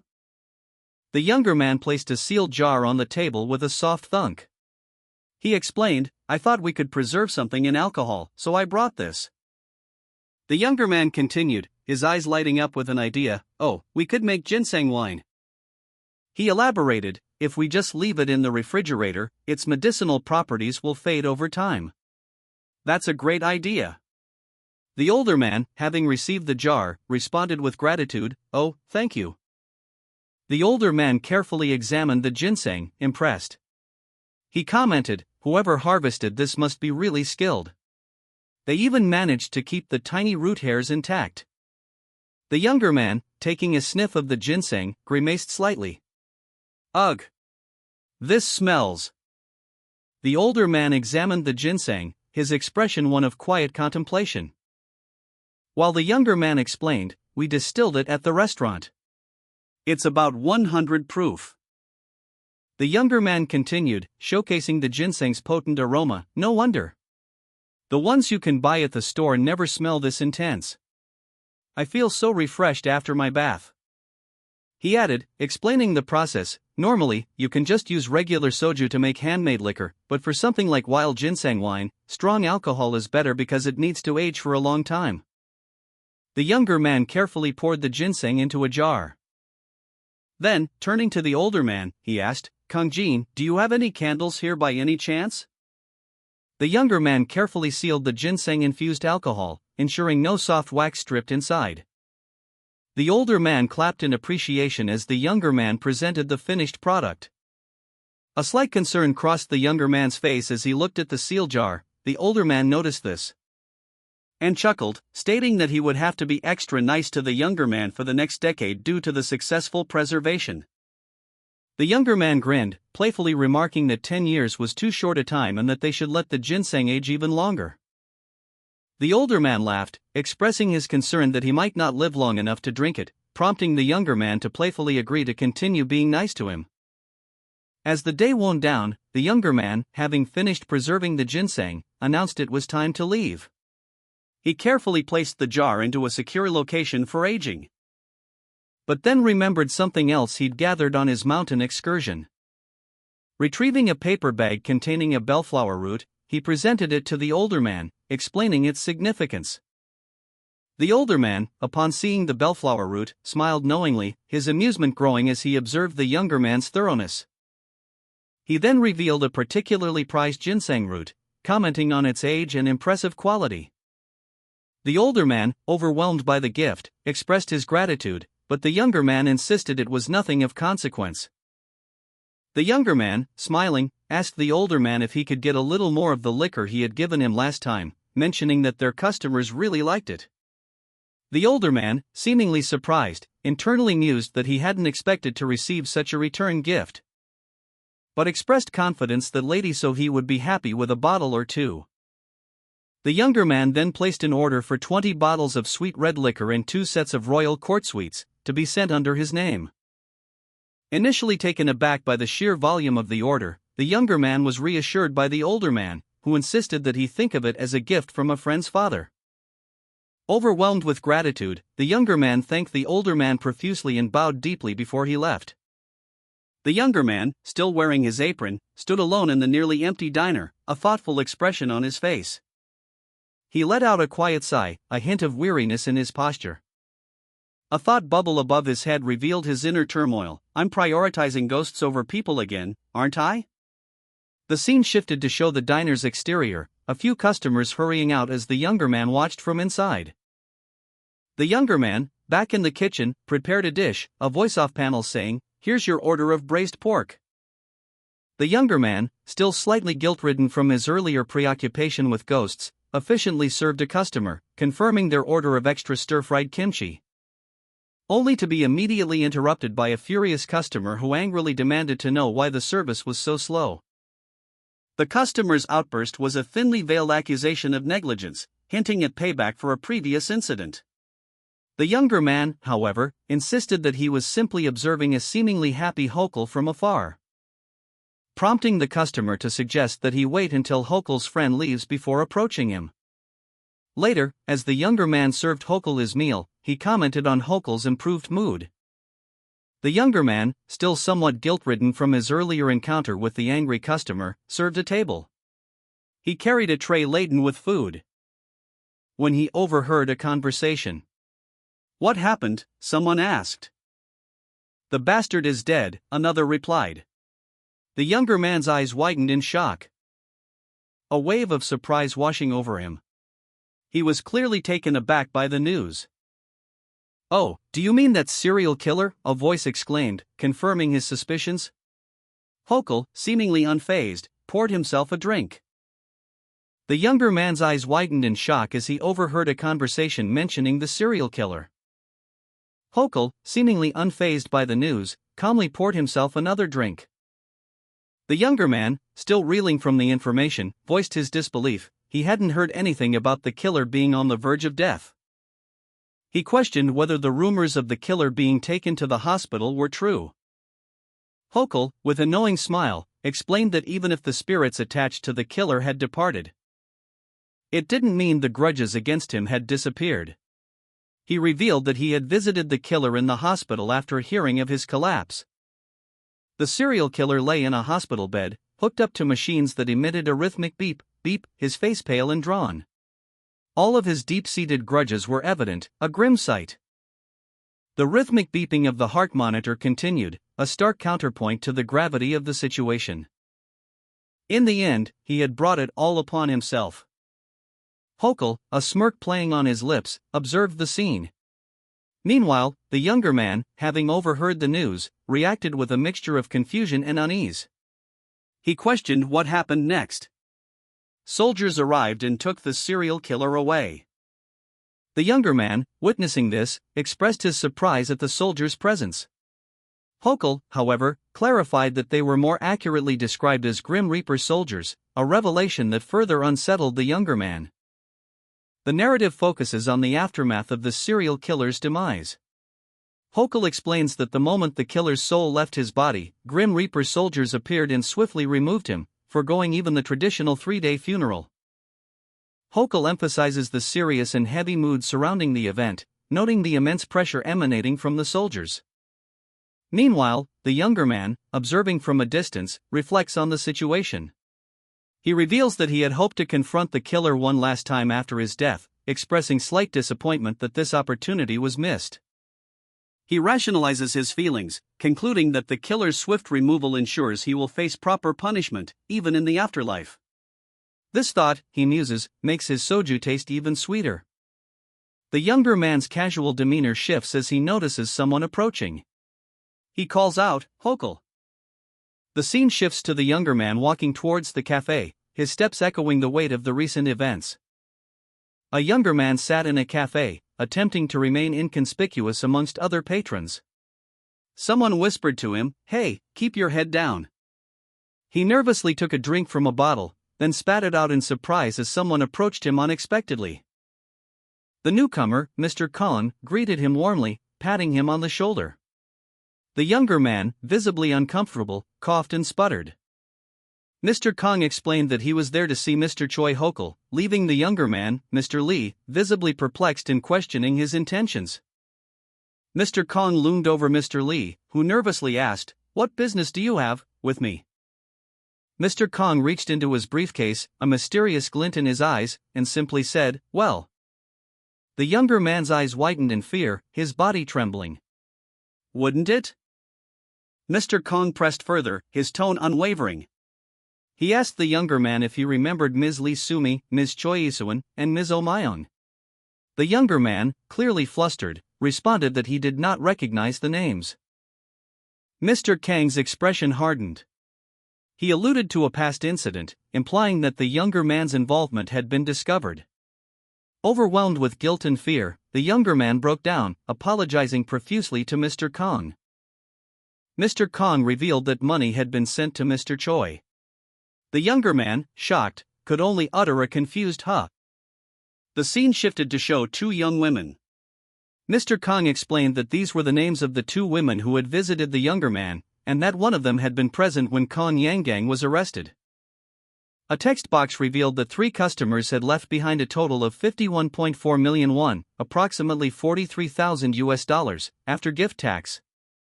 Mr. Kang, a man in a suit, reviewed a document detailing the transaction.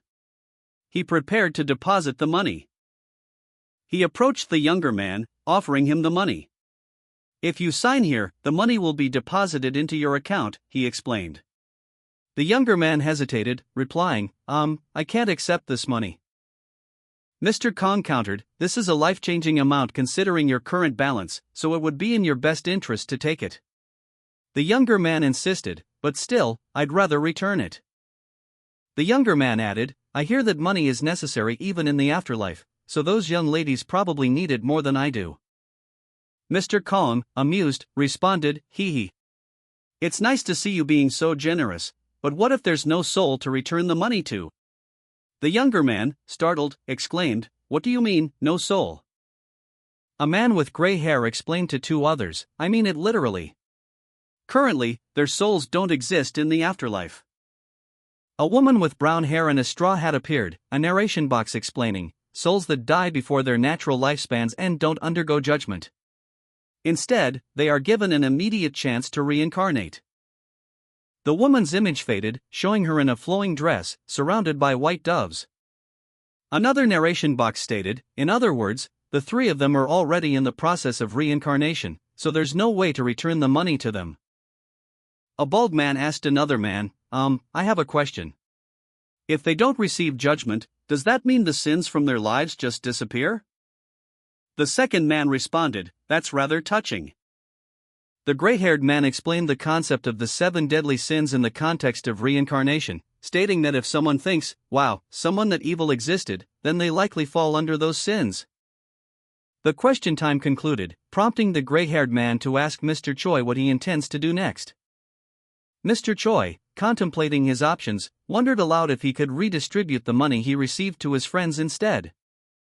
However, he was informed that the recipient of the funds cannot be changed, leading to expressions of disappointment from Mr. Choi and his friends. Another man also expressed surprise at the situation.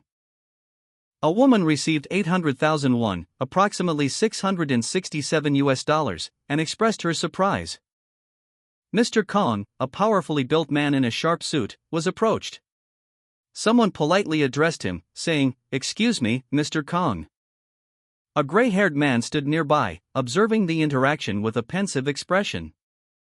Suddenly, Mr. Kang was enveloped in a bright light, labeled beam in the panel. He emerged with a wide, joyful smile. The gray-haired man observed Mr. Kang's departure, noting that he left with a big smile.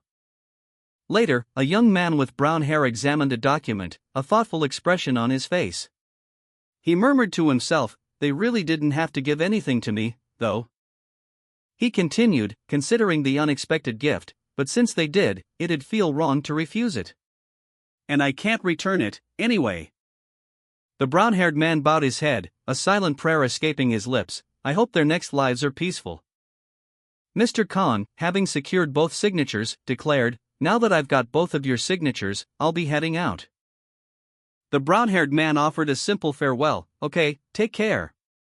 As Mr. Kang departed, a sense of finality settled over the scene. The brown-haired man stepped out into the night, the city lights blurring into a hazy glow as he walked away. His back turned, his silhouette a lonely figure against the urban backdrop, he walked with a thoughtful gait. Suddenly, a voice called out, "Kang Jin," startling him. The gray-haired man appeared, his face etched with concern. A young man with short, dark hair flashed a charming smile as he officially prepared a meal. Coming right up, he announced, his movements precise and confident. The order was relayed, Yong-su. 1 pollock roe rolled omelette. The chef confirmed the order, 1 rolled roe, coming up. A young man, his face pale and strained, gripped the side of a vehicle. Thonk went the sound of his knuckles hitting the metal. He anxiously asked, Gerent Lee? Quanto mais timos kir? The sound of his grip tightening was audible as bump echoed from the vehicle's movement. Manager Lee drove, the young man beside him anxiously asking about their arrival time. Manager Lee reassured him, saying they would be there soon. But the vehicle suddenly hit a bump, followed by a thud. A young man, riding in Manager Lee's vehicle, exclaimed in surprise, "We're suddenly going to a Macchiali brewery," questioning the unexpected change of plans. He continued, voicing his confusion, "I don't think Macchiali was on our export list." Manager Lee, driving the vehicle, calmly responded, "You're right, it's not." As the vehicle bumped along a bumpy road, the young man, growing increasingly anxious, asked, "Then why are we here? We've come so far." Manager Lee sighed, explaining, "I think it was around 10 years ago, when someone brought Macchiali to me to export. I just had 1 sip, and it was incredible." Manager Lee recalled a past experience with an exceptional Macchiali, describing its light texture and smooth finish, and the remarkable depth of its flavor, unlike anything he'd ever tasted before. He revealed that the Macchiali originated from a brewery with a 5-generation legacy, a fact that amazed the young man in the vehicle. Manager Lee and the young man continued their conversation, the car experiencing a slight bump in the road. Manager Lee, driving, explained that the brewer's son had brought him Macchiali without permission. The head brewer was incredibly stubborn and had no intention of producing enough to export to other countries. It was a real shame. Manager Lee continued, explaining that he thought this Macchiali would be a hit overseas. But the head brewer refused, stating he didn't want to reach a level of production he couldn't personally oversee, adhering to his wishes as a master brewer. Driving along, Manager Lee chuckled as his young passenger remarked on his decade-long attempts to convince the head brewer to export. Manager Lee admitted he hadn't been that persistent. Manager Lee and a young man drove in a car, the young man recounting his recent visit to a Macchiali brewery. He described exchanging pleasantries and enjoying the Macchiali, remarking that time flew by as he drank freely. Manager Lee chuckled, explaining that their next visit would be for more free Macchiali. The car arrived at its destination with a screech of tires. Manager Lee, despite the head brewer's gruff nature, instructed the young man to accompany him, assuring him it would be fine. Manager Lee loudly announced his presence to the head brewer, identifying himself as the export team leader from Taikwang Trading. The head brewer, initially confused, recognized Manager Lee's voice. The head brewer's flushed face and hazy eyes suggested he was drunk, despite it being early morning. Manager Lee explained that he had come to greet him for the new year. The head brewer angrily rejected the greeting, pointing out that it was only December and questioning Manager Lee's intentions. Manager Lee attempted to smooth things over, stating he knew the brewer was happy to see him.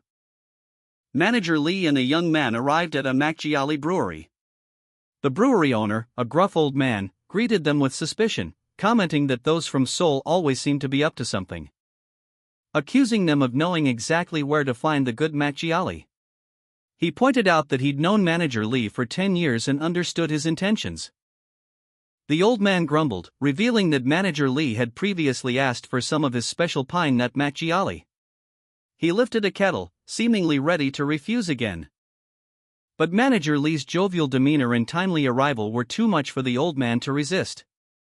He exclaimed about the coincidence of Manager Lee's visit. Manager Lee, ignoring the old man's protests, ordered him to prepare some Macchiali for transport back to Seoul. The young man observed the exchange, noting the old man's gruff exterior hid a softer side. The young man offered to help pour the Macchiali, showing his respect for the old brewer despite his initial apprehension. Manager Lee and a young man toasted to the new year. We'll cheers to the new year. Manager Lee exclaimed. Suddenly, a woman appeared, causing the young man to question, Huh? Who's that? The woman, appearing ethereal, was identified as a ghost by the young man. He bowed respectfully. Kang Jin, alerted by the commotion, rushed to the scene. Manager Lee inquired of Kang Jin, Did you bring the side dishes you mentioned? Kang Jin confirmed, Yes, sir. I've got them right here. Manager Lee, looking at the spread, questioned, What's all this? Kang Jin explained, All you need with makgeolli is kimchi, why make this fuss? Kang Jin continued, justifying his actions, It wouldn't hurt to have some good food to complement the alcohol, sir. Manager Lee, impressed, commented, This fellow made all of this himself, so I can tell you it's good. The older man, savoring the meal, offered a critique. My wife used to put in yellow corvina instead of shrimp. The cabbage isn't as crisp, so it's a bit soggy. Kang Jin, slightly embarrassed, apologized. The older man, however, waved off the apology, stating, TSK. But I guess it's still decent. Kang Jin expressed his relief at the older man's approval. The older man offered Kang Jin a drink, pouring him a cup of tea. Kang Jin politely declined, explaining that he had to drive home. He apologized again for the meal not being perfect. The older man accepted the explanation and drank his tea, thanking Kang Jin for the meal. As Kang Jin prepared to leave, the older man remarked, Mr. Lee, you've been coming here for over 10 years now, haven't you? Kang Jin confirmed this. The older man, startled, looked down at his teacup. A jolt ran through him as he saw a reflection of himself, seemingly submerged within the liquid. He muttered, Huh, as he processed the strange vision. The older man explained to Kang Jin and Manager Lee that he was closing his restaurant soon, because his second son had gotten into trouble and lost his home. Manager Lee, surprised, questioned the reason for the closure. The older man sighed, explaining that he needed to wrap things up and find his son a place to live, likely with him. The older man, owner of a small restaurant, explained his decision to close shop to Manager Lee and Kang Jin. His words hung heavy in the air. He lamented the lack of a successor, his voice laced with resignation. His wife, visibly distressed, watched from the doorway, her worry palpable. Kang Jin, observing the wife's distress, silently wondered about the source of her anxiety. Meanwhile, Manager Lee, after politely directing a customer to the restroom, noticed the older woman's distress and turned to investigate. His expression shifting from polite neutrality to concerned observation as he approached the weeping woman. He gently offered comfort. Kang Jin noticed the older woman's distress and wondered if she was trying to get his attention. Approaching her cautiously and offering a greeting, he felt compelled to help, recognizing the depth of her despair. Kang Jin approached the older woman, offering a polite greeting, Hello, ma'am. The older woman, still visibly upset, responded with a question, Did you have something to say? 10 minutes later, Kang Jin appeared visibly frustrated and exhausted. He had just heard something upsetting and asked for clarification, Could you please slow down and say that again? The older woman, agitated, revealed a shocking detail, My grandmother. 2 men? No. 2 people. Kang Jin, utterly bewildered, watched as the older woman flailed her arms in a chaotic display of distress. Her movements abruptly ceasing as she crossed her arms firmly across her chest. The older woman then uttered a question, her voice laced with a hint of desperation, You don't want your husband to live with your second son? The older woman nodded slowly, her face etched with worry. Kang Jin, visibly shaken, responded, But wouldn't it be better for him to live with his son rather than stay here alone? The older woman let out a pained groan, Ugh. She slumped over, overcome with emotion, letting out a heartbroken sigh, Ha. Kang Jin, surprised by the older woman's sudden inability to speak, thought, I didn't think the grandma wouldn't be able to speak. He looked concerned. And then, after a moment of silence, he pieced together her meaning. So what you're trying to say is you don't want your husband to sell the brewery, right? He asked. The older woman nodded vigorously, unable to fully articulate her feelings. Kang Jin observed, even though she can't communicate well, I can tell she's determined. He then politely inquired, may I ask why? The older woman, using gestures, attempted to explain her reasons.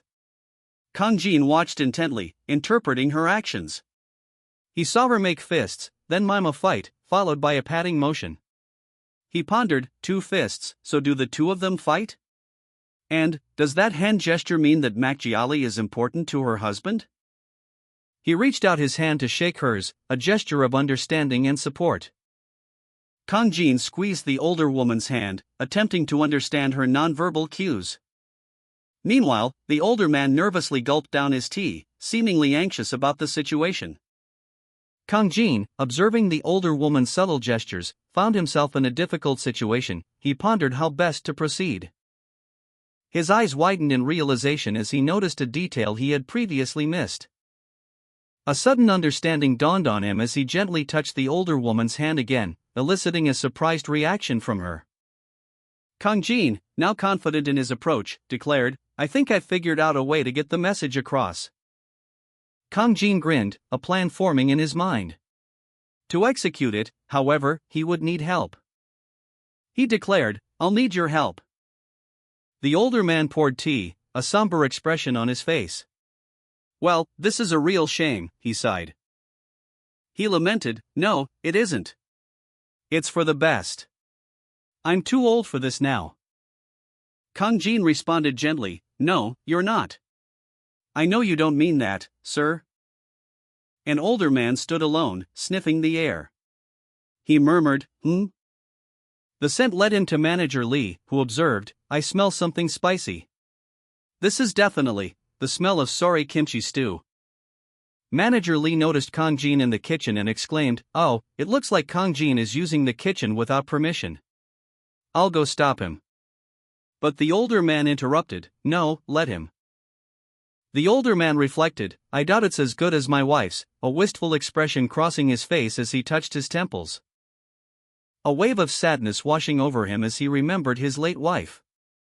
Kang Jin, sensing the older man's emotions, approached cautiously. Kang Jin, unsure if the rice is properly cooked, asks the older woman for her opinion. She nods, assuring him it is acceptable to serve it as is. He receives her approval and thanks her, expressing his trust in her judgment. A shout from outside jolts him, someone is impatiently demanding the food. Kang Jin, hurrying to deliver the meal, reflects on the agonizing wait for food while its aroma fills the air. He apologizes for the delay, explaining that the rice had just finished cooking. The older woman steps in, advising against drinking too much on an empty stomach. Kang Jin, a picture of contentment, smiled broadly. He presented a steaming pot of food, announcing, so please enjoy a meal while you drink together. The older man, upon seeing the food, exclaimed, wow, that smells amazing, Kang Jin. Manager Lee, however, observed critically, it's a bit mushy, isn't it? Kang Jin, unfazed, explained, oh, I didn't measure the water right. It looks mushy, but it should taste just fine. The older man, despite the manager's comment, began to eat with gusto, muttering, so there's someone else besides my wife who cooks rice like this? Kang Jin, despite his earlier mishap with the mushy rice, offered a dish to the older man with a confident, yet slightly apologetic smile. He urged the man to try it, expressing his hope that it would be to his liking. The older man, seemingly unperturbed by Kang Jin's earlier culinary stumble, readily accepted the offering. He began to eat, the sounds of his chewing and munching filling the air. He continued to eat, savoring each bite with evident enjoyment. His actions suggested a positive reaction to the food. However, a subtle change in his expression hinted at a shift in his opinion. A slight frown creased his brow as he chewed, and he let out a barely audible tsk. He muttered to himself, expressing his annoyance that the dish tasted the same despite his expectations. The older man tasted the rice Kang Jin had prepared, a slight frown etching itself onto his face. How annoying! He muttered, chewing thoughtfully. It even tastes the same, damn it. He flinched, a subtle expression of disappointment crossing his features as he continued to eat the rice. The older woman, unseen until now, burst into the scene, shouting, "No! I'm just shocked to see someone else making rice with so much water." Manager Lee observed the scene, glancing at Kang Jin. He then commented, "How did she manage to do that every time for over 50 years? That's a skill, I tell ya." Kang Jin, slightly flustered, responded, but I made the rice exactly how she told me to." A group of people, including Manager Lee and Kang Jin, stood outside, observing something with a mixture of curiosity and concern. The older man, looking distressed, spoke, asking, "Sir, when did your wife start making rice like this?" The older man sighed, his shoulders slumping slightly as he replied, "Who knows? It was so long ago." He continued, explaining, "Actually, she made it like this when we first got married." And added, "I remember because my mother gave her a real earful." Despite the explanation, the older man's disappointment was evident as he stated, "But even after that, my wife never got better at making rice." The scene opens with a playful charades game between two older individuals. One enthusiastically mimes eating, while the other watches with amusement, their faces expressing delight and curiosity. The older woman playfully hits the older man on the head, commenting that his bald head feels nice today. Kang Jin, appearing flustered and sweating profusely, enters the scene. The older woman, noticing his distress, questions him, suspecting he might have added something unusual to the rice. Kang Jin vehemently denies tampering with the rice, but the older man, still observing, asks a pointed question, "Did Kang Jin ever tell his wife that he dislikes soggy rice?" Kang Jin pauses, then answers that he does not like soggy rice. The older man and woman exchange a knowing glance, the older woman looking concerned. The older man presses further, asking if Kang Jin ever told his wife he disliked it. The scene ends with Kang Jin and the older man standing near a restroom, the tension palpable. The older woman wept silently, tears trickling down her face. As the older man reacted with shock and anger upon seeing the rice. "My son works himself to the bone brewing and selling rice wine to buy this rice. What the hell is this?" he exclaimed. His outrage intensified. "How dare you waste precious rice?" he thundered, his voice filled with fury. The older man's anger escalated into a physical outburst. He slapped his daughter-in-law, who fell to the ground in distress. Kang Jin's mother continued her tirade, "She's part of our family now that you've married her, so I can scold her all I want. Where did you even find such a useless girl?" Kang Jin intervened, pleading with his mother to stop. Ignoring his pleas, his mother insisted, "I said stop." Kang Jin, dejected, silently ate some of the rice, muttering that it tasted fine. Kang Jin, dejected, sat on the ground. Manager Lee, observing the situation, offered him a comforting hand. As Kang Jin quietly stated his intention to eat another bowl of rice. The older man, reflecting on his actions, admitted to himself that he had never actually said he liked the rice, leading him to ponder whether his wife had genuinely believed he enjoyed soggy rice for 50 years. Kang Jin, despite his aversion to the soggy rice, continued eating. His wife's wide smile was so compelling that he felt obligated to finish the entire bowl. Kang Jin, despite his dislike for the rice, continued to eat, his expression a mixture of forced compliance and quiet misery. Sitting across from the older woman, whose cheerful smile remained oblivious to his inner turmoil. The scene was set in a simple outdoor dining area. His thoughts turned inward, "Now I can't eat it anymore, and I won't see that silly smile of hers either." Meanwhile, the older man, observing his wife, reflected on his own unspoken feelings about the rice, a quiet regret coloring his expression. He murmured, "My dear wife." Kang Jin, mid-meal, questioned his own unusual sentimentality. He wondered aloud if the food tasted so much like the older woman's cooking because of some inexplicable connection, causing him to unexpectedly become emotional. The older man, observing Kang Jin's reaction, exclaimed in disbelief at the quality of the food, blaming Kang Jin for the unexpected culinary excellence. Kang Jin, however, took the older man's outburst as a compliment, laughing it off. He expressed surprise at the quality of the side dishes, noting that they tasted as if they had been made for decades. further highlighting the unexpected skill of the cook. He then inquired about the sheer volume of side dishes, questioning whether they were prepared on site. A question that remained unanswered as the scene shifted to show Kang Jin holding a portion of the side dishes with chopsticks. His expression was one of quiet contemplation, leaving the origin of the surprisingly delicious food a mystery. The older man and woman looked on, equally puzzled by the high quality of the meal. Kang Jin, his expression thoughtful, glanced towards the exterior of the building. Then, indicating a direction with a pointed finger, he explained to the older couple that he had obtained the side dishes from outside. The older woman, slightly confused, questioned if he meant the area beyond that particular door. The scene concludes with it to be continued. Message. Kang Jin, observing a collection of large earthenware jars, reflected on his past experiences. I only ever thought of drinking makgeolli with some kimchi on the side. I never even dreamed that there were other side dishes in these. The older man and woman looked on curiously as Kang Jin examined the jars. The older woman voiced her own curiosity, prompting Kang Jin to explain his discovery. That inside the jars, he found side dishes that resembled those his wife used to make. They appeared to be well preserved. The older man scolded Kang Jin for looking inside without permission. Kang Jin apologized, but explained that he did have permission to access the jars. The older man glanced at Kang Jin, a mixture of concern and understanding in his eyes. The older man gently touched one of the jars, a wistful expression on his face as he murmured, "My dear wife." Kang Jin, slightly apologetic, informed the older couple that there were preserved side dishes in the kitchen fridge, but that they had all gone bad. The older man, upon hearing this, questioned the state of the fridge. He then revealed that the jars contained side dishes made by his late wife, and that he hadn't been able to bring himself to eat them since her passing.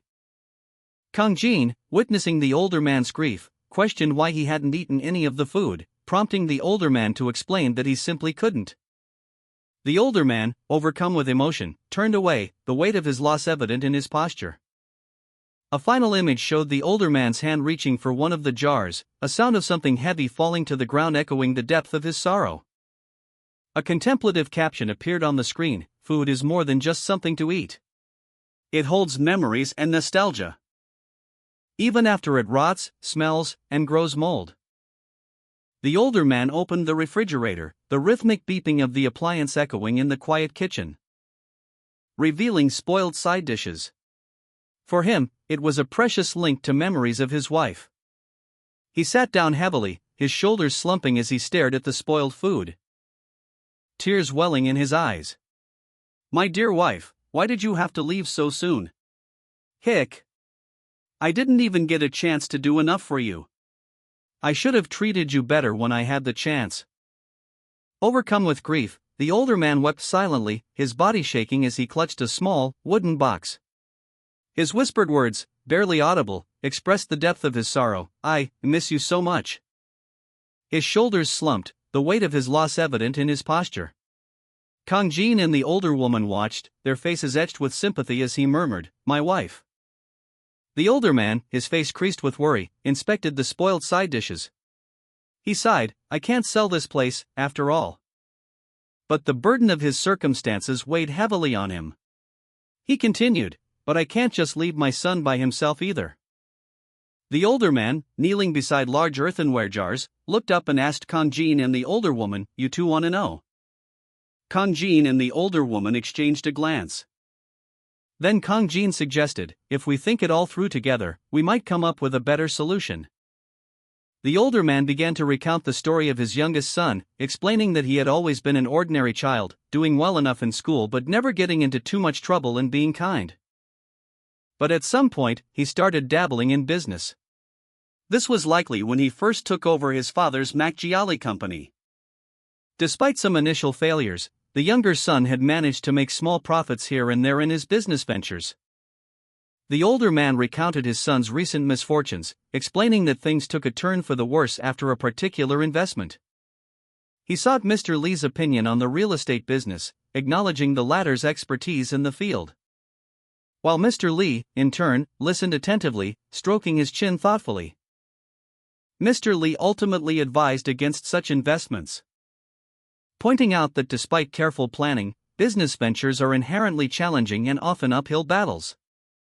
He further emphasized the recklessness of his son's decision to invest based solely on a friend's recommendation, deeming it a recipe for disaster. An older man, his shoulders slumped, shuffled along, muttering to himself. His son, Kang Jin, approached him with a concerned expression. Kang Jin listened patiently as his father voiced his worries about his son's recent business setbacks and investment losses. The older man shook his head, clearly distressed. Kang Jin, attempting to reassure his father, pointed out that the family brewery had been passed down for 5 generations, implying a strong foundation and resilience. He sat beside his father on a bench near large earthenware jars, the scene peaceful despite the underlying tension. Kang Jin's calm demeanor offered a contrast to his father's anxiety. As leaves gently fell around them, a quiet moment of shared concern before Kang Jin offered further reassurance. He suggested that even if his son didn't officially take over the brewery immediately, he could still contribute and learn the business under his watchful eye. Kang Jin's words implied a plan to gradually integrate his son into the family business, providing both support and oversight. The older man, his face etched with worry, confided in Kang Jin, "I've already tried telling him that, but he refused." Kang Jin, observing the older man's distress, listened intently as he continued to explain his son's situation. Kang Jin, however, voiced his doubts, questioning, "Do you really think selling the brewery to help him will make him change his ways?" A pensive silence fell between them as they sat on a park bench, the weight of the situation heavy in the air. Kang Jin continued his line of questioning, "Is this truly what's best for him?" The older man, still troubled, explained, "Without the right information and a bit of luck, real estate is as risky as gambling. Sure, it'd be great if things go well, but if they don't, Mr. Yuxiangti will have nothing left to fall back on." An older man sat on a park bench, his face etched with worry. He lamented to himself, "My son doesn't listen to me anymore, he just dismisses what I say as nagging." His internal monologue continued, revealing a deeper sadness. "I know he sees me less as a father and more as a burden that he has to support." Overcome with despair, he despaired, "So how do I convince him to do anything? I just don't know anymore." A sudden idea sparked in his mind, a glimmer of hope amidst his despair. "Then how about this?" he resolved, "I'll go meet him in person." Kang Jin, seemingly calm, asked, "You'll meet Xianti?" Kang Jin, having known the older man for years, suggested offering him advice, believing that a collaborative approach might be more effective. He expressed his willingness to help, emphasizing that a group effort might improve their chances of reaching the older man's son. The older man, reflecting on a past encounter with his son, recalled that the son had seemed intelligent and capable at the time, and expressed confidence in Kang Jin's assessment, trusting in their combined efforts to resolve the situation. Kang Jin reassured the older man, expressing confidence that his son would understand his intentions and that he had his best interests at heart. A comforting pat on the shoulder sealed the agreement. Kang Jin further explained that a successful resolution would benefit the older man's brewery as well, potentially leading to increased production and export opportunities. Both men chuckled at the prospect. Kang Jin confronted the older man, exclaiming about the sheer amount of money he had made through his business dealings, and questioning his continued involvement in exporting and other ventures, calling him a shameless little brat. The older man bowed his head in response. The scene opens on a panoramic view of a modern city, the words "First Floor Company Cafe" displayed prominently above a sleek office building. Inside the cafe, Kang Jin sits at a table, checking his phone. He thinks to himself, He continues to look at his phone, a slight frown forming on his face as he thinks, he should have been here by now. Suddenly, Kang Jin's phone rings.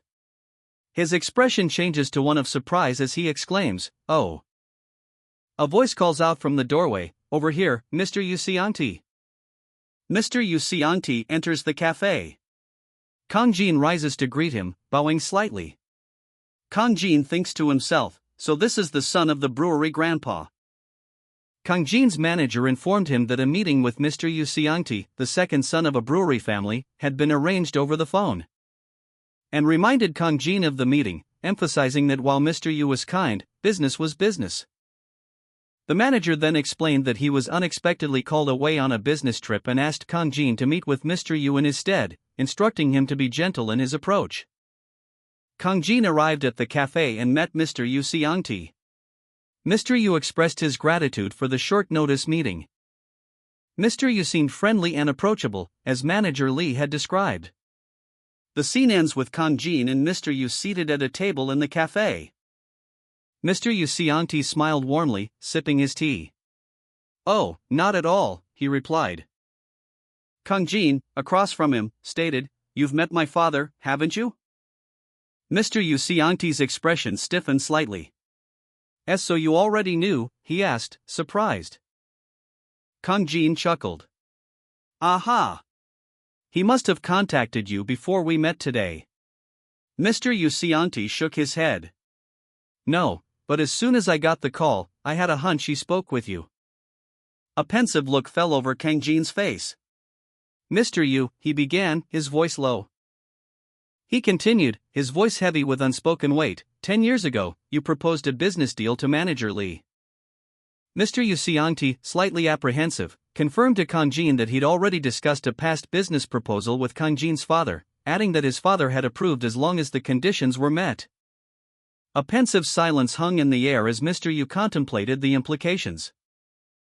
Kang Jin, probing and reflective, then proposed that he learn to make makgeolli as part of fulfilling those conditions, suggesting that the increased customer base would make it impossible for Mr. Yu to handle the production alone. Mr. Yu, after a moment of consideration, conceded that Kang Jin's suggestion was reasonable. He then revealed that he had previously helped his father with his work when he was younger, implying a familiarity with the makgeolli making process. This revelation concluded their discussion, leaving the next steps in their business venture implied but not explicitly stated. Mr. Yu Xiangti, reflecting on his family's history, explained that his family had been making makgeolli for 5 generations. And that he had envisioned himself continuing that legacy. He genuinely enjoyed his father's makgeolli and had even developed his own version. However, he realized that working with his father was impossible. Mr. Yu Xiangti's son, Kang Jin, questioned his father's statement, expressing his confusion. Mr. Yu Xiangti, with tears in his eyes, revealed that his father possessed a fiery temper and lashed out when things didn't meet his standards, resulting in the loss of numerous business partners. Kang Jin's hands trembled as he listened to his father's confession, finally understanding why their clients had abandoned the family business. Mr. Yu Xiangti, burdened by his failures, sat alone, his shoulders slumped in defeat. Kang Jin, feeling uncomfortable and afraid, watched his father from afar, his own body trembling with a mixture of fear and concern. Alone, Kang Jin grappled with the question of how to help his father, his brow furrowed in deep thought.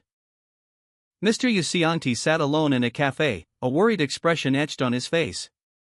His phone buzzed, interrupting his contemplation. He checked a message regarding an investment briefing, then quickly responded to another text, soon. "I won't be late." He had another appointment. Mr. Yu Xiangti stood to leave, and Kang Jin asked if he had anything else to say. Mr. Yu Xiangti, with a sudden change of demeanor, asked Kang Jin if he was free on Saturday. He proposed a family dinner at his diner. Kang Jin, initially surprised by the suggestion of a meal, listened as Mr. Yu Xiangti explained that it wouldn't be fancy, just a chance for their families to connect. Kang Jin, seeing his father's persistence, agreed to attend, but only this once. Mr. Yu Xiangti, having just arranged a dinner with Kang Jin and their families, confirmed the plans, saying, "Got it. I'll see you then." He then paused, a thoughtful expression crossing his face as he added, "Oh, and one more thing." Kang Jin, anticipating further instructions, asked, "What now?" Mr. Yu Xiangti, with a slightly hesitant smile, inquired, "Excuse me for asking, but what was your mother's name?"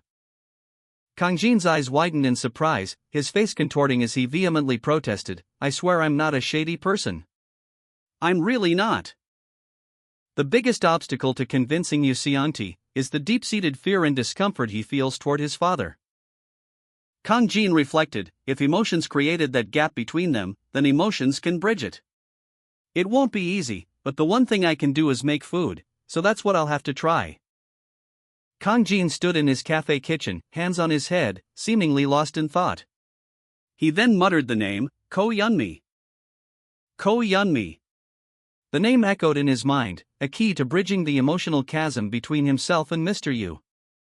Kang Jin urgently called out for Mrs. Ko, needing her assistance. Mrs. Ko, smiling warmly, inquired after Kang Jin's well-being. Kang Jin arrived at a building, questioning aloud if this was the right place.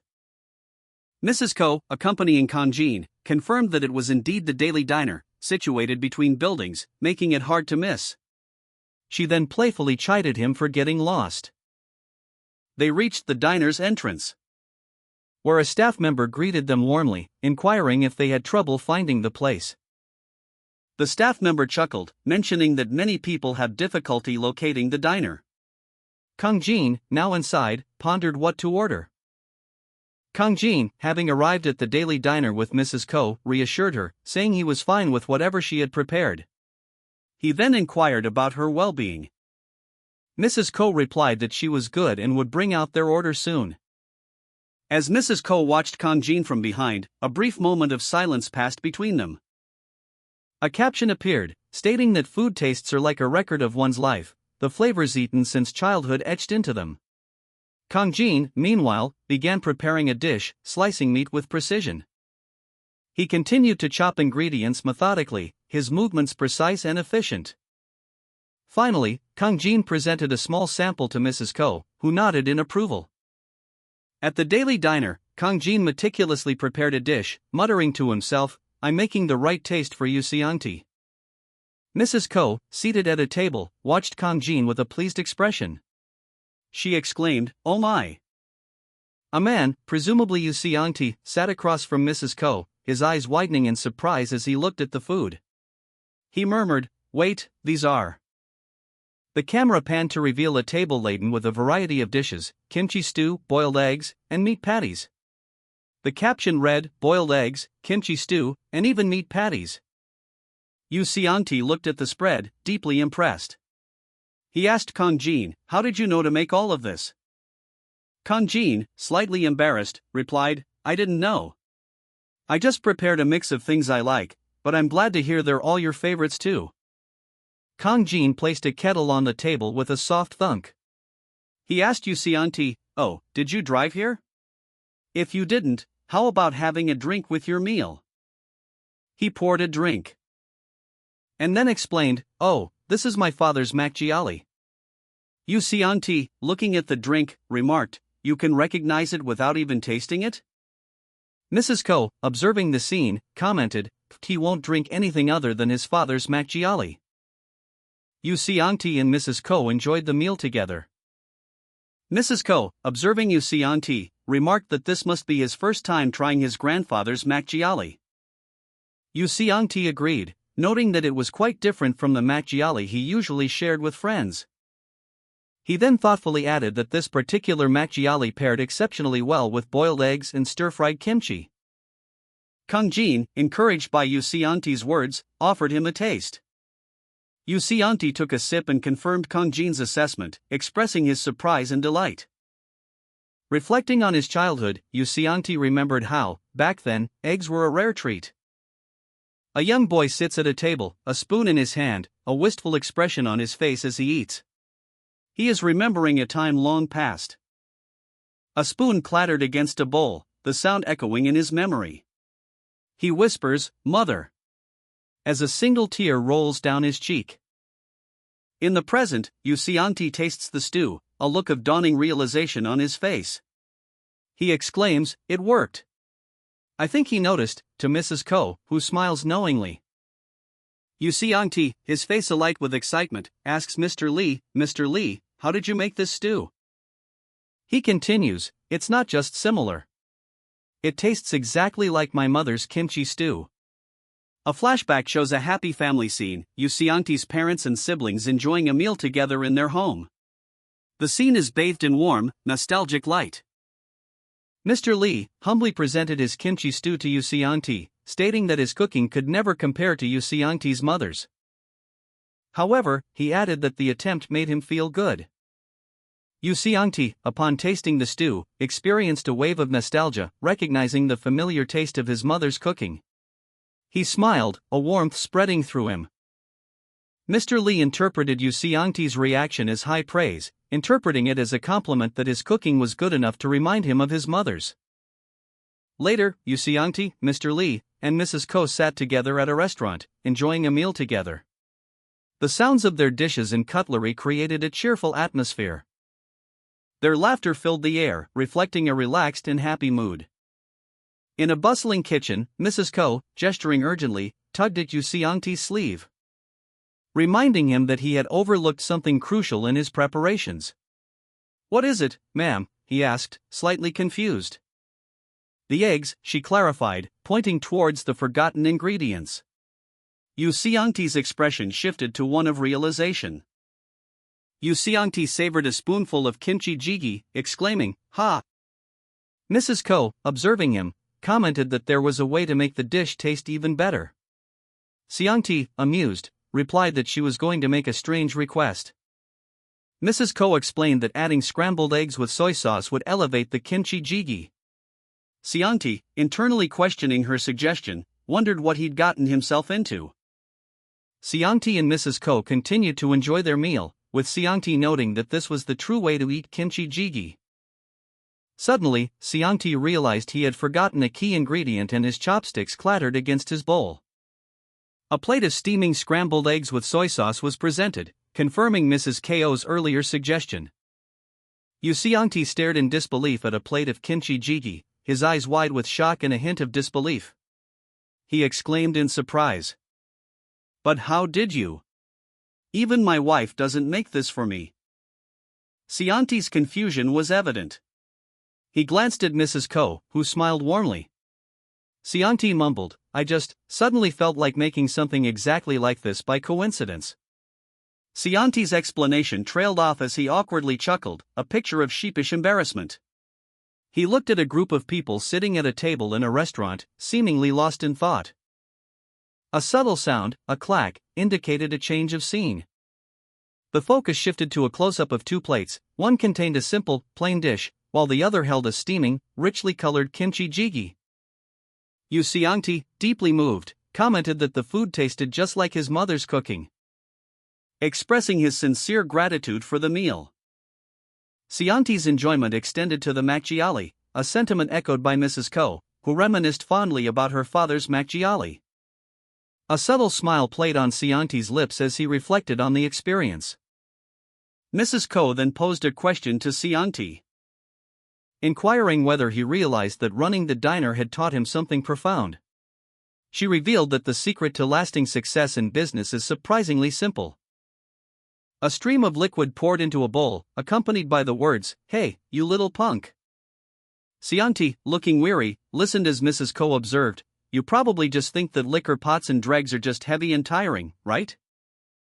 She continued, offering encouragement, "You can't let those thoughts get the best of you." Xiangti, reflecting on his struggles, considered her words. He then smiled slightly and said, "If the food is good, a diner won't fail. I haven't been running this place for long, and my skills are still lacking, but I really believe that." Xiangti and Mrs. Ko sat together outdoors, and Mrs. Ko shared a piece of wisdom: a brewery only needs one thing, good liquor. She concluded, reinforcing her point, "We just have to make delicious wine." Overcome with emotion, Yu Xiangti wept as he embraced his father. Later, Xiangti, now working at a restaurant, served a customer macchiali, a traditional Korean rice wine. The customer commented that it was delicious. Xiangti reflected on his father's words, a poignant memory surfacing in his mind. He then proceeded to drink the macchiali himself, his expression one of quiet contentment. Xiangti continued to drink the macchiali, quickly finishing the glass. He then asked himself, "So how's our macchiali?" A subtle smile played on his lips. With a gentle clack, Yu Xiangti placed an empty bowl on the table, the faintest trace of macchiali clinging to its sides. A subtle reminder of his recent indulgence.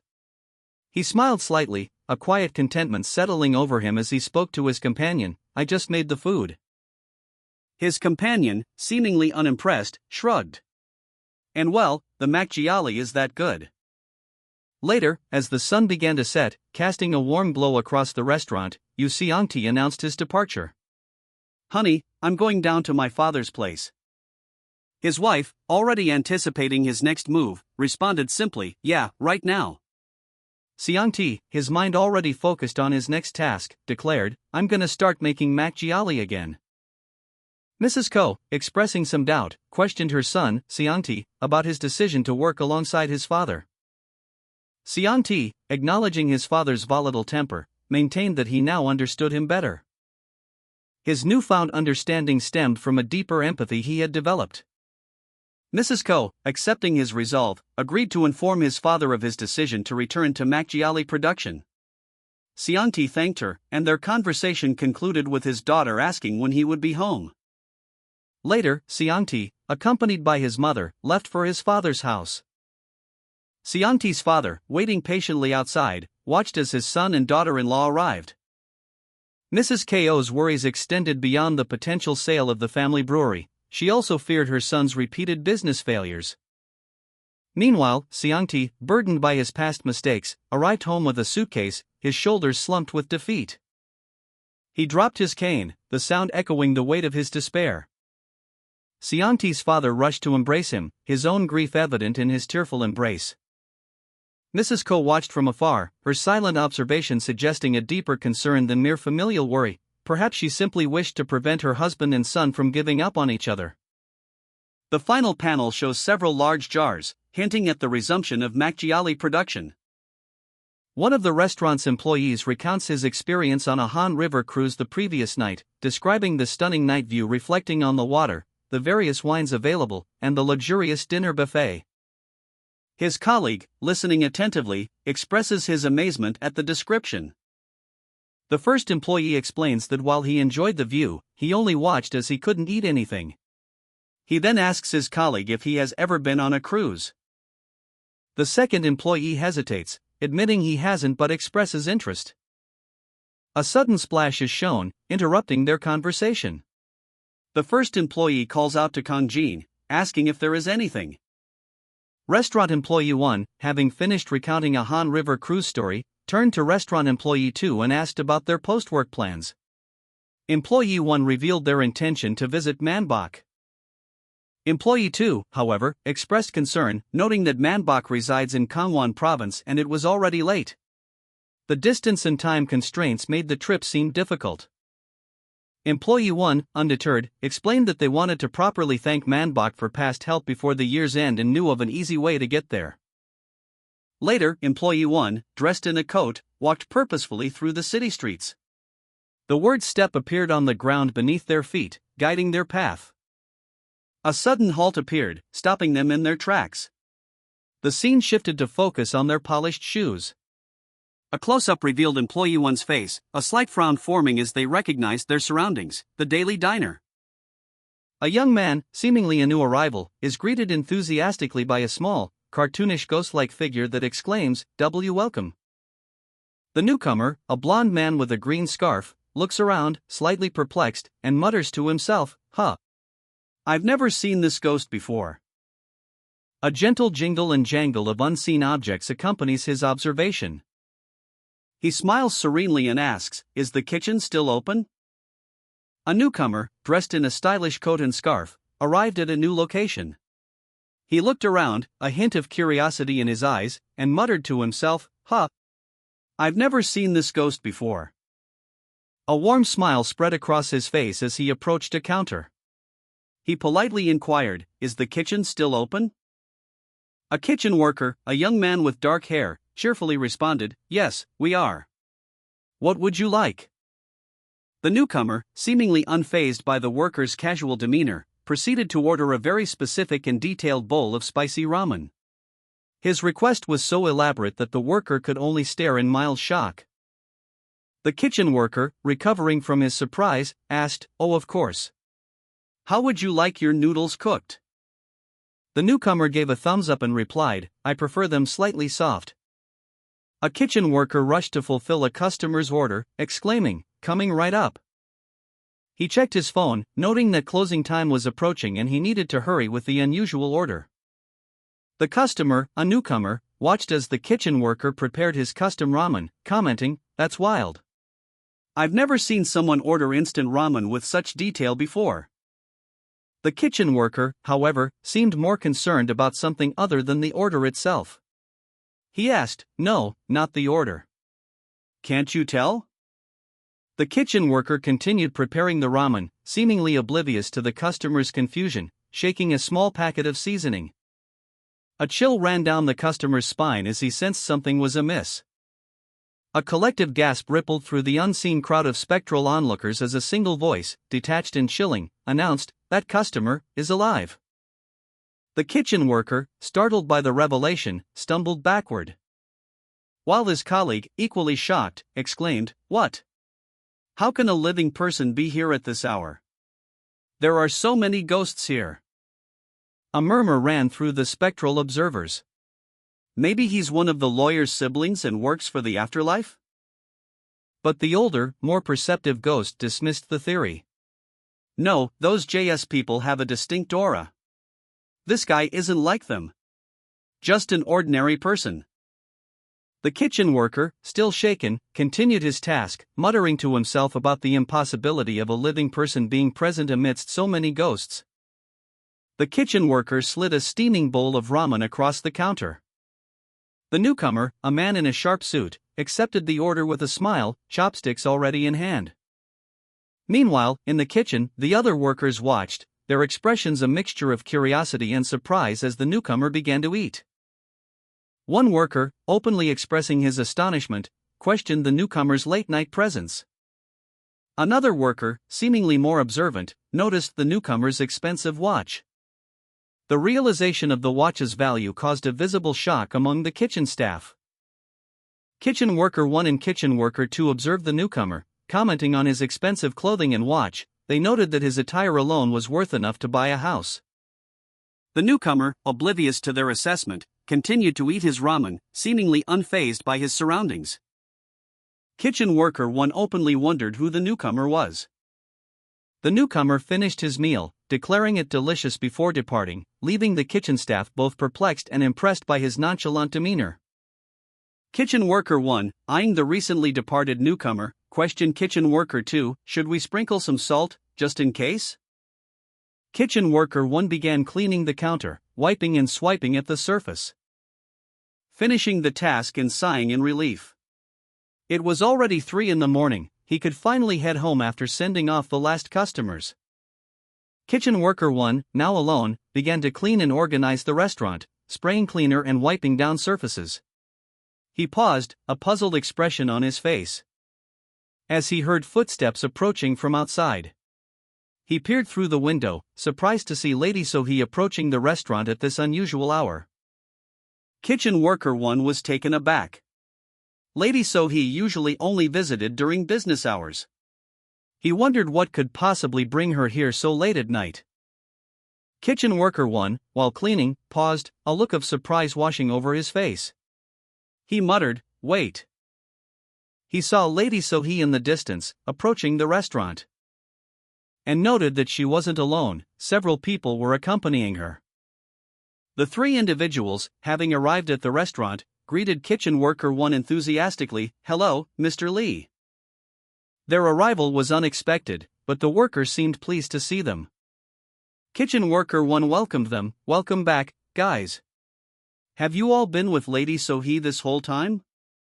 One of them replied, "Yes, we've been learning a lot from her." Lady Sohee and her companions entered a restaurant. A kitchen worker greeted them, noting their imposing presence, causing a male companion to visibly flinch, muttering that it must have been tough looking after all 3 of them. The kitchen worker, Young-soo, visibly reacted to the comment, his face contorting in a mixture of confusion and distress, breaking down into tears, questioning if he said something wrong. 10 minutes later, Young-soo is shown deeply embarrassed, while a female companion pats his shoulder, asking if something happened at home. Young-soo explains that nothing specific happened, but he remains visibly flustered. A man sits at his computer, a look of mild annoyance on his face. He discovers that his father is using his old middle school gaming account. The man's sister comments on how his father even joined a guild with the account, expressing surprise at his father's detailed knowledge of the game. Later, the man is shown looking around a room, his expression one of surprise. He notes that the room is exactly as it was when he was in middle school, even down to the details of his photos and school uniform. The level of detail is so precise that even his old tutoring homework is still on the desk. He laughs at the uncanny resemblance.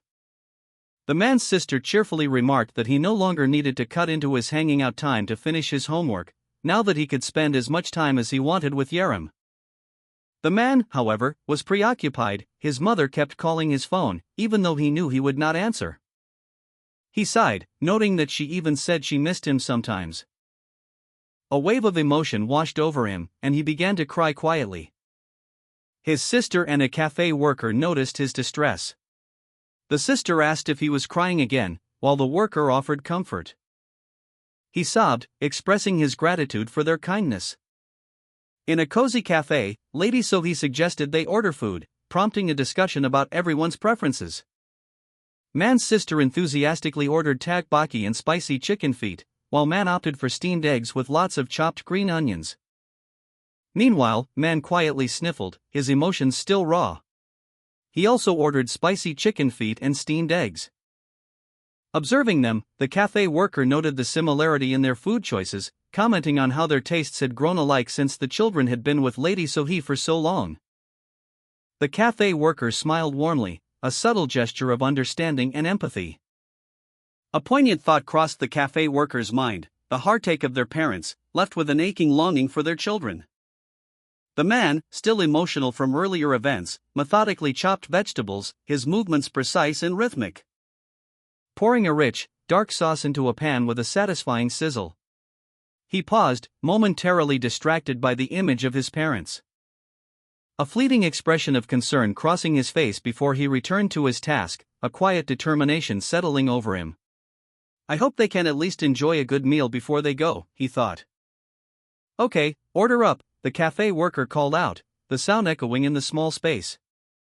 A delicious spread was presented: spicy chicken feet and tteokbokki, a rolled omelette, steamed eggs, and japchae. The aroma alone was enough to make the man's mouth water. He could barely contain his excitement. His friends, equally captivated by the feast, gasped in unison, "WHOAA." The man, lost in thought, briefly pictured his family enjoying a similar meal together. He smiled faintly, a bittersweet expression. After the meal, one of the friends expressed their gratitude, "Thank you for the food." Observing the two, a narrator comments that they seem to have picked up proper manners from Lady Sohee, similar to Yerim. They've all straightened out. The scene shifts to a group of individuals seated around a table, enjoying a meal. A question is posed: so what will you all do now? Will you go back to your homes? One of them responds that he plans to return home once he's learned everything Lady Sohee has instructed them to learn. But adds that she mentioned it's not good for ghosts to stay near the living for too long, so he'll just visit home from time to time. Another individual, a woman, quietly sips her drink, a thoughtful expression on her face. Suddenly, a voice clarifies that the two women are maiden ghosts, while the young man is a bachelor ghost. Three figures, ethereal and translucent, materialized before a backdrop of swirling cosmic dust. Although their fates were intertwined, their energies remained opposing. A spectral voice echoed, explaining that bachelor ghosts and maiden ghosts must avoid each other, meaning that other ghosts would be unable to approach him. A man, his face etched with worry, questioned whether Yerim and Gun would suffer because of him. A single groan escaped his lips, reflecting his inner turmoil. A woman gently patted his shoulder, offering silent comfort. The man, burdened by his actions, sat at a table with two friends. One friend declared, "We're not going to leave young Sue." The other friend, equally resolute, added, "That's right. We don't care what anyone says. We're sticking together." A woman, observing them, chuckled, "You little rascals really don't listen, do you?" But still, their friendship is something to be proud of. She poured herself a drink, a thoughtful expression on her face. She mused, "If that's how you all feel, then I guess it is fine." The three friends sat together, a sense of quiet solidarity settling over them. The woman, however, seemed to have a deeper understanding, quietly observing, "We are not the only ones who come to this daily diner. Other ghosts come here too." A ghostly woman explained that maiden ghosts and bachelor ghosts cannot mingle, and the presence of the living prevents other ghosts from using the diner. She warned that when the three of them leave, the ghosts will be starving. One of the men gulped, nervously agreeing to leave as soon as they finished their meal. Later, one of the men noted that he had finished his wine. And the woman offered him another bottle, but he declined, stating that there were children with them and the current amount was sufficient. They prepared to leave. The woman observed that they had cleaned their plates and it was time to go. Lady Sohee was called by one of the diner's staff and politely asked her to visit the diner often with the children. Meanwhile, another staff member noticed Gun and Yerim's earlier interaction and questioned them about it, pinching Gun's ear when she tried to avoid the question. Gun and Yerim apologized for their behavior and prepared to leave, bowing to Sohee and thanking her for the meal. Sohee, however, reminded them that they still needed more lessons. As they departed, the staff member inquired about how much longer they planned to stay, to which Sohee replied that they would be back soon. The group, consisting of Man, Yerim, Gun, and Lady Sohee, exited the diner, their laughter echoing in the night air. A warm camaraderie bound them together as they walked away, leaving behind the mysterious atmosphere of the establishment. The man, however, felt a sense of unease as he walked alone in the rain. The rhythmic sloshing of his shoes against the wet pavement a counterpoint to the quiet solitude. He sighed, acknowledging the lateness of the hour. Lost in thought, he rummaged through his bag, his brow furrowed in concentration. A sudden realization dawned on him. As he recalled the woman's cryptic words, "When you're leaving, your memory is the key. If you imagine any door, it will open for you and connect you to a place that won't reject you." The man, shoulders slumped, walked away from the diner into the falling rain. A pensive expression etched on his face. He pondered the woman's cryptic advice, the words re-echoing in his mind. The rain seemed to mirror his internal turmoil as he approached a dark doorway. He hesitated, then grasped the handle, the metallic clang echoing in the stillness. A sudden whoosh of movement pulling him into the unknown. He found himself in a surreal hallway filled with numerous doors, Yerim and Gun leaping through one, their movements suggesting a chaotic escape. The man observes his surroundings, noting the late hour yet the surprisingly large number of people present, and concludes that the afterlife seemingly has no concept of day or night. He looks around, seemingly searching for something familiar. Specifically, the location of a convenience store called JS. The man navigated a bizarre, shifting landscape of doors and hallways, leaping across gaps as a woman with short brown hair and a blue jacket propelled herself through the air alongside him. The scene was chaotic, filled with murmuring and clamor. A large cat-like creature stood out amongst the crowd, along with a man in a black hoodie and cap. It was late at night, yet the afterlife teemed with activity. Several figures tumbled through the air, seemingly falling from unseen heights. The man, carrying several bags of groceries, observed the scene, noting that the afterlife seemed to lack a clear distinction between day and night. He paused, a thoughtful expression on his face, silently questioning the location of a specific convenience store. His internal monologue revealed his continued search for the JS convenience store. The man, still navigating this strange afterlife, prepared a cup of instant ramen. He poured the boiling water into the noodles, and then snapped his chopsticks in place, ready to eat. He sat at a table outside a small, quaint shop, a look of contentment on his face as he began to eat. He savored the warmth of the noodles, a sigh escaping his lips. "I finally have a moment to eat," he thought, a smile spreading across his face. The woman stood nearby, observing him. A young man with a cap glanced at the scene, his expression unreadable. He scanned the area, seemingly searching for something. The woman approached the man eating ramen. "Oh, Mr. Kong," she exclaimed, surprised. "What brings you here?" Mr. Kong, mid-bite, replied, "I'm on my way to the countryside." So I'm stopping by to pick up something that Manbach asked for. The young man in the cap munched on honey butter chips, watching them. Mr. Kong, a man in a suit, sat at a table outside a convenience store, eating cup noodles. A woman approached him, expressing concern about his meal choice. Cup noodles? That's not a proper meal. Mr. Kong chuckled, hee. Whether it's the world of the living or the afterlife, a salaryman's paycheck barely makes a difference in his bank account. I need to save up a bit this month. The woman sighed, observing Mr. Kang's haggard appearance. I see. You must be having a tough time. Mr. Kong explained, in a lot of ways, there's not much difference between my world and the next. Office workers work around the clock.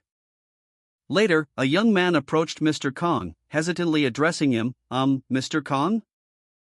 Mr. Kong responded, yes? The young man continued, offering a kind suggestion, if you ever have time, please stop by the diner and have a meal.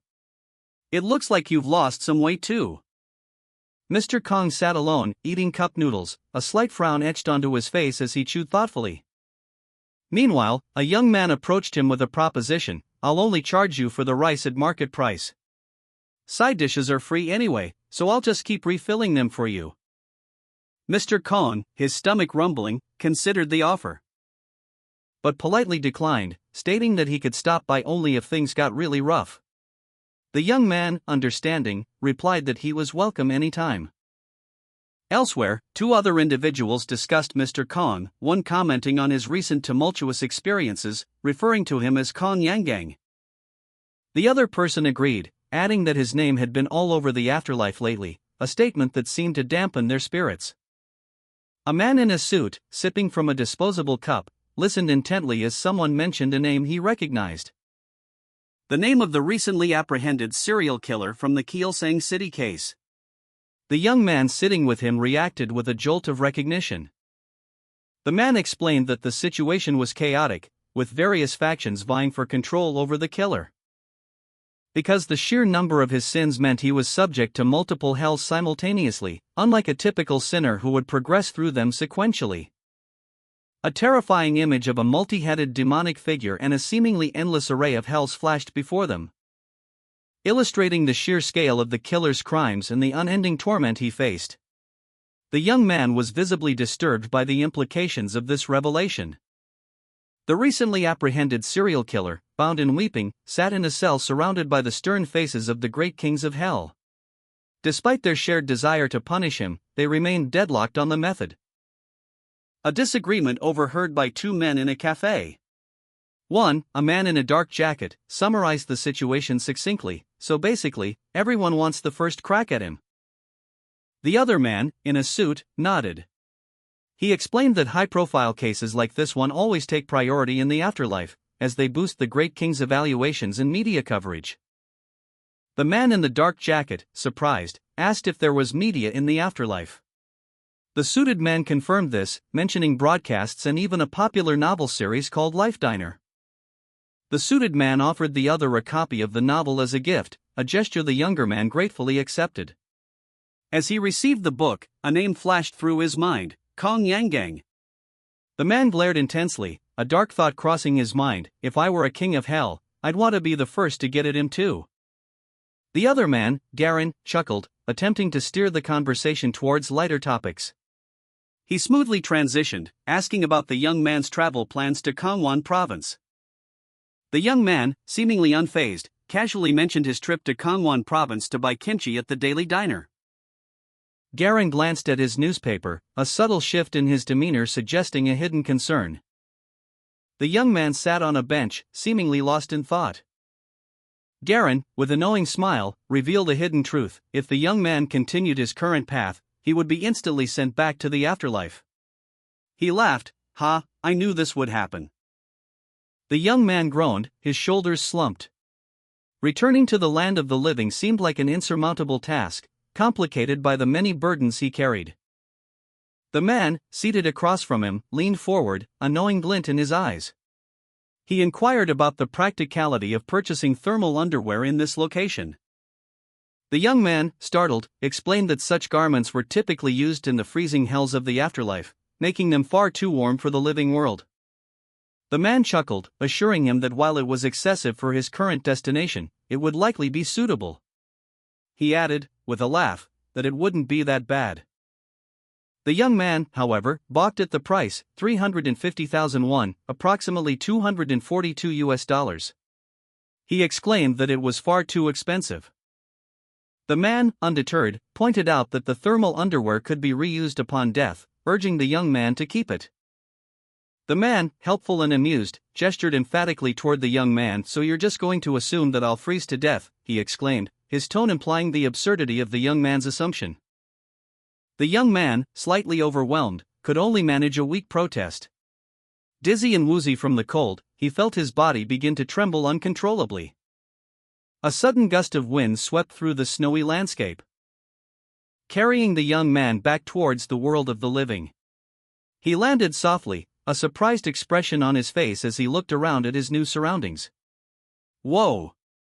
he breathed, taking in the sight of the snowy forest. Overwhelmed with gratitude, the young man expressed his sincere appreciation to Mr. Kong, stating that he would never doubt his wisdom again. He couldn't thank him enough. The young man, clutching the thermal underwear Mr. Kong had given him, felt a surge of warmth both physically and emotionally.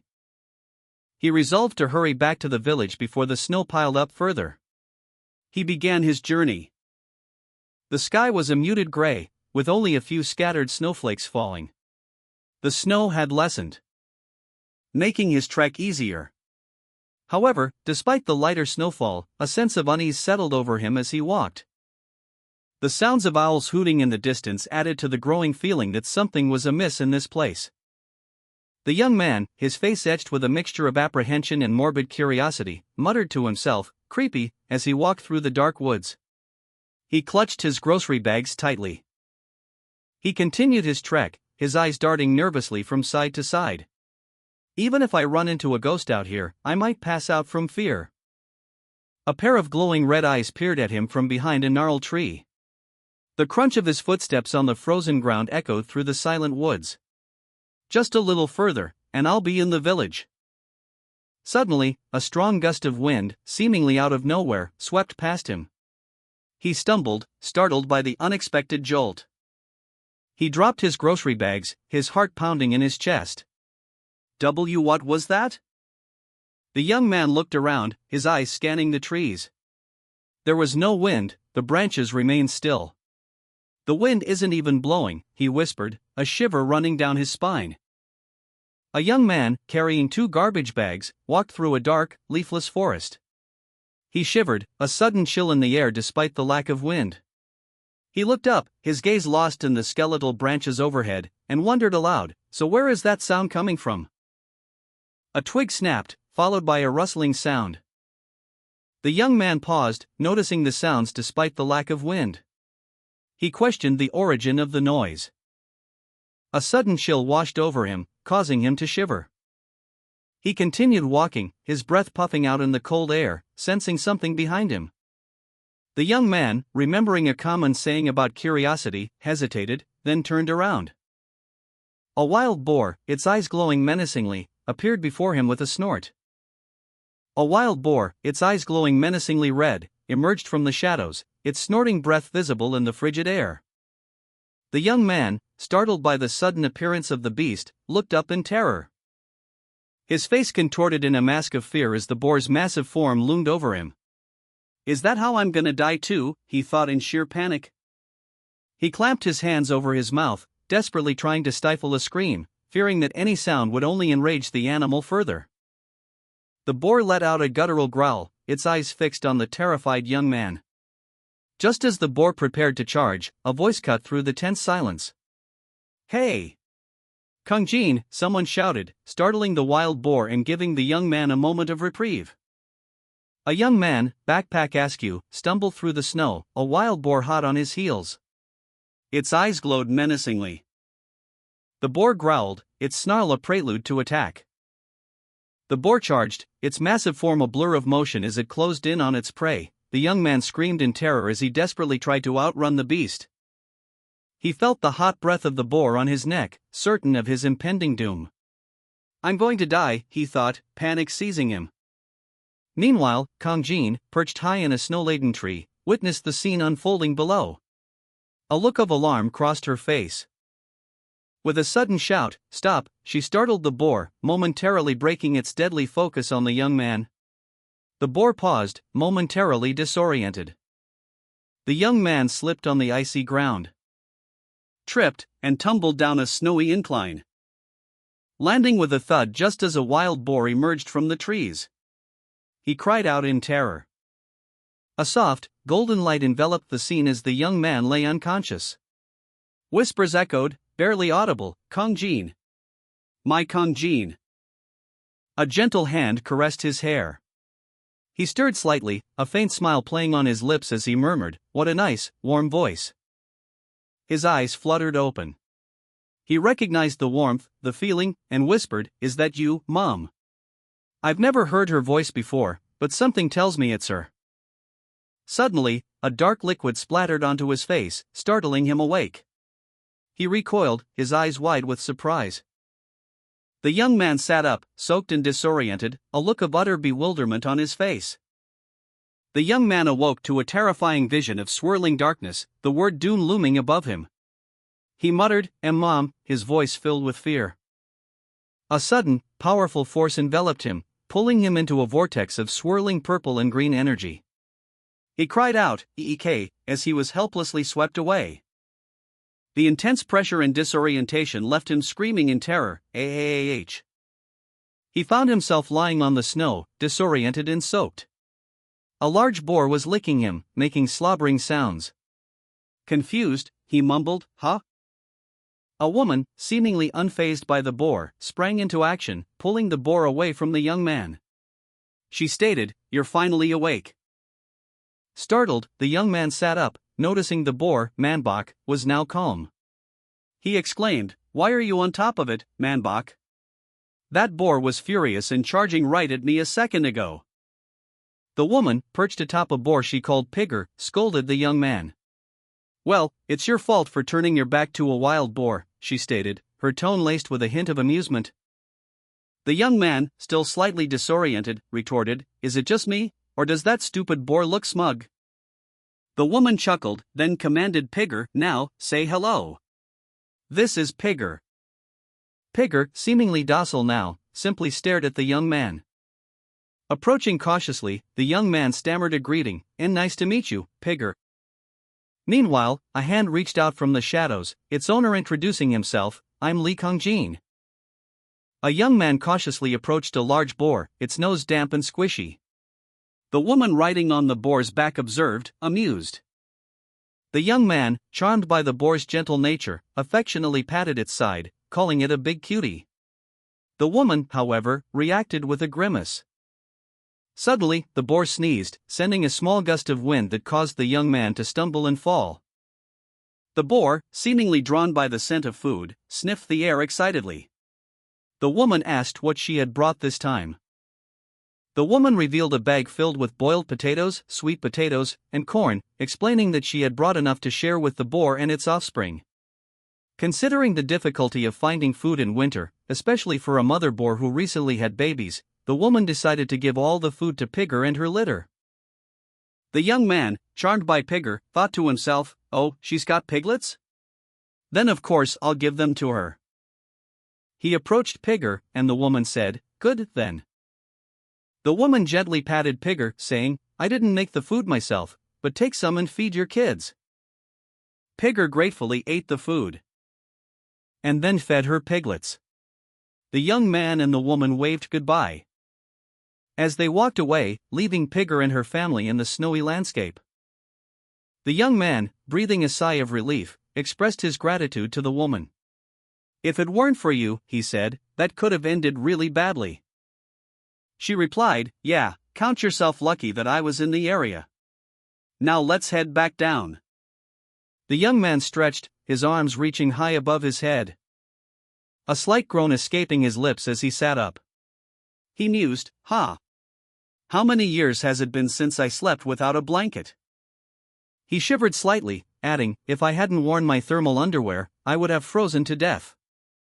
His thoughts drifted to more practical matters, do they sell sleeping bags at the Afterlife convenience store? Suddenly, he sensed something approaching. Something big is walking this way. From a distance, the young man observed Pigger approaching, noting that she seemed to be carrying something, though he couldn't make out what it was. As she drew closer, he could hear her footsteps, causing him to exclaim in surprise as she came into view. Inside, two young men were relaxing when one of them noticed Pigger outside, prompting him to point her out to his companion. Pigger arrived, carrying a large kudzu root, which elicited an excited response from the young men. One young man expressed disbelief, stating that Pigger, despite her love for kudzu, had foregone eating it and carried a large root all the way to him.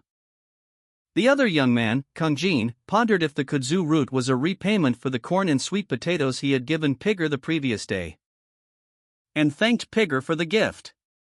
He noted the size of the root and the effort Pigger must have taken to uproot it so carefully. Kang-jin mused on the possibility that this act of kindness from Pigger might be reminiscent of tales of animals repaying human kindness, such as a tiger or magpie. But in this case, a wild boar version.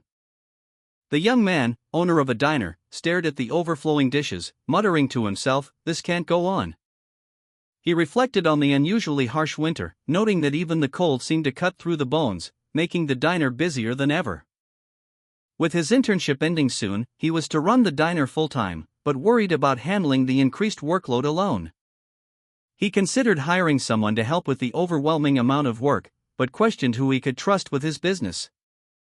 A man in a dark coat entered the diner silently, his presence adding an air of mystery to the scene. A smartly dressed man entered the diner and politely inquired, "Excuse me, are you not serving food right now?" The young man behind the counter, recognizing the customer, replied, "Oh, welcome. We're still serving food. You've been here before, right?"